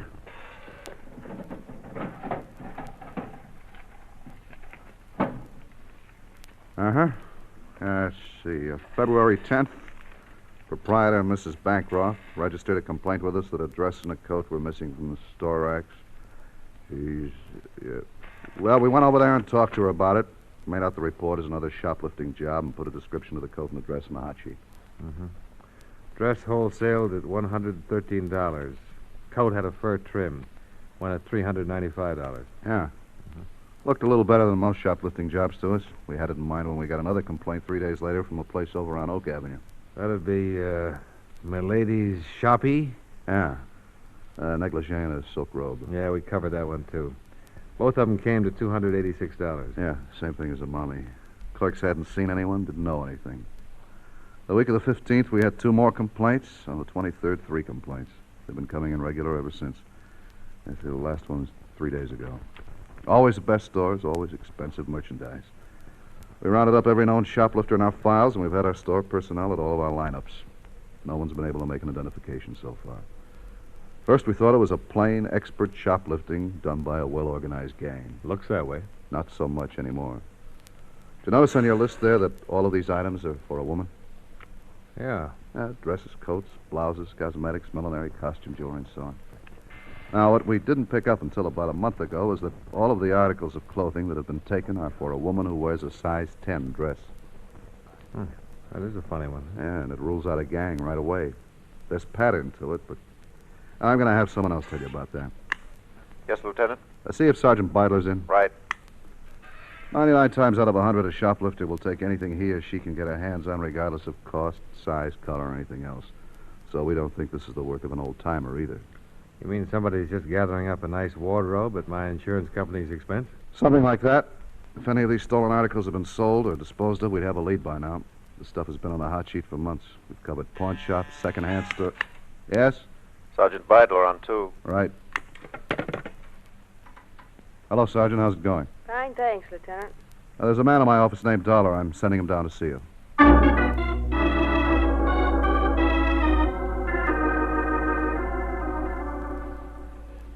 The women in the department reacted a little differently than the men to all this. How's that, Sergeant? Well, when they went over the stolen property sheets, they were first impressed, of course, by the fact that all of the clothing was for someone who wore a size 10. The other thing, though, was the good taste. Well, a lot of thieves have good taste, I suppose. This one seems to have not only good taste, but a pretty exclusive taste. You mean the expensive places that have been robbed? Well, that, but even more. You see here, on March 4th, one green suede coat missing from Toll's apparel shop, and here on the 13th. A brown organdy dress from the Commodore, and here, cocoa-colored sports coat. Yeah? Hats and gloves in green and brown, beige, sometimes yellow. No other colors. Well, what does it mean? Any woman who restricts herself to these particular colors in dressing, green, brown, beige, cocoa, yellow, must have a very definite coloring of her own. We think a redhead with green eyes. Well, you know best about that. But, why green eyes? Couldn't they be blue or brown? Yes, they could be. But there's been a particular emphasis on green in the coats and dresses that have been stolen. And besides that, there's the cosmetics. Did you cover Jaeger's? Jaeger's, let me see. No. Well, Jaeger's is a very plush cosmetic store here. Nothing but perfumes and makeup. They reported March 2nd, a whole box of green eyeshadow had been stolen from one of their counters. And green eyeshadow only goes with green eyes? Yes, whereas blue eyeshadow would fit a person with either blue or brown eyes. Now, at the same time the eyeshadow was taken, several tubes of lipstick and rouge were also stolen. Both of those items contained orange tinting. That gives us another reason for thinking the eyes are green. I'm convinced. A redhead with green eyes. Oh, and it's a short hairdo. It is? Look at my hair. I am, Sergeant. With a short hairdo like mine, I'd look rather ridiculous in a big picture hat that requires a hair frame. But a small hat, one with a tight contour, would be all right. Hey, I'm coming around. The Case Millinery store, eh? Yes. 4 hats. Total value $185? Yes, those hats that were taken from cases were small, especially designed for a woman with a short hairdo. We think that some of the costume jewelry that's been stolen ties in with the clothes, too. Well, how does it stand right now? Well, we've had our troubles on this one. It's impossible to tie up the manpower it would require to cover every dress and apparel shop in town, not to mention the department stores. Sure. We're doing the next best thing. No store has been taken a second time, so we've spotted a dozen policewomen from my department and as many stores around town that still hasn't been hit. And they're posing as clerks. How long has this been going on? Since Monday. Maybe we'll get a lead this way. Yeah. Sergeant, this is just a wild one, but suppose a red-headed woman with green eyes isn't doing it after all. Suppose somebody's doing it for her. We've thought of that, and it looks like a possibility. None of the personnel we've questioned in any of these stores has been able to say definitely whether or not they saw anyone with red hair on the premises or around the shop to fit the time incidents of the particular robbery. I see. And there's another thing we're working on, too, beauty shops. Oh? She's a redhead, and she's got all of these expensive clothes. It's a good bet she keeps herself up. You know, has her hair and nails done regularly. Yeah. We've covered about 50 different beauty salons in town, the best ones. Told them the kind of woman we're looking for and given them an idea of what she'll be wearing. Well, if she's still in town, something should break pretty soon. I'd like to go over the original complaints, if it's possible. Main filings on the second floor. Ask for Sergeant Kelly, and he'll give you what you want. I'll do that. Thanks a lot.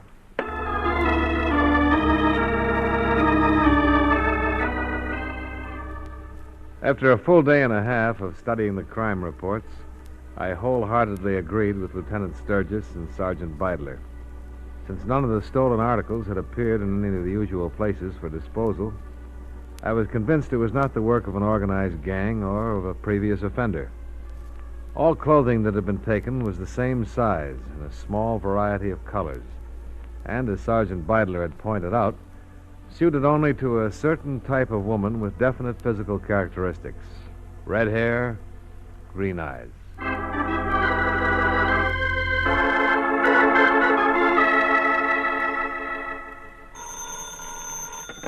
Johnny Dollar. I think we've got something here. What? The lead on one of the coats.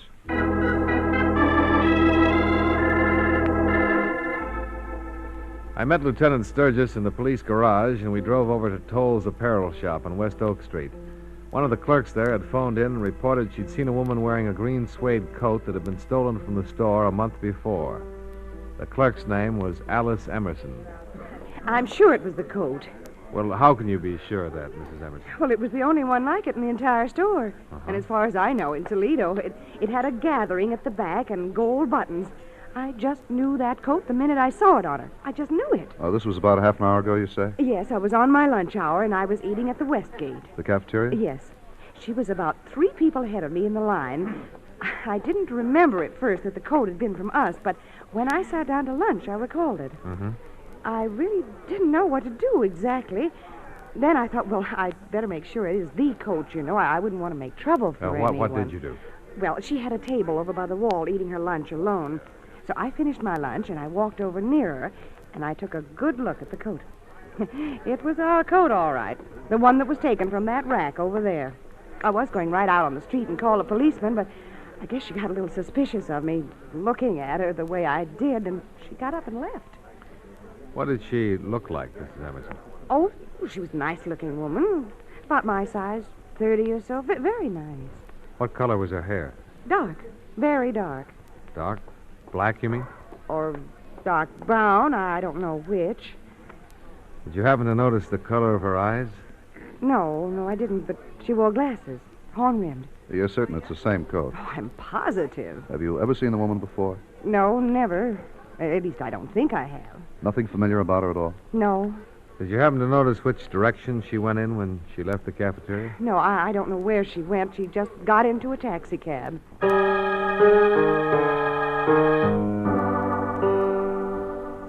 I went with Lieutenant Sturgis to the offices of the taxi cab company that covered metropolitan Toledo. There we began checking the waybills as they came in. Since less than an hour had elapsed from the time Mrs. Emerson called in, we didn't have to go through too many of them. At the intersection of Oak and Westgate, which was right in front of the cafeteria, cab number 418 had carried a fare to a hotel apartment house called the Colonial on the east side of town, Yondota Street. We spoke with the driver of the cab on the phone when he checked into the office. He remembered the fare. A woman in a green suede coat.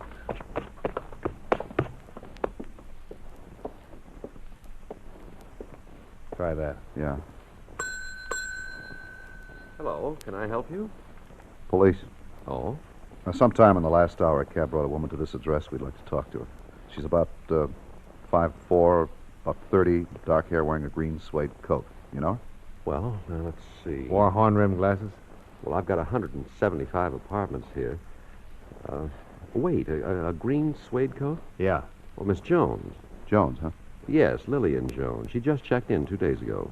Alone? Yes. What apartment is she in? 1429. Shall I ring her? No, never mind. We'll just go on up.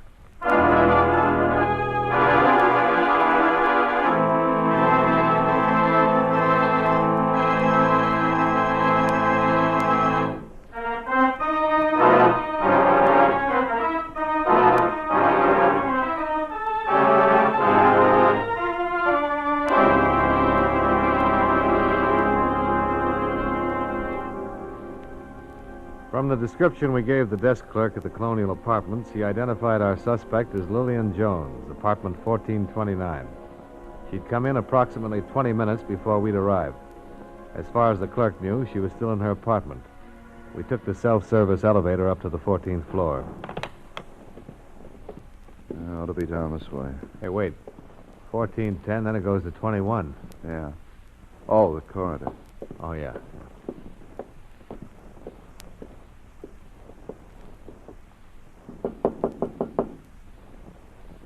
Yeah? Lillian Jones? What do you want? Police. Like to talk to you. Oh, just a minute.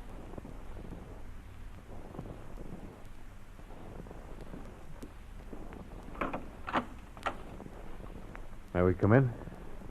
We can talk here. It'll be easier inside. Here's all right for me. Let's go inside, Miss Jones. Okay. What's this all about? A woman who works at Toll's apparel shop saw you in the Westgate cafeteria at lunchtime today. She said you were wearing a coat that was stolen from them. She's a liar. I don't even know where Toll's apparel shop is. She was pretty certain about it. I've been here all day. I had my lunch here. Anybody with you? What do you mean? Did you eat alone? Sure, I ate alone. Miss Jones, we can get the woman from Toll's to come over here and identify you. Say, listen. And we can get the cab driver who brought you here to identify you, too. They'd all be lying. I've been here all day. Can you prove it? Sure, I can prove it. Clerk downstairs said you just came in about 20 minutes ago. He's lying, too. It's a green suede coat. You have a green suede coat? No. Listen, you just get out of there. Where's the coat, Miss Jones? I don't know what coat you're talking about. A green suede coat. Now, what'd you do with it? I don't have a green suede coat. Do you have any objection to our looking around? You bet I have. All right, we'll get a search warrant. I'm afraid you'll have to come with us, Miss Jones. I'm not going anywhere with anybody. Get out of here. Get out of my apartment. I'll make plenty of trouble for the both of you. Come on, Miss Jones.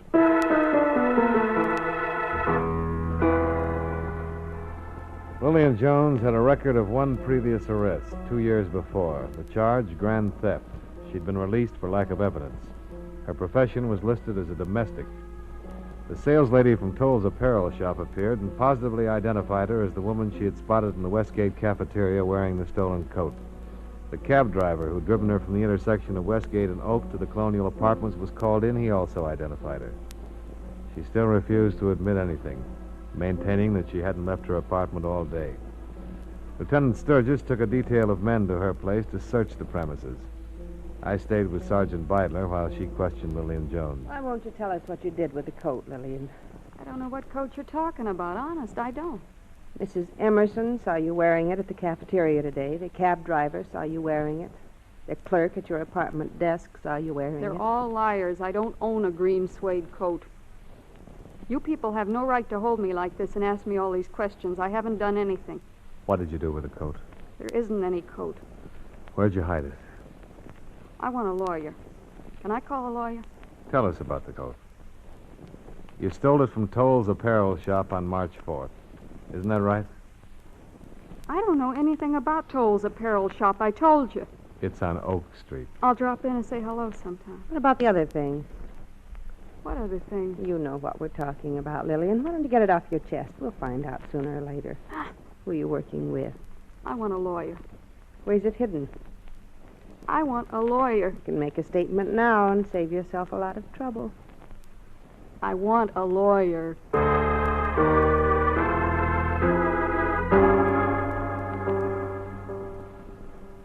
We continued to question Lillian Jones regarding the green suede coat. She denied ever having such a coat in her possession. However, at 3:45 that afternoon, Lieutenant Sturgis returned with his detail of men. They had found the coat, stuffed into a clothes hamper. I took it over to the shop, and the people there positively identified it as the one stolen on March 4th. Yeah? Yeah, it had their label and one of their stock tags in the pocket. Well, that should do it. I don't know what we've uncovered here, though. There wasn't anything else in the apartment that fit any of the other thefts. Yeah? Well, you can hold her on this. Oh, sure. I'll have her booked in right away.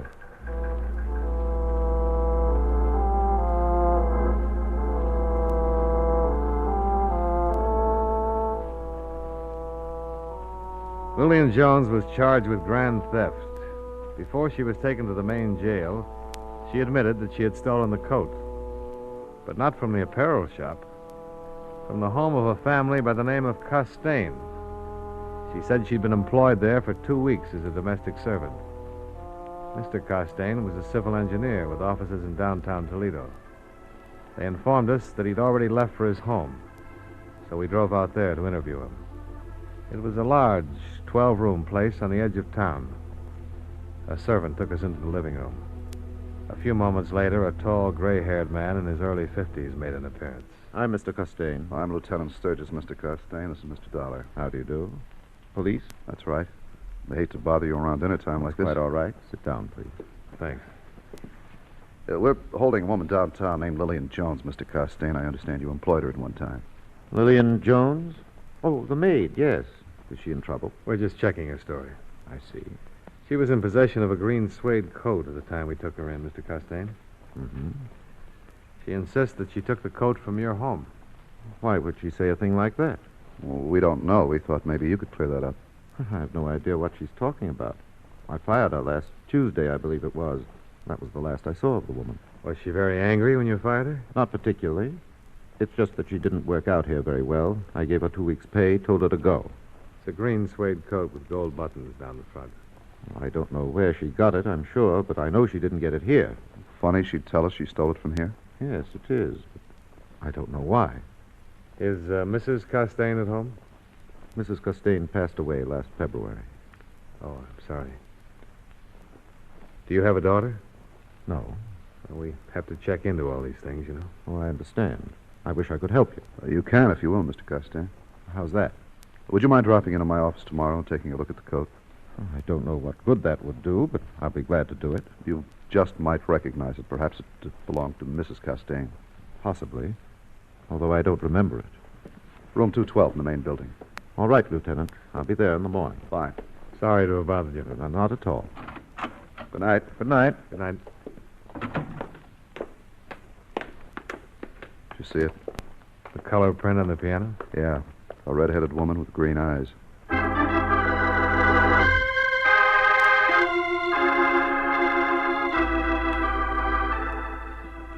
A check in the neighborhood revealed that the Costains had been living in Toledo less than a year. Before that, they'd lived in Detroit. Financially, they were in the upper income bracket. The house was completely paid for. There were 2 expensive late-model cars in the garage. The Office of Vital Statistics informed us that Mrs. Costain had died on February 6th of a heart condition. It also noted that her hair had been red, her eyes green.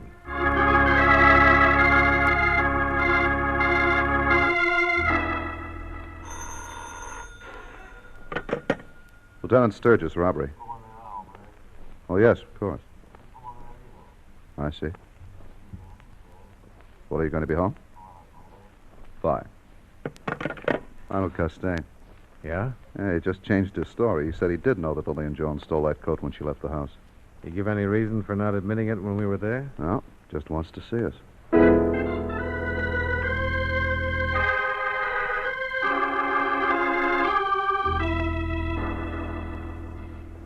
I'm afraid I've caused you some trouble on this. Oh, we don't quite understand why you didn't tell us about it last night. It's rather simple, probably rather silly. I have a devil of a time keeping servants here for some reason. If a notice got in the paper, I'd accused one of them of theft.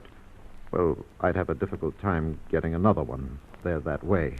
That coat's worth over $600, Mr. Costain. Yes, I know. It belonged to my wife. And you let it go like that? Oh, I'm insured for personal loss. Did you report this to your insurance broker? Oh, yes. Did you file a claim? Yes. What's your broker's name? Mr. Levant. He has offices in the Metropolitan Building. When did you report the loss? On Wednesday. You mind if I call him and check this? I don't see why that's necessary. I've just told you what I did about the matter. Oh, we're still puzzled, Mr. Costain. That coat was reported stolen from Toll's apparel shop last March 4th. That's absurd, of course. Mrs. Costain bought that coat for herself a week or so before her illness. Did she handle it, or did you? What do you mean? Well, did she pay for it, or were you billed? I suppose I was billed. I don't recall. Are you insinuating that Mrs. Costain might have stolen that coat? No, Mr. Costain. Your wife was already dead when that coat was stolen. Oh, no. You're wrong. What do you mean? Edna's not dead. she'll come back. And when she does, I'll have all these things for her. The things I denied her before. Denied her? Yes. I always told Edna she was too extravagant, that she didn't need all those expensive things. Well, you could have bought them. Why did you steal them? I always denied her the things she loved. When Edna went away, I don't know what came over me. I mean, the loneliness seemed too much somehow. And I'd go out during the day from my office and wander through the stores that she used to love very much. And whenever I had the opportunity, I stole the things she always wanted. What did you do with them? They're in Edna's bedroom, hanging in her wardrobe.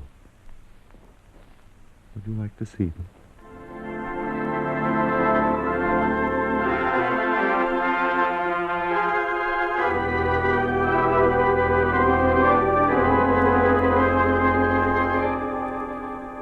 Expense account item 2, $75.25, board and room while in Toledo. Item 3, $62, miscellaneous. Item 4, $41.10, plane fare back to Hartford. Expense account total, $227.50. Yours truly, Johnny Dollar.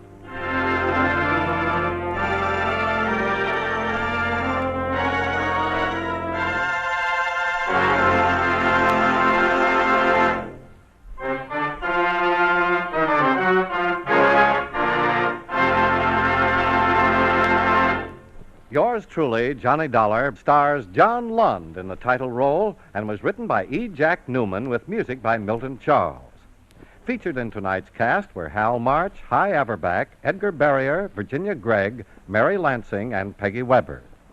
Yours truly, Johnny Dollar, was transcribed in Hollywood by Jaime Del Valle.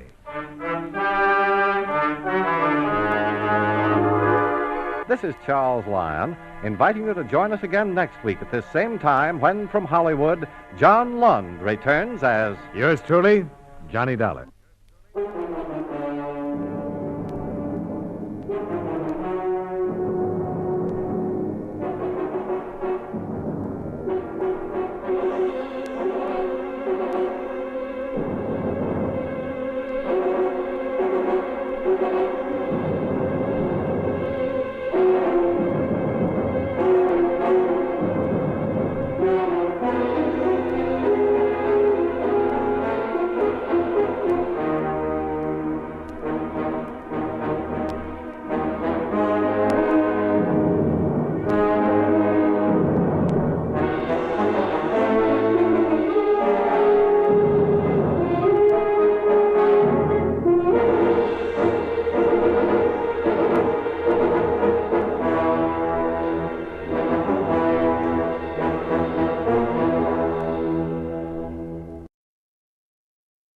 From Hollywood, it's time now for John Lund as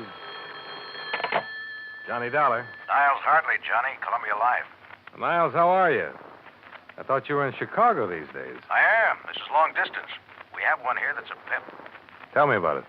One of our brokers wrote a $50,000 straight life policy on a man named Lane. Mr. Lane up and dropped dead a couple of days ago. Uh-huh. And you'll never guess why. Why? He starved to death. What? Honest. He died of malnutrition. A man could afford to buy that much life insurance, but he couldn't buy himself a hamburger? Interested? Very. Get yourself an airplane, boy. I'll be waiting for you.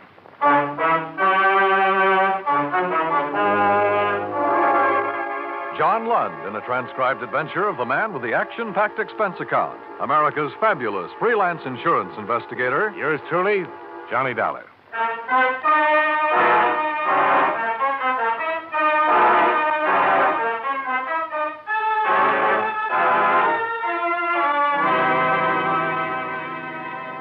Expense account submitted by Special Investigator Johnny Dollar to the Columbia Life and Accident Insurance Company, Meston Building, Chicago, Illinois. The following is an accounting of expenditures during my investigation of the Chicago fraud matter. Expense account item 1, $78.13. Plane fare and incidentals, Hartford to Chicago. I had breakfast at the airport, took the limousine into town, found a hotel room, then checked in with Niles Hartley at the claims division. Chicago's blustery climate seemed to agree with him. He was a little bigger than I remembered, a little ruddier, but efficient as ever. I wrote a special delivery to the Insurance Commission in Springfield this morning. Explained we were holding up payment pending a routine investigation of the claim. Uh-huh. But the faster we move on this, the better off we'll be, Johnny. They're going to ask questions, and we'll have to get ourselves some answers. They asked any yet? No, but the beneficiary is Lane's sister. Her name is Lydia Staley. She's called them, and she's called us a couple of times wanting to know what's what. Tough? She could be, I guess. She has money of her own, some influence, and so on. A lot of money? Trust stuff. Very comfortably fixed. But she's pretty upset by the whole business. You see, I had to stick my horn in right away and request the coroner to hold the body until we got something done. How so? Lane died on the street with no identification on him. By the time they did find out who he was, a routine PM had already been performed to determine cause. The county was going to bury him. With $50,000 worth of insurance? Yeah. Now, the first thing that occurred to me when I saw this report was that it might not be Lane at all. Besides the malnutrition, here are these findings. Chronic heart condition. Lung history. Debility. Certainly doesn't sound like anybody we'd insure. Well, Lane took a physical before the policy was issued, didn't he? Yeah, sure. Uh-huh. Here's a copy of it. He was 100% okay then. How could he pass it with all these things wrong with him? Good question, Johnny. Like to find the answer? Yeah. What's that doctor's name? Dr. Walter Unger, Suite 1932, Michigan Building. Expense account item 2, $3.50. Taxi fare through Chicago's slushy streets to the offices of Dr. Walter Unger, who had been licensed to practice medicine in the state of Illinois in 1946.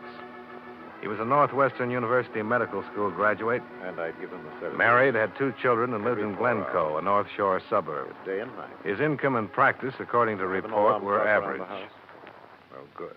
Yes, drop in tomorrow. Goodbye. I'm sorry, Mr. Dollar. You were saying... I'm from the Columbia Life Insurance people, Doctor. Claims Division. I'd like to get some information about a man you examined on July 14th of last year. All right. I hope this won't take long. What is it you want to know? The man's name was Christopher Lane. You happen to remember him? Christopher Lane. No, I can't say that I do, Mr. Dollar. What about him? Well, first I'd like to know, is this your signature? Yes. Those are my letterheads. I suppose that's my signature. Aren't you sure? How many people are certain of their signatures? It looks like mine, Mr. Dollar. I can't say for sure that it is or isn't. Well, assuming that it is, what about these notes? Are these in your handwriting? Yes, I would say that was also my handwriting. Mr. Dollar, I'd appreciate it very much if you'd get on with whatever business you have here. According to this, you gave Mr. Lane a complete physical and pronounced him sound. I did. Anything unusual about that? He died 2 days ago, Doctor. I wish you insurance people would buy some books on heart diseases and read them and know them and not take up valuable time. Look here. This patient was 41 years old. If he had no heart condition when I examined him, and obviously he didn't, according to my cardiographic findings, it's entirely reasonable to assume that he could have developed one in a very short time. You people gauge that in your premium. Mr. Lane didn't die of heart trouble, Doctor. He died of malnutrition. Malnutrition? That's what the pathologist at the coroner's office says. Here, look for yourself. Well, he should know. Was it possible for you to overlook that condition at the time you examined him? No. No, if he'd been suffering from malnutrition in any degree, I would have discovered it. According to the coroner's report, he'd been ill for a year or better. Can you explain that, Dr. Unger? No, I can't explain that. I wish I could. All I can say is that I did my job. I examined the man, reported my findings. How about this? Angina. I could have missed that, I suppose, but it's unlikely with the degree of aggravation noted here. Did you X-ray, Mr. Lane? Certainly, it's part of the examination. Have you had much experience reading chest X-rays, Doctor? Mr. Dollar, I know my business. If there'd been any lesions in that man's chest, I would have reported. Doctor, just bear with me, please.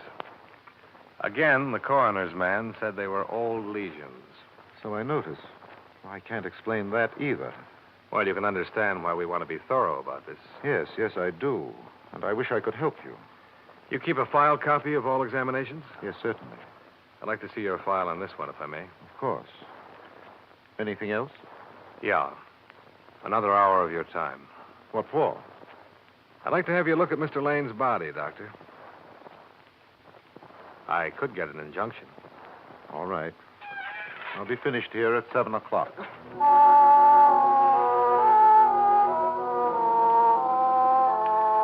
Expense account item 3, $6.50, more cab fare. To and from City Morgue.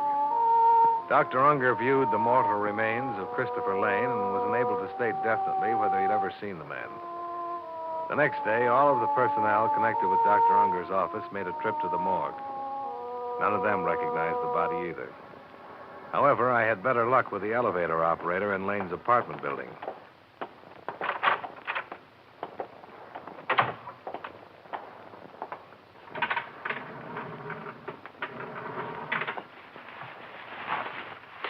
Oh, You ever seen this man before, Miss Shattuck? yeah. Yes, sir. That's Mr. Lane, apartment 2338. You're positive? Oh, yeah. I've seen him every day for almost 2 years. Okay. Want to smoke? I want to get out of here. Sure. I don't know why I'm acting this way. I've seen him that way 100 times. What? I mean, almost like that, out, stoned. Only I guess it's because I knew he was just drunk then, not dead. Oh, I see. Well, he was crazy. Was he? Carrying on the way he did. Oh, feels good to be out here again, cold enough. Yeah. I'll take that smoke now, Mr. Dollar. Oh, sure. Thanks. Yeah, he used to get up around 10 every morning. I'd take him downstairs. Look awful, but he was always kind of nice, polite, you know. Mm-hmm. He'd go out to the store and come back in a little while with a sack of groceries, a pint of milk for his cat, some donuts for himself, and some booze. Then he'd just lock himself up in his apartment, stay there all day. Drinking? Oh, yeah. Fried to the ears by noon. I think it was wine.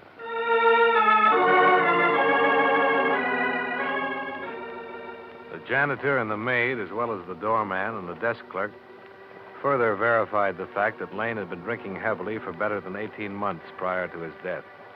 No one seemed to know why, not even his sister.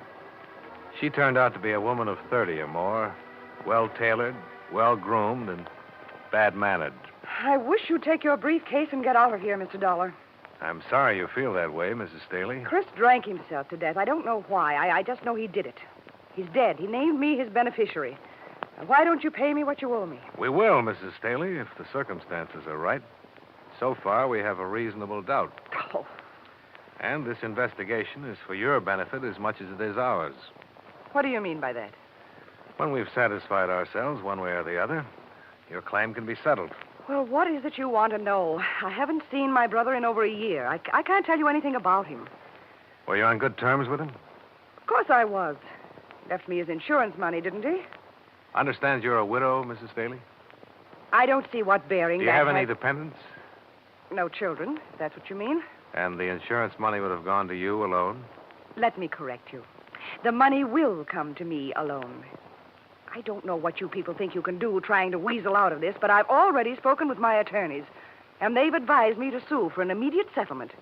Are they aware of the facts of this matter? They certainly are. And they still advise you to bring suit? They certainly did. Well, perhaps I can save you some fees and them some time. Who are your lawyers, Mrs. Staley? Never mind. You'll find out soon enough. All right. I'll tell you what I'd tell them. You can pass it on. Your brother could have died quietly in his bed one night, and any doctor would have pronounced him a heart failure, and your claim would have been good. But he made the mistake of dropping dead on a public street, and the police took over.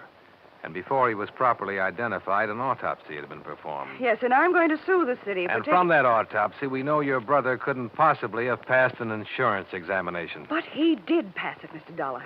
He came to me the day after he'd taken the exam and told me I was his beneficiary. You said you hadn't seen him for over a year. He took the exam last summer. All right. I saw him that one time. He might have come to you, but he didn't come to you about passing that exam. Now, listen here. Your brother never took that exam. What? Someone went up to the doctor's office and took it for him. Mrs. Staley, we aren't fools. Now, we're going to find out who that someone was and how it was done. We're used to all sorts of tricks in this business, and all sorts of bluffing, too. You can sue us for settlement. You can sue us all over the place. With what we have right now, we just love to meet you in a court. I'm talking facts to you, Mrs. Staley, and I wish you'd talk them to me. Get out of here. Get out of here, you cheap snooper, before I call a policeman and have you thrown out.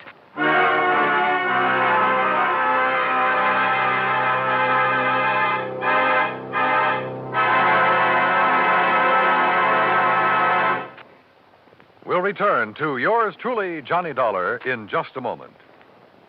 Out of the jungles and into your homes comes Tarzan every Saturday night on CBS Radio. Yes, in the comfort of your own radio side, you can enjoy the fascinating experiences of the man whose friends are jungle beasts, whose power and cunning have been developed to an astonishing degree by dangerous environment. Tomorrow night, on most of these same stations, don't miss Tarzan on CBS Radio.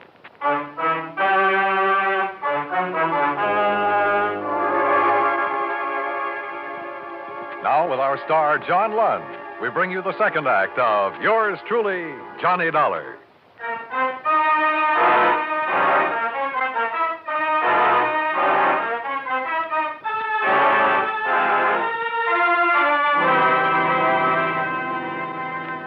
I started the case with an autopsy report and a dead man who should never have been insured. The doctor who examined him and passed him couldn't explain why. His sister, the beneficiary, explained even less. I left her under the surveillance of a leg man provided by Niles Hartley and decided to talk with the insurance broker who'd written up the policy. His name was Rutherford, and he looked insurance from the top of his iron gray hair to the tips of his highly polished brown shoes.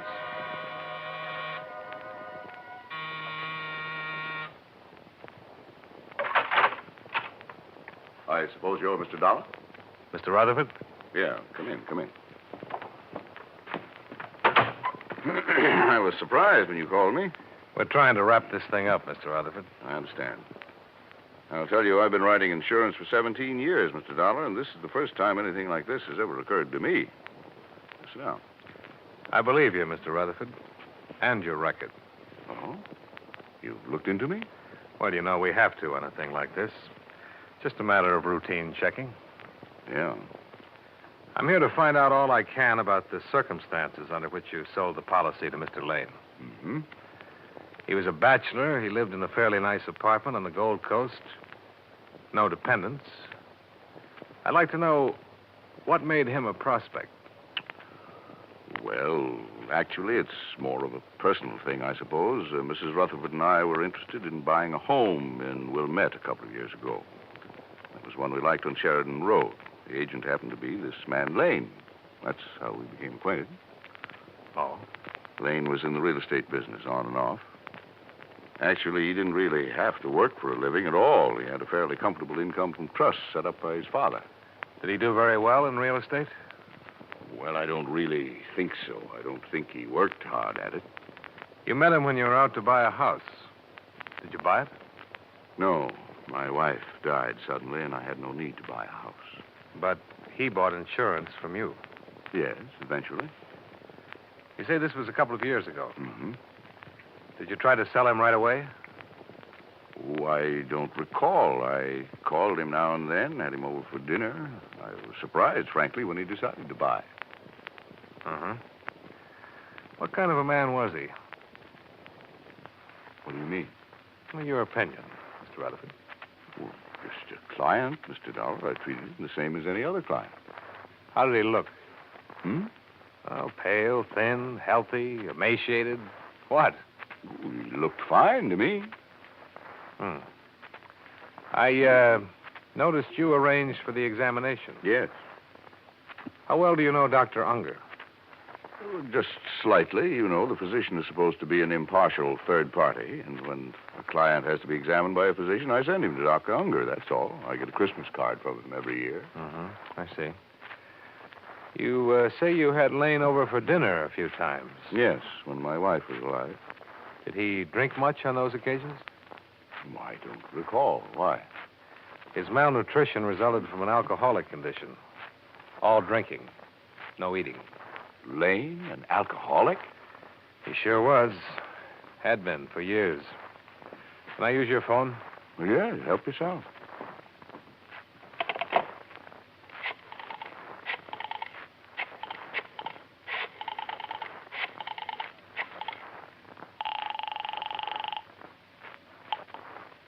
Hello? Johnny Dollar, Niles. Oh, glad you called, Johnny. I'm trying to reach you. What's up? Mrs. Staley's fighting back. Huh? Her lawyers served notice on us an hour ago. Well, nothing to worry about there. Just a bluff. Oh, but this wasn't. She made the coroner release her brother's body. Took it to a crematorium. Exhibit A is a pile of ashes by now. Oh. I can try something here. We'll try it. Right. Mr. Rutherford. All finished? Yeah. Mr. Rutherford, I'm afraid you're in a little trouble. Well, what are you? You couldn't have written that policy or known Christopher Lane without being aware of his drinking habits. Now, see here, Dollar. I've been an insurance broker for a good long time, and no one has ever questioned my integrity. And I think that's what you were banking on, your reputation. I'm sorry for you, Mr. Rutherford, but there had to be a collusion here, and you're the logical party. You arranged for someone to take Lane's examination. You were going to split with... Oh!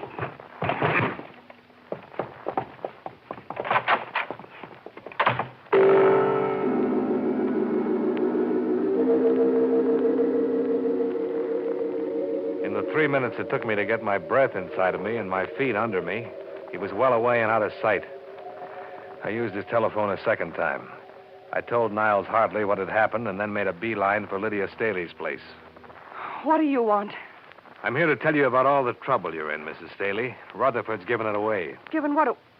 What are you talking about? About an insurance policy that was written up and issued in your brother's name under fraudulent circumstances. You're the one who stood to gain most, but you had to have help to pull it off. Rutherford helped you. I don't know anybody named Rutherford. Now, look here, You look here. Rutherford just slugged me and beat it. But he isn't going to run far. Principally because he doesn't know how to run. He'll cool off, and he'll begin thinking about all this business in a new light. A few minutes ago, it dawned on him what he'd done. He'd kicked his whole lifetime right out the window. He's been found out. He's lost all around. And he's going to be mad. And you're the one he's going to be mad at. I told you I don't know anybody named Rutherford. Well, then I'll tell you. He'll probably want to kill you. Oh. Do we talk now? I don't see why. I've done nothing wrong. Who took that physical for your brother? He took it himself. You got your brother drunk enough to sign the insurance papers, didn't you? I had nothing to do with them.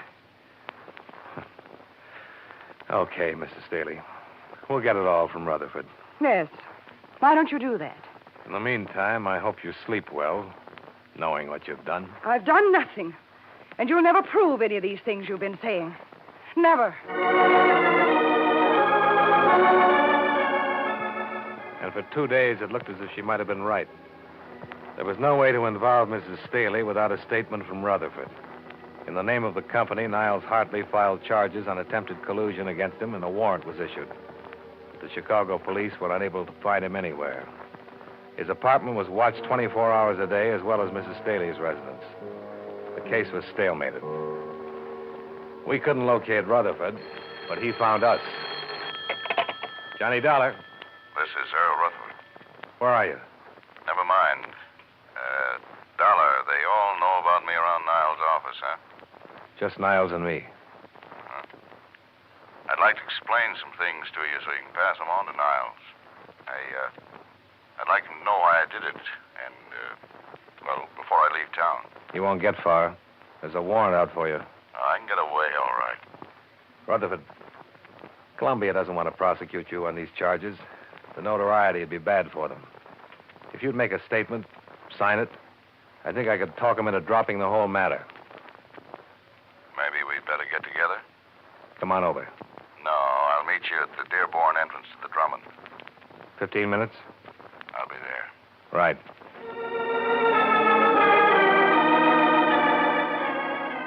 When I pulled up in a cab 12 minutes later, he was waiting for me at the curb in front of the Drummond.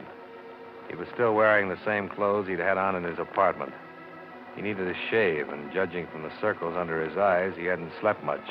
He was pale and shaken.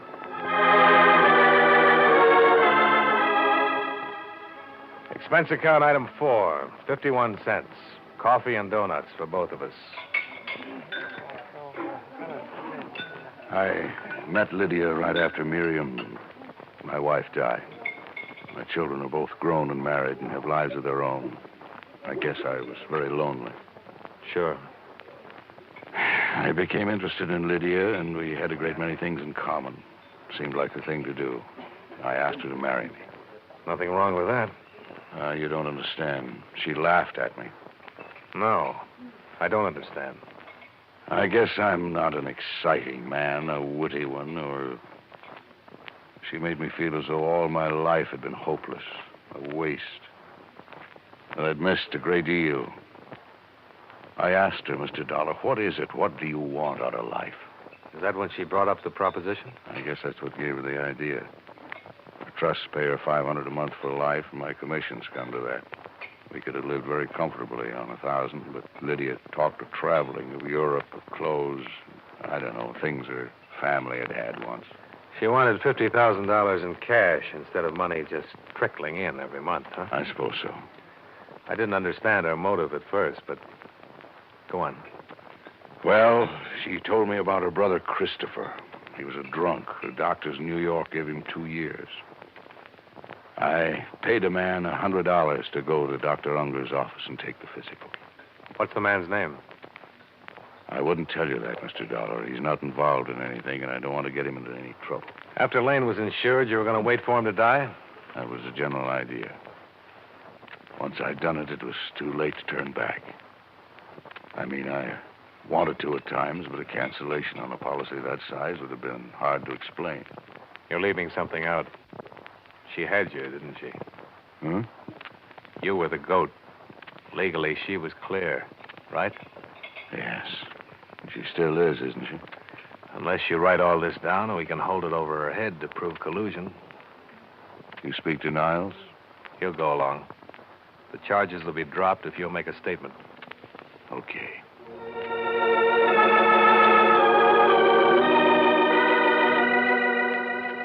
Enclosed, find notarized statement of Earl Rutherford explaining his part in the attempted collusion regarding policy 678JN23L.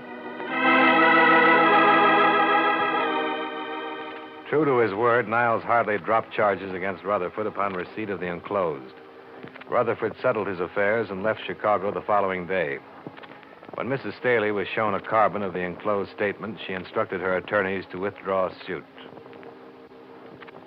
The night I was to leave town, I called at her apartment to have her sign a release of all claims.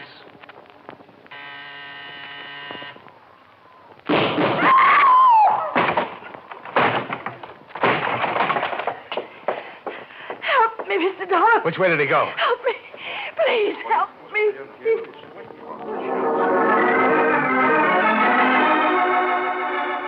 I carried her to the couch, did what I could, while startled tenants phoned for an ambulance and the police. After that, I began looking around. I found a dark stain on the windowsill leading out onto the fire escape, and on the floor, a blood-stained letter opener. There was no gun anywhere in sight. I decided that if I'd been stabbed with a letter opener, it'd be easier to try 3 flights up to the roof than 14 down to the alley. I was right. Earl Rutherford was hanging over the top ledge of the building, firing down at me. I ducked into a window frame, 1 flight away from him.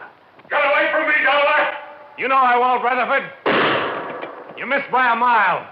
You'll have to come down. It's the end of the line for you. Don't do anything foolish! I'm coming up after you. Come on, then. I'll be waiting for you.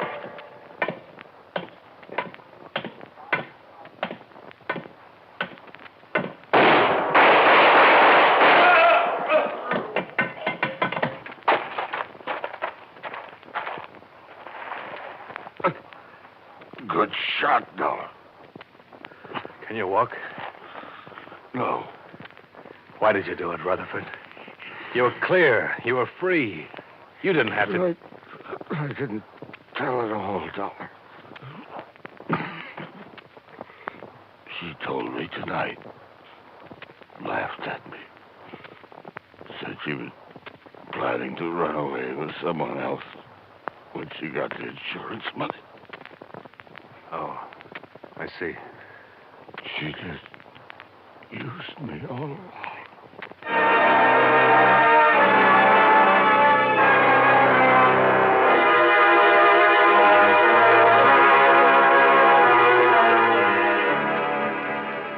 Earl Rutherford died on the way to the receiving hospital. And Mrs. Staley was dead when I got back to the apartment. Expense account item 5, $53. Hotel and food while in Chicago. Item 6, same as item 1. Fare back to Hartford. Expense account total, $219.77. Yours truly, Johnny Dollar.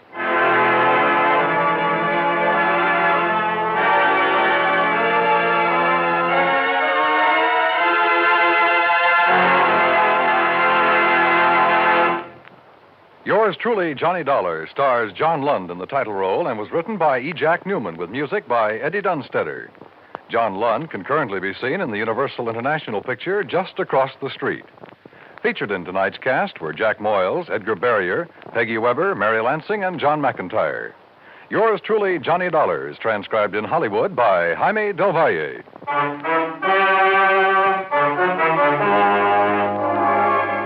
This is Dan Cubberly, inviting you to join us next week at this time when John Lund returns as... Yours truly, Johnny Dollar.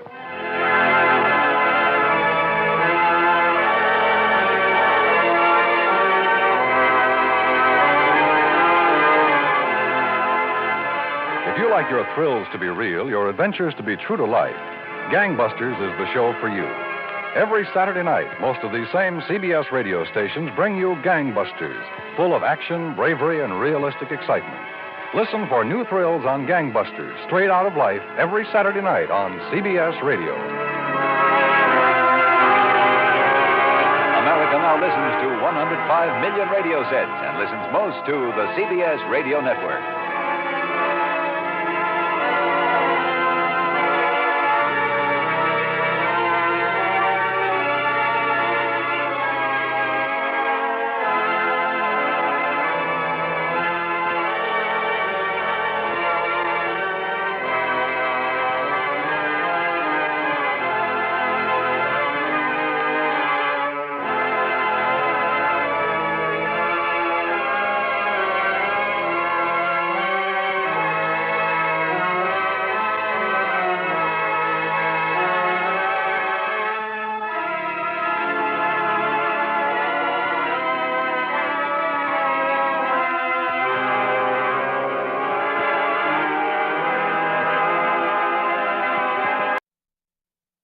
From Hollywood, it's time now for John Lund as...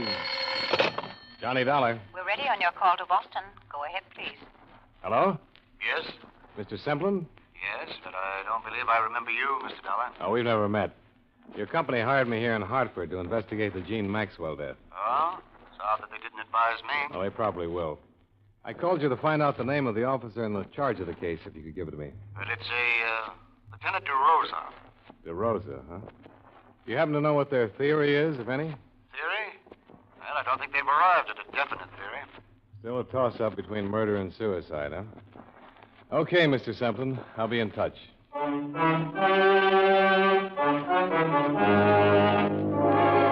John Lund in a transcribed adventure of the man with the action-packed expense account. America's fabulous freelance insurance investigator. Yours truly, Johnny Dollar.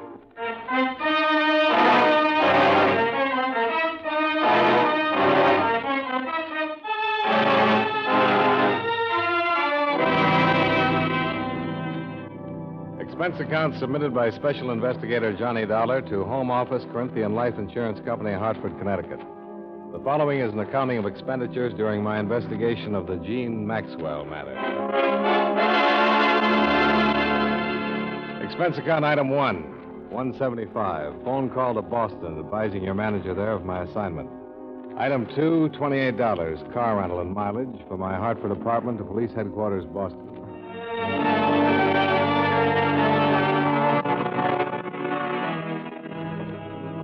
What's the matter, Dollar? Don't you trust us? It's not up to me to distrust you, Lieutenant. But these insurance people get uneasy when there's a choice between suicide and murder.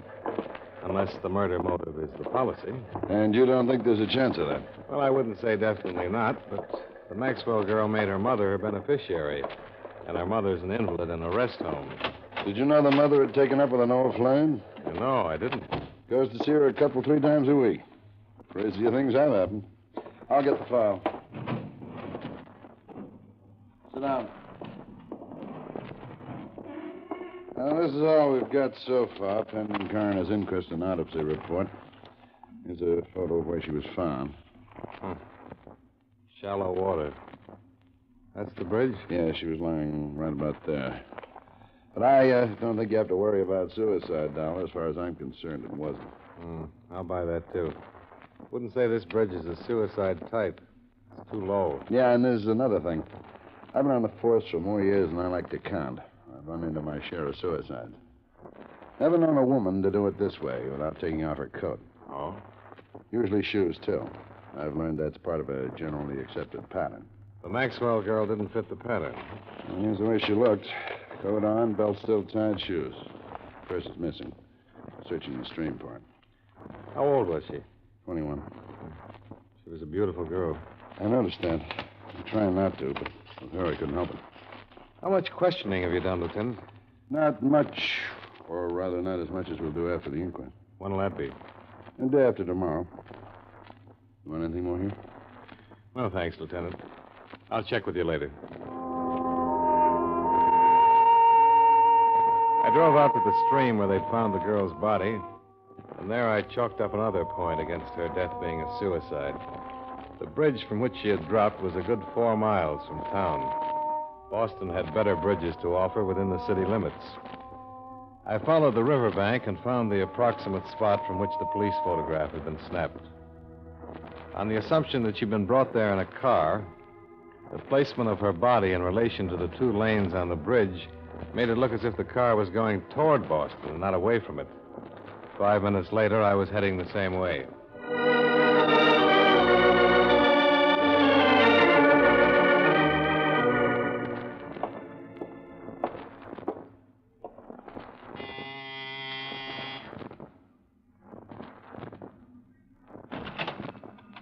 Hello?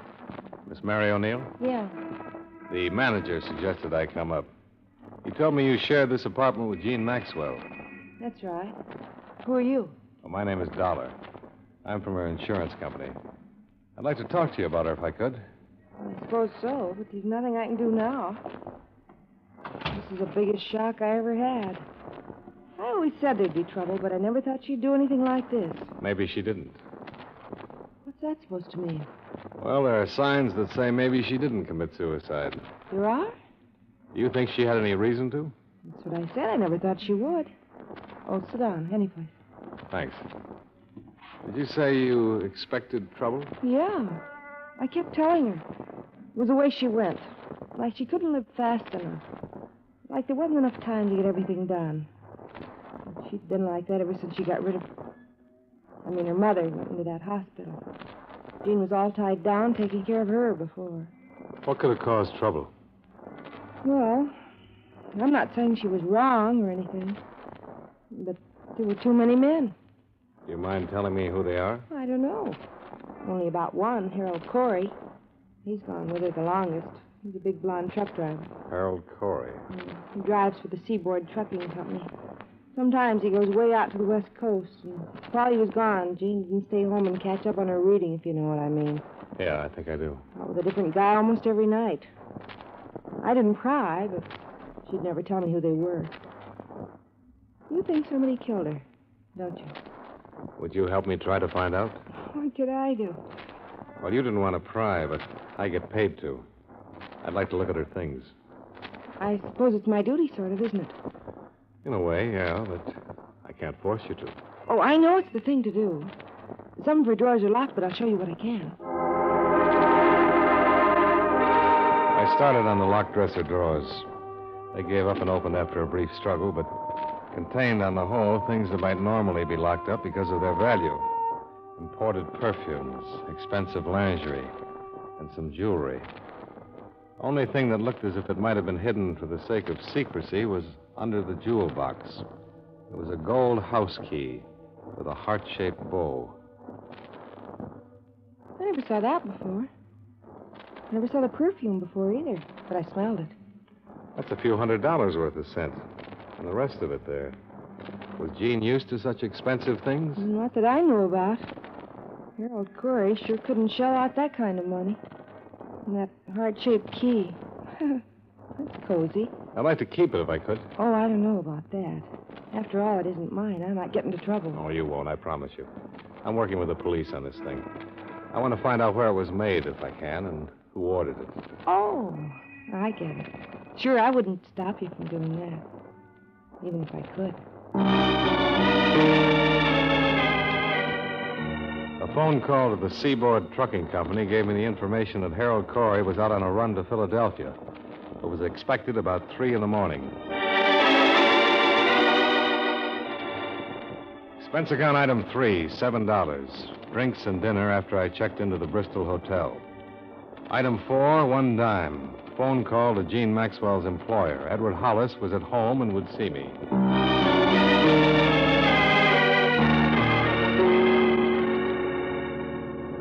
Come into the living room, Mr. Dollar. You may as well be comfortable. It's nice of you to see me, Mr. Hollis. I thought it would be better to do it this way rather than bother you at work. Of course, and I appreciate it. The atmosphere at the office has been gloomy enough. Oh, this is Mrs. Hollis, Mr. Dollar. Well, how do you do? Quite well, thank you. I didn't know the poor girl, but it's a dreadful thing. Yes, I'm afraid it is. I simply don't understand. A young girl like that with everything to live for. May even be worse than that. Worse? How could it be worse? Looks more and more like her death was not a suicide. Mr. Dollar. I didn't mention it on the phone. The police think it was murder. So do I. I thought it'd be better to save the blow until I got here. Murder's pretty messy. I can't believe this. Why do they think that? Well, almost intuition, not quite.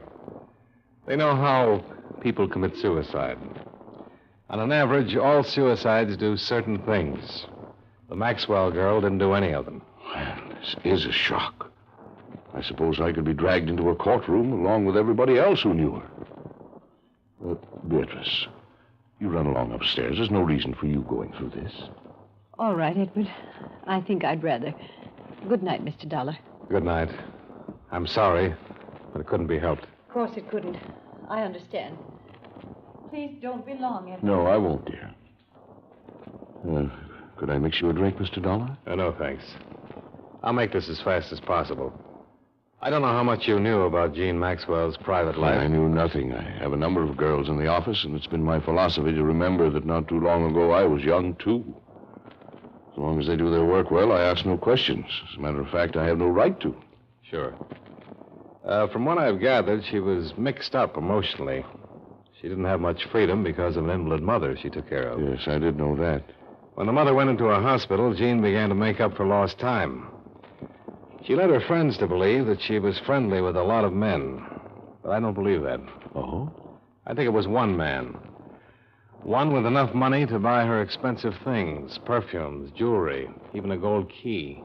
I'll have to admit that she was a beautiful thing. You say she worked with a number of girls at your office? Yes, there were 11 others. Out of those 11, did she have any close friends that you know of? Well, let's see. The Dyer girl, Grace, that is. They seemed to be quite friendly. I couldn't be sure of any others. Well, would you give me all their names, then?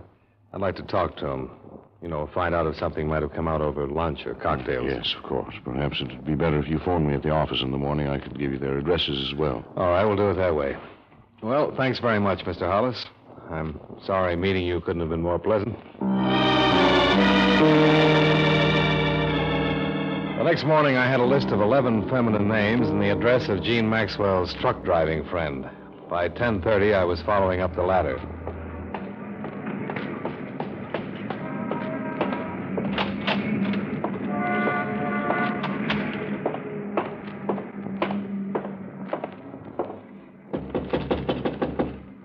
Come back later.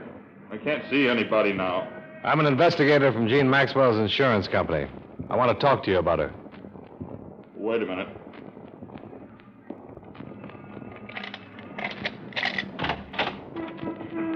Sorry to bother you. My name is Dollar.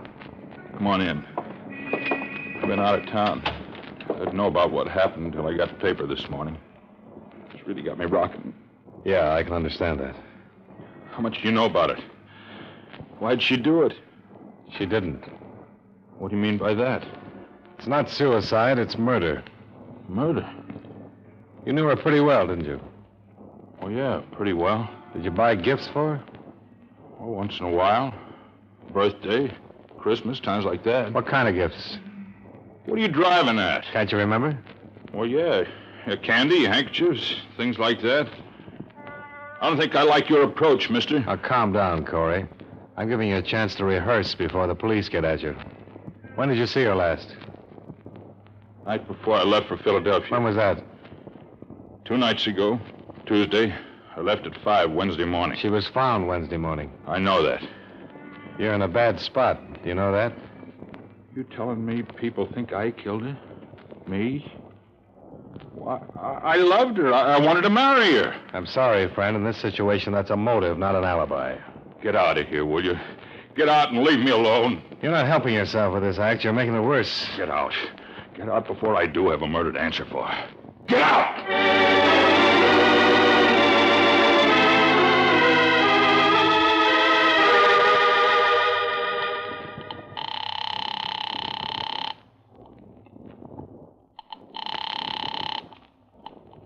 Lieutenant DeRosa.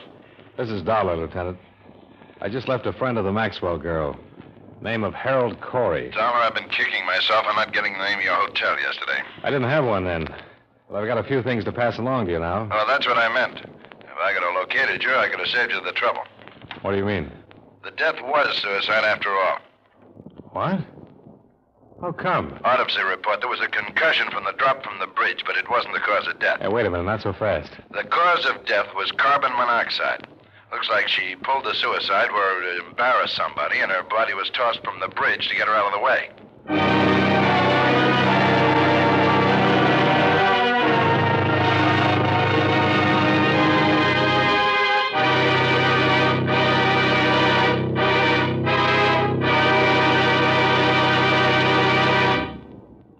We'll return to yours truly, Johnny Dollar, in just a moment. Tomorrow night, Gangbusters brings you authentic, hard-hitting proof that crime does not pay. All the facts right out of police files. The program names names and describes actual manhunts just as they took place. It's a Saturday evening event for adventure fans right here on CBS Radio. Don't miss Gangbusters, tomorrow night over most of these same CBS radio stations. Gangbusters.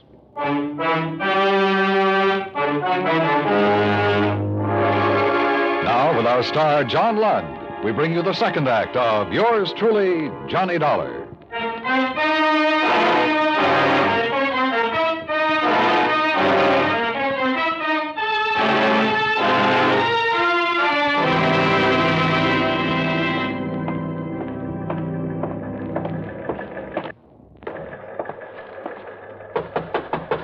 Come on in. All right, Dollar, sit down. Thanks. This, new theory of yours. What's the matter? Don't you like it? Well, I thought I was making progress in the other direction. Give it to me again, will you? Yeah. Here's the autopsy report. Death by asphyxia caused by presence of large amounts of carbon monoxide. Agent unknown. That's it. Probably automobile exhaust. That's the most popular these days. You believe this, Lieutenant? I believe what's in the report. And how did you say she got into the river? Oh, I said maybe she committed suicide somewhere so that somebody would get involved. To get rid of her, she was probably dumped in the stream. What's the matter, Dollar? I thought you'd be happy with the suicide evidence. The insurance company hired me to dig up the facts. If it was suicide, all right. But if it wasn't, they want to know that, too. And I still don't think it was. Why not? From what I've learned, she wasn't the type. She liked to be alive. And she played it hard enough to leave some motives lying around. Jealousy, for one. That boyfriend of hers, Corey? He's a possibility. I talked to him, and for my money, he deserves checking. And then there's this. What does this unlock? I wish I could tell you. It was undoubtedly given to her by somebody. I'd like to know who. You think you could put a couple of men on it? Find out where it was made? All right, Dollar. I'll stick my neck out that far for you. I'm under orders, you know. I'll have to be assigned before I can investigate. Sure, I understand. Well, I'll take your story upstairs and see what the brass says. Let me know what else you find, huh? Yeah, I will. Oh, do you have the address of the old flame you mentioned? The mother's friend? Still like to settle for fraud, wouldn't you? Now, the desk sergeant will give it to you. His name's Paul Anderson.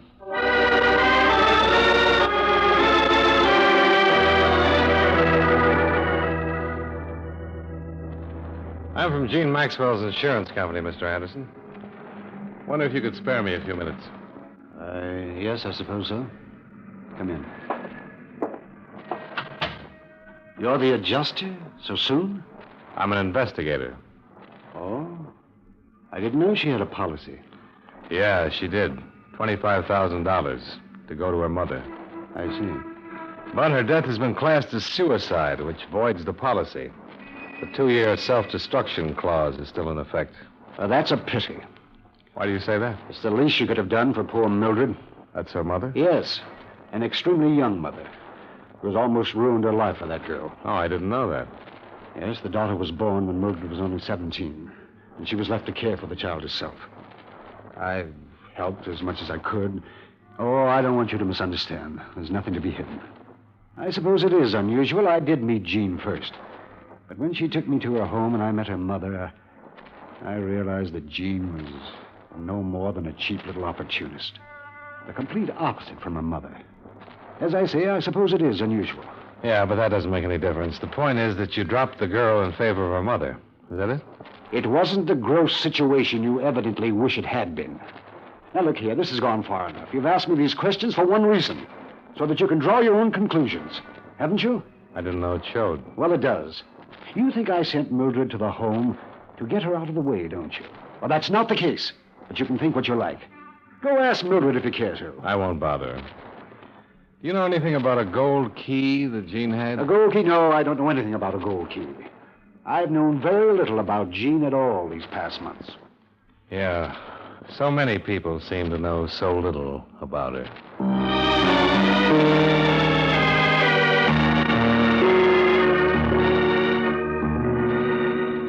Hello, Mr. Dollar. I've been wondering how you were making out. How are you, Mary? The police been here yet? No. I'll be scared to death if they do come. I feel guilty the minute one looks at me. That's common enough. Have you remembered anything that might help? No, not a thing, Mr. Dollar. I hardly slept last night. It's creepy. With her room just like it was the last time she left it. I've got to either move or get somebody else in there. Yeah. Mary, did Jean ever mention a Paul Anderson to you? Anderson? No, I don't think so. Not that I can remember, anyway.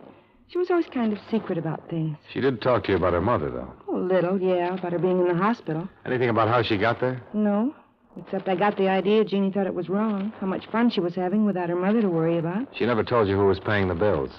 No, who was? This Anderson guy? Yeah. You sure she never mentioned him? I'm sure I'd remember if she did, because I was curious and she never mentioned any of them. Okay. Thanks, Mary.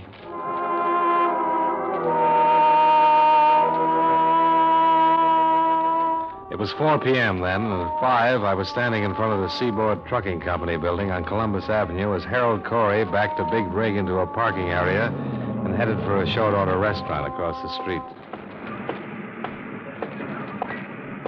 Hello, Corey. What this time? The dispatcher tells me you're going out on another run. Pretty short layover, isn't it? Yeah. You decided to look into the way I do my work? Oh, I just wondered if there was a reason for this quick run. Yeah, there is. I asked for it. I figured driving I could get my mind off this thing. Anything wrong with that? Well, maybe not. You know how she died? I read about it. Carbon monoxide. Yeah.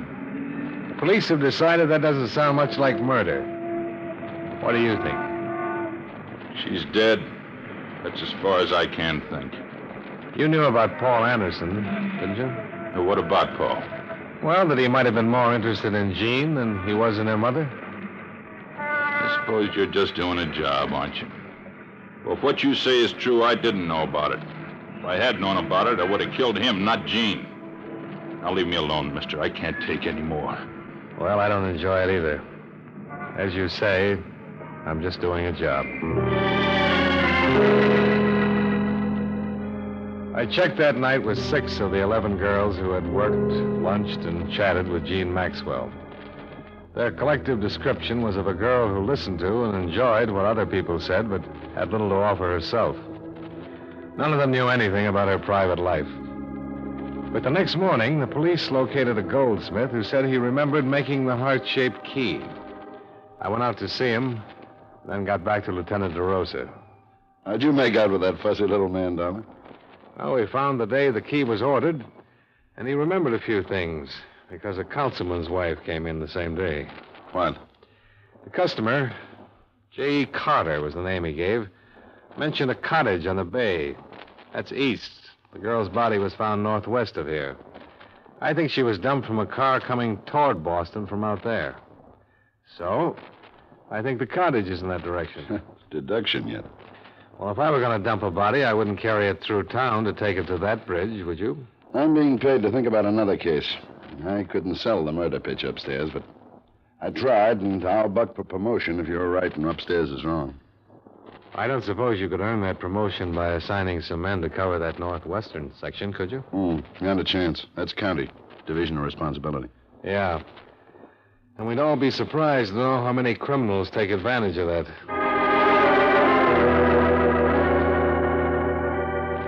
Expense account item 4. $35, mileage. Covering a 2.5-day canvass of real estate offices northwest of town. Object, a cottage probably rented previous to the month of June by a man possibly using the name J.E. Carter. It was a vague lead that meant morning to night legwork, but on the third afternoon, it paid off. Yeah, we don't rent much up here, that's why I remember. She was a dark-haired girl, is that right? That's right. Yeah, it's the Anson place out on Butch Road. Has anybody been there in the past few days? Not that I know about. It used to be there every 2 or 3 days, too. How was the rent paid? Cash or check? By, cashier's check. Or was it regular? Definite day of the month, I mean? And do you know the bank? Yeah, between the 1st and 5th of each month since May. Check on the commercial bank. Oh, thanks. Now, I'd like to ask one more favor. Would you take me out to the cottage? I certainly will. If it's a police affair, I'm not the one to stand in the way. Well,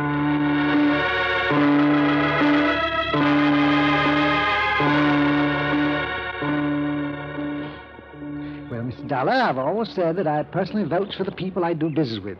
But you never know, do you? That's a profound truth in any business. I'll certainly try to be more careful in the future. Do you want to go now? Yeah, I think I've seen enough.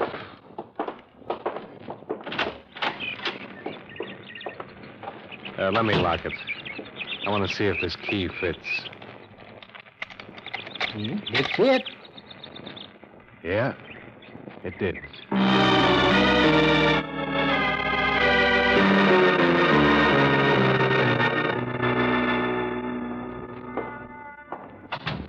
Well, I didn't expect to see you again. Didn't you, Mr. Hollis? You thought you'd get away with it? What did you say? Well, there's no reason to be clever with each other. I know you killed her. You rented a cottage out beyond Mystic River. You used the name J.E. Carter. Come into the other room. Yes, you're right. I did become infatuated with her. If you'd known her, you'd understand. I realized last week that it had to stop, and I told her. She'd been with that young Corey boy. I told her that even if I were single and eligible to marry her, I would advise her to hang on to him.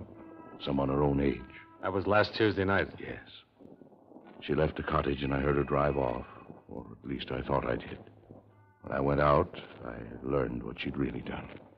She'd committed suicide in the car.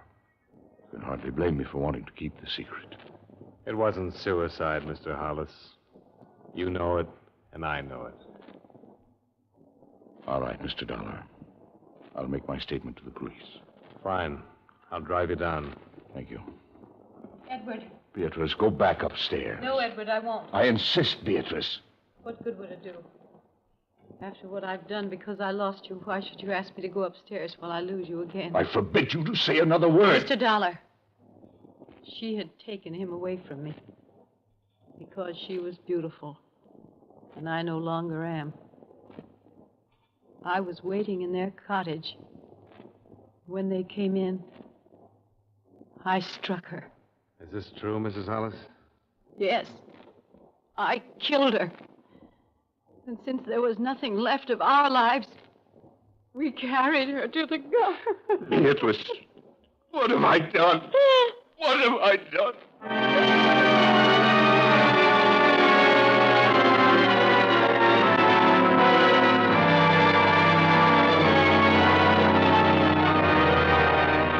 Expense account item 5, $110. Final bill for car rental.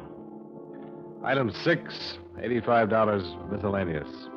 Expense account total, $266.85.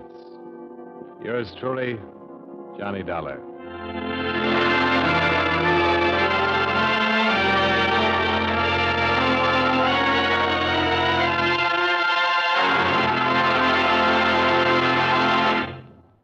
Yours truly, Johnny Dollar, stars John Lund in the title role and is written by Gil Dowd with music by Eddie Dunstetter. John Lund can currently be seen in the Universal International picture Just Across the Street. Featured in tonight's cast were Jeanette Nolan, Howard McNear, Ted DeCorsia, Virginia Gregg, John McIntyre, Barney Phillips, and Dick Ryan. Yours truly, Johnny Dollar, is transcribed in Hollywood by Jaime Del Valle.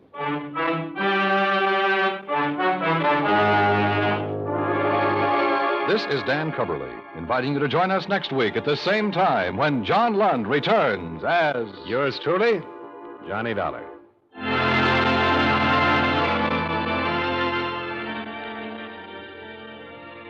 And remember, Tarzan brings you his adventures Saturday evenings on the CBS Radio Network.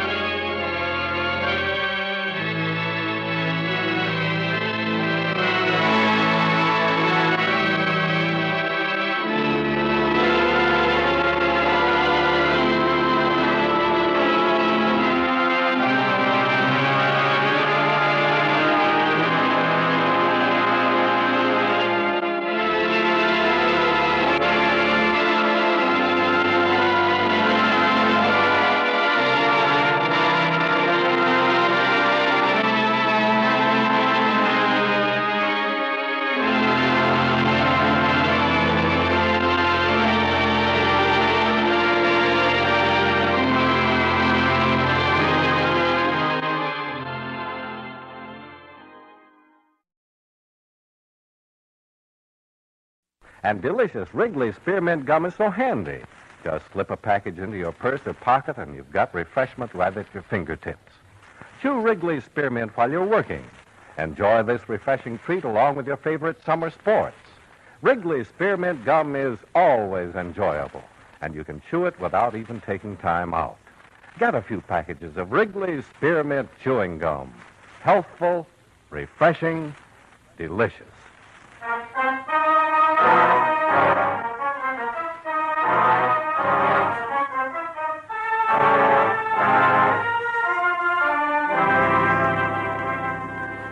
Expense account submitted by Special Investigator Johnny Dollar to Home Office, Columbia All Risk Insurance Company, Hartford, Connecticut.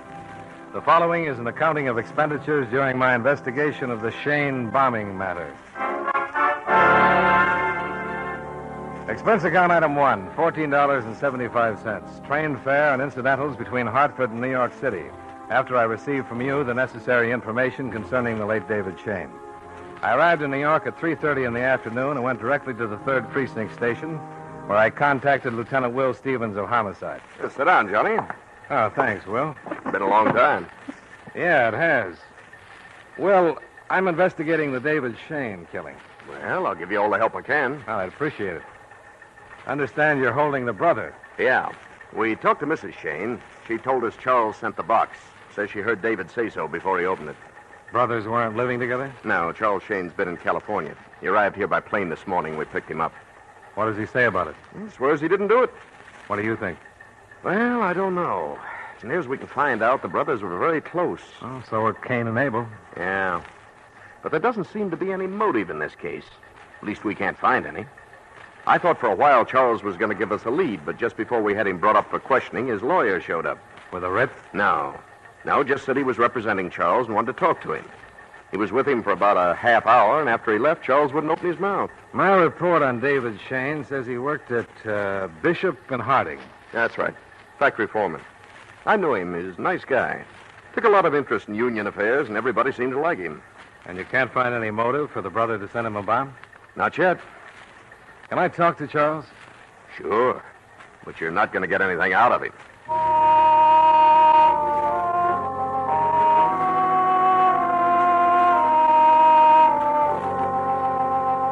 Stevens put in a call and made arrangements for me to interview Charles Shane. Expense account item 2, $1.35. Cab fare to the city jail, where I was taken in to see Charles Shane in his cell. Mr. Shane? Yeah? Mind if I sit down? No. Thanks. My name is Dollar. I represent the Columbia All Risk Insurance Company. Are you kidding? I'm investigating your brother's death. Oh. Your mother and sister are also insured with Columbia. How are they? Well, I haven't seen them, but the last report was they were doing all right. Mr. Shane. I didn't send him that bomb. Any idea who did? No. You're in a pretty tough spot. Okay. The package the bomb was in... Came from California, okay. How long have you been in California, Mr. Shane? About 8 months. Doing what? Working. Doing what? Shipyard.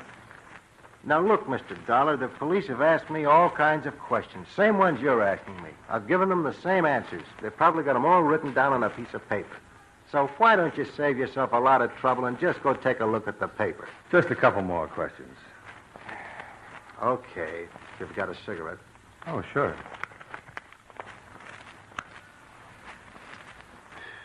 If you had a job in California, why did you come back to New York? Because I quit my job. Why? Because I didn't like it. Now, you've had your couple of questions, Mr. Dollar. Okay. You didn't send the bomb? No, I didn't send the bomb. Now, would you lay off, please? Okay. Guard. I'm going to see your mother and sister. Any message? No. I can't help wondering. What? How your brother knew the package was from you.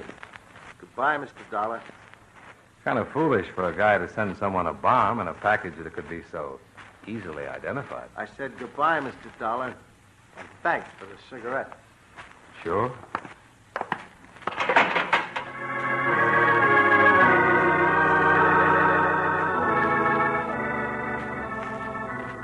Expense account item 3, $1.65. Cab fare to the hospital, where I was allowed to interview Mrs. Shane. She was in her late 50s, a small, frail woman, lying in the clean white hospital bed and looking up at me with hurt-filled eyes. You only have a few minutes. Okay. Mrs. Shane, this is Mr. Dollar. He'd like to speak to you. Hello, Mrs. Shane. Are you another policeman? No, ma'am. I'm an insurance investigator. Oh, I was hoping you could tell me something about my son, Charles. I just left Charles, Mrs. Shane. Did you? How is he? Oh, he's fine. I made such a terrible mistake. How's that? Telling the police Charles sent the package. You don't think he did? Of course he didn't.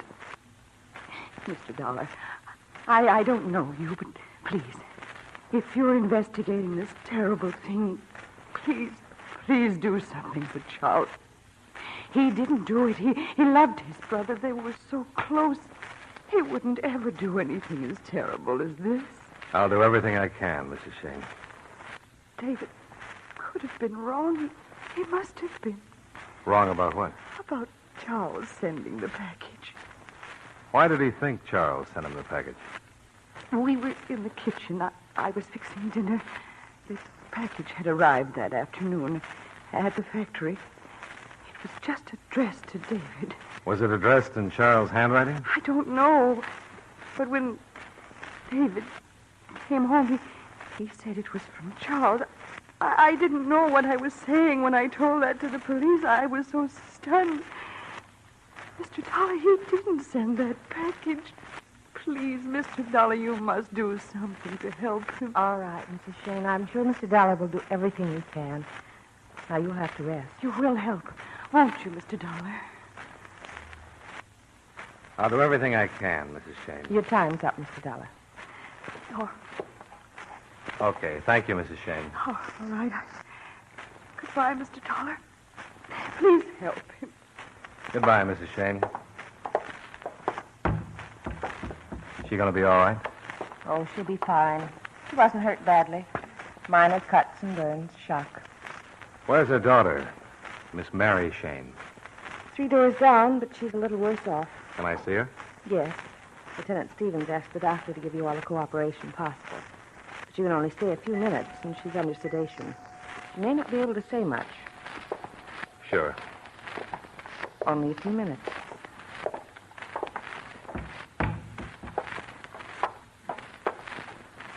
Miss Shane? Miss Shane, this is Mr. Dollar. He'd like to speak with you. Who? Johnny Dollar, Miss Shane. I'm investigating your brother's death. Oh, yes, Mr. Dollar.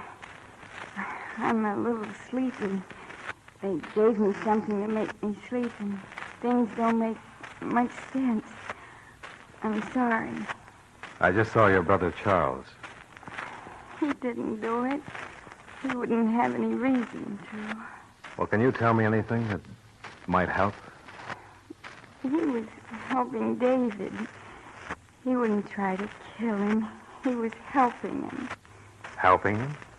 What? You said he was helping David. Oh, yes. Charles knows who sent the bomb, but he didn't send it. He knows who sent it? He knows. David's been making speeches against the Workers' Protective Association. The Workers' Protective Association? Miss Shane, you said something about the Workers' Protective Association. Been making speeches against them. Charles has been helping in California. Didn't send it. He knows who did. What has Charles been doing in California, Miss Shane? Charles knows who sent the bomb. He knows. He's keeping quiet to protect us, but he knows. Miss Shane, did David tell anyone Charles was helping him in California? Tell anyone? There was a man named Wagner who called all the time. Wagner? Yes, Wagner. Called all the time. Did he work at the factory? No, I think he was a lawyer. A lawyer? Yes. I can't think. Please, Mr. Dollar. Just one more question, nurse. It's very important. Miss Shane, did David tell anyone at the factory that Charles was working with him in California? At the factory? Yes. Did he tell anyone about Charles in California? Yes. Yes, I think so. Mr. Dollar, I'll have to call the doctor. Look, this may mean a man's life. Who did David tell, Miss Shane? A man named... wish I could get things straight. Who did he tell at the factory? Pryor. Sometimes after work, Mom used to fix dinner for him and David. Pryor? Yes. Pryor. Ralph Pryor was a close friend of David's. David. Now, please, Mr. Dollar. Okay.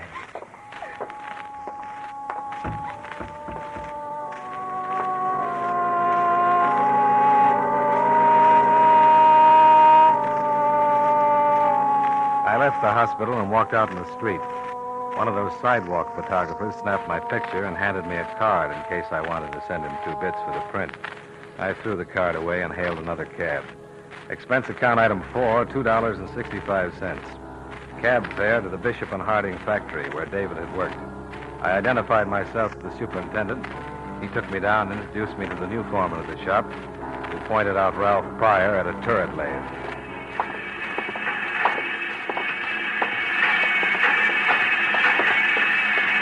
Mr. Pryor. Mr. Pryor. Yeah? My name is Johnny Dollar. Okay. So what? Oh, you're a friendly little fella, aren't you? Look, what do you want? I got a lot of work to turn out, and I ain't got no time for stupid conversation. I understand David Shane was a good friend of yours. Yeah. What do you want to know, Kurt? I'm investigating his death. All right, he was a good friend. Now, what else do you want to know? How long have you worked here? Oh, about 6 years. When was the last time you saw David? Yesterday. Said goodbye to him when he left work. You don't seem very unhappy. You got any more questions? Yeah. How does the mail come in here? From the mail room. Who brings it in? Nobody special.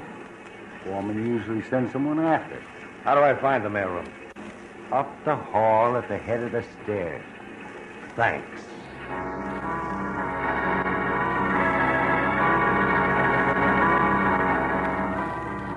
I went up and talked to the mailroom clerk, and he was a little more help. There had been a package for David. He remembered it because it was so heavy. He told me that he'd sent it down along with some other mail, but he couldn't remember who'd picked it up. I was starting to get a hunch, so I got to a phone and put in a call to Lieutenant Stevens. How you doing?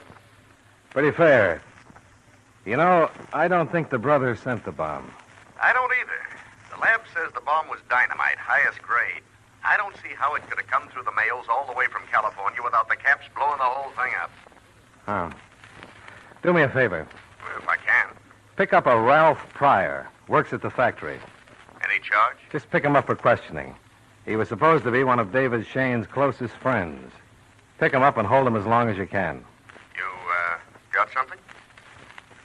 Maybe.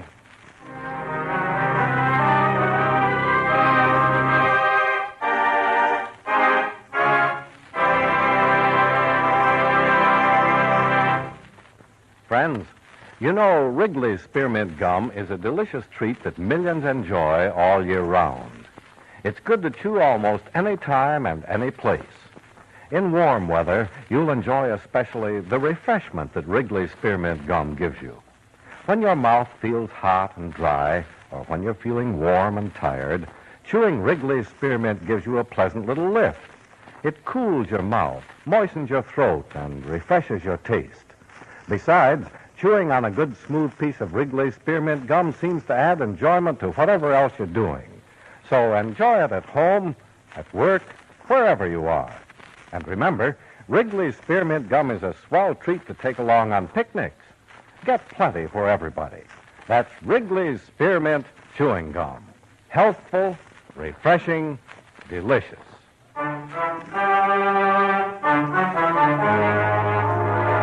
And now, with our star, John Lund, we bring you the second act of Yours Truly, Johnny Dollar.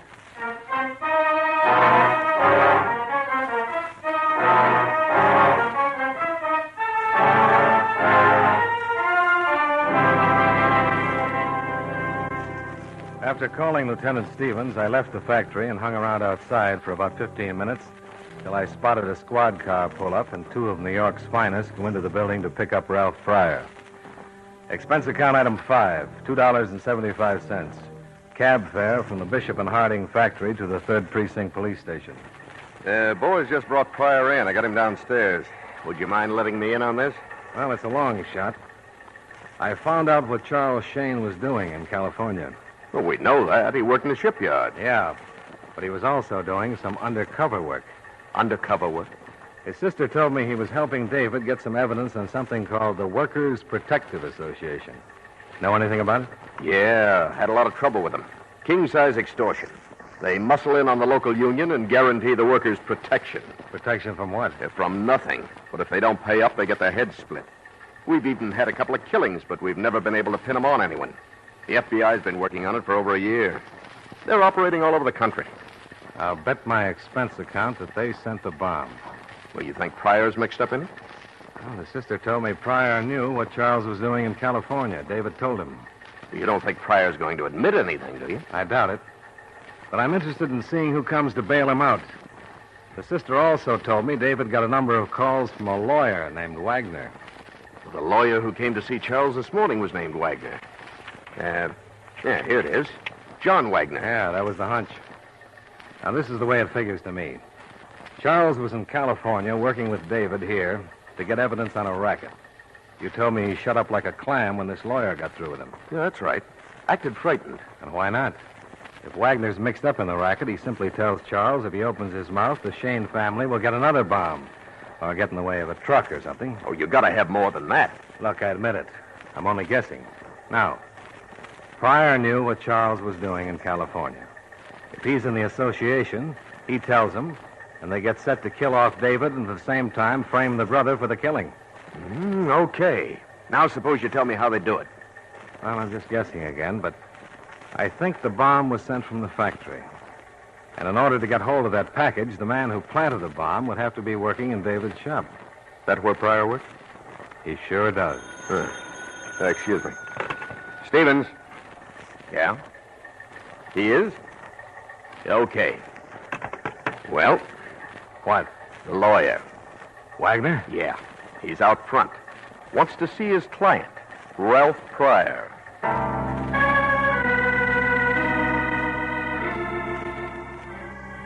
I left Stevens and went out front where I spotted the lawyer, Wagner. He was small, dressed neatly in a Homburg, blue suit, and spats. I made sure he was the man I wanted, and I went out front to wait. About a half an hour later, he finally came out and grabbed a cab. Expense account item 6, $3.25. One more cab to tail Wagner.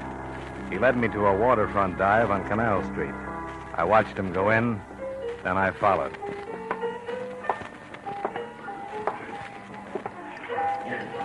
Something for you, Mac? No, just looking. Anything special? A man just came in here. He did? Short, blue suit and spats. Spats? And a Homburg. Better have a good stiff one. You didn't see him? Oh, sure. The short, blue suit, spats, Homburg. Yeah. Leading an elephant. You know something? I'm not amused. You know something? Neither was the elephant. Where does that back door lead to? To the back door. Let's take a walk back there, Mr. Dollar. You know who I am? Sure. You want to see Mr. Wagner, don't you? Isn't that right? That's right. Through that back door. He's expecting you. If you don't mind, I'll make a call first. Ah, but I do mind. I'm sorry. Well, I hate to disappoint you, but I'm going to make it anyway. No. You're going back to see Mr. Wagner. You know why? Because you got a gun in that pocket? That's a pretty good reason, Dollar. Yes, it is. Well, let's go see Mr. Wagner. The man with a gun in his coat pocket showed me the way to the back door. We went through into a hall that led to some stairs that led to another door. Behind the second door was an office, and behind the desk was the lawyer, John Wagner. Come in, Mr. Dollar. Come in. Have a chair. No, thanks. Didn't you hear what he said? Sit down. Now, Mr. Dollar, you realize, of course, that you're in pretty serious trouble. Is that right? Oh, yes, indeed. How do you know who I am? From your photograph. You had to be a policeman, a private detective, some sort of an investigator. Turned out you're a freelance insurance investigator working for Columbia All Risk. You learned that from my photograph? We have a very efficient organization. When we heard you had visited the Shanes in the hospital, we had your picture taken. The sidewalk photographer. You have a good memory. We turned the photo over to the qualified members of the organization, and they in turn gave us a very thorough report. And now what? It's obvious, isn't it? Al here will take you out to the car and drive you 5 or 10 miles down the river. You mind clearing up a few points first? If they're not too time-consuming, I have an appointment. Pryor put the bomb in the package? Yes? He knew the package was coming and intercepted it before David got it, removed the contents, loaded in the bomb, and gave it to Dave. Absolutely correct, Mr. Dollar. Weren't you worried he might open it in the factory? We knew he wouldn't open it until he got home. You see, he believed there was important information concerning my organization in the package. From his brother? Of course. Pryor notified us what his brother was doing, and our people in California, in turn, notified us when to expect the package. Simple? Charming. Nothing like a delightful explosion.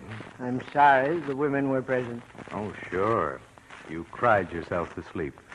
I'm afraid you have to be going, Mr. Dollar. Al. Come on, Mr. Dollar.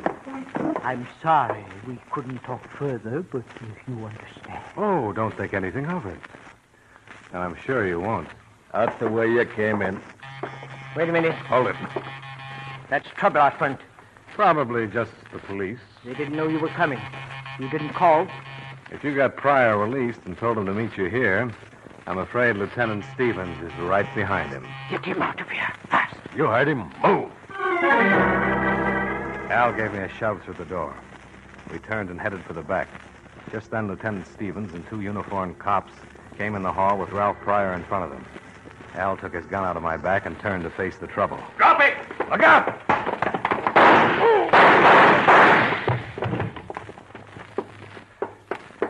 I tried to take it away from him. Jim, take Pryor out to the car. Where's Wagner? In here. The window.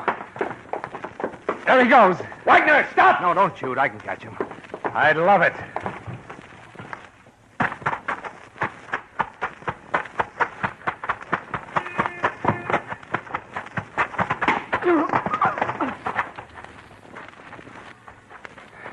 Yeah, are you all right? Just skinned my knee. But Wagner's out cold. Oh, you idiot. Why? He might have had a gun. Huh? He could have turned around and blown your head off. Hey, I never thought of that. Well, just proves what I've always said. You gotta be crazy to be a hero.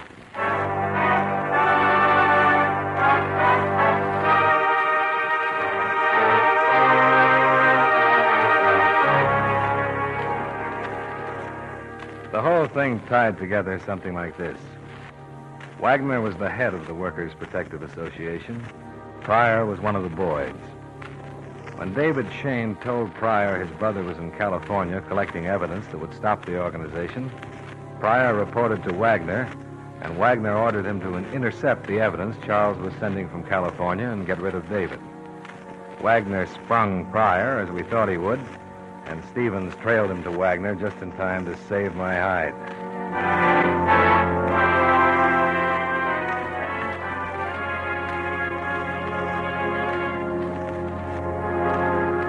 Expense account item 7, $22. Dinner with Lieutenant Stevens in grateful appreciation. Item 8, $32.50 for a new pair of slacks and minor first aid for my skinned knee. Expense account items 9 and 10, $42.80. Hotel bill, train fare, and incidentals back to Hartford the next day. Expense account total, $123.70. Yours truly, Johnny Dollar.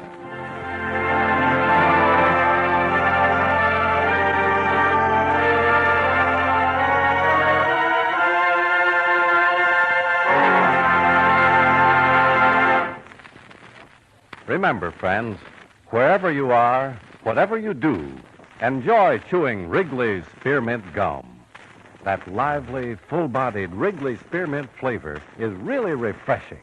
It cools your mouth, moistens your throat, helps keep you feeling fresh and comfortable. The smooth, pleasant chewing helps keep you feeling relaxed, too. So you naturally feel better, work better, get more fun out of doing things. Remember, too, Wrigley's Spearmint Chewing Gum is a refreshing treat you can enjoy almost any time and any place. Just slip a stick into your mouth whenever you want it. Do as millions do. Keep Wrigley's Spearmint Chewing Gum handy and enjoy it often, every day. That's Wrigley's Spearmint Chewing Gum. Healthful, refreshing, delicious.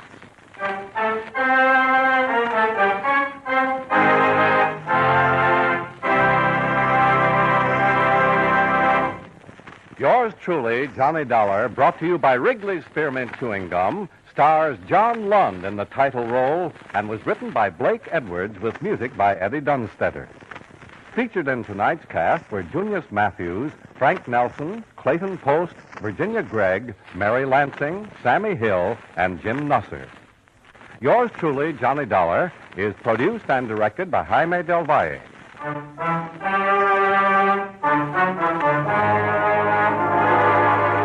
The makers of Wrigley's Spearmint Chewing Gum hope you enjoyed tonight's story of Johnny Dollar and that you're enjoying delicious Wrigley's Spearmint Gum every day.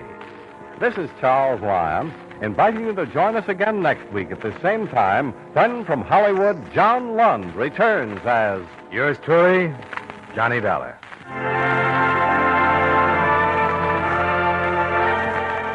This is the CBS Radio Network.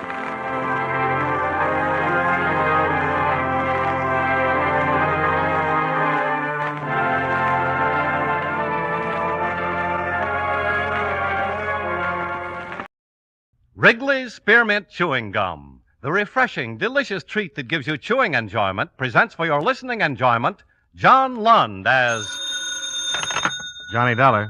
Donald Maynard, Johnny. Oh, hello, Mr. Maynard. Haven't talked to you in a long time. Want to go to work? Sure. What is it? We insure a Miss Isabel James, Tulsa, Oklahoma. She's been killed. How? Murdered. Like you to leave as soon as you can, Johnny. Won't take me long. See you at your office in an hour, and you can fill me in on the details.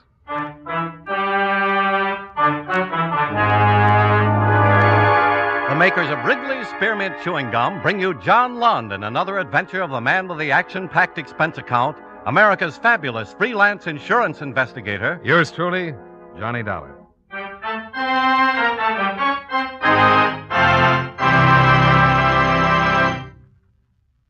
For refreshing taste plus chewing enjoyment, treat yourself to delicious Wrigley's Spearmint Gum. When your mouth and throat feel hot and dry, a stick of Wrigley's Spearmint gives you quick, long-lasting refreshment. The lively, full-bodied spearmint flavor cools your mouth and freshens your taste.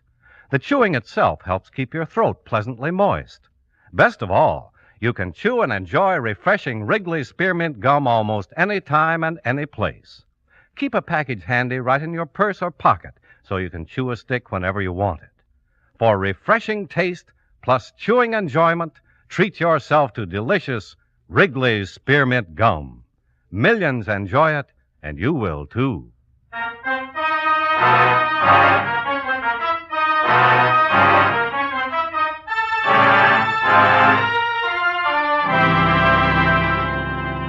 Expense account submitted by Special Investigator Johnny Dollar to Home Office, National Life and Casualty Insurance Company, Hartford, Connecticut. The following is an accounting of expenditures during my investigation of the Isabel James matter. Expense account item 1, $103.65, plane fare and incidentals between Hartford and Tulsa, Oklahoma, after receiving from you the necessary information concerning the case. I arrived in Tulsa the next morning, registered at the hotel, and went directly to the police station where I introduced myself to Captain Clifford Kissig. Yeah, got a teletype from your company. Said you'd be in this morning. Good trip? Fine. You're investigating the Isabel James murder. That's right. I was hoping you could give me some help. I'd sure like to, but it's got us stumped. We've had 3 others like this already. 3 others? Yeah, all the same. Isabel James was the 4th. Looks like Tulsa's got a Jack the Ripper. All with their throats cut? Yeah, 4 killings in the last 3 weeks. You're after a madman. Yeah, pretty smart madman. Haven't got a lead. Not a what? Always picks a lonely spot, never a witness, never anyone who saw anything or heard anything. What's he use, a knife? The lab thinks it's a razor. Straight razor. Got the town a little jumpy. I can understand. But we'll get something. Sooner or later, the killer will make a slip, or somebody will tell us something. What happens in the meantime? We just gotta pray there ain't no more killing. How far is Dawson from Tulsa? Not very far. Going over to see the dead girl's uncle. Yeah, he's the beneficiary. Mm-hmm. I found the policy in her belongings. I was the one notified your company. You know the uncle? Had him come down and identify the body. How much does he get? $10,000. Well, he can use it. Just an old farmer. Well, I'm going to run over and see him. All right. How long are you going to be in town? Well, I'm being paid to investigate a murder. I guess I'll be around until somebody catches a killer.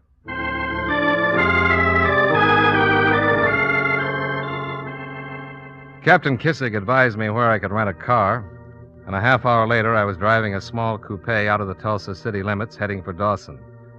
The dead girl's uncle, Morley Parrish, lived a few miles east of Dawson in an old rundown farmhouse that was in the middle of 6 or 8 acres of parched earth. He was a man in his late 50s, weather-worn and thin. He met me at the door with a look of suspicion. What do you want? Mr. Parrish? Yes? My name is Dollar. I represent the insurance company that covered your niece's life. I'd like to talk to you about it. About what? About your niece, her death. She's dead. What's there to talk about? You're the beneficiary. You got $10,000 from the insurance company. Come in. Sit down. I get, how much you say? $10,000. You want a drink? Well, I don't... I got a jug of whiskey. I've been saving it. You say your name's, Dollar. What company you work for? National Life and Casualty. I get $10,000. That's right. Yeah, have a swig.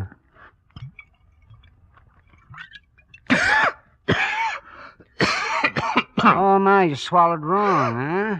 Yeah. Oh, well, give me that.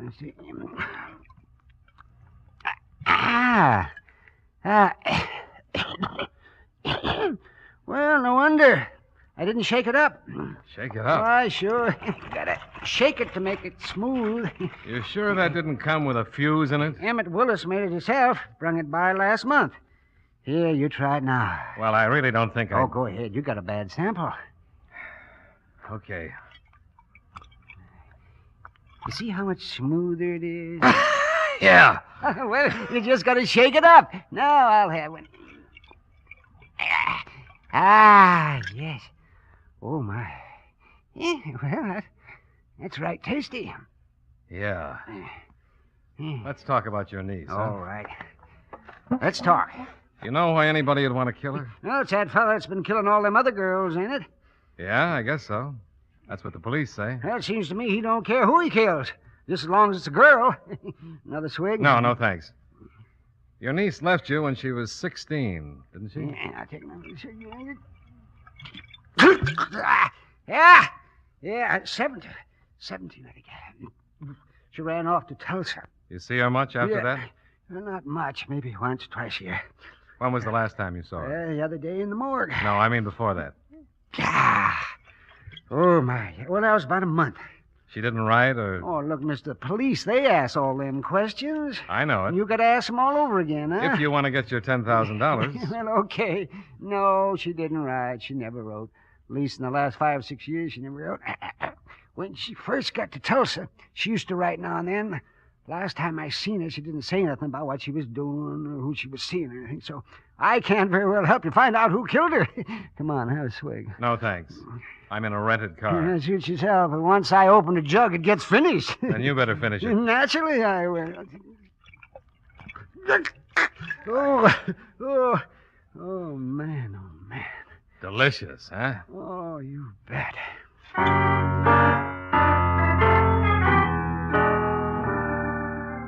I left before he finished the demijohn.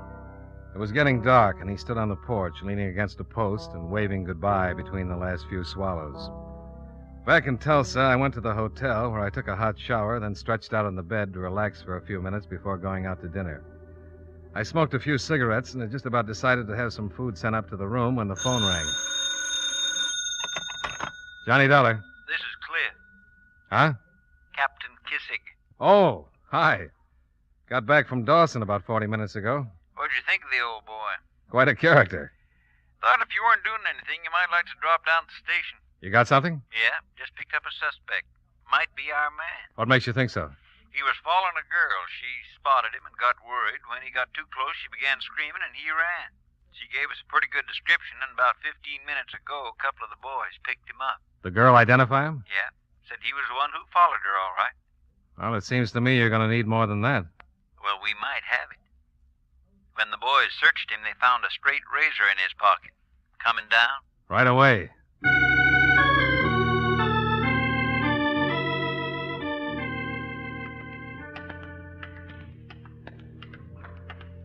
His name's Story. Storey. Alvin Story. He hasn't said anything interesting. But you think he's it? Yeah, I think so.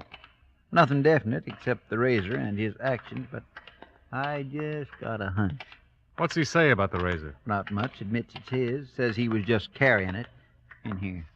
You were just taking a walk. Yes, sir, that's right. I was just taking a walk. And you weren't following the girl. I told you I wasn't. I told you I was just taking a walk. If the girl thought I was following her, well, I can't help that. I wasn't. I was just taking a walk, like I said in the first place. Hello, Captain. Hello, Alvin. Back with someone to relieve Sergeant Haddock? I'm not tired, Alvin. Well, you're gonna be if you keep on like this, because I've told you the truth, and I'll just keep right on telling it all night if you keep asking me. Have a cigarette, Alvin? I told you I don't smoke. Honest, Captain, this is just a waste of time. I've told you the truth, and you're just a waste of your time with all these questions. We've got a lot of time. Now, let's go through it again, Alvin. Where did you get the razor? Why, I bought it. Where? At a hardware store. You can check it. I bought it at a hardware store about 3 weeks ago. I used it to shave with, not to kill anyone. Honestly, I didn't kill anyone. I'm not the one you want. I'm not that person that killed all those women. We never said you were, Alvin. But you think so, just because that girl thought I was following her. Well, weren't you? Well, no. I told you I was not following that girl. You were on your way home. Yes. You told me before. That I was on the way to a show. Yes. I wasn't on my way home. Keep asking me all these questions. I get confused. I made a mistake. What show were you going to see? Well... What show? Oh, no one in particular. I was just going downtown to see what was playing. You were headed downtown? Yes, to see what was playing at the shows. The girl says you were following her. Well, I don't care what the girl says. She's lying. I wasn't following her. But you were walking behind her. Yes, I might...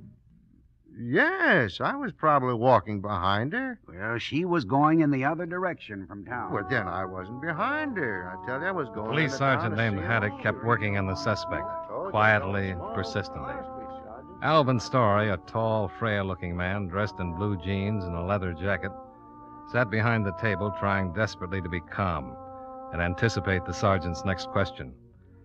After half an hour, the captain and I left and went upstairs to his office where he fixed coffee.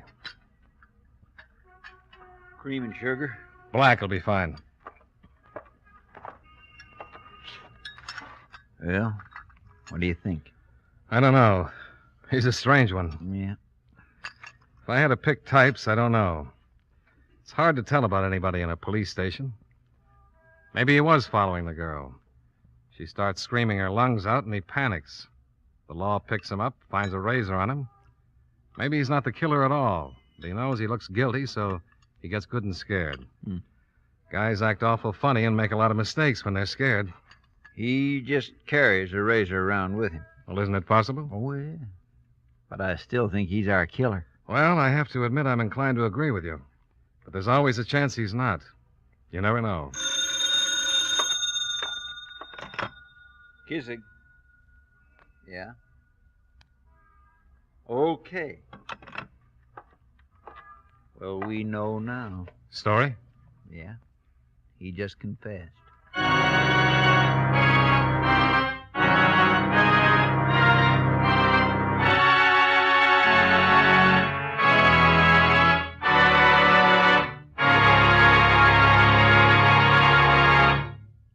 Friends, no matter what kind of work you do, It's a real help to chew delicious Wrigley's Spearmint Gum right while you're working. When you're warm or tired, for instance, the lively, full-bodied spearmint flavor is really refreshing. It helps keep your mouth and throat feeling cool and moist. Chewing on that smooth, good-tasting piece of Wrigley's Spearmint makes the time pass more pleasantly, too. It seems to make your work go smoother and easier. Keep a package or two of Wrigley's Spearmint chewing gum handy all the time. Enjoy chewing Wrigley's Spearmint while you're working and at other times. That's Wrigley's Spearmint chewing gum. Healthful, refreshing, delicious. And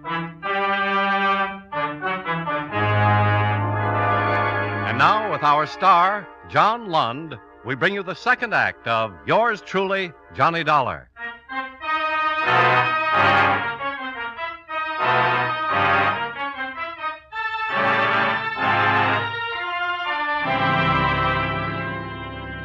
Alvin Story still sat at the table in the dim, bare little room.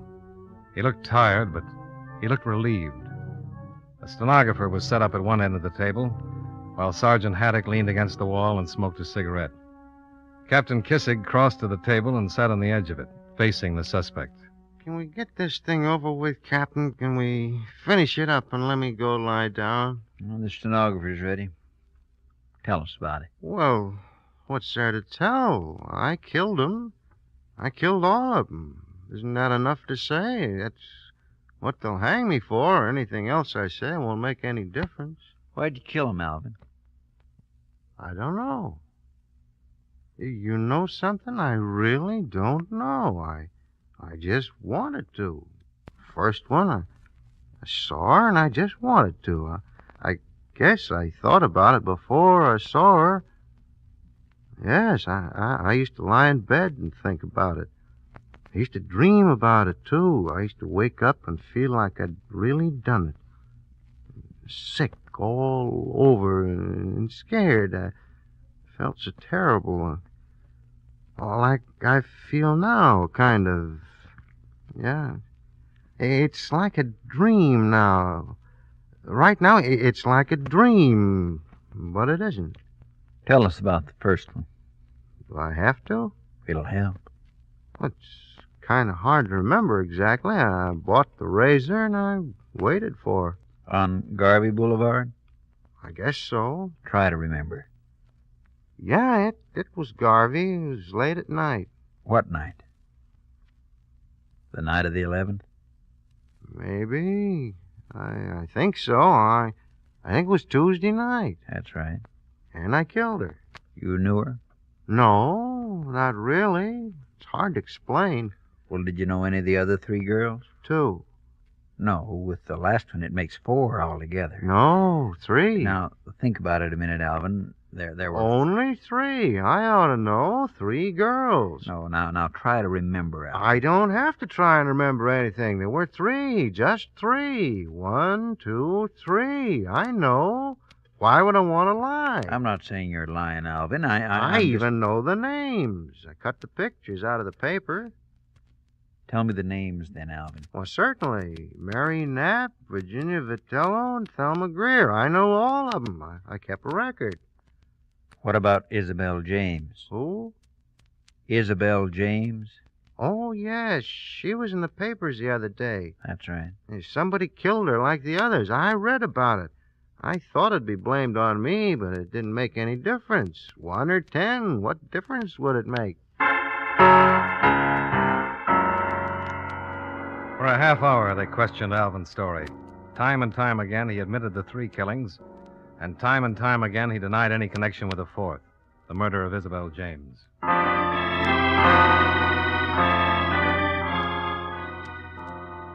Expense account item 2, $4.95, breakfast for Captain Kissig and myself, after which I returned to the hotel and crawled into bed. A lie detector test would be given to Alvin sometime late in the afternoon, so that gave me at least 6 or 7 hours to catch up on my sleep. I left a call at the desk, turned over, and closed my eyes.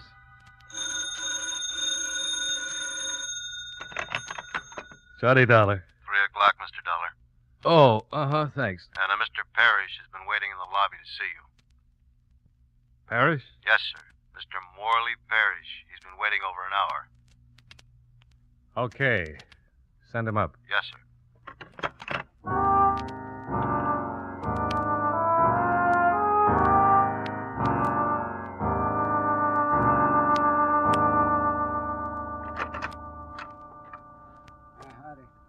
Come in, Mr. Parrish. Have a seat. Thank you. I've been waiting downstairs for over an hour. Oh, I'm sorry. But I was up all night. I told the desk not to disturb me until 3. Oh, gee, that's all right. I know you city fellas don't like to get to bed much before the sun comes up. I didn't mind waiting. I was with the police. Oh? I've been working with them on the death of your niece. Oh, is that right?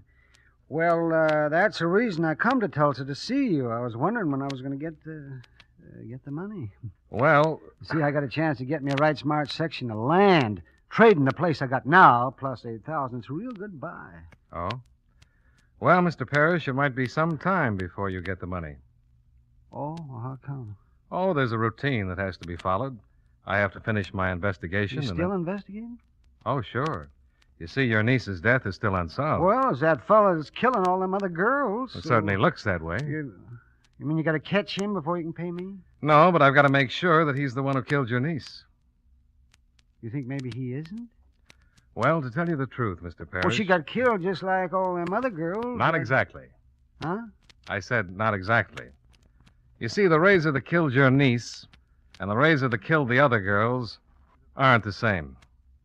Well, how do you know that? The police laboratory report. They can tell if it was a different razor? Oh, no. Come on, Mr. Downer. Maybe I ain't the brightest It's fellow a fact, in the world. Mr. Parrish. How do you think they knew it was a razor in the first place? Not just a very sharp knife. Oh, they can tell, all right.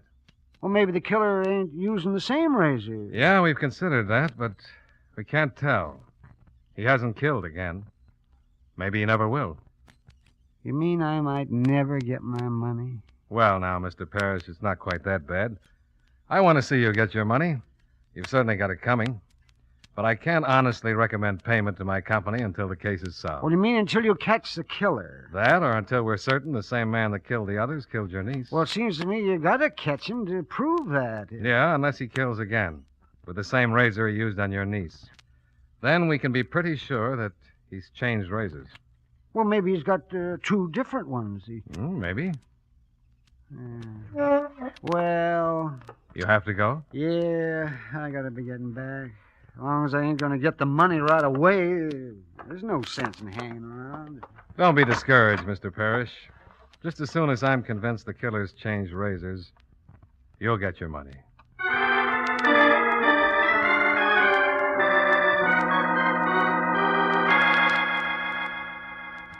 Yeah, Dollar, we just gave Story the polygraph test. According to our experts, Story killed all the girls except Isabel James. Look, Captain, Morley Parrish was just in my room. I gave him a cock and bull story about his niece being killed with a different razor. A different razor? I think maybe he did it for the insurance. Read all the stories in the paper about the killings and decided to kill his niece. And then everybody just chalk it all up to Alvin's Story. Right. Only I didn't tell him that Alvin Story had been arrested. Explain about that different razor. Parrish left here thinking he wasn't going to get the $10,000 until I was certain the same man killed his niece that killed the others. He thinks your police lab proved that Isabel James was killed with another razor. And he quickly came up with a solution that the killer had changed razors or had 2 of them. So what? I think he'll go out and prove it. What? You mean you think I think he's simple-minded enough to try and kill someone just to make it look like the killer has changed razors. Well, I sure hope you're wrong. Well, so do I, but it's the only way we could prove anything. Where is he? He just left. But holy cow, if you're right and he's wandering around Lund... Relax. He'll go back to his farm in Dawson first. What makes you think so? He has to get the razor, doesn't he?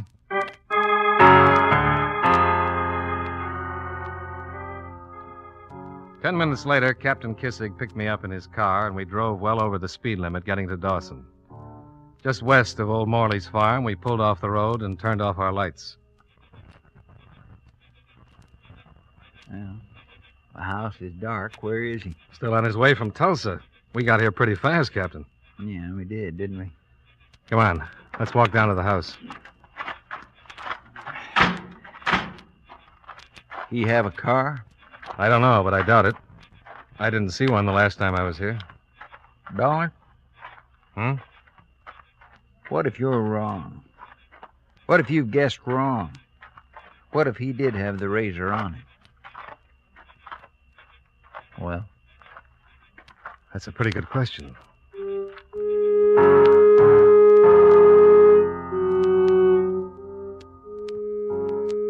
The night was warm, with a big red moon. We walked down to the old farmhouse while a coyote howled way off in the distance. We found a spot by the side of the house where we could see the road and still be hidden in the shadows. We waited for Morley Parrish to come and get his razor.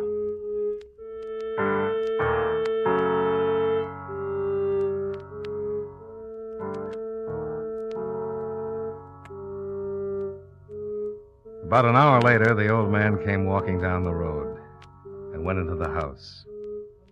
After a few moments, a light flared in the back room. We could hear him moving around, then the light went out.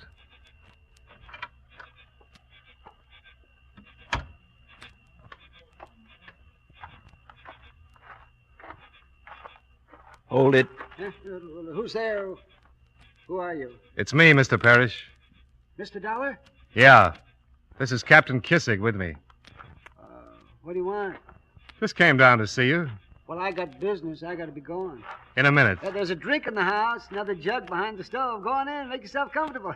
I'll be right back. Just a minute, Mr. Well, Parrish. look, I got to hurry. Where are you going? I got business in Dawson. You gonna walk? Oh, sure, I always walk. I hitchhike if I get a lift. We've got a car. We'll give you a lift. No, I don't want to put you in no trouble. No trouble. Mr. Parrish, what did you pick up in the house? Huh? What? Oh, nothing. What have you got in your pocket? Well, nothing. What do you want? You ain't got no right to do... Do you own a straight razor, Mr. Parrish? You better give it to us, Mr. Parrish. And be careful how you do it. I've got a gun pointed at you. Well, you knew it all the time, huh? I had a hunch. Now, here you are. Is this the one you killed your niece with? Yeah. You were going to kill somebody else. Oh, there ain't no difference after the first one, and I sure could have used that money. Gee. Man, oh, man, that was a wonderful little farm, but, I just guess you can't beat them scientific police methods. I sure thought I had it all figured out, too. Gee, we gonna go now? Yeah. What's going to happen to my farm? They'll sure hang me, and I ain't got no relatives to The take state'll take care of it. Come on. Mr. Dollar, Hmm? why don't you just sneak back later on and get that jug? There's no sense in wasting it on some stranger who wouldn't appreciate it.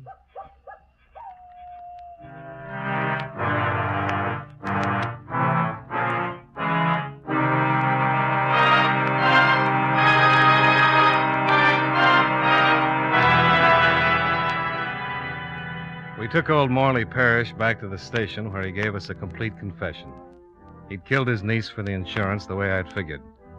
When we told him that Alvin Story had confessed that afternoon, old Morley just shook his head and said something about policemen being a whole lot smarter than most folks give him credit for. Expense account item 3, $11.80, dinner for me and Captain Kissig. After which I returned to my hotel, turned in, and got a good night's sleep. Expense account items 4 and 5, $89.45, car rental and hotel bill. Item 6, $125.19, plane fare and incidentals back to Hartford. Expense account total, $335.04. Yours truly, Johnny Dollar.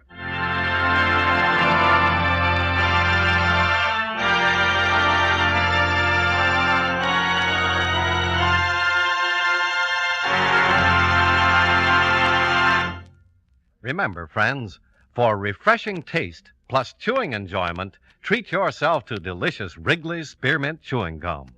The taste of fresh spearmint is cooling and delightful, and there's lots of it in every stick of Wrigley's Spearmint Gum.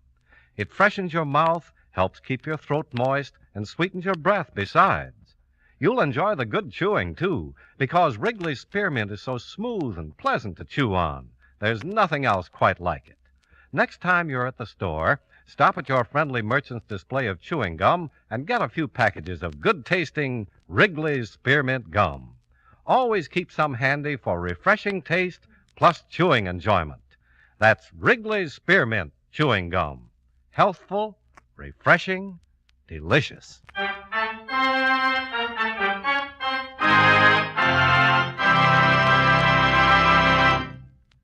Yours truly, Johnny Dollar, brought to you by Wrigley's Spearmint Chewing Gum, stars John Lund in the title role and was written by Blake Edwards with music by Eddie Dunstetter. Featured in tonight's cast were Joe Duvall, Parley Bear, Howard McNear, and Clayton Post. Yours truly, Johnny Dollar, is produced and directed by Jaime Del Valle.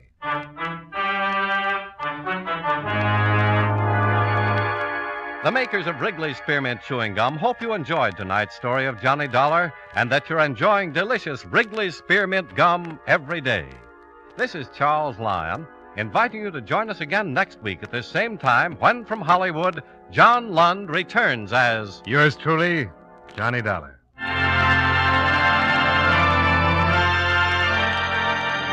This is the CBS Radio Network.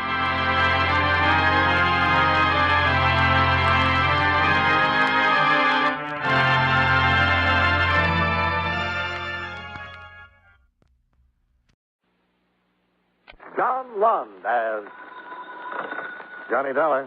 Walter Jackson, Johnny. Hello, Mr. Jackson. How are you? No, not too good, Johnny. That is, our company isn't. If you're not on a case, I'd like you to conduct an investigation for us. I'm at your service. Good. Our company writes a group health and hospitalization policy at the Riggs Bearing Company. Where's that? In Riggs City, Florida. Employees 3,000. We cover the employees and their families. And? We've just received a claim on behalf of a Bobby Foster, the child of a machinist of Riggs. For what? An operation involving a team of neurosurgeons and technicians that had to be flown to Riggs City by chartered plane from Boston. Now, what do you want me to do? Dr. Grant Howell, director of the Riggs City Hospital, attached a report to the claim. A report which we think bears investigation. Okay, I'll get right on it. Fine, Johnny. And don't spare any expense. If Dr. Howell's report bears out, there's a vicious racket spreading. A racket which victimizes children.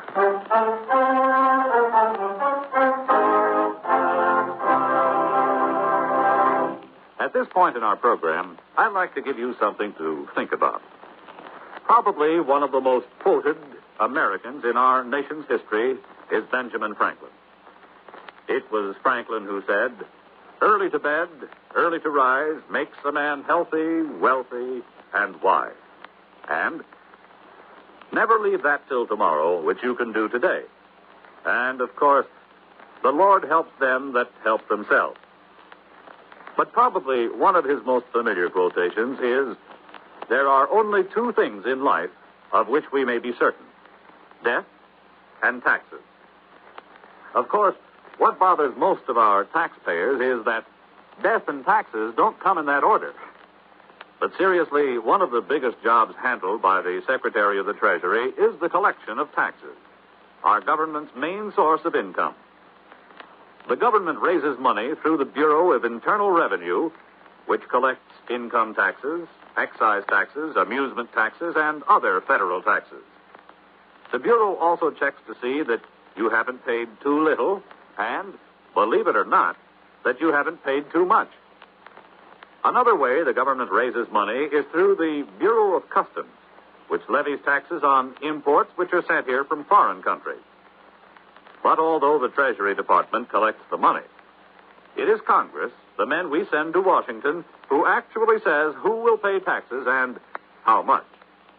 And that's one thing from which none of us can escape.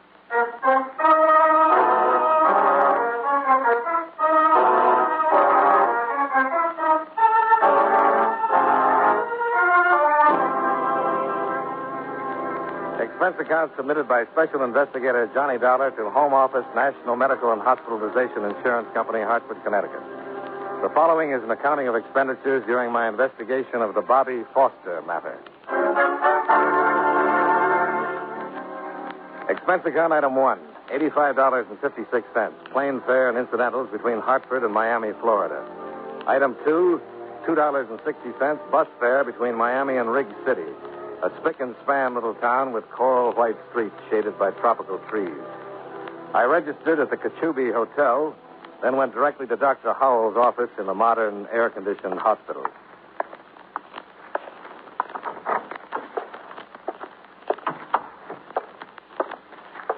Good afternoon. Hello. May I help you? I'd like to see Dr. Howell, please. Well, the doctor doesn't see patients after 5. I'm afraid you'll have to return tomorrow.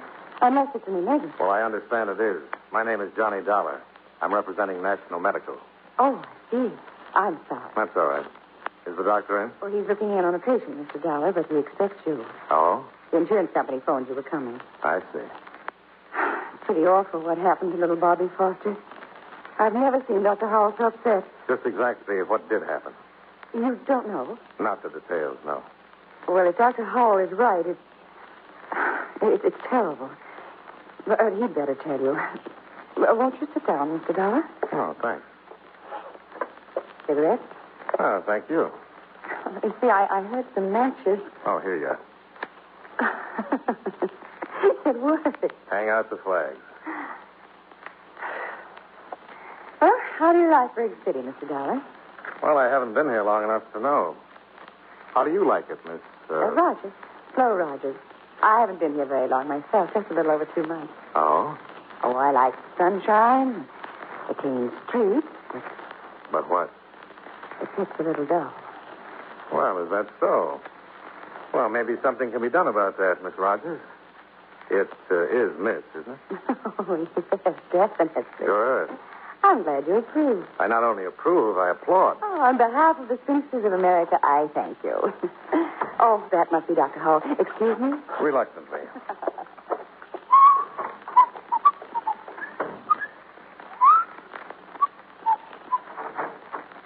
The doctor will see you, Mr. Dollar. Thank you. Oh, come in. Come in. Have a seat. Thanks, Dr. Howell. Well, your company acts fast. Only mailed that claim day before yesterday. National Medical feels it's an unusually high claim, You Doctor. suggesting I padded it? Oh, certainly not. But a team of neurosurgeons flown down from It is Boston... necessary to save the boy's life, I assure you. Well, don't misunderstand, Doctor. National Medical isn't challenging your professional opinion. I should hope not. The report you attached is what interested my company. It should. Should interest the whole country. I didn't have the opportunity to read it, Doctor. Perhaps It's a potential child killer, Mr. Dollar. A vicious, unscrupulous racket, capitalizing on panic, fear. Well, come with me. I want you to see what they've done to an innocent child. Bobby Foster? Yes.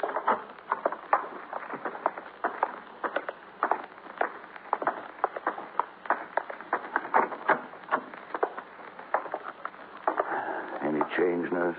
No, Doctor. Well, there he is, Mr. Dollar.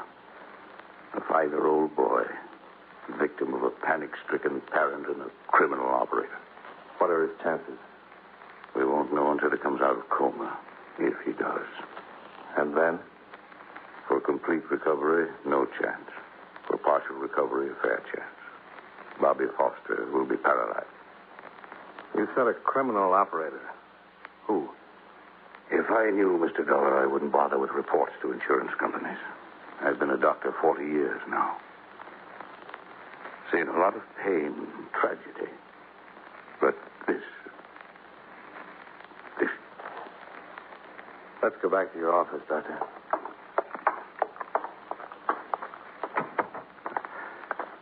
Sorry, Mr. Dollar. I must be overtired. Shouldn't let these things get to me. Well, after seeing that boy, I can't blame you. Cigarette? Yes, thank you. Now, let's have the story from the beginning, huh? Well, we had a polio scare here recently. Some of our children came down with fever, headache, sore throat, symptoms resembling polio. Was it polio? No.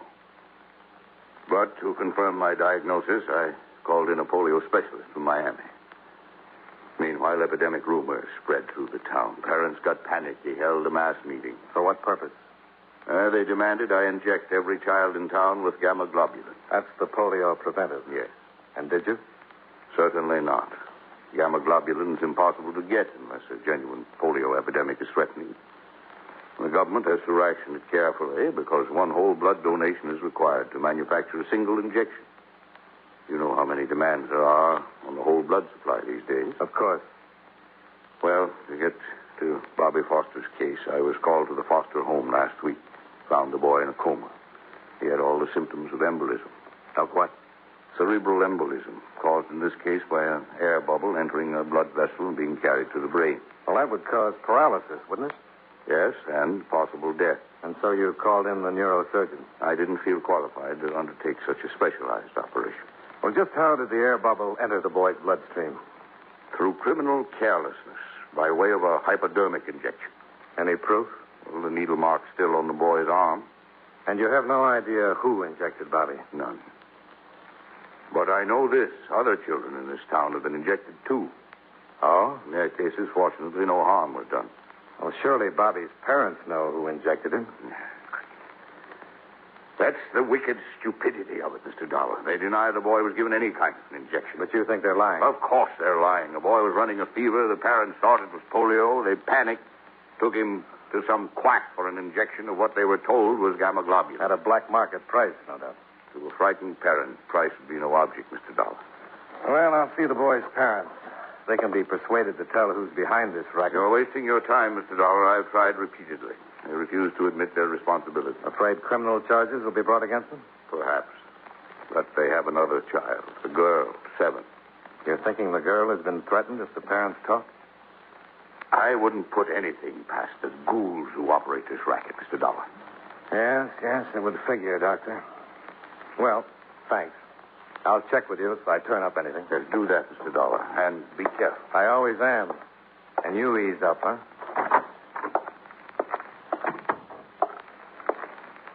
He's very perturbed, isn't he? Well, he has a right to be, Miss Rogers. Do you have the Foster's address? Oh, yes. I prepared this for you. Here you are. Oh, thanks. Well, I'll take a run over there now. I wish I could help you. You've been very helpful already. No, I mean really help. If there's anything I can do, anything you need or need to know. Well, I could use a little background information, about the town and the people. I tell you what, why don't we have dinner tonight? Then I can get the rundown on Riggs City and a little nourishment at the same time. Well... You have another engagement? No, I haven't. It's just that... Well, I didn't want you to think I was angling for a date. Oh, now, look, I have a pretty good memory, and I distinctly remember that I asked you to dinner. I know, but... I think it's your civic duty to dine with me. Well, if you put it that way. As a good citizen, how can I refuse? That's the spirit. You name the place. Well, there's a restaurant called the Tropics, a bar and grill sort of place. It isn't 21, but it isn't bad either. I'm with you. What time shall we meet? Around 6. I'll be there if I have to crawl. All right, but wouldn't a taxi cab be more practical? See you at 6.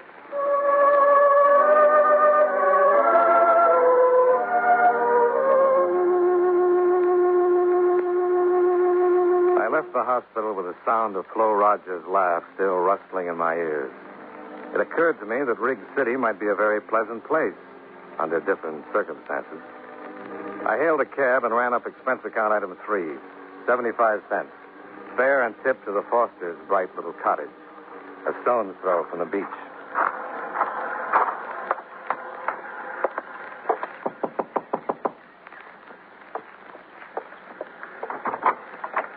Yes?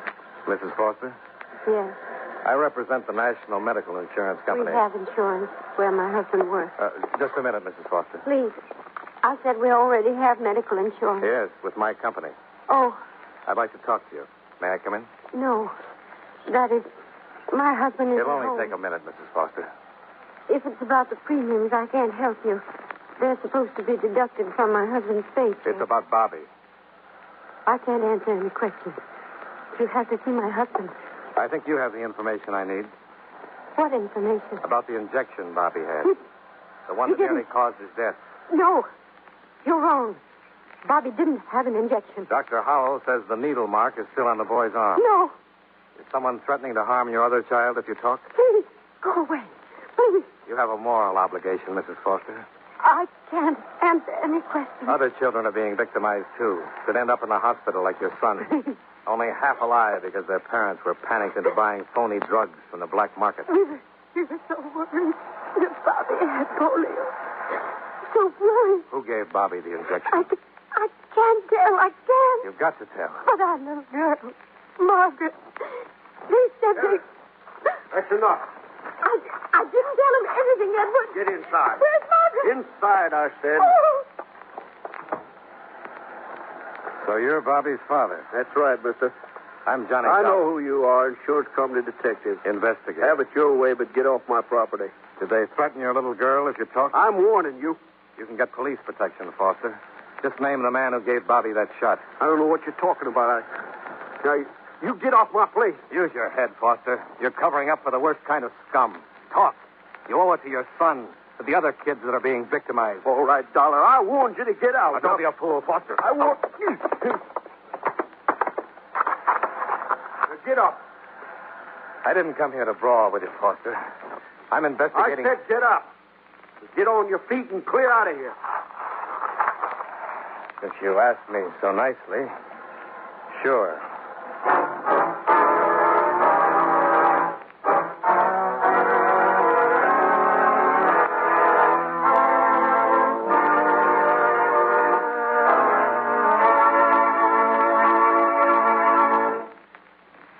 You know, many great men have attained the highest office in our land, the presidency of the United States. Can you guess the name of this man? He was our second oldest president, being elected for that office when he was 66 years old, and our only bachelor president. In 1828, he was appointed minister to Russia by President Jackson. In 1856, when he became president, differences between the North and South caused much unrest in his cabinet and in the various departments of the government. While he was president, the Confederate States were formed and the Civil War began. If you don't have his name by now, here are two more important clues. During his administration, the famous Lincoln-Douglas debates were held, and the first Atlantic cable was laid. Who was he? James Buchanan, 15th President of the United States. His life is part of your American heritage. And now, with our star, John Lund, we bring you the second act of Yours Truly, Johnny Dollar.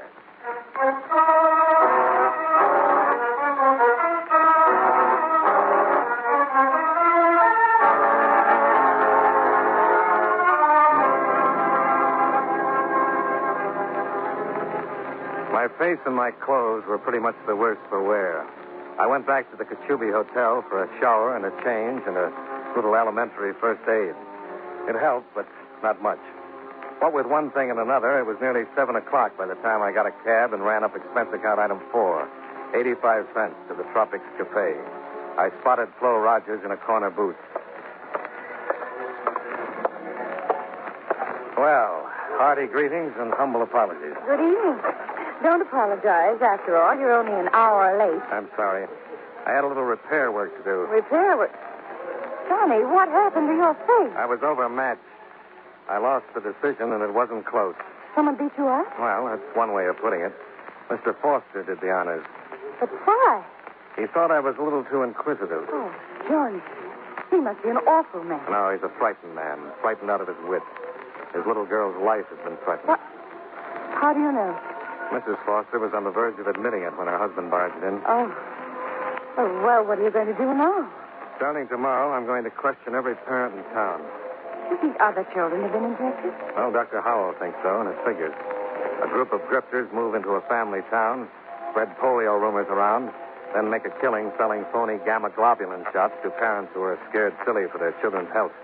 Johnny, Yeah? you're going on with this investigation? Why, certainly. In spite of what's happened to you already, you're determined to go on? Why, sure I am. What are you driving at, Flo? I guess I'd better tell you then. Tell me what? Well, tonight when I first came in, I sat at one of those little tables near the bar. You see, that one over there, behind the jukebox. Yeah? So? I heard the bartender whispering to a man. Well, what did he say to him?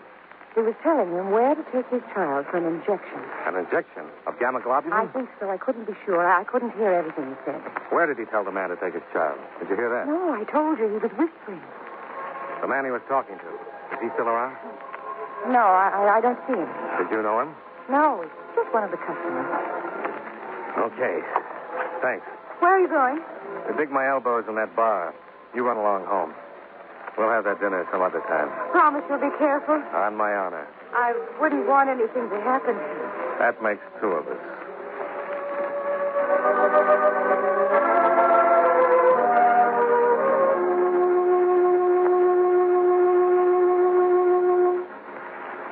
I settled on a stool at the bar and ran up expense account item 5, $10.70, for more than a few double bourbons, with which I slowly drank myself into a mood so dark that my neighbors moved to the other end of the bar.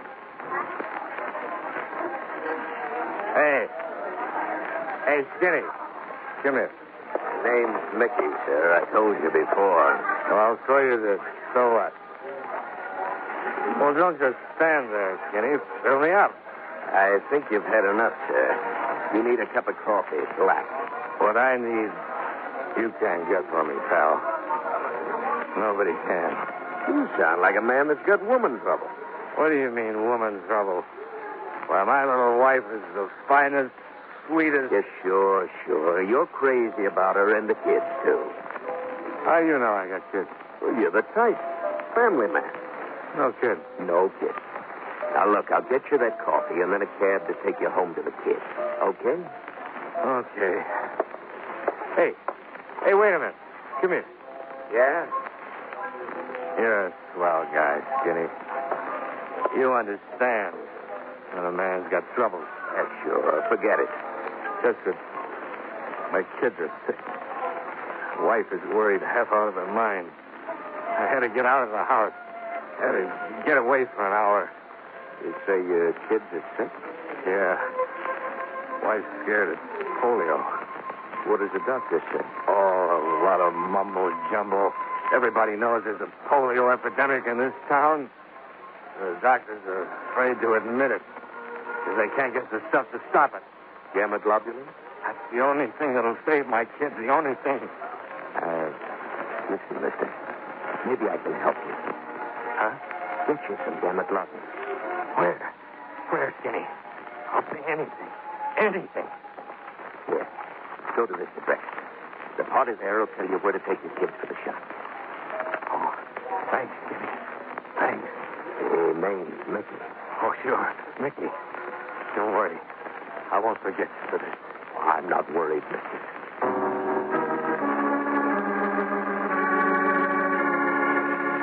I left the Tropics bar and piled into a cab. On the way to the address Mickey had given me, I stopped at a highway diner and ran up expense account item 6, 30 cents for a carton of steaming black coffee. Not that I was in need of sobering so much. I just wanted something to take the sudden chill off my spine. If you've ever had a date with a grave robber, you know what I mean. It was 2 a.m. when the cabbie dropped me at the driveway of what looked to be a deserted beach house. I paid him off. Expense account item 7, $1.20 tip and fare, and started up the drive toward the vine-covered gate. That's far enough, Dollar. Who's there? Oh. Just shut up or I'll snap your neck, Dollar. Foster! That's right. Don't give me any trouble. Okay. Ease up. Whatever you come along easy and no funny business. Yeah. All right. Put your hands behind your head. Clasp them. And don't turn around. Okay. Where's your gun? I didn't bring one. You got less sense than I thought, Dollar. I had my reason. Let's go out the gate. My car's down the road.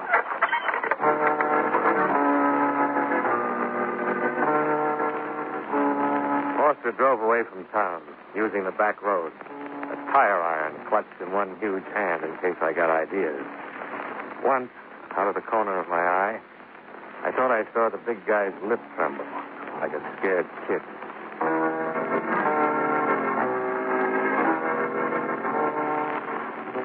He finally pulled up beside a long, sleek auto trailer, parked in a lonely beach cove. He motioned me out and followed me to the door.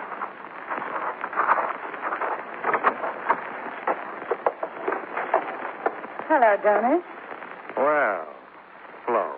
Surprise. No. You're working with a bartender, aren't you, Flo? Of course.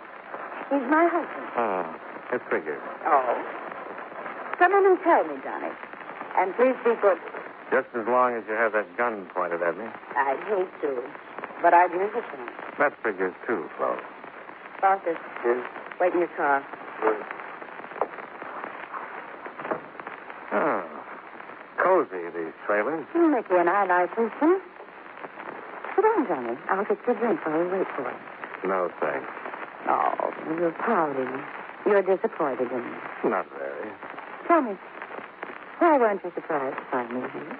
On the way over here, I got to thinking. This afternoon, when I met Foster, he already knew my name.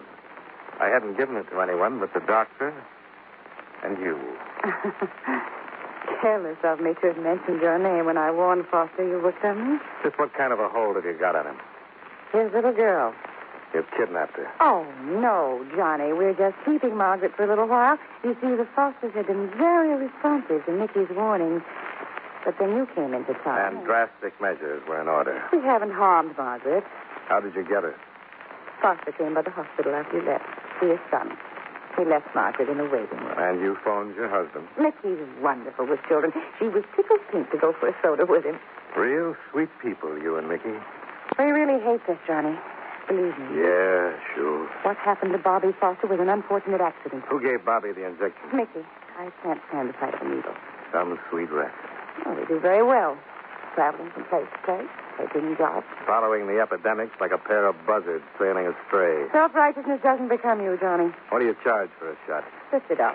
What's in them? Nothing harmful, just colored water. And once in a while, an air bubble. That was an accident. I'll take the gun, Flo. Oh, Mickey, I didn't hear you drive up. Everything all right? Foster did exactly as he was told. Good. Hello, Dollar. You play a lousy drunken father. I'm usually better, but tonight I didn't extend myself. Huh? I had a hunch you'd want this meeting to take place before I started questioning the other parents in town. Because you knew I was bound to find a mother or father who'd identify you two. Oh. Then you've been willing to make a deal all along, huh, Dollar? Well, let's say I hated to spoil your fun. Especially Flo's. What's that correct mean? Ask your lonesome wife. Don't listen to him, Mickey. She plays a very convincing bachelor girl. He's trying to make trouble. A little too convincing. Shut up, Dollar. And she talks a lot. Talk? She told me everything just now. Even that you've done away with Foster's little girl. What? I didn't. I said, Mickey, behind you. Come on. A gun, Foster. Shoot, Mickey, shoot. I'll take the gun, Flo. Let me go. Now sit down and behave. You hurt me, Johnny. Give it to me, Dolly. The gun. I'm going to kill him. No, Foster. Give me the gun, Your Dolly. girl's all right. I said this. You understand me? She's all right. You said he killed her. Well, I had to. It was the only way I could shock you into making a move. You're not just saying it, Dolly. Margaret's really safe. Tell him, Flo. Yes. She's all right.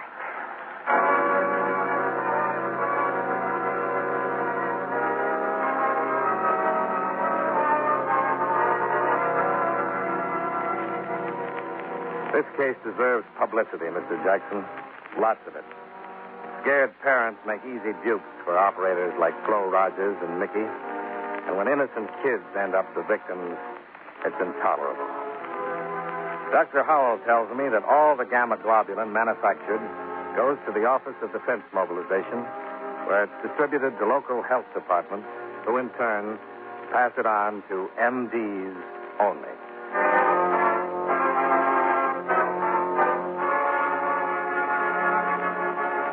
Expense account item 8, $94. Bus, plane fare, and incidentals between Riggs City and Hartford. Expense account total, $196.96. Yours truly, Johnny Dollar.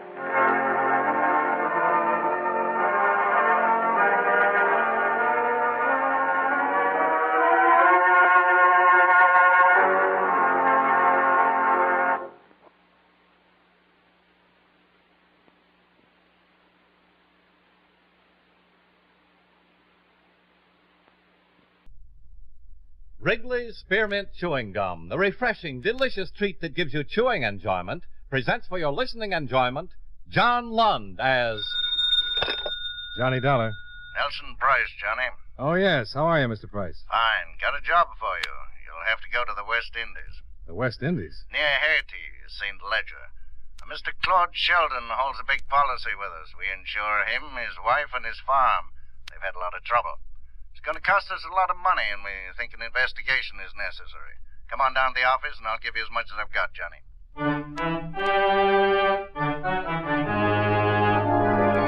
The makers of Wrigley's Spearmint Chewing Gum bring you John Lund in another adventure of the man with the action-packed expense account, America's fabulous freelance insurance investigator. Yours truly, Johnny Dollar.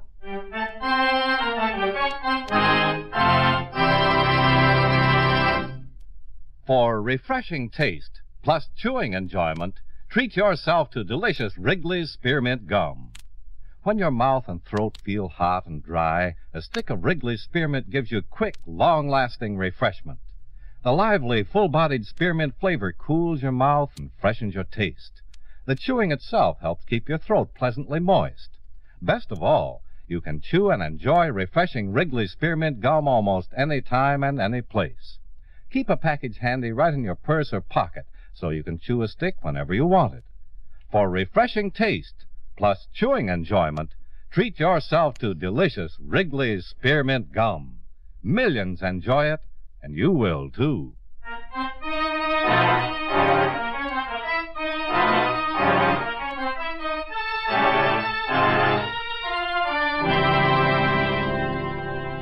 Expense account submitted by Special Investigator Johnny Dollar to Home Office, International Insurance and Bonding Company, Hartford, Connecticut. The following is an accounting of expenditures during my investigation of the voodoo matter.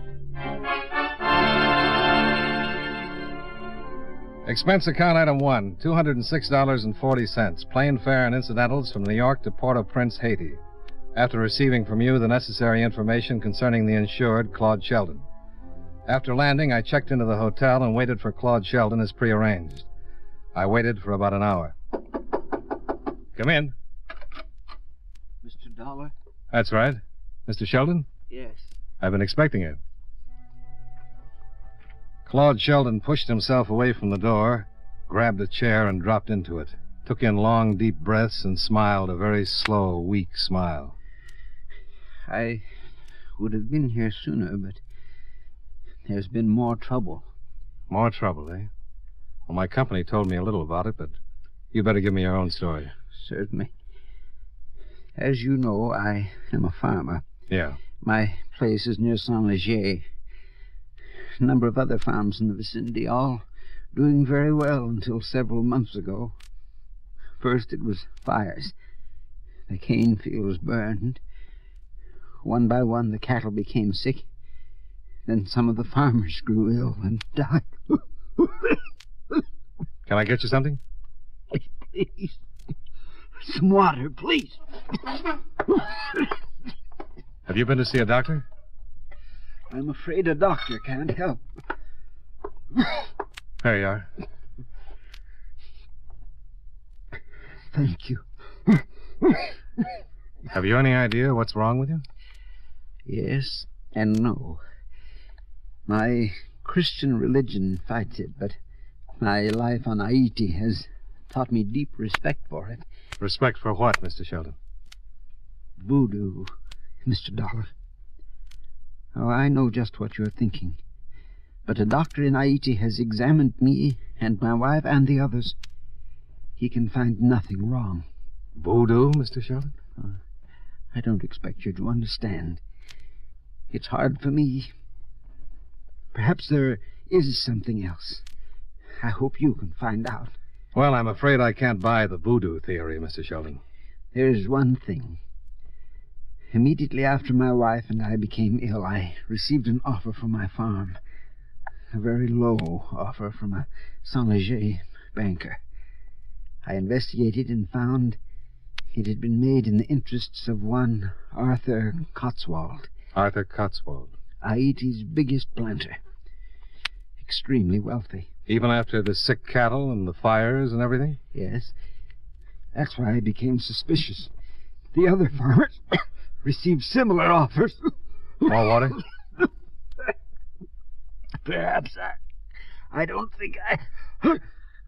Mr. Dollar. Mr. Sheldon. I called the hotel desk for a doctor, but by the time he'd gotten Sheldon to the hospital, the patient was dead.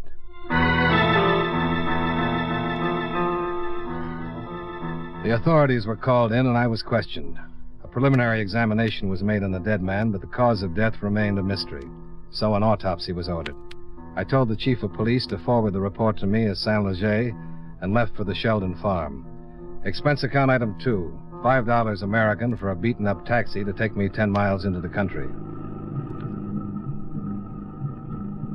A crowd of natives was standing in front of the Sheldon house as we drove up.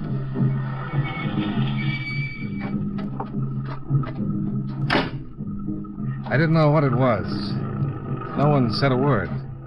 But something was wrong. I could feel it. I walked through the crowd and up to the house and stopped cold as the door opened. Who are you? I'd never seen anything like him. A native who was a good 7 feet tall and must have weighed at least 300. Me, Bimba. Who are you? Me, I'm Johnny Dollar. I'm an insurance investigator. You from United States? Yeah. I'm supposed to investigate the trouble here. Me know. Master Sheldon tell me. I saw Master Sheldon about an hour ago. He dead. How do you know he died? You come in house. All right. What are all those people doing out there? They're friends. Madame, she died too.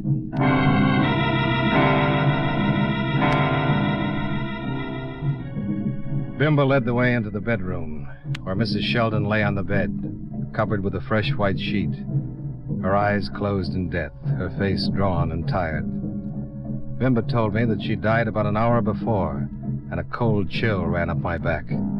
I remembered her husband lying on the floor of my hotel room about an hour before. Bad voodoo. Is that why the cattle are sick and the fields burned? Oui, bad voodoo. Mr. Sheldon thought a man named Cotswold might have something to do with it. Mr. Cotswold, big man. Very powerful. What are those drums? For Madame and Master. The voodoo, good voodoo, give blessing for spirit for Madame and Master. I see. I want to talk to the police in Saint Leger. Who do I see? Me take you.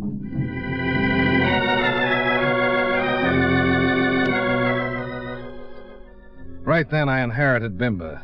And if there was going to be any trouble, the giant servant would certainly help to make up for any lack on my part.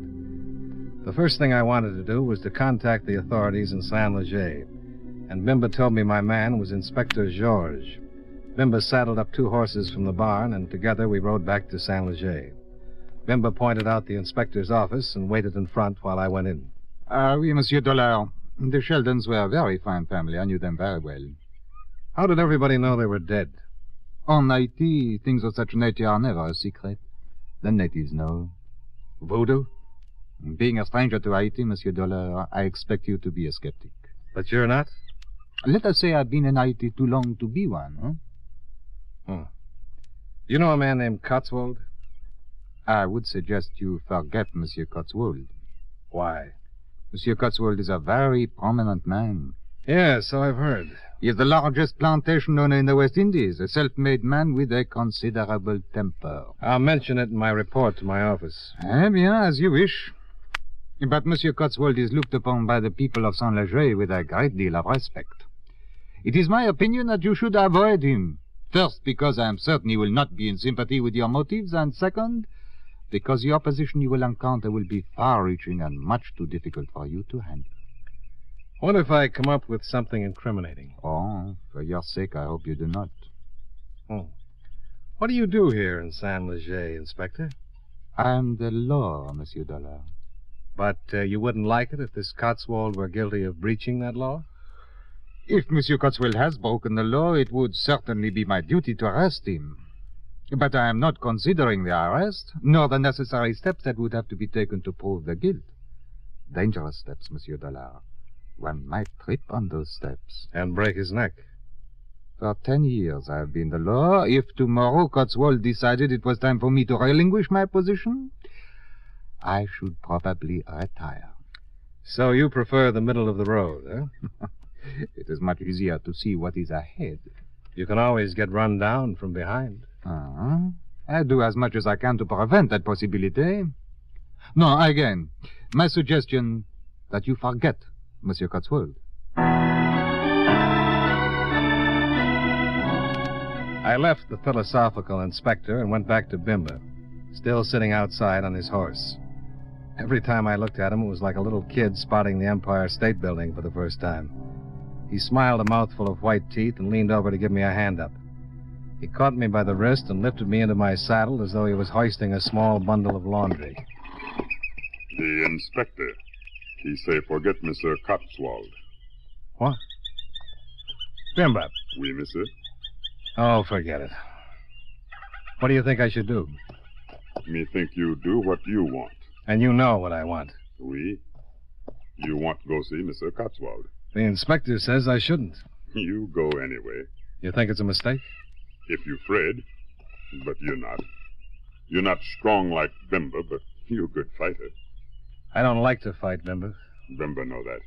We go see Mr. Cotswold.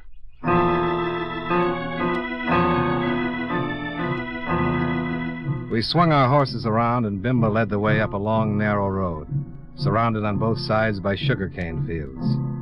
Somewhere, from not too far away, I heard the drums start again. Bimba straightened in his saddle and looked off to the north. He began moving his shoulders, slowly keeping time to the steady rhythm of the drums. Then he began to sing softly.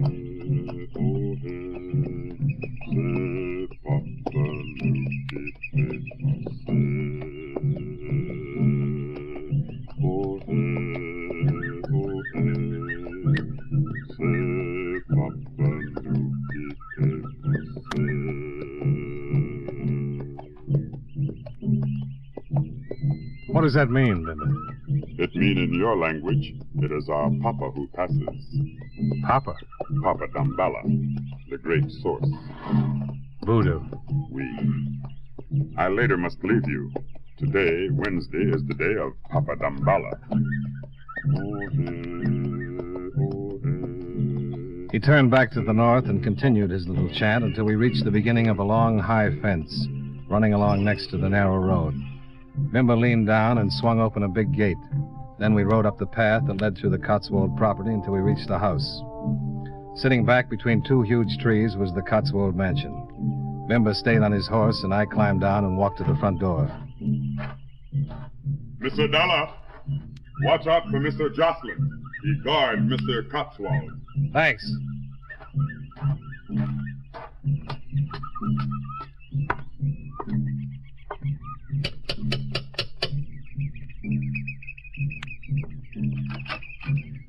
What do you want?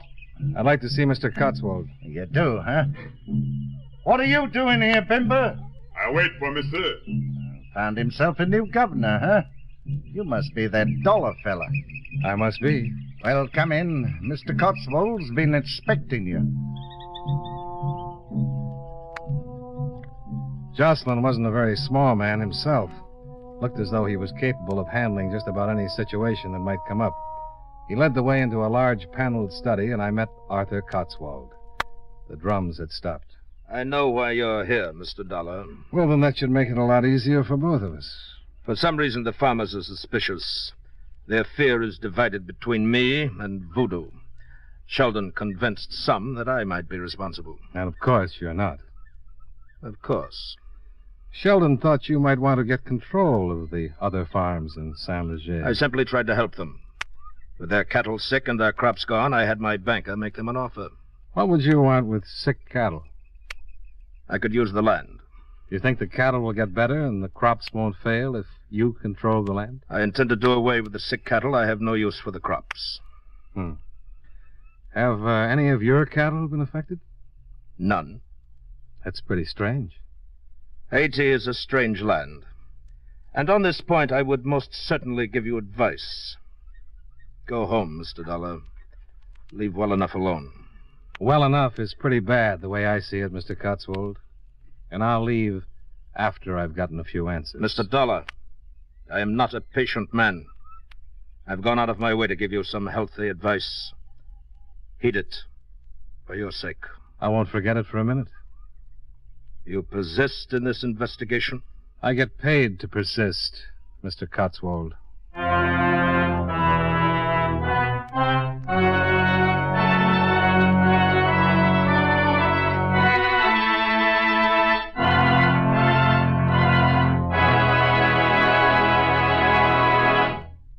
Friends, you know Wrigley's Spearmint Gum is a delicious treat that millions enjoy all year round. It's good to chew almost any time and any place. In warm weather, you'll enjoy especially the refreshment that Wrigley's Spearmint Gum gives you.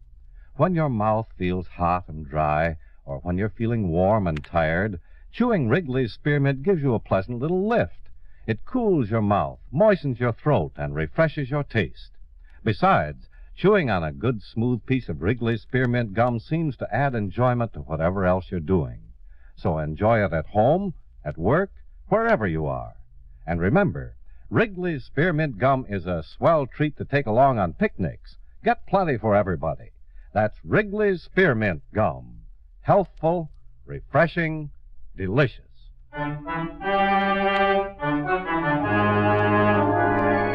And now, with our star, John Lund, we bring you the second act of Yours Truly, Johnny Dollar.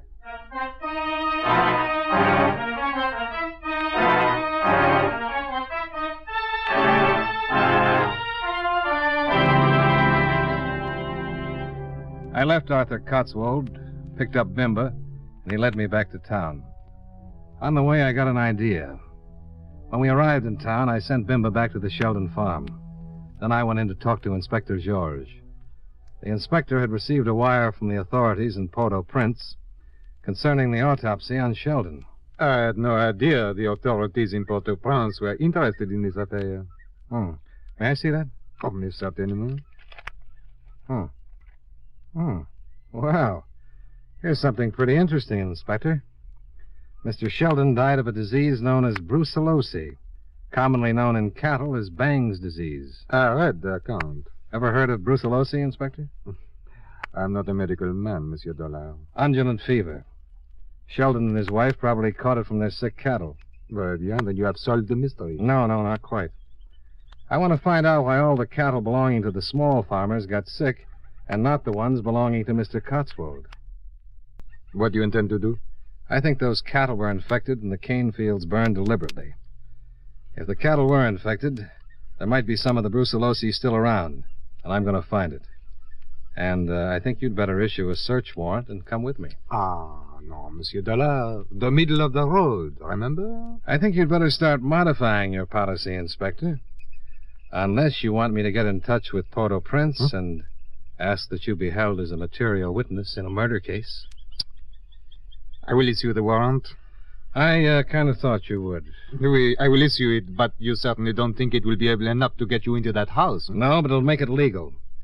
I sent Bimba back to collect some of his friends. They're going to help us get into that house, Inspector. Oh, no, I will take no part in violence. They won't even be with us. It'll be easy to search the Cotswold place if Cotswold was out fighting a fire. A fire? Oh, just a harmless fire. But far enough away so that Cotswold will think it's his cane fields. Well, I don't agree with such methods, Monsieur Dollar, but as long as it's a harmless fire, I will issue the warrant. Well, welcome back to the gutter, Inspector. The view isn't much, but you can't miss where you're going.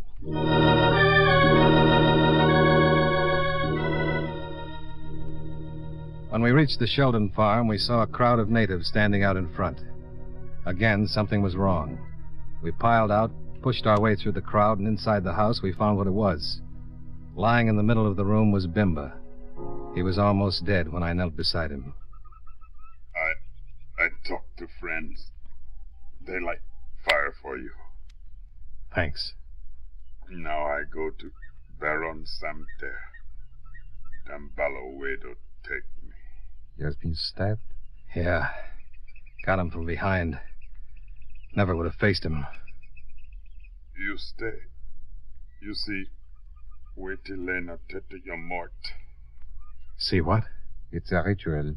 It means taking the spirit from the head of the dead. He wants you to see it. You stay. You believe voodoo. All right, Bimba. I'll stay. You see. Believe. Bimba. No. He is dead.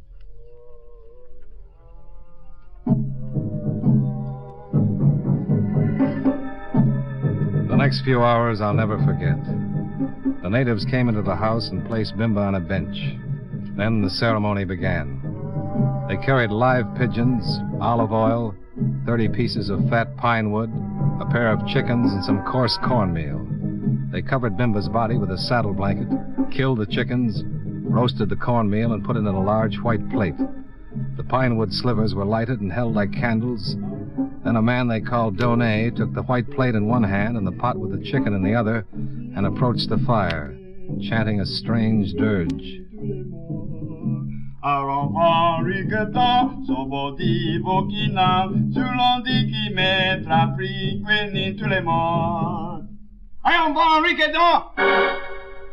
Then, as Donet finished the last line of the chant, the body of Bimba sat straight up with straining eyes, bowed its head, and fell back.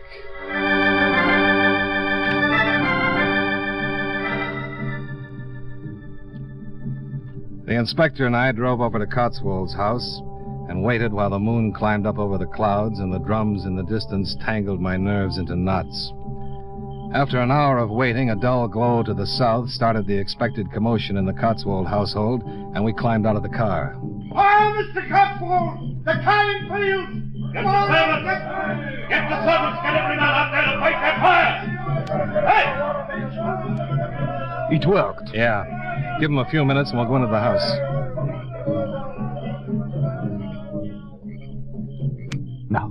Now.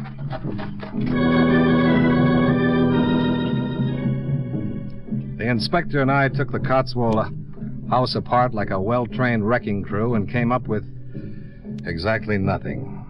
Well, Monsieur Dollar? Isn't there a barn out back? Oui. Then let's go. The drums were louder now, and the dull glow of the fire had nearly vanished. The inspector took one end of the barn, and I took the other. We worked toward each other. And just about the time I was ready to give the whole thing up... Monsieur Dollar. You find something? This. Huh. A hypodermic for cattle. That's not enough. And this, I found it under that box. A bottle. Might not be anything. But we could take it back to town and have it analyzed. Well, that's about all we can do. This is the only thing we've got. Let's go. I'm afraid not. Stand right where you are. Hello, Mr. Cotswold.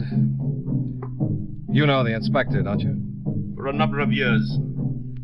I must say I didn't expect this of him. I have a search warrant, Monsieur Cotswold. How very interesting.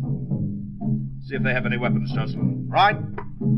I assure you we are well within our rights. This warrant is... Shut up and raise your hands. Better do as he says. A commendable suggestion, Mr. Dollar. But I'm afraid you've learned prudence a little too late. I never argue with a gun. They both got guns, Mr. Cotswold. You're making a serious mistake. I'm afraid the mistake is yours, and Mr. Dollar's, Inspector. Get the bottle and the hypodermic. Yes, sir. Is that the stuff you've been infecting the cattle with? It is. You see, you really should have taken my advice and returned to the States. And I'm surprised at you, Inspector. I really thought you were more sensible. Sometimes a man finds his pride and does the best thing. And this is the best thing. Perhaps it sounds foolish, but I think it is. You know, of course, that I cannot allow either of you to live. Tell me something. Who killed Bimba? I think Jocelyn can answer that. But enough conversation. I'll leave the details in your hands. Yes, sir. Goodbye, gentlemen. All right, start walking. Jocelyn, you won't... Shut up. Now do what I tell you and start walking.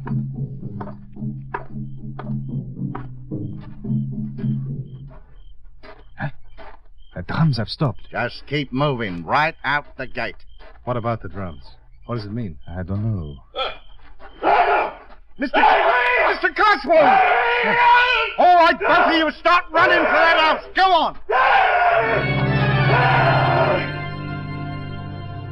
We ran into the house with Jocelyn right behind us. He ordered us to go ahead of him and into the dark study. And that's where we found Cotswold, stretched out on the floor, his dead eyes staring up at us, his mouth open in a soundless scream. His neck had been broken. Ah, mon Dieu. Who's here?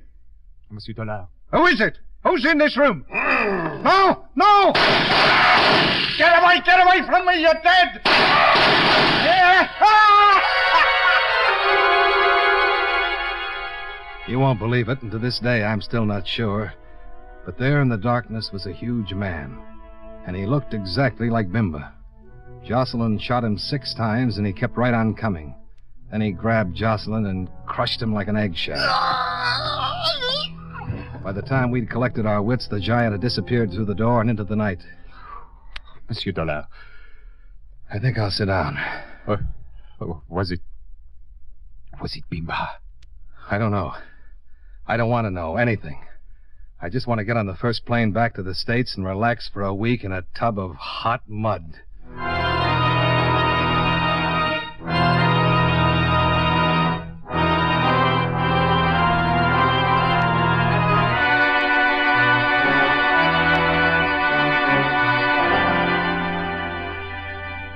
Well, there it is. It certainly looked like Bimba. If you're inclined to believe in voodoo, perhaps it was. I talked to some of the natives before I left, and it didn't seem unusual to them. Cotswold was a bad man, and Bimba had come back from the dead to avenge his people. I know it sounds crazy, but I'm telling it to you just the way I saw it. Or am I? Well, anyway, it's the inspector's problem. Expense account items 3 and 4, $250. Hotel bill, plane fare, and incidentals back to Hartford. Expense account total, $461.40. If you want any more information, you can contact me at the Greenbrier Rest Home. I'll be the 3rd mud pie from the left. Yours truly, Johnny Dollar.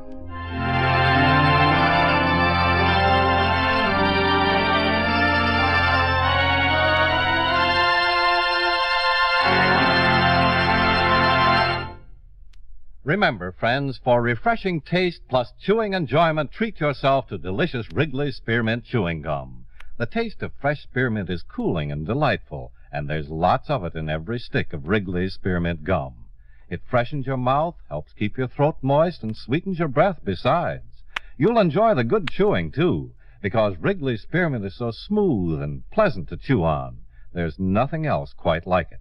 Next time you're at the store, stop at your friendly merchant's display of chewing gum and get a few packages of good-tasting Wrigley's Spearmint Gum.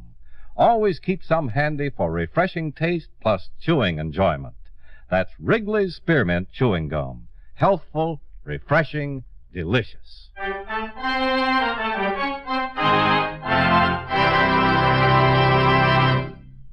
Yours truly, Johnny Dollar, brought to you by Wrigley's Spearmint Chewing Gum, stars John Lund in the title role and was written by Blake Edwards with music by Eddie Dunstetter.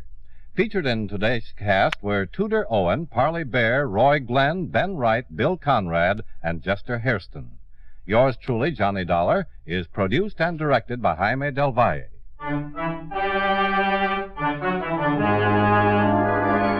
The makers of Wrigley's Spearmint Chewing Gum hope you enjoyed tonight's story of Johnny Dollar and that you're enjoying delicious Wrigley's Spearmint Gum every day. This is Charles Lyon, inviting you to join us again next week at this same time when, from Hollywood, John Lund returns as... Yours truly, Johnny Dollar.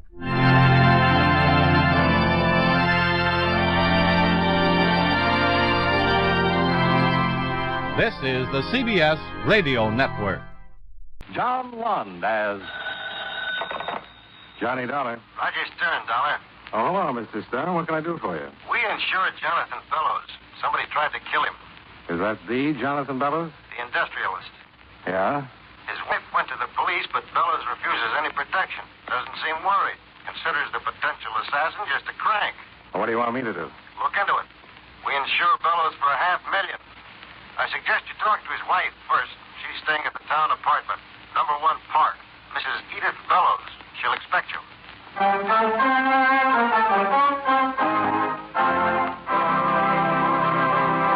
Right now, I'd like to take a few minutes of your time to pass on a thought which, incidentally, concerns time. According to the Bible, to everything there is a season and a time to every purpose under the heaven. We all agree on that, I'm sure. And we'll also agree that the regulation of time also depends on the season. For example, did it ever occur to you who decided where our 4 time zones in America should be exactly? Well, back maybe 75 years ago, there were about 150 different time zones which were set up according to the whim of the local inhabitants. Most of the time was called sun time, and there could be 15 minutes difference between the clocks of 2 towns only 10 miles apart. So, to get rid of the confusion, the Interstate Commerce Commission was established. It divided the United States into 4 standard time zones so that railroads, planes, buses, and the mail could run on schedule.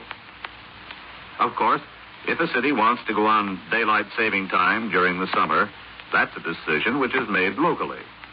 The standard time remains the same everywhere else. But setting the nation's clocks isn't the only job of the Interstate Commerce Commission, however. It also makes rules and regulations for the various means of transportation which go from one state to another.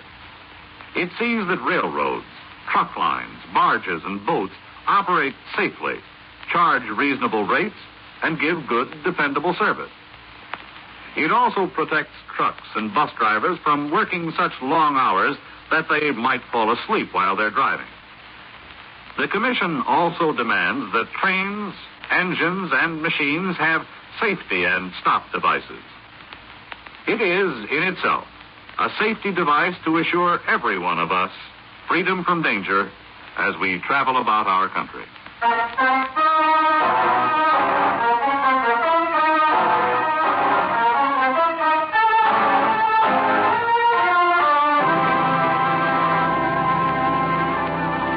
Expense account submitted by Special Investigator Johnny Dollar to Home Office, Intercontinental Indemnity and Bonding Corporation, New York City.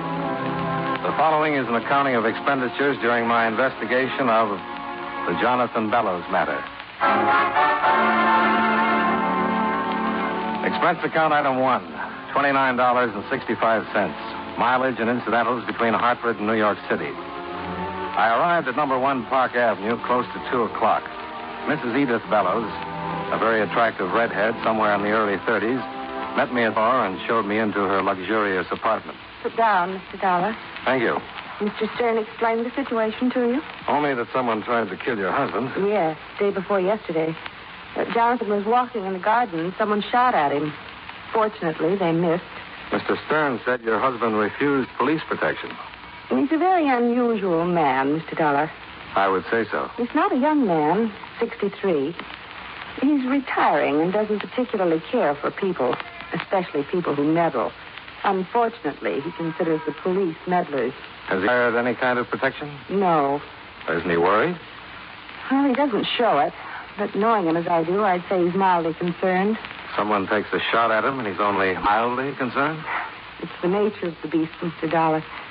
Well, I'm sure you're aware that Intercontinental Indemnity is more than mildly concerned. Yes, and so am I. Well, the whole family, for that matter. I'll certainly give you all the cooperation that I can. I think everyone else in the family will be greatly relieved. Except your husband. I'm afraid he won't like it much. It'll be pretty hard investigating if he has me thrown out of my ear. Well, you've one thing in your favor. You're not a policeman. Yeah. But when I'm on a job, Mrs. Bellows, I've been known to meddle and meddle and meddle.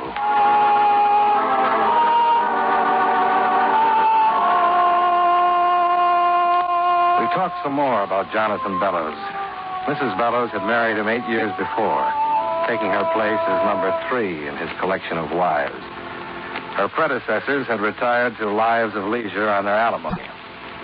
Bellows had one son, Ralph, by his first marriage, now 23 years old. Around 3 o'clock, we went downstairs and climbed into a bright new station wagon. An hour later, we were driving up a long circular driveway that led to the Bellows mansion. We parked and went in. Jonathan's probably in the library. Hi. Oh, hello. Mr. Dollar, this is Ralph Bellows. Oh, how do you do? How do you do? The insurance? Yes. Everyone know about this? Well, everyone except... Your husband. Yes. He's in the library with Professor Wilt. Gonna blow a fuse. Gonna be funny, huh? Well, in a way, yes. You might not get much of a laugh out of it. Uh-huh. Ralph, that's not very considerate. Well, it's the truth, and you know it. The old man's going to take off like a skyrocket. And I personally think it's very funny. I'm not being vindictive. I'm just being honest. Look, Mr. Dollar, I haven't anything against you. I don't even know you, but my father's a tough, bigoted, unreasonable old man, and I've had to put up with it all my life. Ralph. Well, it's the truth. 99% of the time, he gets his own way, but when he doesn't, he creates the most magnificent explosion you've ever seen. Gloatingly, I am proud to say that I have been responsible on several occasions for lighting the fuse. Do you own a gun? Oh, don't be ridiculous. I didn't take that shot at him. Oh, no, of course not. Ralph's just as concerned as the rest of us. Ralph, I think we'd better... Yes, certainly. Can you take it, Mr. Dollar? That's why I'm here. Then allow me to escort you to the library. Huh? You're spoiled, Ralph. Rotten.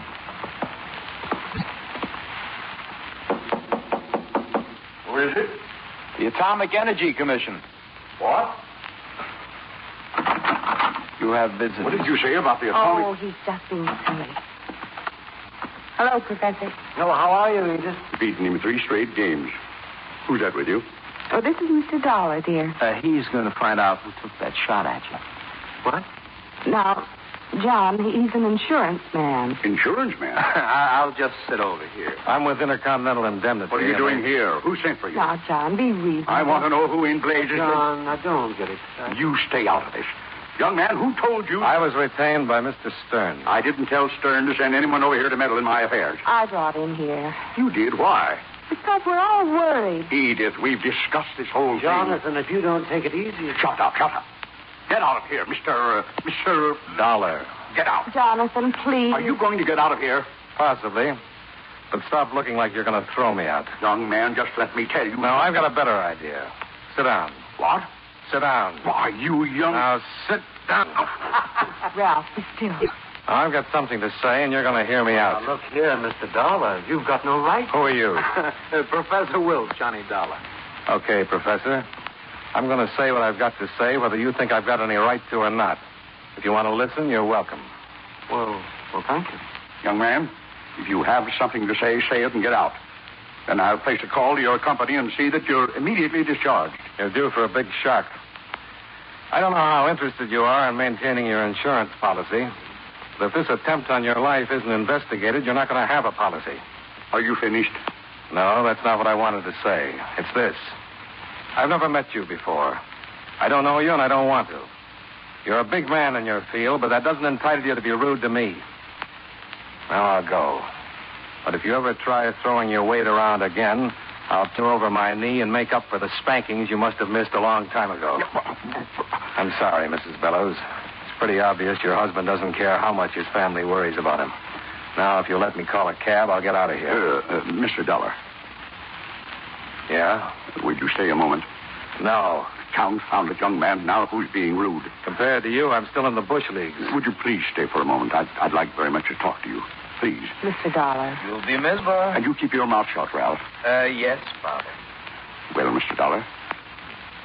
Okay. If you'll excuse us, I'd like to be alone with Mr. Dollar. Certainly, dear. We'll finish the game later, Professor. Of course. And I want to see you later, Ralph. Of course. Sit down, Mr. Dollar. Let's keep it this way. I'm still a little nervous. How much do you know about this shooting? Only that someone tried it on you. Mr. Dollar, I know who took that shot at me. You do? Here. Read this letter. I missed you in the garden. I won't miss you again. You'll pay for Ashanti? Ashanti. It's in Africa. 30 years ago, I was in the mining business. I had a partner, Frank Victor.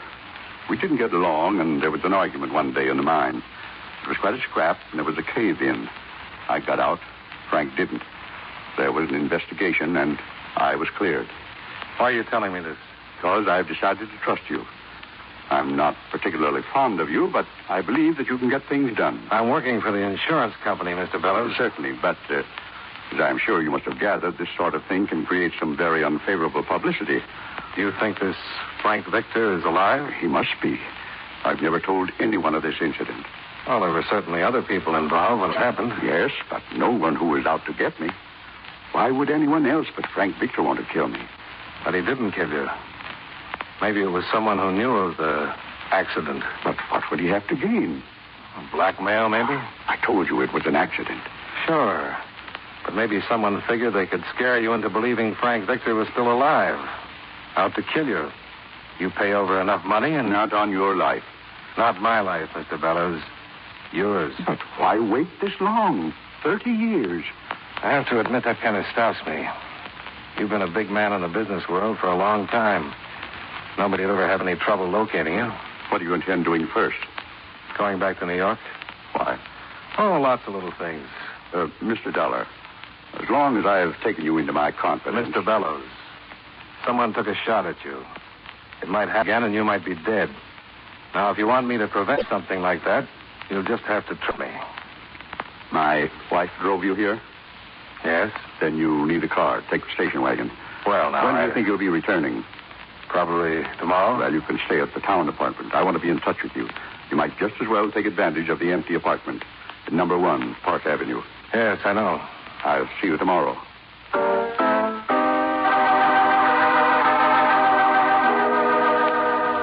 I left without saying goodbye to the rest of the family and drove the bright new station wagon back to town.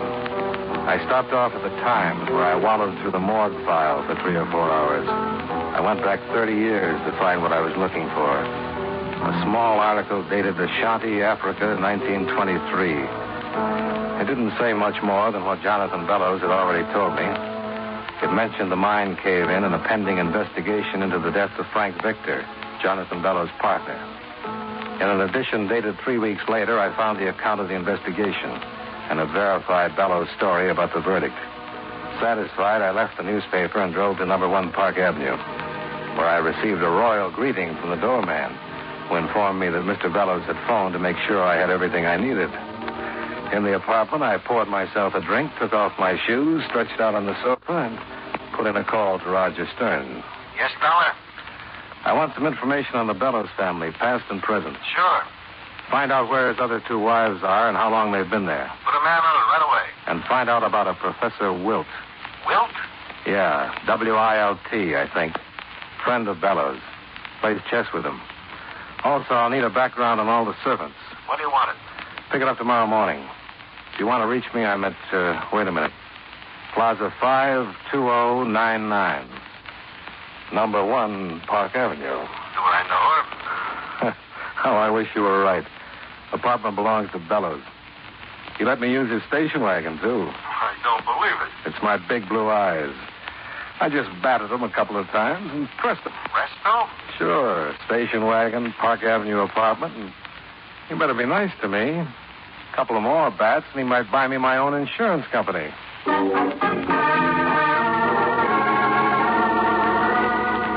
Expense account item 2, $7.50, dinner. After which I returned to the apartment and considered making a few calls that might relieve a lonely evening. I referred to my meager list of availables and was just about to try my luck when the phone rang. Johnny Dollar. Mr. Dollar? Yeah? This is Mr. Bellows. I'd like you to fix something up for me. I was just trying to do the same for myself. I'd like you to go to 955 East 108th Street and pick up a... Yes, Mr. Bellows? Pick up a package for me. Bring it right out. Sure. Is anything wrong? Mr. Bellows? Nothing's wrong, Mr. Dollar. Just pick up the package and bring it right out to me. Well, sure. 955 East 108th Street? Yes. It's a bar. Ask the bartender for the package. Bring it right out. Okay. Goodbye. Mr. Bellows, are you sure there isn't something... Mr. Bellows? Mr. Bellows? Huh.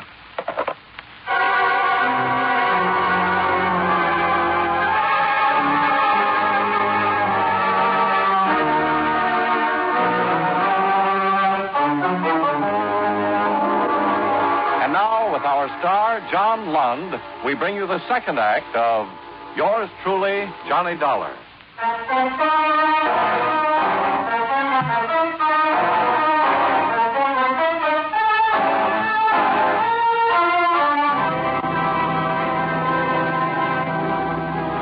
I went downstairs, climbed into the station wagon, and wheeled it east to 108th Street, where I located number 955. It was a bar, the Blue Pheasant.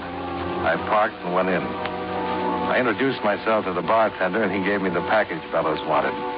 Then I left and drove upstate to the Bellows mansion. Hello. Good evening. Where's your husband? Well, I think he's still in his study. He was a little while ago. You going out? Yes, to see some friends. Where's Ralph? Well, he went out just after you left this afternoon. Jonathan gave him a pretty harsh scolding. Uh-huh. Been shopping? Package for your husband. Called me about an hour and a half ago. Wanted me to pick it up. What is it? I don't know, but it's heavy. Well, I'll see you later, Mr. Dollar. Mrs. Bellows, Yes? your husband's a healthy man, isn't he? Well, yes, of course. Why? Well, when I talked to him on the phone, he sounded, well... What? Well, I don't know. It was strange. I just said goodbye to him. He seemed fine. He played chess with the professor until about 7. I saw him right after that. He seemed fine then. There's nothing the matter with my husband, Mr. Dollar. He's in the library, huh? Yes. Now, have a good time. Oh, thank you. Goodbye.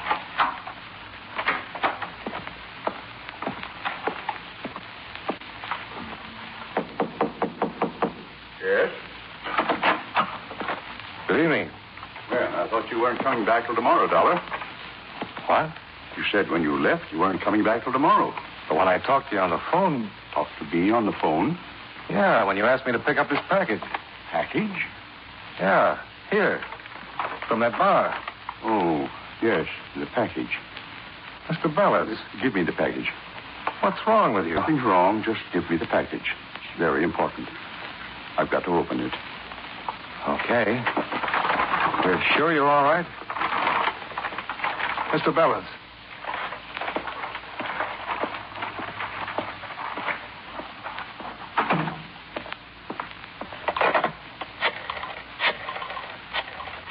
Well, hello, Mr. Dollar. Oh, Ralph. Thought you'd gone out. Ah, just got in. I was just calling a company doctor. Doctor? I think there's something wrong with your father. What do you mean? He called me about an hour and a half ago. Told me to pick up a package. I just brought it in to him, and he acted like he never even phoned me. Well, maybe he didn't. Maybe someone else. But when he saw the package, he seemed to know all about it. It was odd. It was as though I suddenly wasn't even in the room. He took the package. It felt like the whole building was coming down around my ears. Ralph and I were thrown back against the wall. And by the time we got up, the library was a smoking black hole. Dad! Jonathan Bellows had been blown to kingdom come.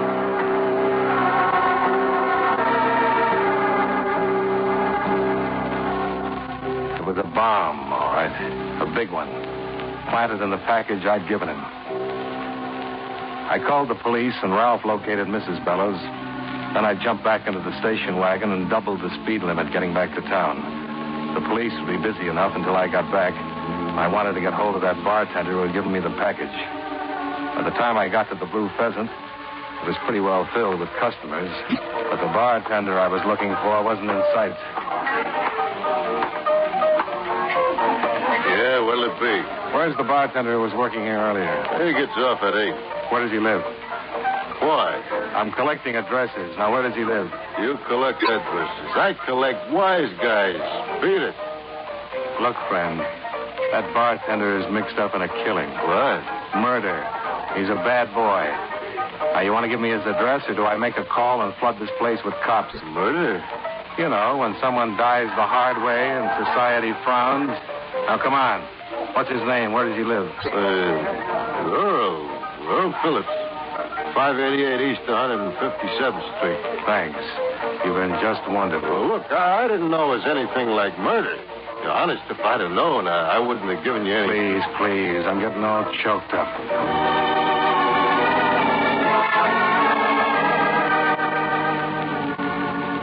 I drove across town to 157th Street and found 588 East, a big apartment house. Earl Phillips was registered in 405. I gave him a few minutes while I knocked my knuckles loose, then went and dug up the landlady to have her open the door. Oh, she was a dream. About 4 years older than Grant's tomb, with a gin disposition that would make a lost weekend seem like a Miami vacation. The type that should never have been dug up. Now, look, honey, I got cleaning to do. Look, sweetheart. Sweetheart. An expression of fondness. Look, Buster, don't give me no words longer than one syllable. Cop. You cops got badges. Here. Don't look like a badge to me. These are my credentials. John. Johnny. I should have brought my glasses.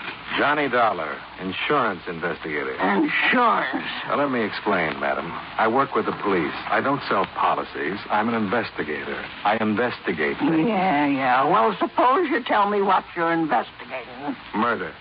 Murder? Mr. Phillips? With the door open, we'll both know so much. Okay.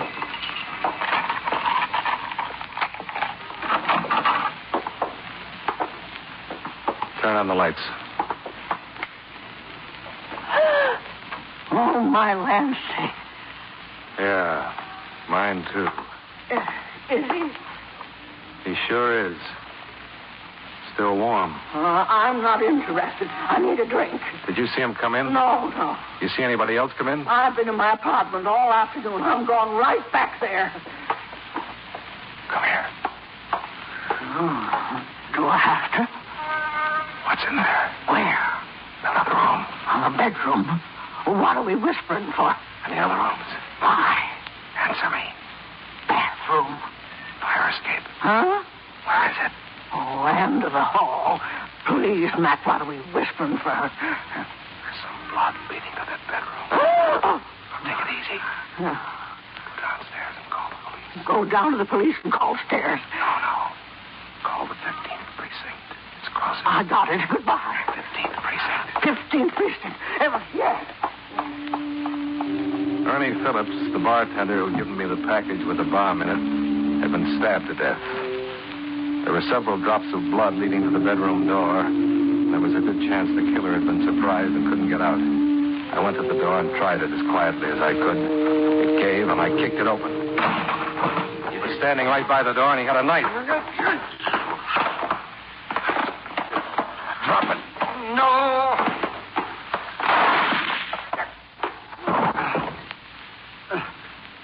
You should have listened to me, Professor. Bad? Yes.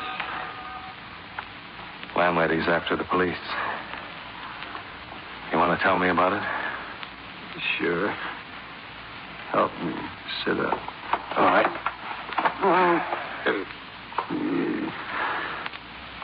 Thank you.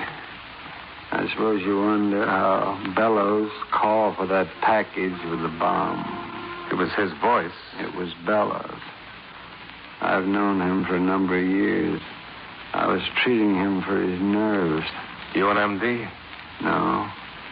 Years ago, I worked in a carny at the carnival. Card tricks, magic, hypnosis. I finally managed to save enough and set myself up as a psychotherapist. It was arranged I meet Bellows at a party. Told him I could help him. Actually, I did help him. Simple hypnosis. Turned out to be a good setup. Paid me well. While I had him on, I learned a lot about his business and his personal life, too. He told you about the Ashanti affair? Yes. We decided to make it look like blackmail. We? That's Edith, Mrs. Bellows. She would have gotten half of the estate and the other half to Ralph. And Mr. Dollar, I think I'm dying. The police should be here any minute. Well, it was Edith's idea. I met her some time ago. She arranged the meeting with Jonathan. He was hypnotized when he called me? Yes. I left the bomb with Ernie. There's a bartender I've known for a long time. He didn't know anything about it, but he would have identified me as the one who gave him the package. And Bellows was hypnotized when I walked into the library with the package? No, it's post-hypnotic suggestion. Told him when he was given the package, he was to take it immediately and open it. You can hypnotize a man, tell him to do something hours later when he's awake, and he'll do it? Well, he did it, didn't he? Yeah, he certainly did. Well, here they come. Oh, are they? How do you know? Sirens. Can't you hear them? What's that? I said sirens. That's how I knew the police were... Professor.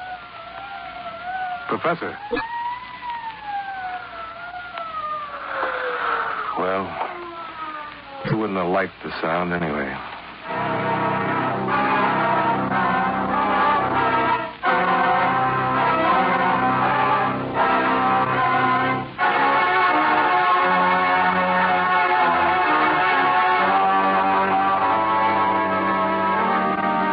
Mrs. Bellows was arrested for her share of the crime, and as you know, the case comes up next week. And that's the way it shapes up. They needed someone to be a witness to the letter and hear the old man's story firsthand, and I wound up the Patsy.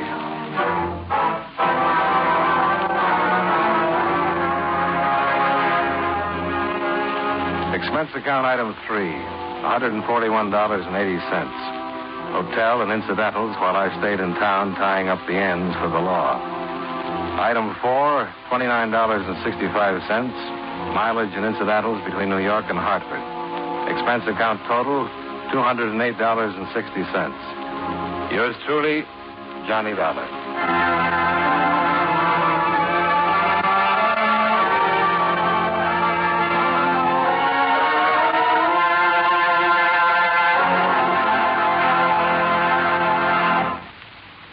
You know, many great men have attained the highest office in our land, the presidency of the United States. Can you guess the name of this man? The son of a Baptist minister, he entered Union College at Schenectady, New York, at the age of 15. He was the fourth vice president to become president through the death of the chief executive.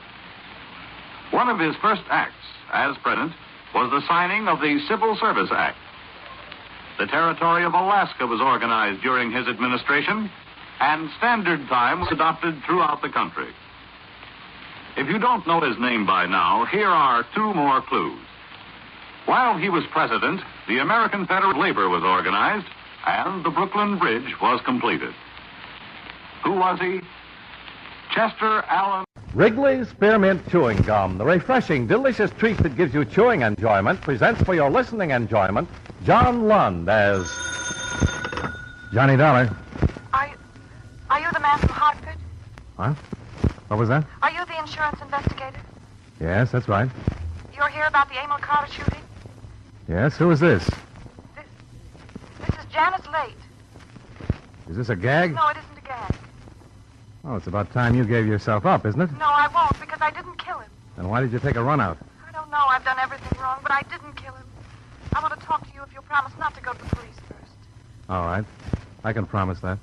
How can we work it so I'll be sure? You'll have to take my word for it. I'll meet you any time you say.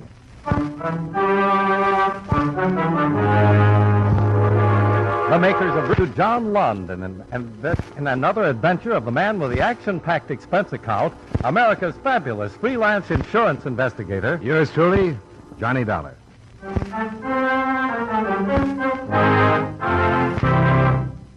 Wrigley's Spearmint Chewing Gum. Spearmint Chewing Gum gives you real chewing enjoyment. Yes, for chewing enjoyment plus Spearmint Chewing Gum.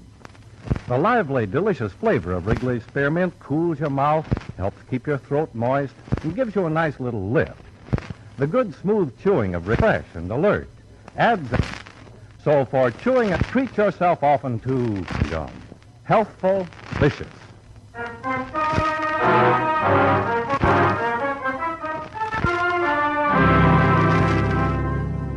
Expense account submitted by Special Investors, Columbia All Risk Insurance Company, Hartford, Connecticut. The following is an accounting of expenditures during my investigation of the Emil Carter matter. Expense account item 1, $219. Airfare and incidentals between Hartford and Los Angeles. For a day and a half, the police investigation of the murder of your policyholder had taken the form of a search for the girl who phoned me, Janice Late. 4 witnesses, tenants in the dead man's apartment house, had seen her running away in the corridor outside his door immediately after they'd heard the shots. I was more interested in the existence of a beneficiary, Carter's brother. I made a statement to that effect. It was printed in the papers, and I assumed that the call from the chief suspect on my second night in town was the result. Naturally, I was more than anxious to set up a meeting. Later, I wasn't so happy about it.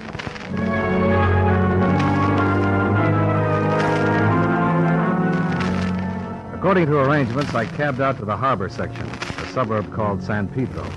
There I found the address she'd given me, a sporting goods shop in front of which I was to be picked up. I stood there for about 15 minutes, admiring the fishing equipment in the window, as if I knew what it was all for.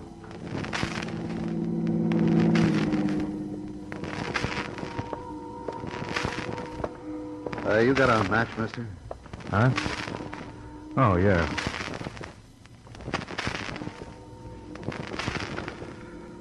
Thanks. Say, you planning a fishing trip? No.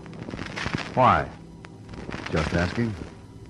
No, I'm waiting for somebody. Oh. You live in the neighborhood? No. I'm from Hartford, Connecticut. I guess you're the man I'm looking for, Dollar. What about the girl that phoned me? I thought she was going to show. She changed her mind. I'll take you to her. Come on, there's a cab around the corner. The cab turned away from the business district and continued along the waterfront toward the ocean. The man, slumped in his corner, looked almost bored, except for the fact that he smoked one cigarette after another. It was a silent trip, and in the occasional flare lit up by his smoking, I tried to study his face. It was dark, flat-featured, and at the moment, sullen. He could have been a seaman, a milkman, a mechanic, or one of the bodyguards Emil Carter had allegedly employed.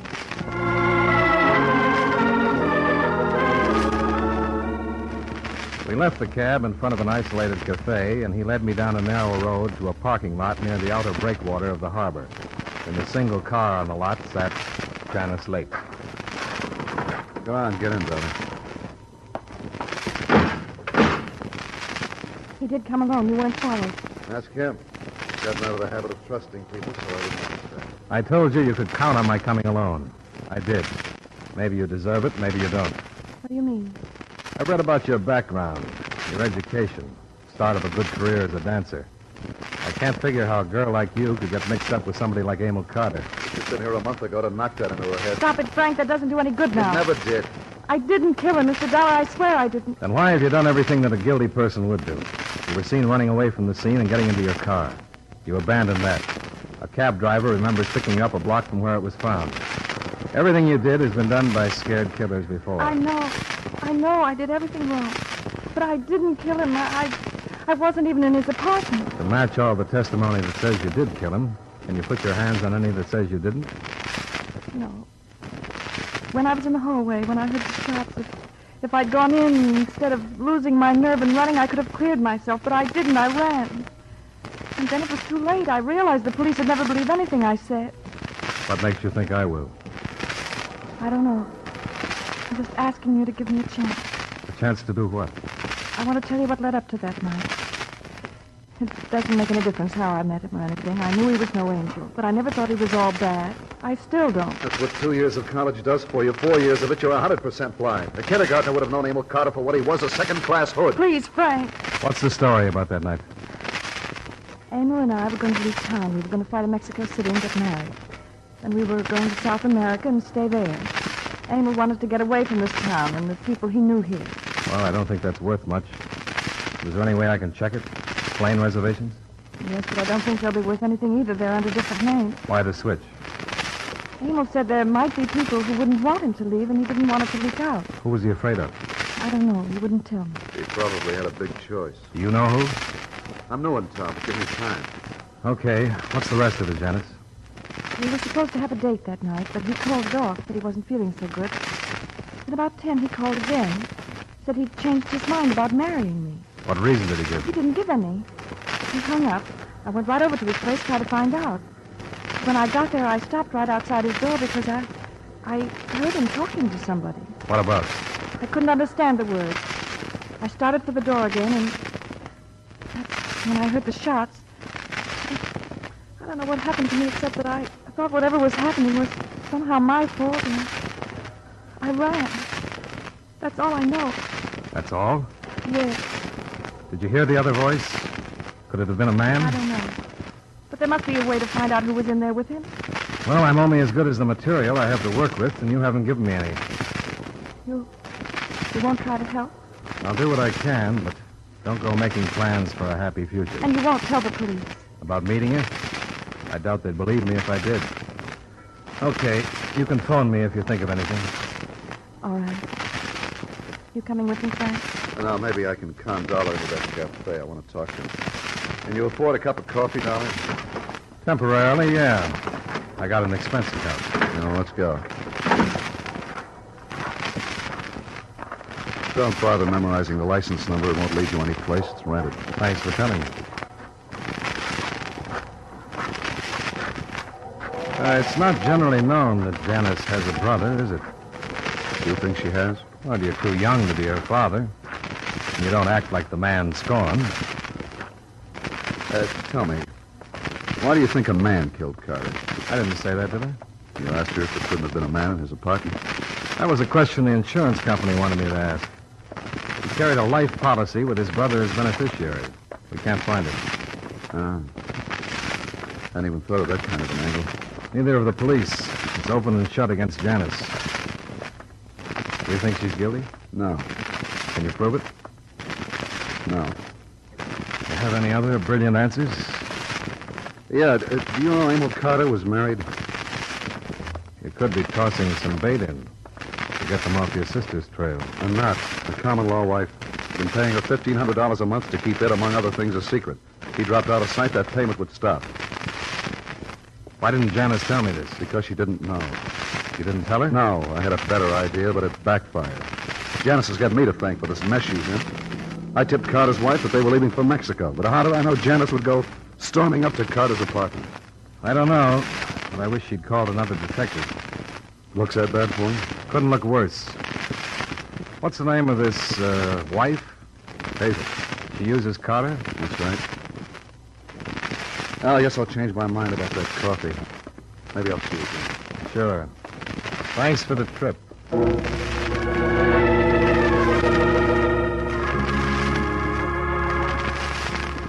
I cabbed back to town, but to my hotel, not the police.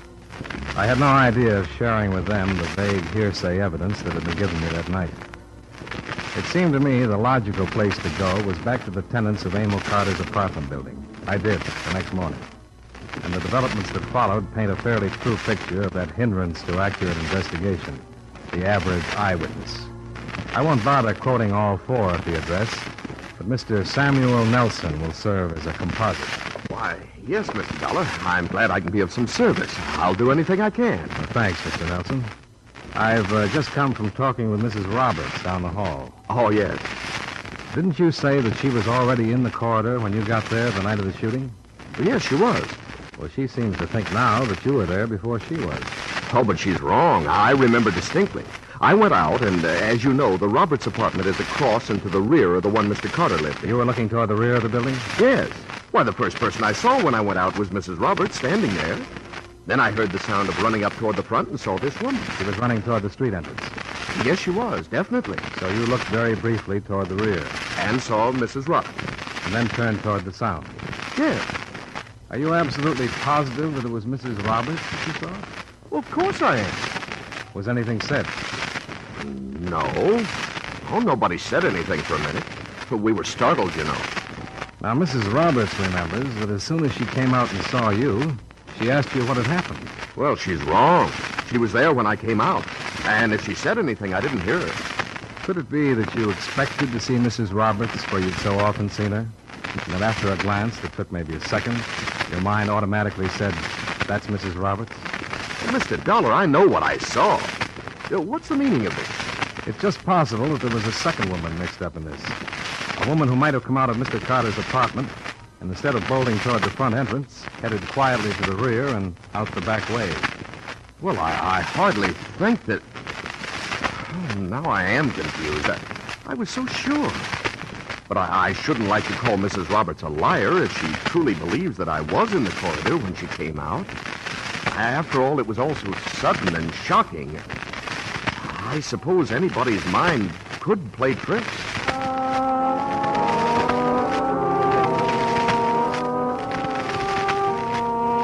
In less than an hour, 4 positive witnesses had broken down in the face of doubt. None of them could swear that there had been a second stranger in the hallway, and neither could they swear that there hadn't been. And by the end of it, none of them was certain that Janice had come out of the Carter apartment. I wondered how the police would react, and I found out from the man in charge of the investigation, Lieutenant Scott, Central Division Homicide. So you broke down their statements. You think that's quite an achievement? I didn't break them down. I asked them if they were sure of what they'd seen, and they said they weren't. Well, I'll lay you 10 to 1 that if I had time, I could go out there and make them swear that their first statements were true. But I don't have time. I've got 3 other cases to work on. Janice Late's life might depend on it. I thought maybe you'd want to be sure. Who can be sure of anything? The DA and a good defense lawyer get a hold of those people, they'll probably tell 2 other versions. That's the way witnesses are. Yeah? What makes you think this late girl is innocent? I didn't say that. I'm still dreaming about an insurance motive. You better drop it. Every day she stays in hiding makes the case against her stronger. She could be afraid of all the circumstantial evidence stacked up against her. To us, it isn't circumstantial. What about Carter's wife? Well, what about her? Have you questioned her? No more than we've questioned his other relatives or friends. Now, look, we've got a case against Janice Late Dollar, and when we get a case, we don't start out to break it down. If we did, nothing would ever get settled. Okay, Lieutenant. Sorry I took up your time.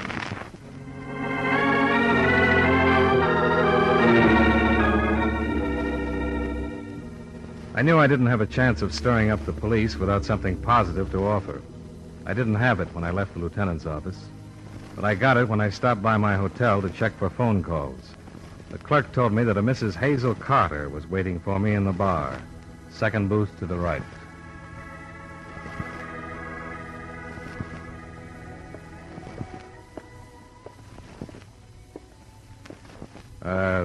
Mrs. Carter? Yes? My name is Dollar. Oh, yes.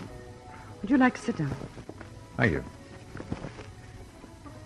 Why did you get in touch with me? I think we have a common problem. The death of my husband. I thought you didn't talk about the marriage. I haven't for a long time. Not because I didn't want to. But I have been notified by the brother of Janice Late that I was called a possible suspect. Yes, your name did come up. Naturally, I'd like to do away with that suspicion. With a semi-legal arrangement that comes close to blackmail, I can't say that I blame you. How do you plan to do it? I want you to tell me how to go about offering a reward for any help in bringing about the arrest of Janice Late. Reward or the price of getting the pressure off you? Couldn't we go to your room to talk about it? Sure, Mrs. Carter. I'm anxious to hear the amount we're bargaining for.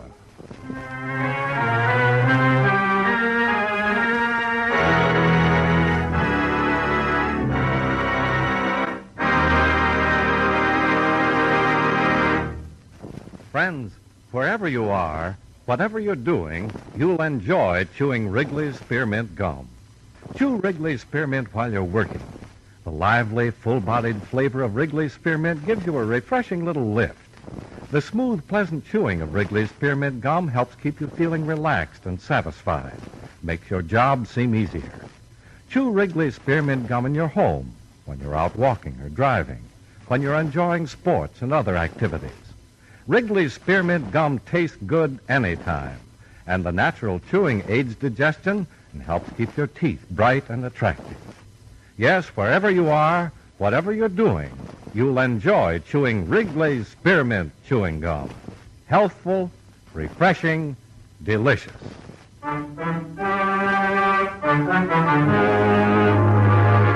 And now, with our star, John Lund, we bring you the second act of Yours Truly, Johnny Dollar.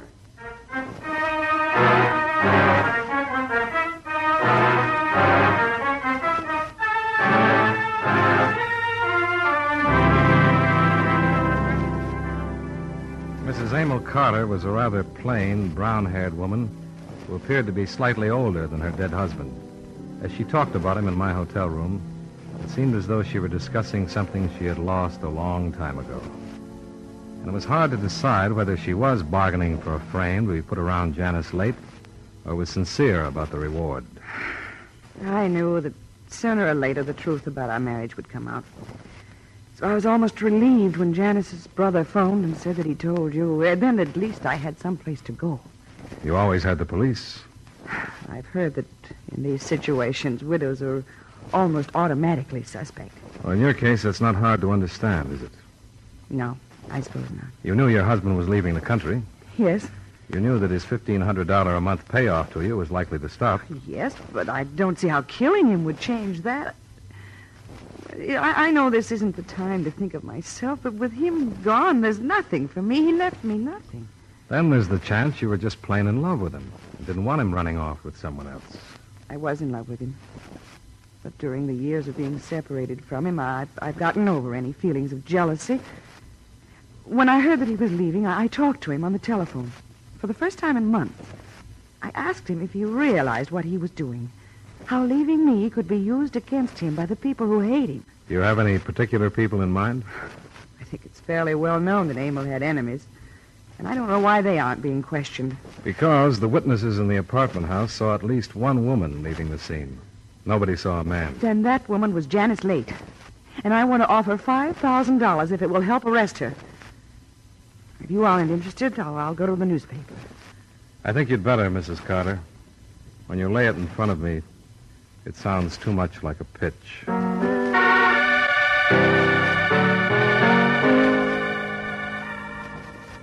Her story made the front page of the paper I bought under the heading, Cooling Murder Sparked by Reward Offer of Mystery Widow.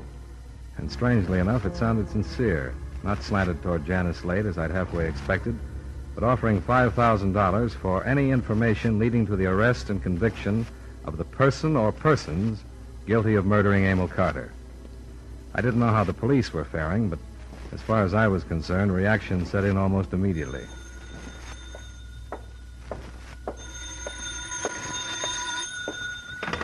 Johnny Dollar. This is Janice Late. Oh? How are you making out? What kind of a trick is she trying, this reward in the papers? I don't know. It's got news value, and she must have laid cash on the line. It might even be on the level. Oh, you're crazy. It can't be on the level. You know that. She says she didn't kill him. You talked to her? Yeah. What'd she say? Just that. She didn't kill him. I'm surprised that you're so upset about her. According to your brother, you didn't even know about her. He told me about it last night. What's this going to do to me? I don't know. But I think you'd better give yourself up. No, I won't. There's too much against me. The police don't care that I didn't kill him. They don't care who they get, just so they get somebody. So they'll have to find me. The longer you stay out, the worse it looks for you. Now listen to me. The witnesses who saw you outside Carter's apartment aren't sure now that they didn't see somebody else, too. On the strength of that, give yourself up. Maybe we can do something with it. No. I'll have to think. I'll have to talk to Frank. I don't know what this reward's going to mean. I'll have to think. I'll call you back.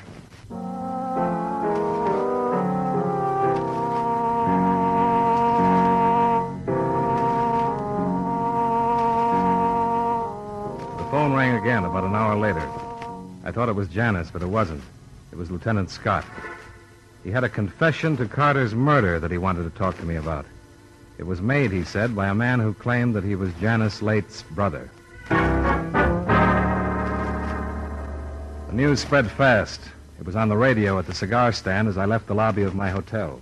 This brother of hers says he knows you, that he met you last night. Yeah, I guess he did. He says you met Janice Late and him at the beach. She phoned me, Lieutenant.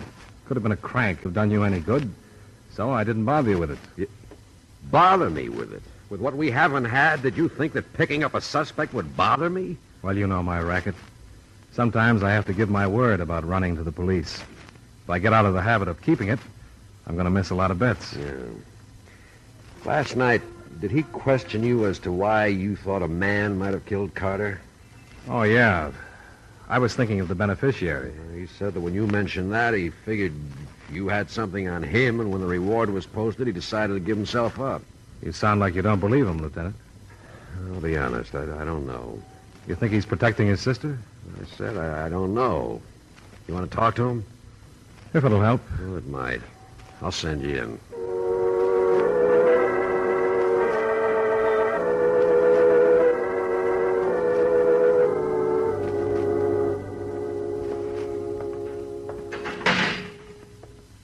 Hiya, Dollar.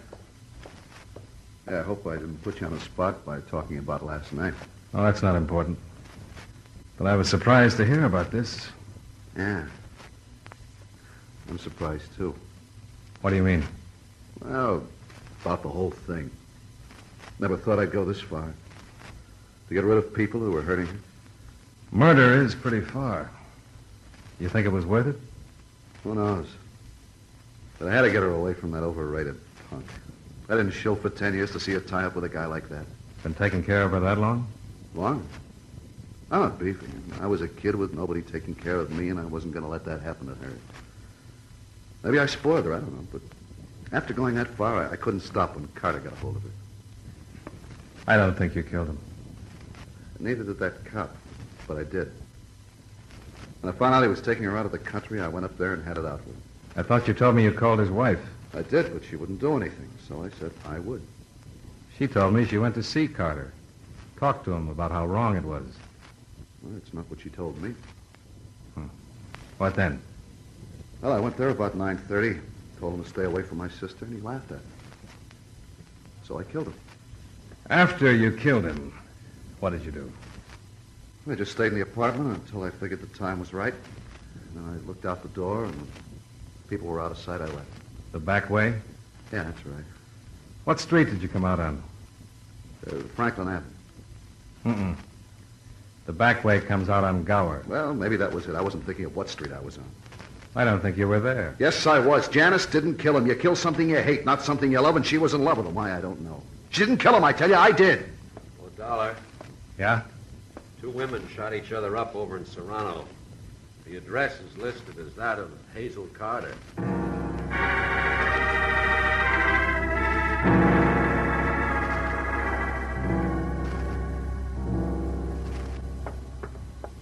Hi, Lieutenant. Hello, Doc. Everything under control? I think so. How are they? They're both still alive. That's about all. Here's the late girl over here. Janice? Janice. Do you remember me? Yes. Yes, she did. We don't know yet. I hope I killed her. Why, Janice? Even my brother thought I killed him. He tried to save me by lying. When I heard, I knew it had to be Hazel. It could be anybody. Better leave her alone. Here's the other one. Hello, Hazel. Never thought this. Well, take it easy. Did you kill your husband? Yes. He was going away with her. I didn't mean to. But he was going away with her. I couldn't let him leave me. Lieutenant, this one's gone. She died without finishing her statement. I don't think we need a statement. We got too many now.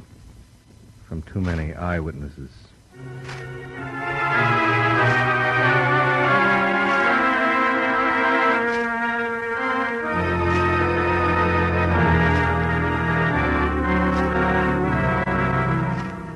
Expense account item 2, $134, miscellaneous. Item 3, same as item 1, transportation back to Hartford. Expense account total, $572. Remarks? Well, I was wrong right from the beginning. I'm not making excuses for it, but I wasn't as far wrong as the brother, Frank. If his false confession had ended it, he wouldn't have taken the rap for his sister, who he thought was guilty, but for Hazel Carter, who he was afraid was innocent. Yours truly, Johnny Dollar.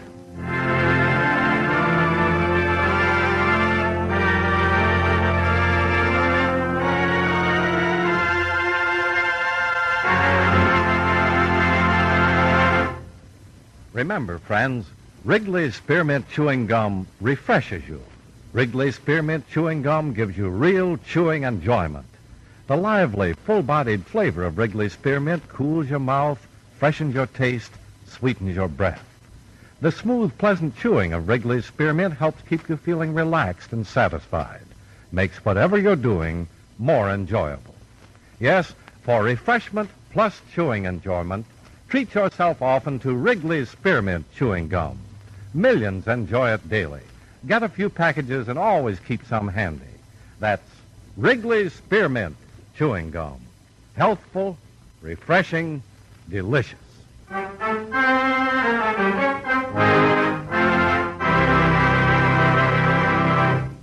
Yours truly, Johnny Dollar, brought to you by Wrigley's Spearmint Chewing Gum, stars John Lund in the title role and was written by Gil Dowd with music by Eddie Dunstetter. Featured in tonight's cast were Mary Jane Croft, Hy Averback, Frank Nelson, Mary Lansing, and Hal March. Yours truly, Johnny Dollar, is produced and directed by Jaime Del Valle.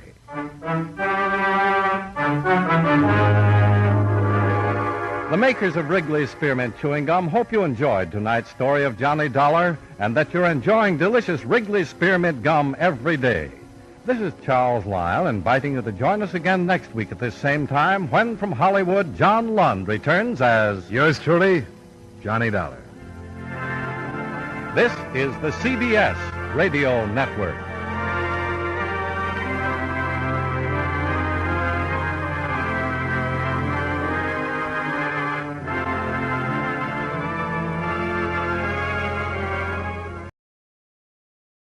From Hollywood, it's time now for John Lund as Johnny Dollar. My name's Elgin, Mr. Dollar.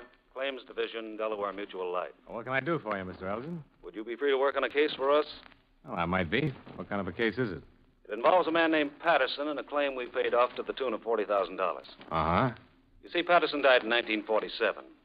All the routine procedures were followed. There was no reason for not honoring the policy at the time. And there's reason now, Mr. Elgin? That's for you to find out, Mr. Dollar. A lifelong friend of the deceased swears he's still alive and kicking. Hmm.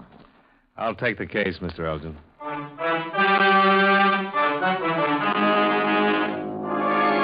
John Lund in a transcribed adventure of the man with the action-packed expense account, America's fabulous freelance insurance investigator. Yours truly, Johnny Dollar.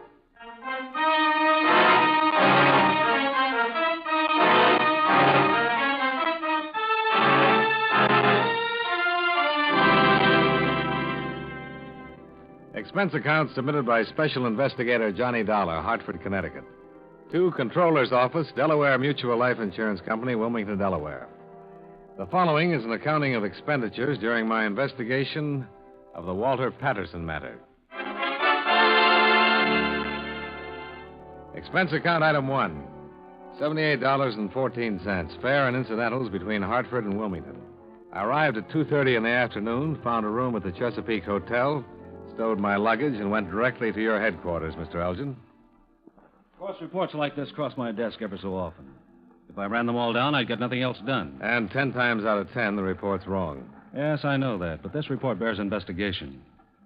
I can remember 3 years after my father's death, I saw a man on a subway train to New York who, well, he looked exactly as I remembered my dad. I finally walked up and asked him his name. The minute he spoke, I lost the impression altogether. I think a lot of people have had that same kind of experience at one time or another, don't you? Yes, I suppose so. We all have a double somewhere, they say. An old friend saw this man, Patterson? Yes, in Tucson, Arizona. Her name's Virginia Collier. I'd have her here now to talk to you, but unfortunately, she's en route to Europe. Oh, I see. 2 weeks ago, Mrs. Collier stopped off in Tucson on her way back from Los Angeles. She claims that she saw Walter Patterson as big as life sitting in a bar at the El Conquistador Hotel. Is that all? No, she managed to talk to him. He told her his name was Euler, William Euler. Mrs. Collier says he pretended not to know her at all. Uh-huh. Now, here's the first point, Dollar. I wired authorities in Tucson to run a check on William Euler.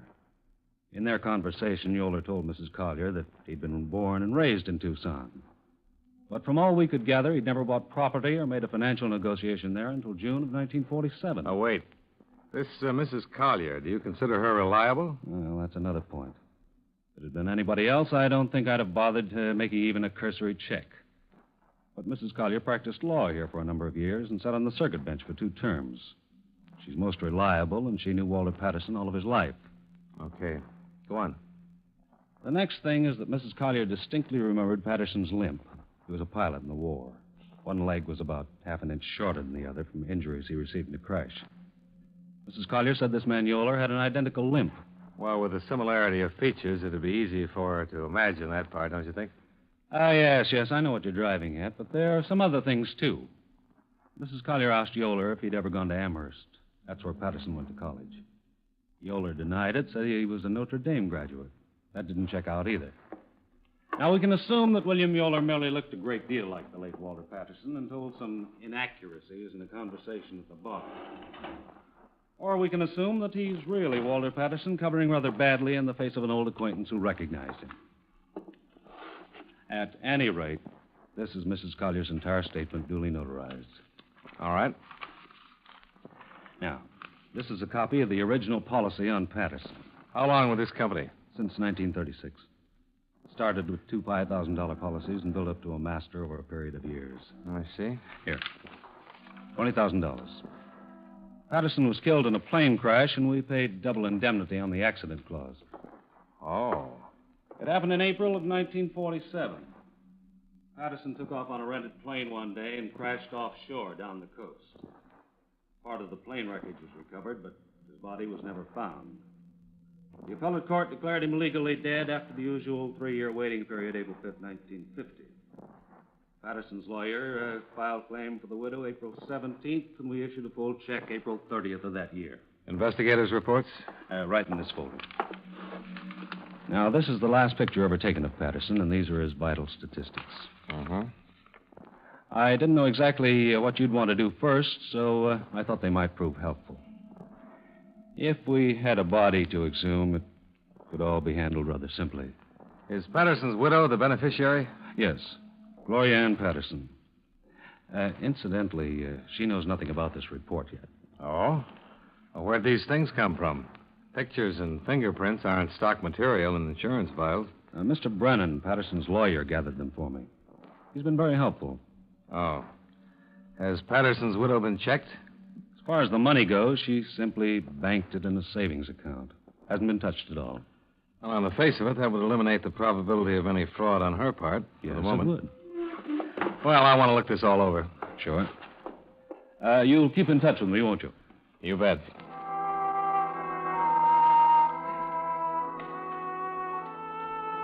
I spent the remainder of my day in and about Wilmington talking to the principals connected with the plane crash death of Walter Patterson. Number 1 was the radio operator who'd spoken to him last. Number 2, a mechanic at the flying field. And number 3, Lieutenant James Craigson, Coast Guard, who had conducted the search in the bay. See attached statement. We both agreed that an unreported rescue was possible but highly improbable. And when I left for Tucson that night, I was more or less convinced that all I'd find there would be a lot of desert sunshine.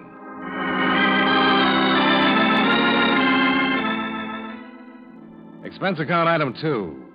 $202.25, plane fare and incidental expenses from Wilmington to Tucson. Well, he resembles a man who's supposed to be dead.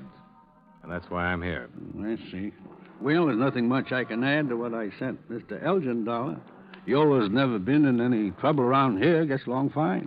You were the one who checked out the residency business? Yeah. According to vitals, Yola wasn't born in this state, and like I said, no one knew him around here until 5 years ago. What does he do? Nothing. Always seems to have plenty of money. Bought a nice little house out in Sierra Vista. Paid $42,000 for it. Is he married? No, lives alone there. Putters around with clay and painting. Do you know if he flies? I couldn't tell you that. He might. How about his friends? Lots of them, Mr. Dollar. A little town like this, you get to know people fast. Now, really, you folks might be spending a lot of money for nothing. Will Yola don't seem like the kind of fellow who's hiding out from anybody. Yeah, I agree. But I'll have to talk to him anyhow. Yeah. Here's his address. Sure a pretty day, isn't it? Sure is.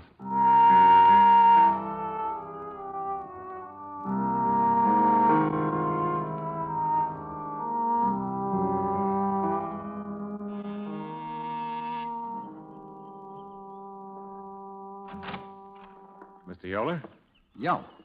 Who are you? My name's Dollar. I'm an insurance investigator. Oh? Well, come on in. Oh, thanks. Take a chair. Anywhere. Oh, what's on your mind? Oh, I'm just making a routine check, Mr. Yoler. I thought perhaps you could help me. No, what about? Well, I'm running down a report in the home office. Tell me, do you happen to remember a few days ago when you were out at the El Conquistador Hotel? I'm out there all the time. What about it? I steal something? No, you met a woman named Collier. Did I? Yes, it was at the bar. You had a drink with her. I might have. I still don't understand. Well, I know it seems confusing.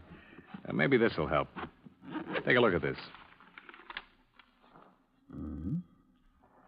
Well, you'll admit you look a great deal like the man in the picture. Yeah, I suppose I do. I'll be darned. I do at that. Well, that's why I'm here. You see, the company I represent insured the man in this picture for quite an amount of money. He was lost in a plane crash 5 years ago. The Mrs. Collier, who saw you here, thought you were him. Mm-hmm. Well, I'm not. Oh, I wasn't in the Army. You want to smoke? Oh, thanks. No. She was a lifelong friend of the man, Mr. Yoler. I have her sworn statement about the identity. Well?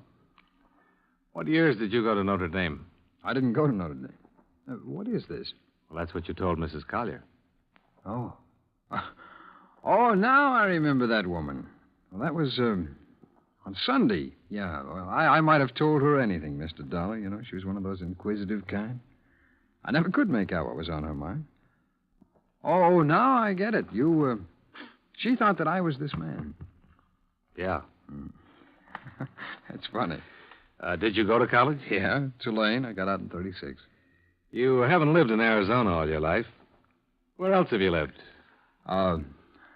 Dollar, I don't want to be unpleasant, but do you have any right to ask me questions like this? Well, no, I don't. But you'll help me a lot if you'll answer them, Mr. Yoler. All right, why not?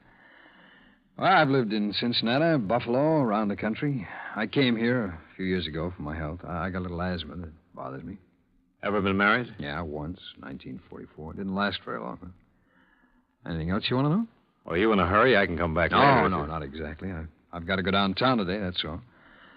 Look, you seem like a nice enough guy, but it makes me uncomfortable answering these questions of yours. Well, and I appreciate the time you've given me already, Mr. Yoler. Please understand, it's just a matter of identity. Well, you know who I am. I just told you. That's true. I don't like this business much. Is there any way that we can eliminate it? I have a birth certificate and some other papers. You can have them. Make photostats if you like. Well, that's very kind of you, Mr. Yoler. Well, they're in my safety deposit box down at the bank. I'll get them for you this afternoon. Okay. My job is to check them. Sure, it's okay by me. Well, how do you like Tucson? Well, it's a lot different from Connecticut. Yeah, I'll bet. The birth certificate and whatever else you have will help a lot, but wonder if I could ask another favor. Sure, what is it? The most positive identification would be fingerprints. Oh? Mr. Yoler, I'm not so much interested in who you are, but simply in proving that you're not Walter Patterson. If you volunteered a set of prints, it'd save me a great deal of digging around. Could you drop in at the police station? Certainly, Mr. Dollar. Why not? Well, that'll be fine. That's all right. Nice meeting you. Same here.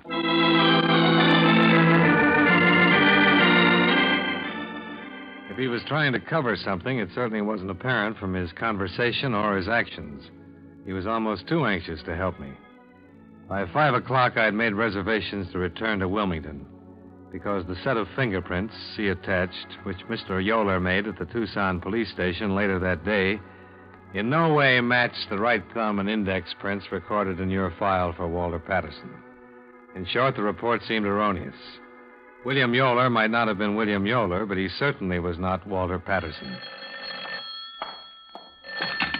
Johnny Dollar. Will Yoler, Mr. Dollar. Oh, yeah. Thanks for the prints. Dollar, I've got to talk to you. Something wrong? Plenty. Do you know how to get to the Arizona Inn? Well, I can find it. All right, I'll be there in 20 minutes. From the tone of his voice, I felt compelled to get there in half that time. I sat down at the bar and ordered a drink and waited for him to show up. An hour later, I was still waiting. I called his house 3 times and received no answer. I began to get worried. Finally, I left word with the bartender and took a cab out to his house.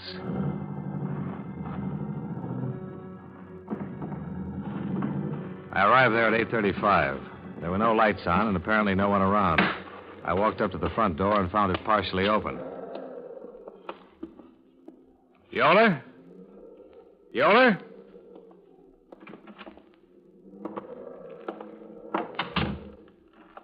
Mr. Yoler?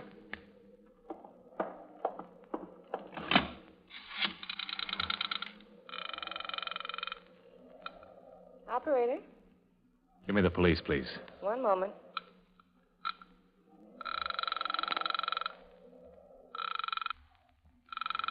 Sergeant Tyler speaking.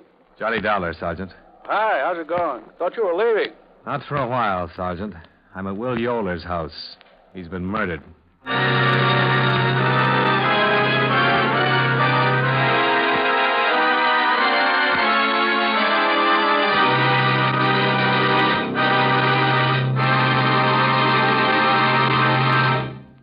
We'll return to yours truly, Johnny Dollar, in just a moment. Every Saturday on CBS Radio, Theater of Today brings you fresh, dripping drama, well-acted stories of human relations. Sometimes it's comedy, sometimes serious. Always, Theater of Today strikes a chord of response in listeners who readily identify the stories with their own experience, past or present. Remember to hear Theater of Today every Saturday in the daytime on most of these same CBS radio stations.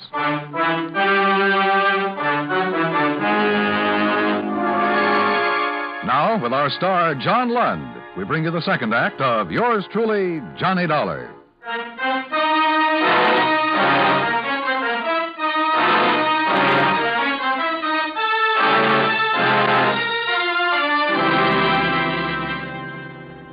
Turned out to be a long night. Sergeant Tyler and several homicide officers arrived at the murder scene within a matter of minutes and got right down to the matter at hand. Yoler had been beaten to death. There were signs of a violent struggle having taken place all over the house, kitchen, bathroom, living room. As far as the police could determine, nothing was missing. The motive, the name of the killer, and any probable suspects were all up in the air as Sergeant Tyler drove me back to my motel room. The whole thing's a mess, Dollar.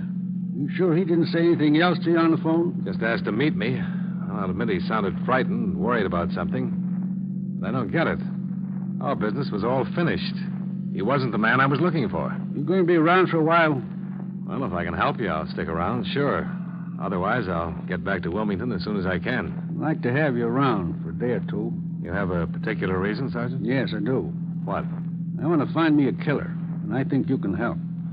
Nobody walks into a man's house, fights with him, breaks up furniture and lamps, beats him to death without making a lot of noise about it. Well, the wind was pretty strong. I don't care if a hurricane was blowing. When people fight like that, there's always noise. Somebody heard something. Somebody saw something. Somebody saw someone. My men will cover every house in Sierra Vista if they have to turn up a witness. Bound to be somebody, somewhere.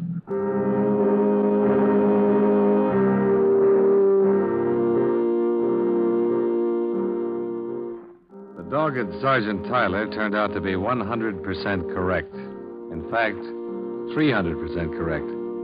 For by 11 o'clock the following morning, his men had located 3 different people who had information about the brutal murder of William Yoler. One of them, a Mrs. Lucas, gave us what turned out to be our best lead. I take a walk every evening after dinner. It's the nicest part of the day. And you were out walking last night, Miss Lucas? Yes. I told the officers everything. Would you tell us, please, Mrs. Lucas? I walked past Mr. Yoler's house on my way down the arroyo What time was that, Mrs. Lucas? between 7:30 and 8, and I saw Mr. Yoler standing in front of the house talking to this man. I spoke to him, and he spoke to me. Can you describe the man he was talking to? Yes, I saw him very well. He was a very large man, bigger than Mr. Yoler, and Mr. Yoler always struck me as a big man. Go on. Well, this man was a good 2 inches taller. He had on a top coat, a tweed one, and he had his hat in his hand. His hair was red. How old would you say? Not over 40. Have you ever seen him before? No. I noticed him when I walked by on my way down the arroyo, as I said. And then when I was coming back, I could see through the window, and he was still there. With the lights on in the house? Oh, yes, in the living room. And the porch light was still on, too. Would you know this man if you saw him again, Mrs. Lucas? Well, yes, I would. I'm sure I would. He was so big. Was there a car out in front of Mr. Yoler's house? I didn't notice one. That could have been. Was there a bus service that runs up Oh, there? no. Everyone who lives in the arroyo has to have a car. No buses up there at all. Sergeant Tyler issued an all-points bulletin according to the description given by the witnesses. In the meantime, his men checked the local cab companies and found out that one of the drivers had carried a fare to William Yoler's house at 6:30 the previous evening. The cab driver verified Mrs. Lucas's description of the suspect and the important information that he had picked up the suspect at the airport. When that was checked, it was found the man had arrived on a plane from the east at 5:45 in the afternoon. He had used the name Roger Bales. But except for a strong case against him, the whole thing was still very confusing from our point of view. Expense account item 3, $6.50. Long-distance telephone charges to your office. Well, I'll be darned. You have to stay there? Well, they've asked me to, Mr. Elgin. Well, as far as the insurance company's concerned, it's really none of our business, is it? That's right, Mr. Elgin. If I'm going to... Dollar. Oh, hold on. Yeah? Answer from Washington on your wire. Oh, yeah? Here. Let me see. Mr. Elgin. Yes? It is our business, after all. Huh? The War Department has a better sample of Walter Patterson's prints than you gave me. These check out. Slow down. I still don't understand. I wired a sample of Yoler's prints to the War Department this morning for a positive identification. They just answered me. Yoler was Walter Patterson. Uh-oh. Where did you get those prints that were in the file you gave me? Mr. Brennan, Patterson's lawyer, got them for me. From a pilot's license. Uh-huh. I'd better call Mr. Brennan. Oh, don't you dare. Well, what can I do to help you, Dollar? Don't open your mouth. I'll handle it when I get there.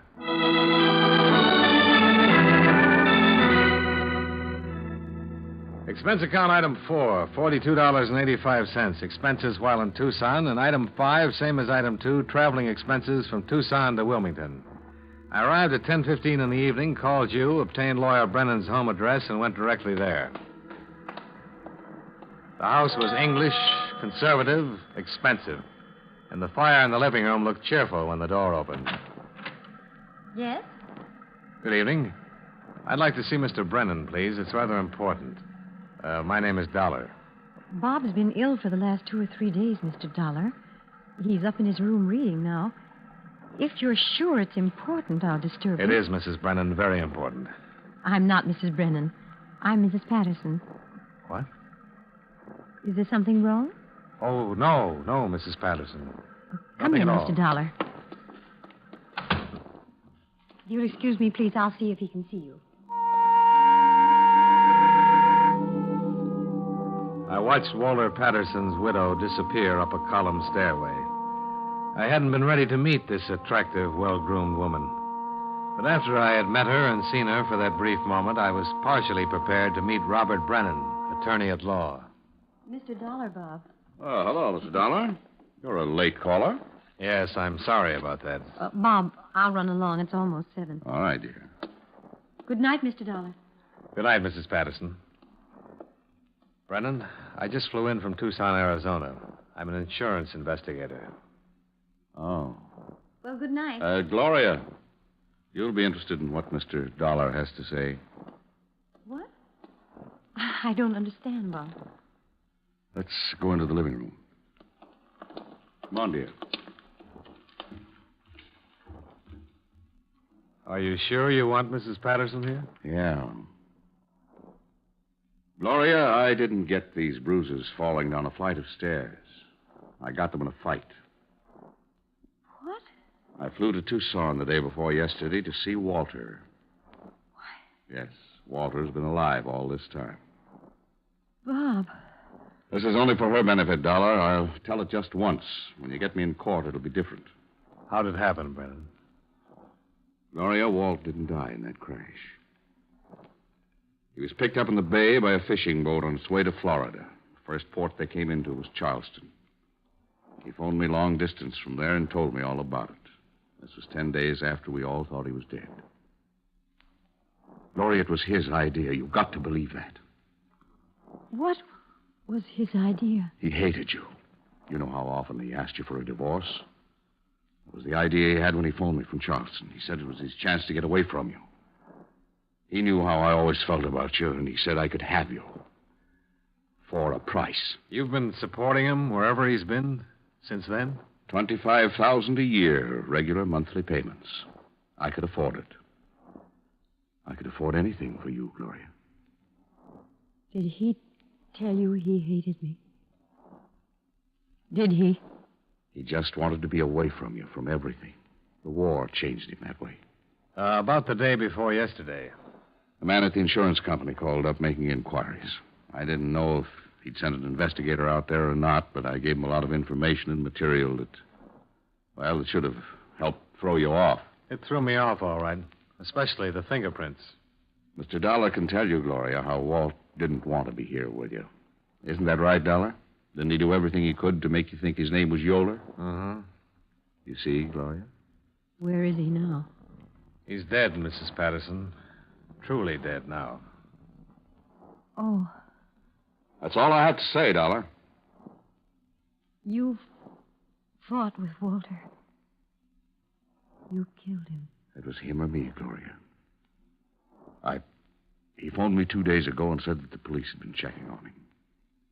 I told him what it was all about, not to get scared, but he was scared, and I got a plane the first chance I had. What did you argue about? Apparently you'd been there that morning. He was going to tell you the truth and claim he had amnesia. He said he had a date to meet you. You didn't answer my question. What do you mean I didn't answer it? I just told you he was going to blow the whole thing. Oh, Bob. All I wanted out of this was you, Gloria. He didn't want you. I did. Last week you said you decided to marry me. It took you 5 years to decide that. And it took him one lousy afternoon to decide he was going to come back to you.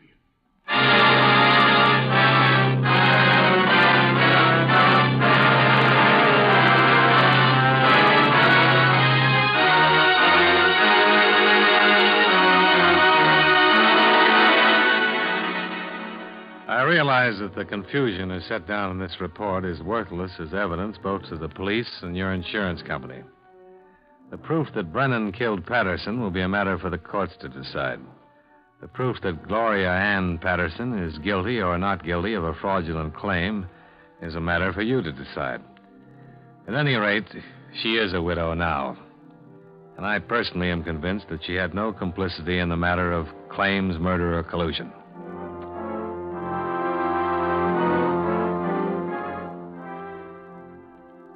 Expense account item 6, same as item 1. Expenses from Wilmington to Hartford. Expense account total, $610.13. Yours truly, Johnny Dollar.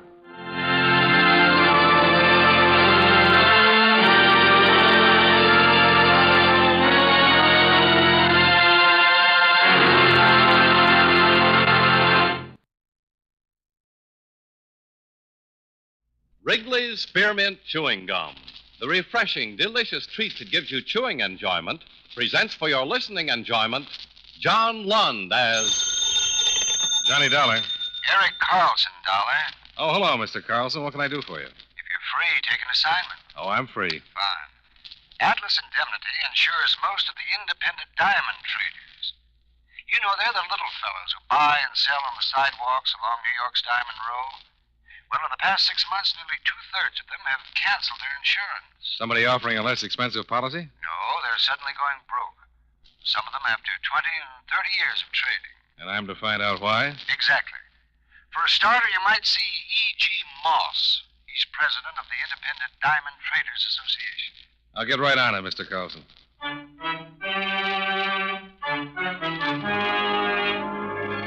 The makers of Wrigley's Spearmint Chewing Gum bring you John Lund in another adventure of the man with the action-packed expense account, America's fabulous freelance insurance investigator. Yours truly, Johnny Dollar.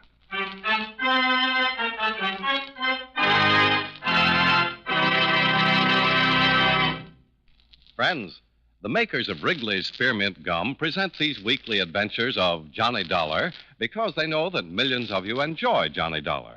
That's true of Wrigley's Spearmint Chewing Gum, too. It's enjoyed by millions, day in and day out. People find that chewing on a smooth, delicious piece of Wrigley's Spearmint Gum somehow makes time pass more pleasantly. Whether you're working, driving, shopping, or just taking things easy, that good, tasty chewing gives you enjoyment and satisfaction. So always keep a package of Wrigley's Spearmint Chewing Gum handy. And whenever you want a refreshing, delicious treat, chew a stick. You'll like it. You really will.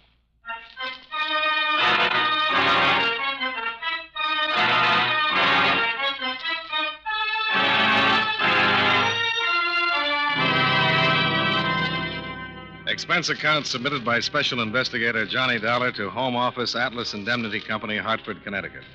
The following is an accounting of expenditures during my investigation of the independent diamond traders matter. Expense account item 1, $21.30, train fare and incidentals between Hartford and New York City. At Grand Central, I phoned the Independent Diamond Traders Association and was told by the secretary that E.G. Moss could see me in half an hour. Outside, the city was being powdered clean and white by a late afternoon snowfall, so I indulged in the luxury of a stroll to the association's 47th Street headquarters. They were on the second floor of a converted brownstone. I was a few minutes early when I entered the dingy, deserted reception room. The secretary was absent from her desk, but the boss's door had been carelessly left ajar, just enough to allow some strictly extracurricular business to filter out. Susan, I'm sick to death of the name. She runs your life, Edgar, like she runs this office. But, dearest. Why the traders ever elected you their president, I can't imagine. A man who can't even protect his own interests against the selfish snip of a stepdaughter. That is enough, Mona. Just as you say it. Goodbye. Dearest, please. No, I didn't mean Let that. me No, go. Mona, I spoke in haste. Dearest. Edgar. Forgive me. Edgar, my makeup. Say you will forgive me. Perhaps. Later. Now. Edgar, please. My hair, I'll look a wreck. But I can't let you go like this. Anger between us. Then meet me tonight, as you promised. All right. I'll think of something to tell Susan. I'm sure you will. Goodbye, Edgar. No, not through the reception room. Eavesdropping is a despicable habit, Mr. Dollar. Oh, hello. I didn't hear you come in. That is obvious. That door was open when I walked in here. And you might have made your presence known to Mr. Moss. Well, I'll confess it occurred I'll to tell me. Mr. Moss you're here. Okay, have it your way. Ah, Susan, you are back with my sandwiches and tea. Good, good. My stomach complains that it is past tea time, and I didn't know we had a visitor. This is Mr. Dollar.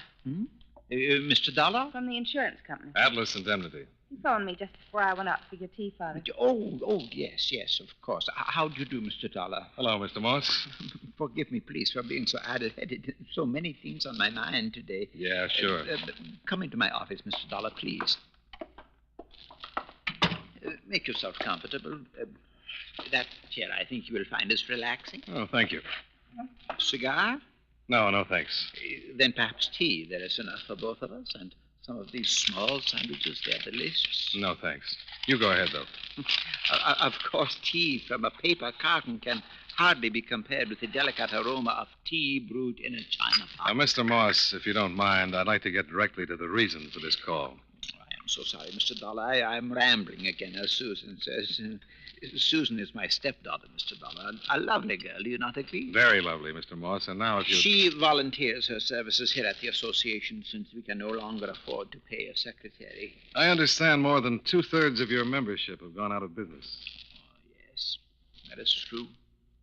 Friends and associates, men I have grown to respect and admire over the past 30 years. One by one selling what stones they have, leaving the street for who knows where. Why, Mr. Moss?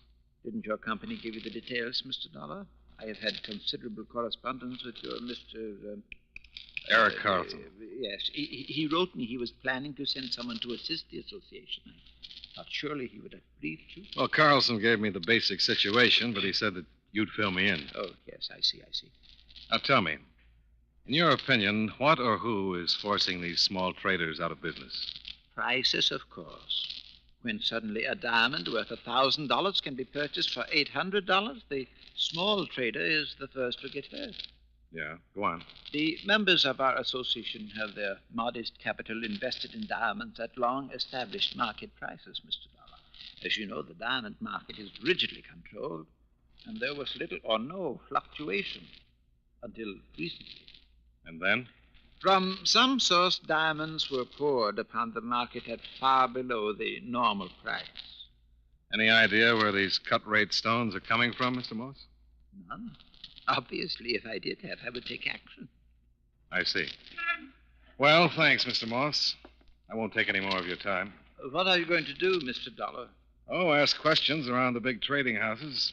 Try to find out who's selling the stones at bargain basement prices and how the seller is able to cut such a slice off the normal price. The association would be very grateful, Mr. Dollar.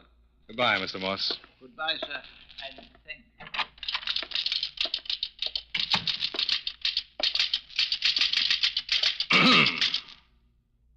Yes?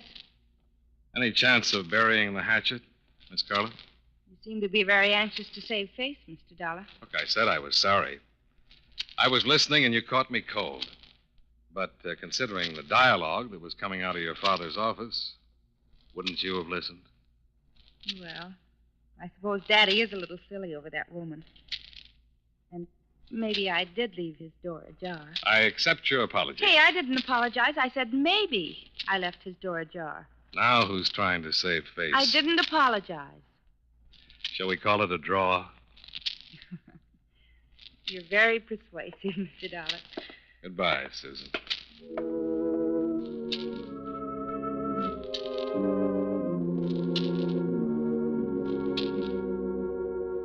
It was after 6, and the larger merchants along Diamond Row were closed. For convenience, I checked into a small hotel around the corner from Moss's office, sent for my bag at the station, and went out to dinner.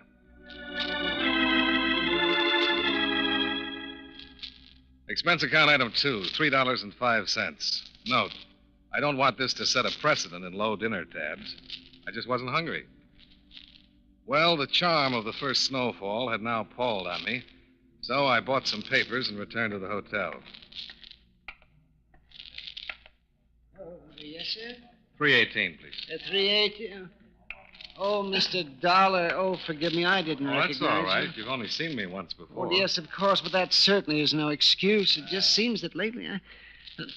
Oh, my. There I go again. There's a package for you. A package? Yes, I have it here. No, that's not it. Oh, yes. Now, here it is. There you are, sir. Oh, thank you. Were you on duty when this was delivered? Mr. Dollar, with the exception of Wednesdays, I am on duty every day, from 8 in the morning until noon, and from 4 until midnight. And since this is Tuesday, obviously. About this package. Who delivered it? Well, I'm sorry, Mr. Dollar, but I just. Oh, my. I just can't help it. Well, as a matter of fact, I must have dozed off. I found it on the desk about 10 minutes ago. I see. May I have my key, please? 318.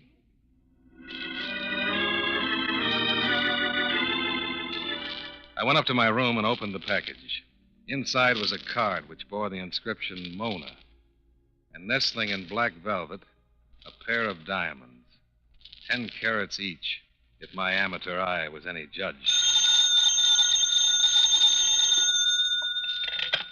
Johnny Dollar. This is Mona, Mr. Dollar. Mona? Well, I don't quite know what to say. You received the package, I gather. Yeah, I received it. Interested in the contents? Oh, tremendously. I thought you would be, considering your business with Edgar Moss this afternoon. How do you know about that? I'll explain when I see you. Oh? I can help you, Mr. Dollar. How? I happen to know who's flooding the market with cut-rate diamonds. Who? Suppose you meet me tonight at 8 at the Surf and Sand Club. Tell you then. Hello? Hello? Mona.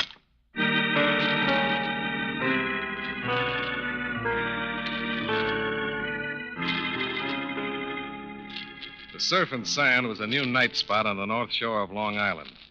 I ran up expense account item 3, $6.50, including tip, to square things with a taximeter that had all the symptoms of a doped racehorse. The interior of the club was sleek and candlelit, with aquariums of tropical fish wherever you looked and very few customers to admire them. I decided to wait for my date at the bar. Good evening, sir. What's your pleasure? A lady named Mona, bartender. You know her? I know several Monas, sir. Well, lucky you. Your Mona blonde, brunette, or so-so? I couldn't say. Blind date? Mm-hmm. And she has a voice that's more than just a voice. What lady named Mona hasn't? A very astute observation. Now, maybe you'd construct me a nice bourbon and... Hey, suddenly the horizon brightened. You mean that redhead standing in the foyer? Very decorative. No hobby for a man with a weak constitution. You know her? Oh, she comes in now and then. Seems to be looking for someone. You know who? I imagine you. What? Her name's Mona. Oh, why didn't you say so sooner?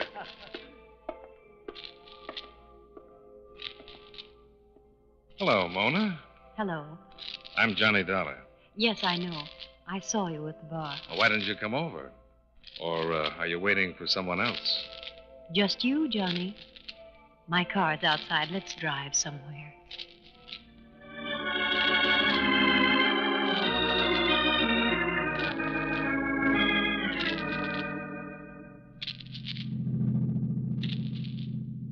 Well, this is my first ride in a Mercedes. Sounds like there's a captive hurricane under the hood. You like my little car, Johnny? Mm-hmm. Tell me, is that speedometer scale optimistic, or can this car really do 120 miles an hour? I don't know. Let's try it. Oh, hey, never mind. I was only curious. Well, I'm curious too, Johnny. Have you lost your mind? Slow down. Why? The highway's deserted. I like to drive fast. Mona. Oh, Johnny. Why did you switch off the ignition? Are you afraid? You bet I'm afraid. Now promise to keep your heel off the accelerator, and I'll turn on the ignition. All right. I'm sorry, Johnny. I acted on impulse. I like to act on impulse. Was it impulse that prompted you to send me those diamonds tonight? No. What then? I wanted to arouse your curiosity. Why? Because we hadn't met before. Oh, talk sense, Mona. Well, I just couldn't think of any other way to make certain you'd keep a blind date. And you just happen to have a pair of 10-carat diamonds with RSVP carved on them. I can afford it. Well, a quick look at this car and that sable you're wearing, I'm inclined to believe you can. I like expensive things. Let's talk about cut-rate diamonds. You said on the phone you could help me. You know who's selling them? I do. But Captain LeDrew will tell you. Captain LeDrew. That's where I'm taking you now, to meet him. Why didn't he come to the club with you? He didn't care to take the risk. The risk? Captain LeDrew is wanted by the police.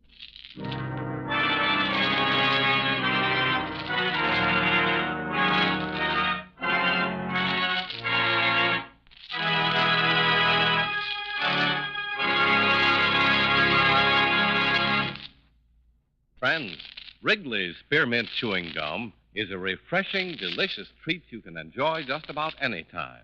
Even when you're busy working, you can slip a stick of Wrigley's Spearmint in your mouth and enjoy that pleasant chewing. The lively, full-bodied spearmint flavor cools your mouth and freshens your taste. The good, smooth chewing helps relieve pent-up tension, gives you satisfaction. As a result, you seem to feel more relaxed and get more enjoyment out of what you're doing. So enjoy chewing Wrigley's Spearmint Gum while you work and at other times, too. Get a few packages next time you're at the store. That's Wrigley's Spearmint Chewing Gum. Healthful, refreshing, delicious.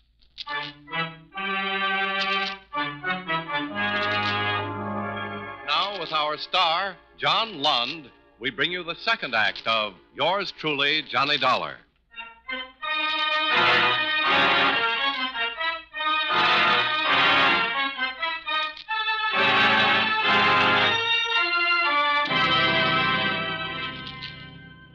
For the rest of the ride north on the Jones Beach Highway, Mona kept the Mercedes at a sane speed and the talks at trifles. When we finally stopped, it was before a ramshackle beach cottage. He's inside. What took you so long, Mona? I've been waiting an hour. Johnny, Mr. Dollar doesn't like to drive fast, Captain LeDrew.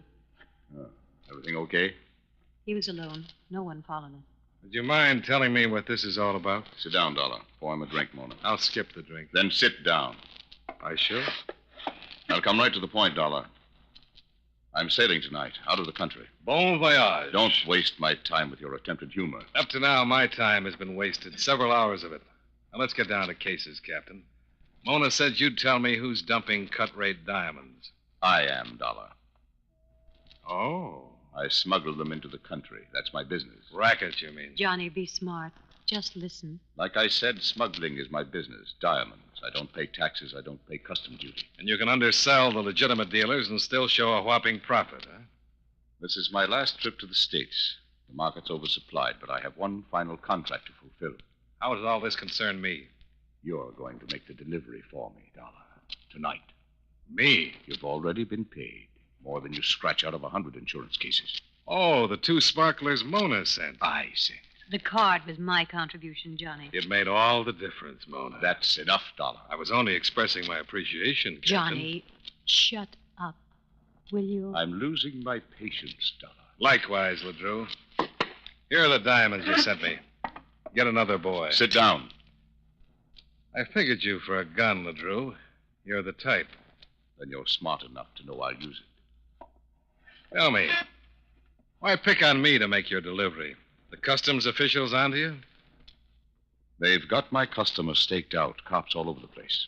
And so you two don't dare show your faces, huh? We prefer not to take the risk, Johnny. But the delivery must be made, Dollar. It's the biggest lot of stones yet. And suppose I refuse?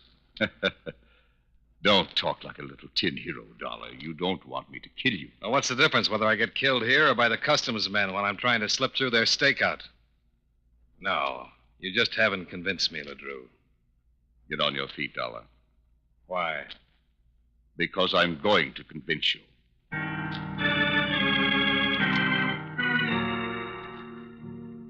As I got to my feet, I expected LeDrew to start convincing me with the butt of his revolver. But I guessed wrong. He motioned me out the back way and onto a small boat dock. Mona followed. At the end of the dock was a low-slung cabin cruiser. We went below and into a plush carved mahogany lounge. Very fancy, Captain. Takes me where I want to go. Bought it from an oil man. He was tired of it. Sit down, Dollar. Thank you. Mona, bring him in. All right, darling. You can come out now. Moss. Mr. Dollar.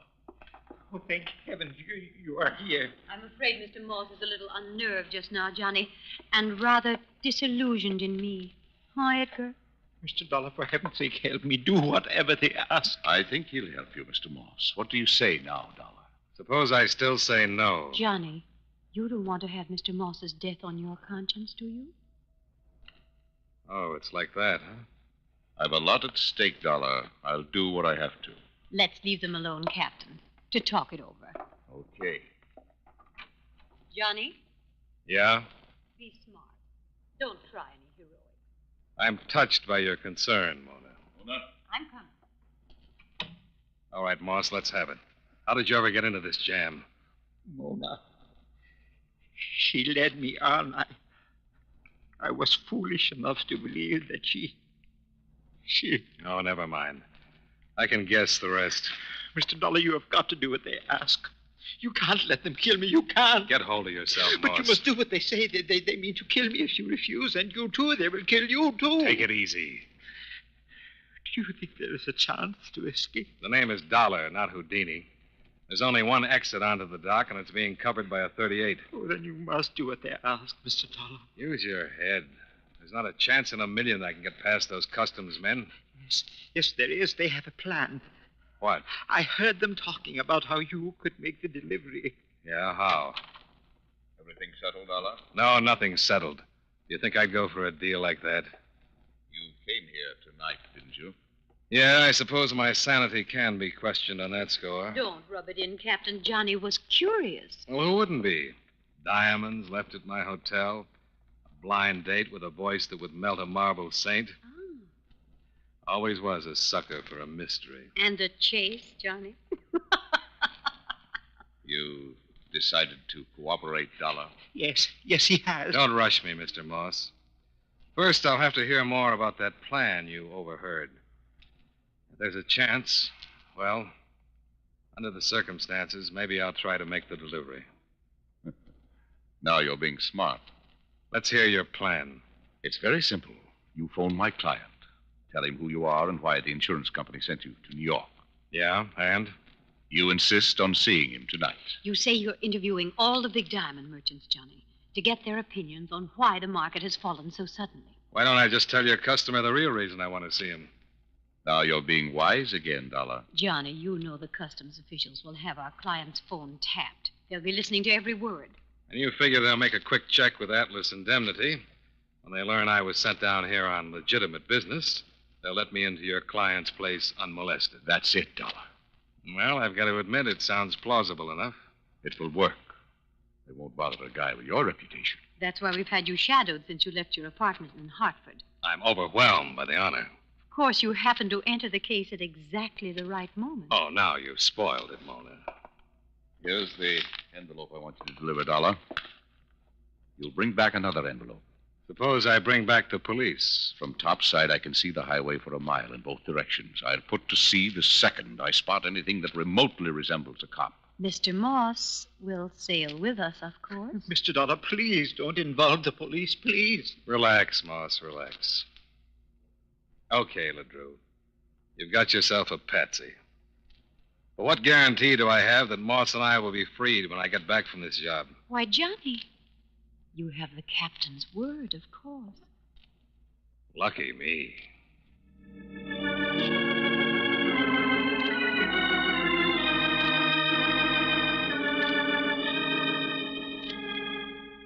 Mona drove me to the nearest gas station where I phoned LeDrew's client.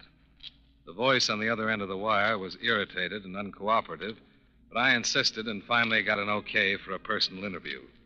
Next, I phoned for a cab, and 20 minutes later was dropped at the gate of a swank Plandome estate. I paid off the cabbie, expense account item 4, $3.50, and went inside. No one stopped me, and I made the delivery without a hitch. LeDrew's client gave me the money, and I ran up expense account item 5, $3.80, cab fare back to the beach cottage. On the dock, I found that LeDrew was indeed prepared to put to sea at the slightest sign of a double cross. The cruiser was straining on a short bow line, pulled away from the pier by the tide, the engines throbbing. That's far enough, Dollar. Freeze. Hey, take that light out of my eyes. Keep the flashlight in his face. Cover, Dollar. Keep your hands in sight. I didn't bring a gun, if that's what you're looking for. Smart of you. Where's the money?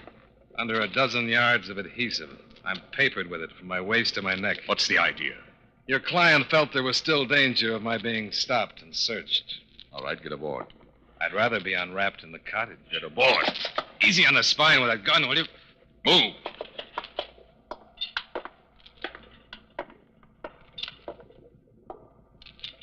Jump aboard, Dollar. Are you kidding? Even if I weren't taped up, I doubt if I could make that jump. Give you a hand on that line. LeDrew made his last mistake.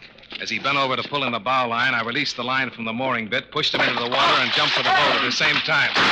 He snapped a shot at me on his way down, but I was well aboard by then. Mona, the picture of frustration, went charging up and down the dock, looking for something with which to retrieve her floundering partner, and yelling incantations at me in a voice far from sultry.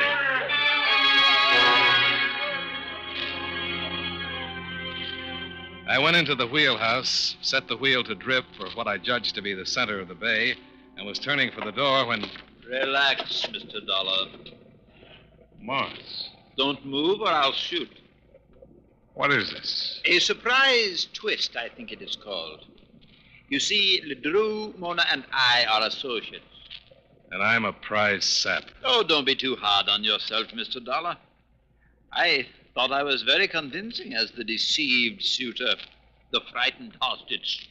You fooled me, Morse. The deception was necessary to enlist your cooperation. We knew you could never be hired to make that delivery, Mr. Dollar, your professional ethics being what they are. So you staged that little lover spat I overheard in your office this afternoon, huh? Mona thought it would quicken your interest, make my supposed betrayal more plausible. What about your stepdaughter? She mixed up in this business, too? Susan knows nothing about any of this. Keep away, Dollar. You better make the first shot count, Morse.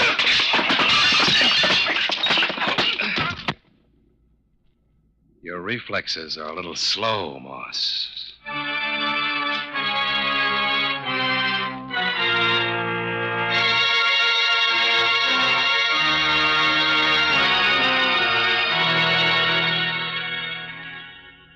I used the ship's radio telephone to contact the police. In that Mercedes, Mona and Ledru weren't hard to find. The rest you've already read in the papers, Mr. Carlson. Moss, Ledru, and Mona will be out of circulation for a long time.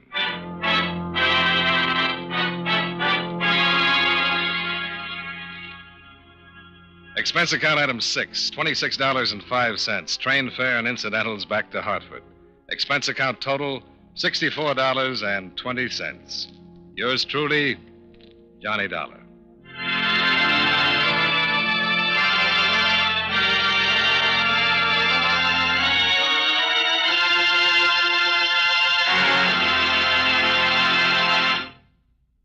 Remember, friends, Wrigley's Spearmint Chewing Gum is a refreshing, delicious treat you can enjoy just about any time.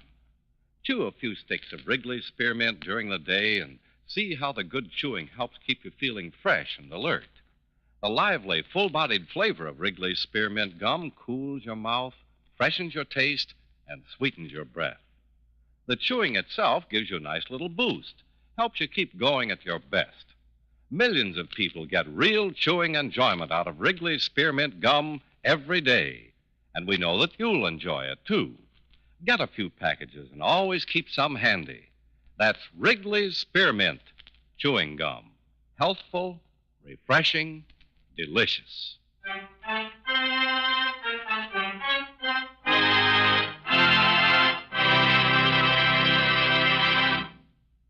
Yours truly, Johnny Dollar, brought to you by Wrigley's Spearmint Chewing Gum, stars John Lund in the title role and was written by Don Sanford with music by Eddie Dunstetter.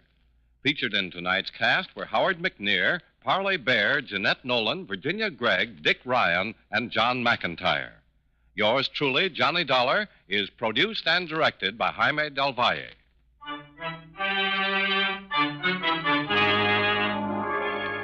The makers of Wrigley's Spearmint Chewing Gum hope you enjoyed tonight's story of Johnny Dollar and that you're enjoying delicious Wrigley's Spearmint Gum every day. This is Charles Lyon, inviting you to join us again next week at this same time when, from Hollywood, John Lund returns as... Yours truly, Johnny Dollar.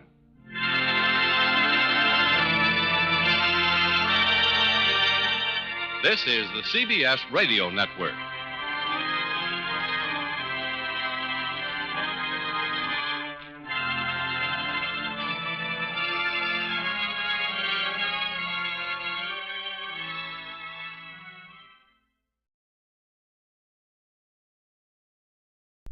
WBBM FM, Chicago. Wrigley's Spearmint Chewing Gum. the refreshing, delicious treat that gives you chewing enjoyment, presents for your listening enjoyment John Lund as Johnny Dollar. Stanley Mitchell, Dollar. Oh, how are you, Mr. Mitchell? I'm fine. Are you employed? No, not since last Tuesday. Then you can take an assignment. Fast as you can give it to me. Go to New York and see a Mr. Alan Saxton. He recently returned from Europe where he purchased a supposedly priceless painting. He's applied to our company for insurance on it. You said supposedly priceless. Is there a doubt? Yeah, big one. Several experts have examined the painting, claim it's a forgery. Saxton yelled foul all over the place. He paid $200,000 for the article. Well, I do a little yelling myself. A whole group of experts are going to give the painting every test there is, and if it stands up, we're obliged to insure it. And if it doesn't, I leave before Saxton comes to a boil, huh? That's about it. I'll get right on it, Mr. Mitchell.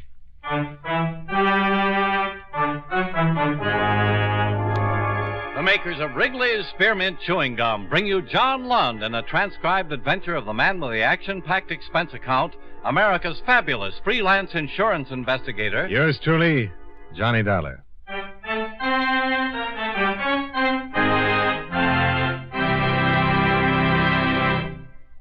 Friends, the makers of Wrigley's Spearmint Chewing Gum present these weekly adventures of Johnny Dollar because they know that millions of you enjoy Johnny Dollar.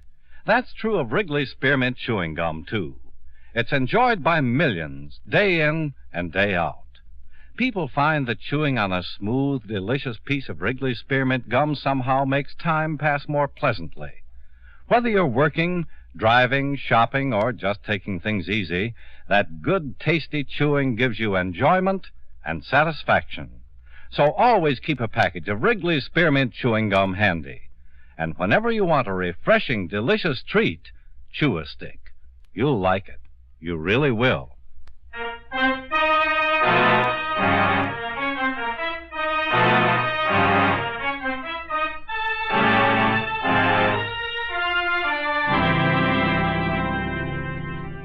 Expense account submitted by Special Investigator Johnny Dollar to Home Office, Great Eastern Life Insurance Company, Hartford, Connecticut. The following is an accounting of expenditures during my investigation of the Alan Saxton matter. Expense account item 1, $21.65, train fare and incidentals between Hartford and New York City. I arrived at Grand Central late in the afternoon and went directly to a hotel where I registered and made arrangements to rent a car. Saxton resided in a quaint three-story house on an estate across the river in Jersey that looked impressive enough to be an annex to Fort Knox. An old cad butler met me at the door and led the way into a mahogany and leather study, where I was left to wait for the master of the house. Mr. Dollar? That's right. Glad to know you. Mitchell of your company called, said you'd be down. Yes, sir? Well, sit down, sit down. A cigar? No, thanks. Aren't you a little premature? How do you mean? Well, there'll be no positive confirmation in my painting till after it's been examined, you know. When will the examination take place? Nasty cough. Yeah, nasty. Well, I'm to turn the painting over to Mr. Farmer from the museum tomorrow morning. I imagine he'll have it for a day or so. I understand you paid $200,000. I sure did.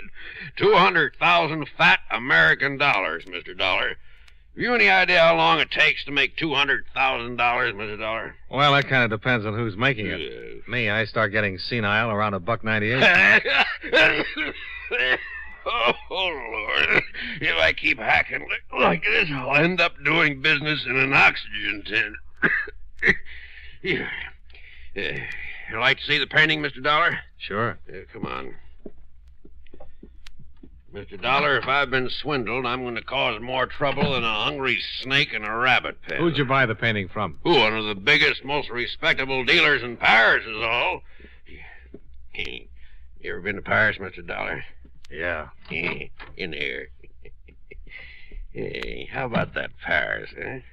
Oh, I rather enjoyed myself. I rather did, too.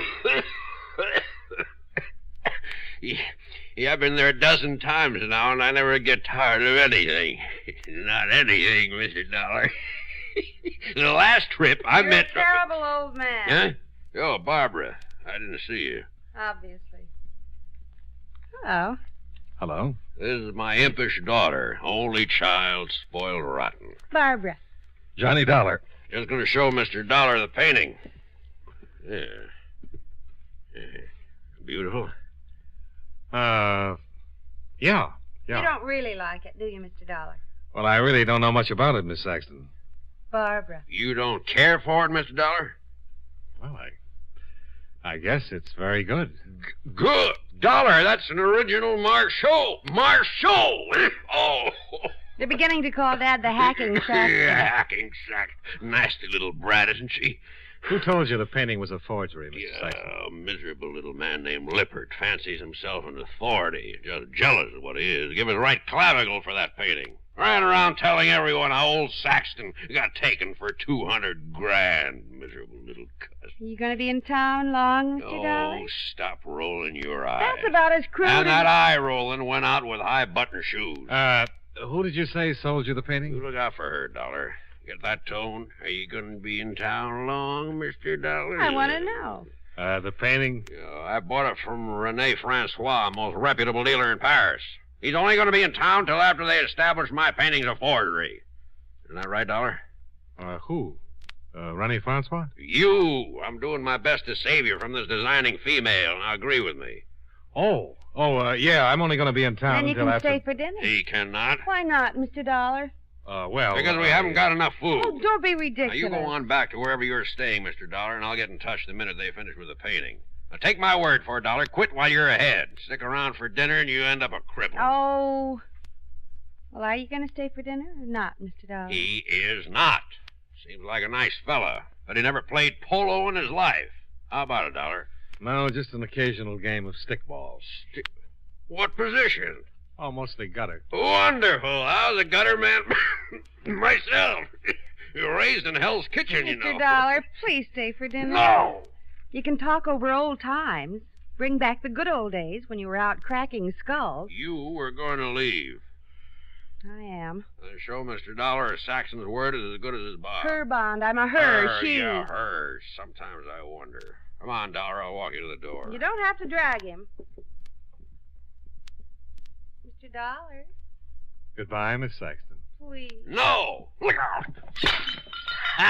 Getting better, but you're putting too much of a curve on it. I hate you. Come on, Dollar. You're quite a girl, huh? Yeah. Nothing really wrong. Just spoiled. Got too much money. I'd ask you to stay, but you really seem like too nice a fella. Well, Well, what? Just well. At the moment, that's about as glib as I can get.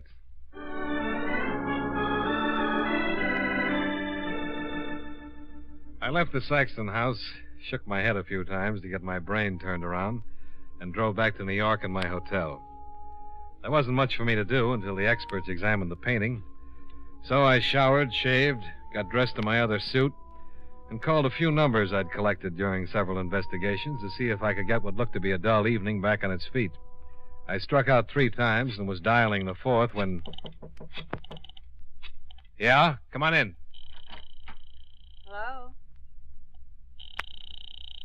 May I come in? Well, yeah, sure. I hope I didn't interrupt an important call. No. Sit down. Thanks. Where's Daddy? Home. He wouldn't tell me where you were staying, so I found out who he was insured with. I had to call his lawyer. Then I called your insurance company. Oh, I'm flattered. I'm determined. Daddy's liable to spank. I don't think so. He's really not the general he tries to be. He blusters and lays down the law, and we butt heads. And you get what you want. If it's important enough. Well, I'm sorry I spoiled your record. You haven't. Well, then my staying for dinner wasn't important. Oh, yes. Very important. Well, then you lose. Mm-hmm. If you can't fight 'em, join 'em. Well, that's a practical bit of philosophy, but I don't see quite how it applies. I've had no dinner. Uh-huh. You wouldn't accept my home-cooked invitation, so now it's going to cost you. My expense account just turned yellow. Where would you like to take me to dinner? Where would you like me to take you to dinner, Shy Violet? Maybe I'm not the most conventional type in the world. I'll go along with that. But I don't want to argue. Don't want to have to coerce you. Don't want you to do anything you don't really want to do. You just want me to take you to dinner. It's a nice way to start off an evening. Yeah. And you'll take me to dinner? Johnny?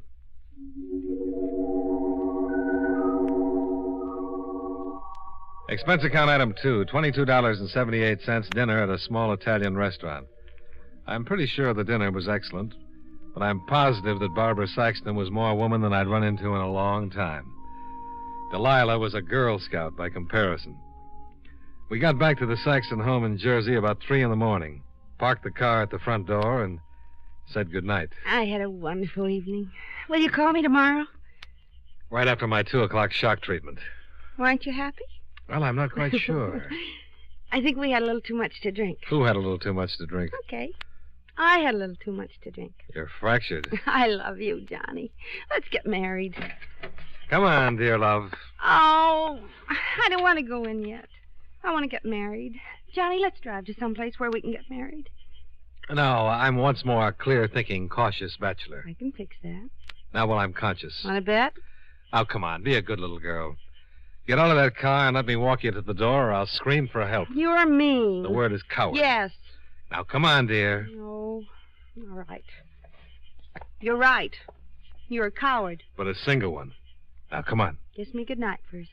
Barbara. Kiss me goodnight or I won't budge. I'll kiss you goodnight at the front door. It's a deal.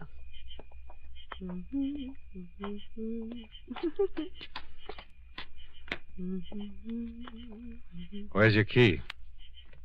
First. Now, honey. You promised. The front door. This is it. Good old front door. Okay. Good night, honey. Let's get married. We'll talk about it tomorrow. Now. Shh. Honey, the door was open. I don't want to go in. I'm not going to go Barbara, in. look. No. I'm going to sit right down here. Oh, no, you're not. Oh, that's nice. Carry me, Johnny. Carry me to a minister and let's get married till death do us part. There. You're on your own. Good night. Johnny, you come back here. You can't leave me just standing here like this. Drink a big glass of milk and get some sleep. Johnny. Good night.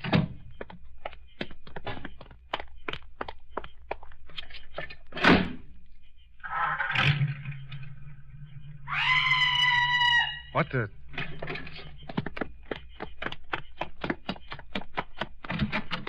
Johnny! Oh, Johnny! What is it? What's wrong? In the library, Dad! What? He's lying there. Hurt his head. It's all bloody.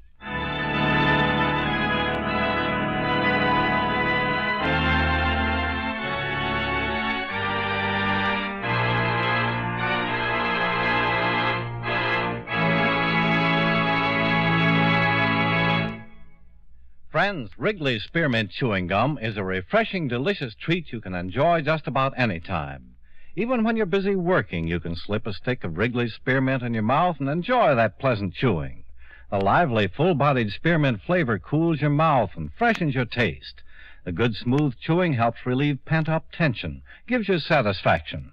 As a result, you seem to feel more relaxed and get more enjoyment out of what you're doing. So enjoy chewing Wrigley's Spearmint Gum while you work, and at other times, too. Get a few packages next time you're at the store. That's Wrigley's Spearmint Chewing Gum. Healthful, refreshing, delicious. And now, with our star, John Lund, we bring you the second act of Yours Truly, Johnny Dollar.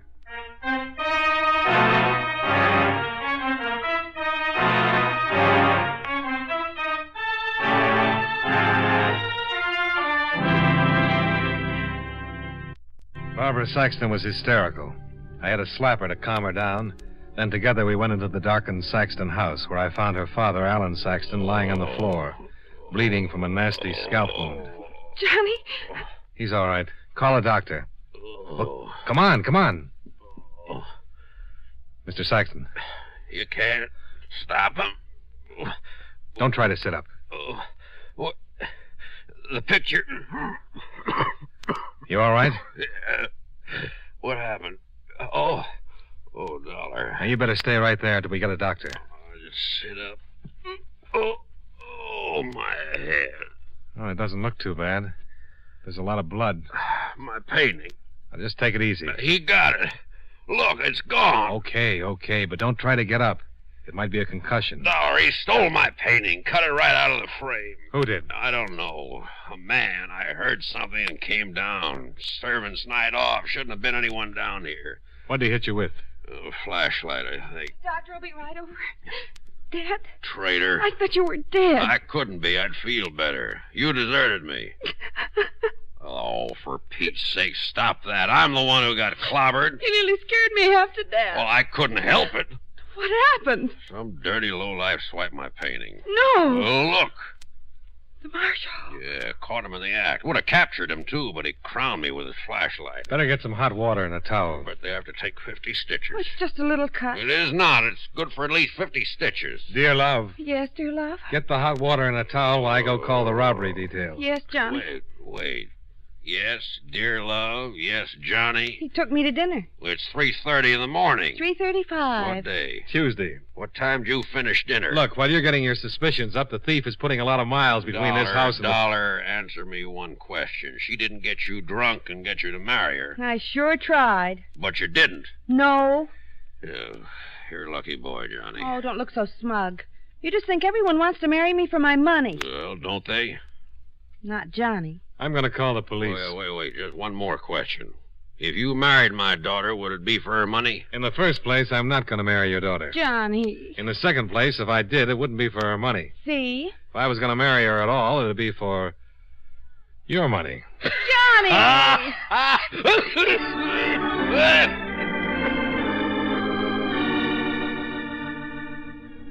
Barbara got a towel and some hot water, and I called the police. I stuck around while old Saxton gave his heroic side of the incident.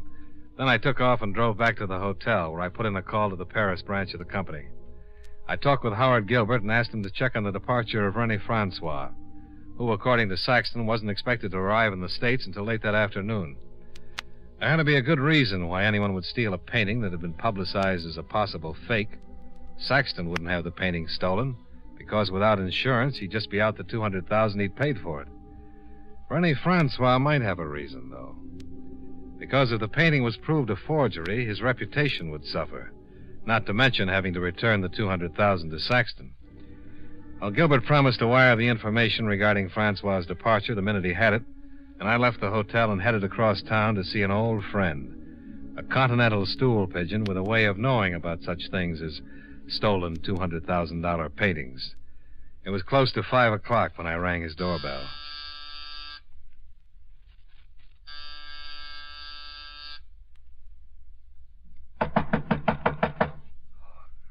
Whoever it is, you're just being ridiculous.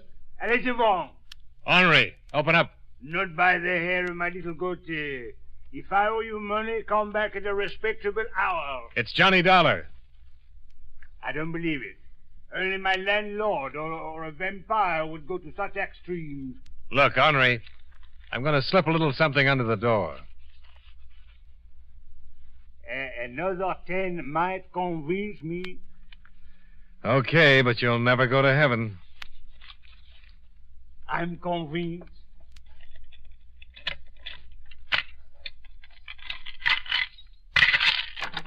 Mon ami, entrez. I miss you, Johnny. Are you that broke?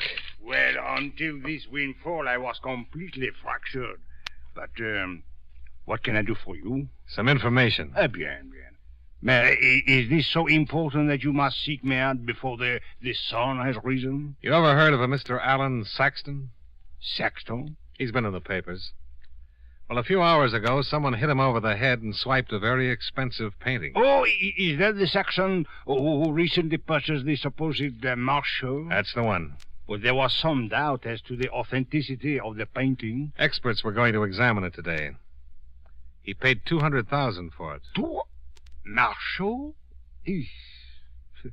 I would have painted him something far superior for much less. Who do you think would pull a job like that? Well, what is so special about a job like that? Break into a house, steal a painting? Pfft, an amateur could handle it. No. It's a special job for a special talent. The thief knew his Marchot. There were a lot of other paintings in that room. Well, but he could read, couldn't he? Marshall certainly signed the work. Or, if it's a forgery, whoever painted it certainly signed Marshall's name. This painting wasn't signed. That's one of the reasons why there's some doubt about it. Not only that, but why would someone take that painting when it's worthless until proven authentic? You have a point. I'm thinking of a European. Oh, Johnny, I wouldn't touch a job like this. Someone with an international reputation. Please, Johnny, I am innocent. Mon ami, please believe me. Someone who could possibly be hired in Paris, or, if he happened to be in the United States, could be contacted.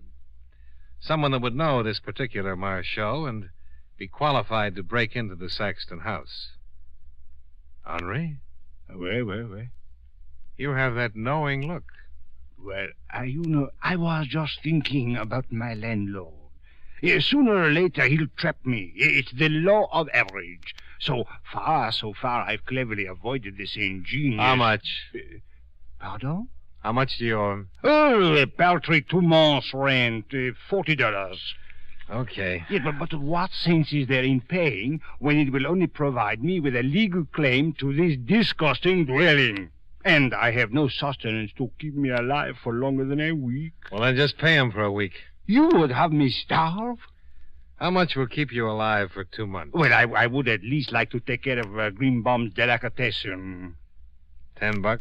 Well, the exact amount is 15. Oh, you're lucky I've got an expense account. You think I don't know it? All right, who is he? Well, you might go to the Shelton Arms and inquire about a man named Gaston Chambray. It has been rumored that he arrived from Paris only yesterday. Who is he? Well, that is for you to discover. There are certain things I am bound by honor not to divulge. But any policeman in the world could help you out.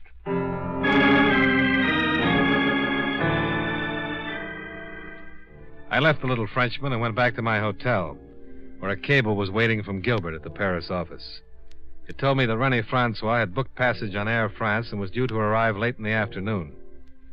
I left, climbed into the rented car, and drove to the Shelton Arms on East 108th Street, where a sleepy night clerk gave me Gaston Chambray's room number and accepted a $10 bribe not to inform Chambray that I was on my way up.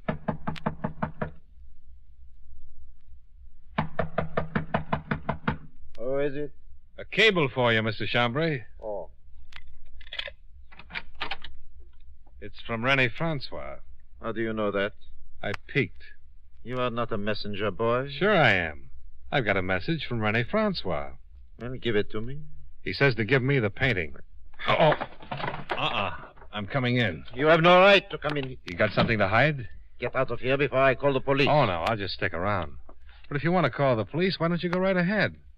Maybe you'd like to tell them where you were earlier this morning. I was right here in my room. I have been in my room since early last night. You didn't take a short trip over to Jersey? I certainly did not.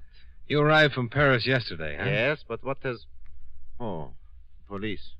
You are a policeman. I'm surprised you didn't decide that when I pushed my way in here. I have done nothing. But you know a René Francois. Yes, but I know nothing about a painting. Now, look, I know all about you. Of course, but you can't prove anything. You want me to tear this apartment to pieces, or do you want to hand over the Marchot? I told you I have no painting. I just said Marchot. That could be something you shampoo your hair with. You mentioned a painting, then Marchot. Any fool would know they are one and the same. As for your tearing my apartment to pieces, as you so crudely put it, I think you would be making a serious mistake. Really? You have no warrant. Well, now you're making a serious mistake. Really? I don't need one. You're still going under the assumption that I'm a policeman. You are not? No, not a bit.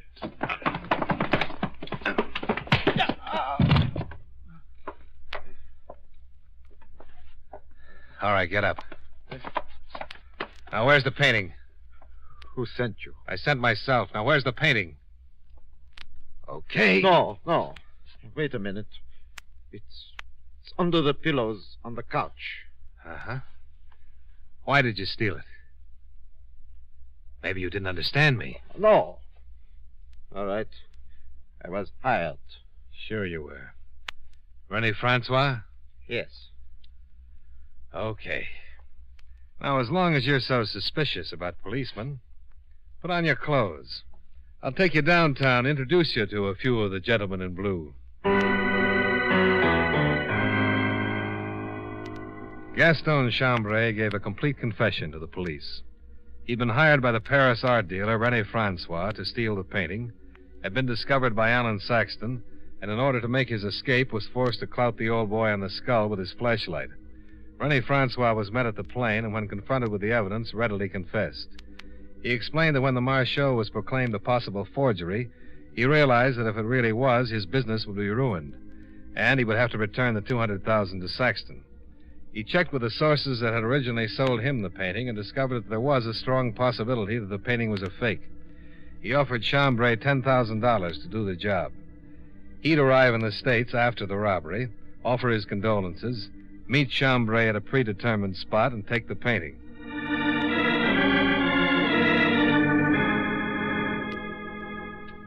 Well, Saxton took it in stride, and after Francois gave him back the money, he even laughed about it.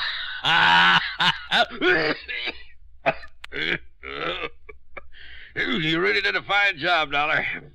I'd like to make it worth your while. Well, it'll just cost you the $85 I paid out in bribes. The rest goes on the expense account. Johnny. Oh, you look pretty bad. Terrible hangover. Johnny, don't be mean. You're responsible for this. You got my $200,000 for me. It was that Francois. He was behind the whole thing. Some guy named Daddy. Jim. Well, don't you want to hear about it? Johnny, will you take care of me? I need somebody to take care of me. Oh, dear love, I'd love to. Really? But I've got to get back to Hartford. I can be packed in an hour. Oh, there you go with that eye rolling again. I'm not rolling them. They're rolling themselves. I have absolutely no control whatsoever, Johnny. Dear love. Yes, dear love. Can I go with you? No. Why not? Well, I'm an insurance man. What's the matter with that? Oh, nothing. Only I know a bad risk when I see one. Johnny, I'm not a bad risk. No, but I am. Bad. Here, have a cigar.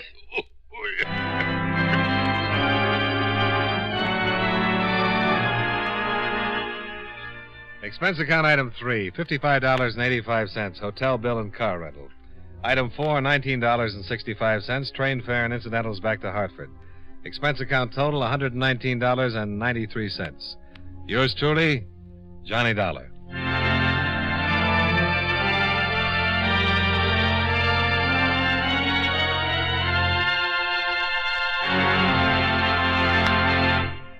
Remember, friends, Wrigley's Spearmint Chewing Gum is a refreshing, delicious treat you can enjoy just about any time. Chew a few sticks of Wrigley's Spearmint during the day and see how the good chewing helps you keep feeling fresh and alert. The lively, full-bodied flavor of Wrigley's Spearmint Gum cools your mouth, freshens your taste, and sweetens your breath. The chewing itself gives you a nice little boost, helps you keep going at your best. Millions of people get real chewing enjoyment out of Wrigley's Spearmint Chewing Gum every day, and we know you'll enjoy it, too. Get a few packages and always keep some handy. That's Wrigley's Spearmint Chewing Gum. Healthful, refreshing, delicious.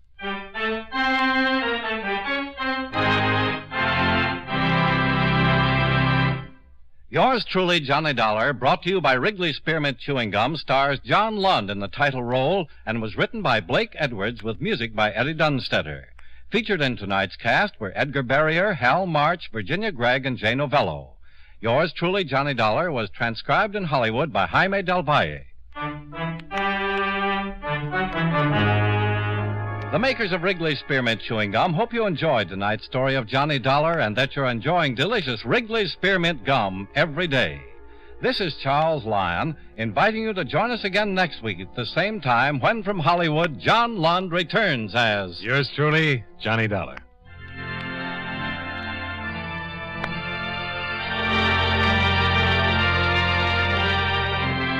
This is the CBS Radio Network. Wrigley's Spearmint Chewing Gum, the refreshing, delicious treat that gives you chewing enjoyment, presents for your listening enjoyment John Lund as Johnny Dollar. Dupree, Johnny, down at International. Oh, hello, Paul. Nice to hear your voice again. How are things? All about the same. Johnny, would you like to come over to my office and meet a girl? She pretty? Very. Interesting? Very. As a matter of fact, she just told me the most interesting thing I've ever heard. Oh, yeah? What's that? She just told me that she was dead. I better come over.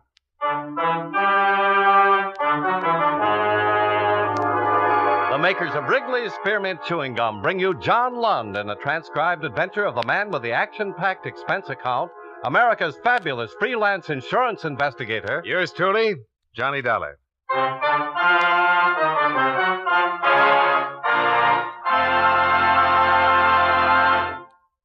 Wrigley's Spearmint Chewing Gum refreshes you. Wrigley's Spearmint Chewing Gum gives you real chewing enjoyment. Yes, for chewing enjoyment plus refreshment, it's Wrigley's Spearmint Chewing Gum. The lively, delicious flavor of Wrigley's Spearmint cools your mouth, helps keep your throat moist, and gives you a nice little lift. The good, smooth chewing of Wrigley's Spearmint helps keep you feeling fresh and alert, adds enjoyment to whatever you're doing. So for chewing enjoyment plus refreshment, treat yourself often to Wrigley's Spearmint Chewing Gum. Healthful, refreshing, delicious.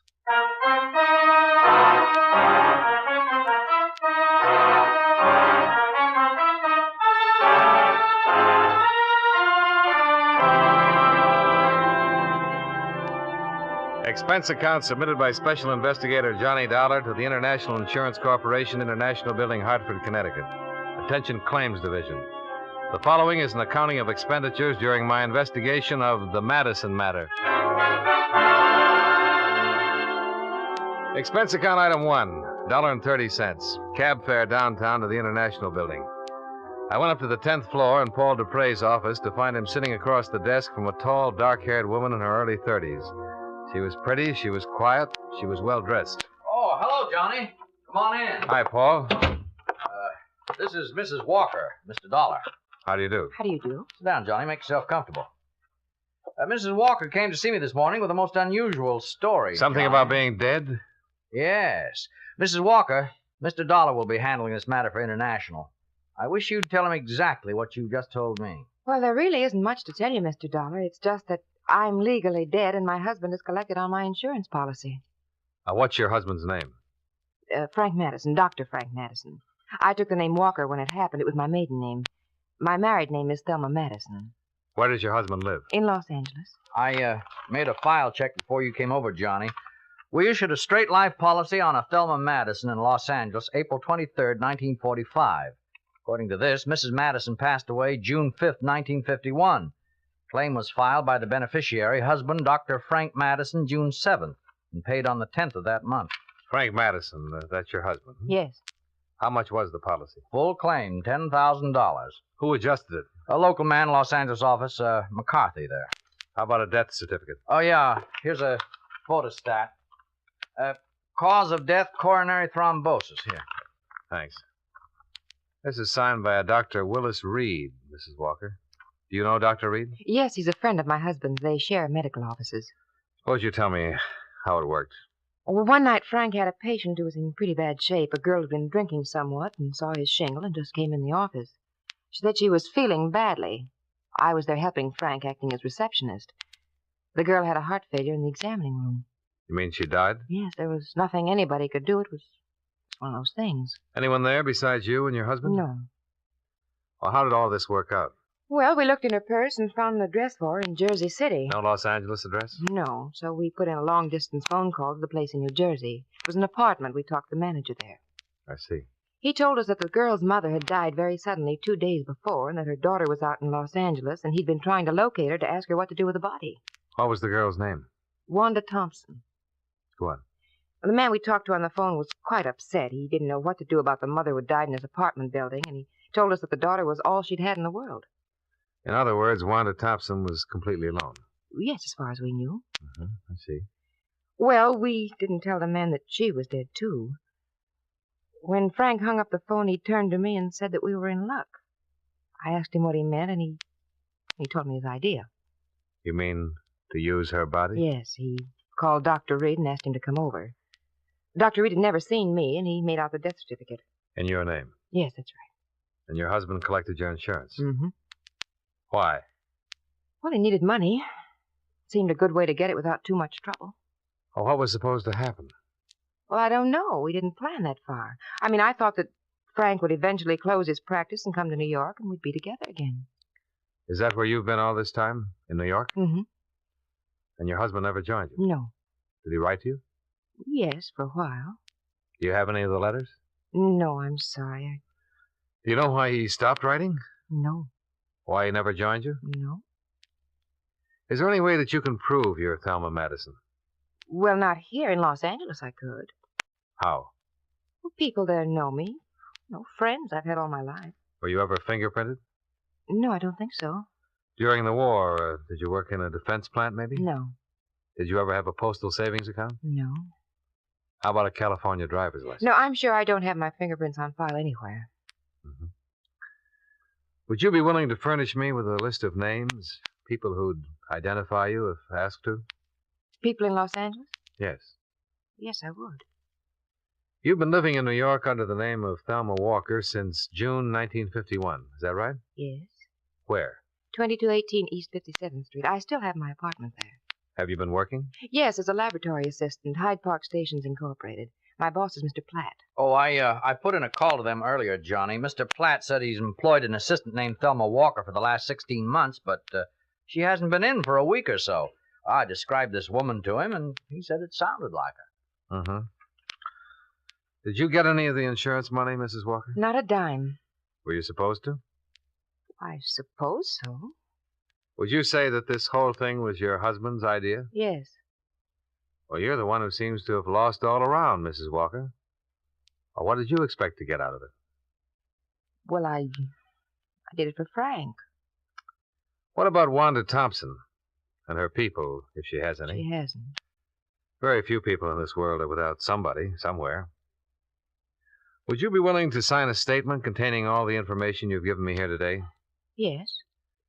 You realize that if what you tell me is true, that you'll be criminally charged? Yes.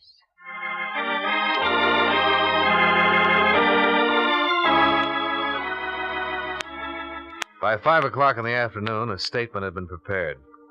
Thelma Walker signed it without hesitation. I talked with Dupre in the outer office. Well, Johnny, I don't even have to go up to legal to know that every word of this will have to be verified before we can take any action. Well, if half of it's true, we're in business. Oh? She didn't give us any good reason for coming here. Well, maybe she has a conscience. She wouldn't have done it in the first place if she had. In the second place, she couldn't have lived with it for almost 2 years. And in the third place, there's an awful lot of coincidence. Yeah, but suppose it's true. Well, then it's the neatest thing since the ball bearing. What worries you most? What I said before. She might be a crackpot with a good imagination. Well, let's find out.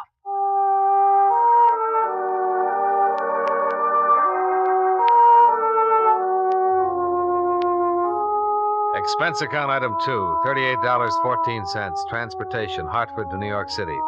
I checked my bag at the airport and took the limousine as far as the Waldorf.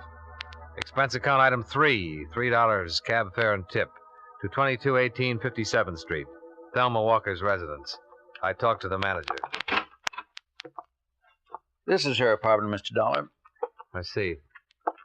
How long has she lived here? July 1951. Good tenant? Very. Quiet. No drinking or parties.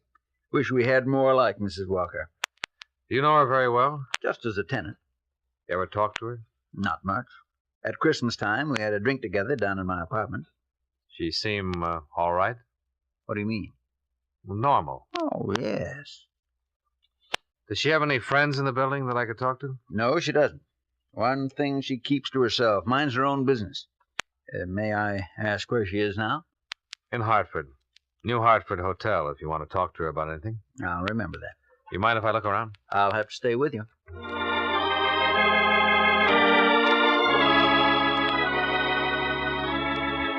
I found nothing in Thelma Walker's apartment that would help verify or disprove her story. An hour later, I located Mr. Platt, the proprietor of the Hyde Park Laboratories where Thelma Walker worked. His answers concerning her conduct, habits, and attitude were identical with those of the apartment house manager. I checked with 2 people who worked with her. The same. By midnight, I was back out at the airport. Expense account item 4, $2.25. Long-distance phone call to Hartford.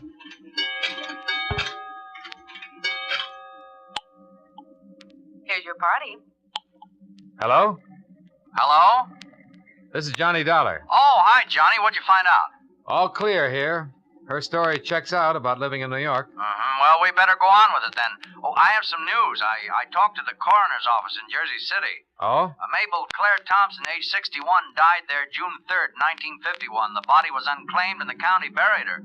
They were unable to locate her only known kin, a daughter, Wanda Thompson. She's believed to be in Los Angeles. See if you can find a picture and some prints on Wanda Thompson. All right, Johnny.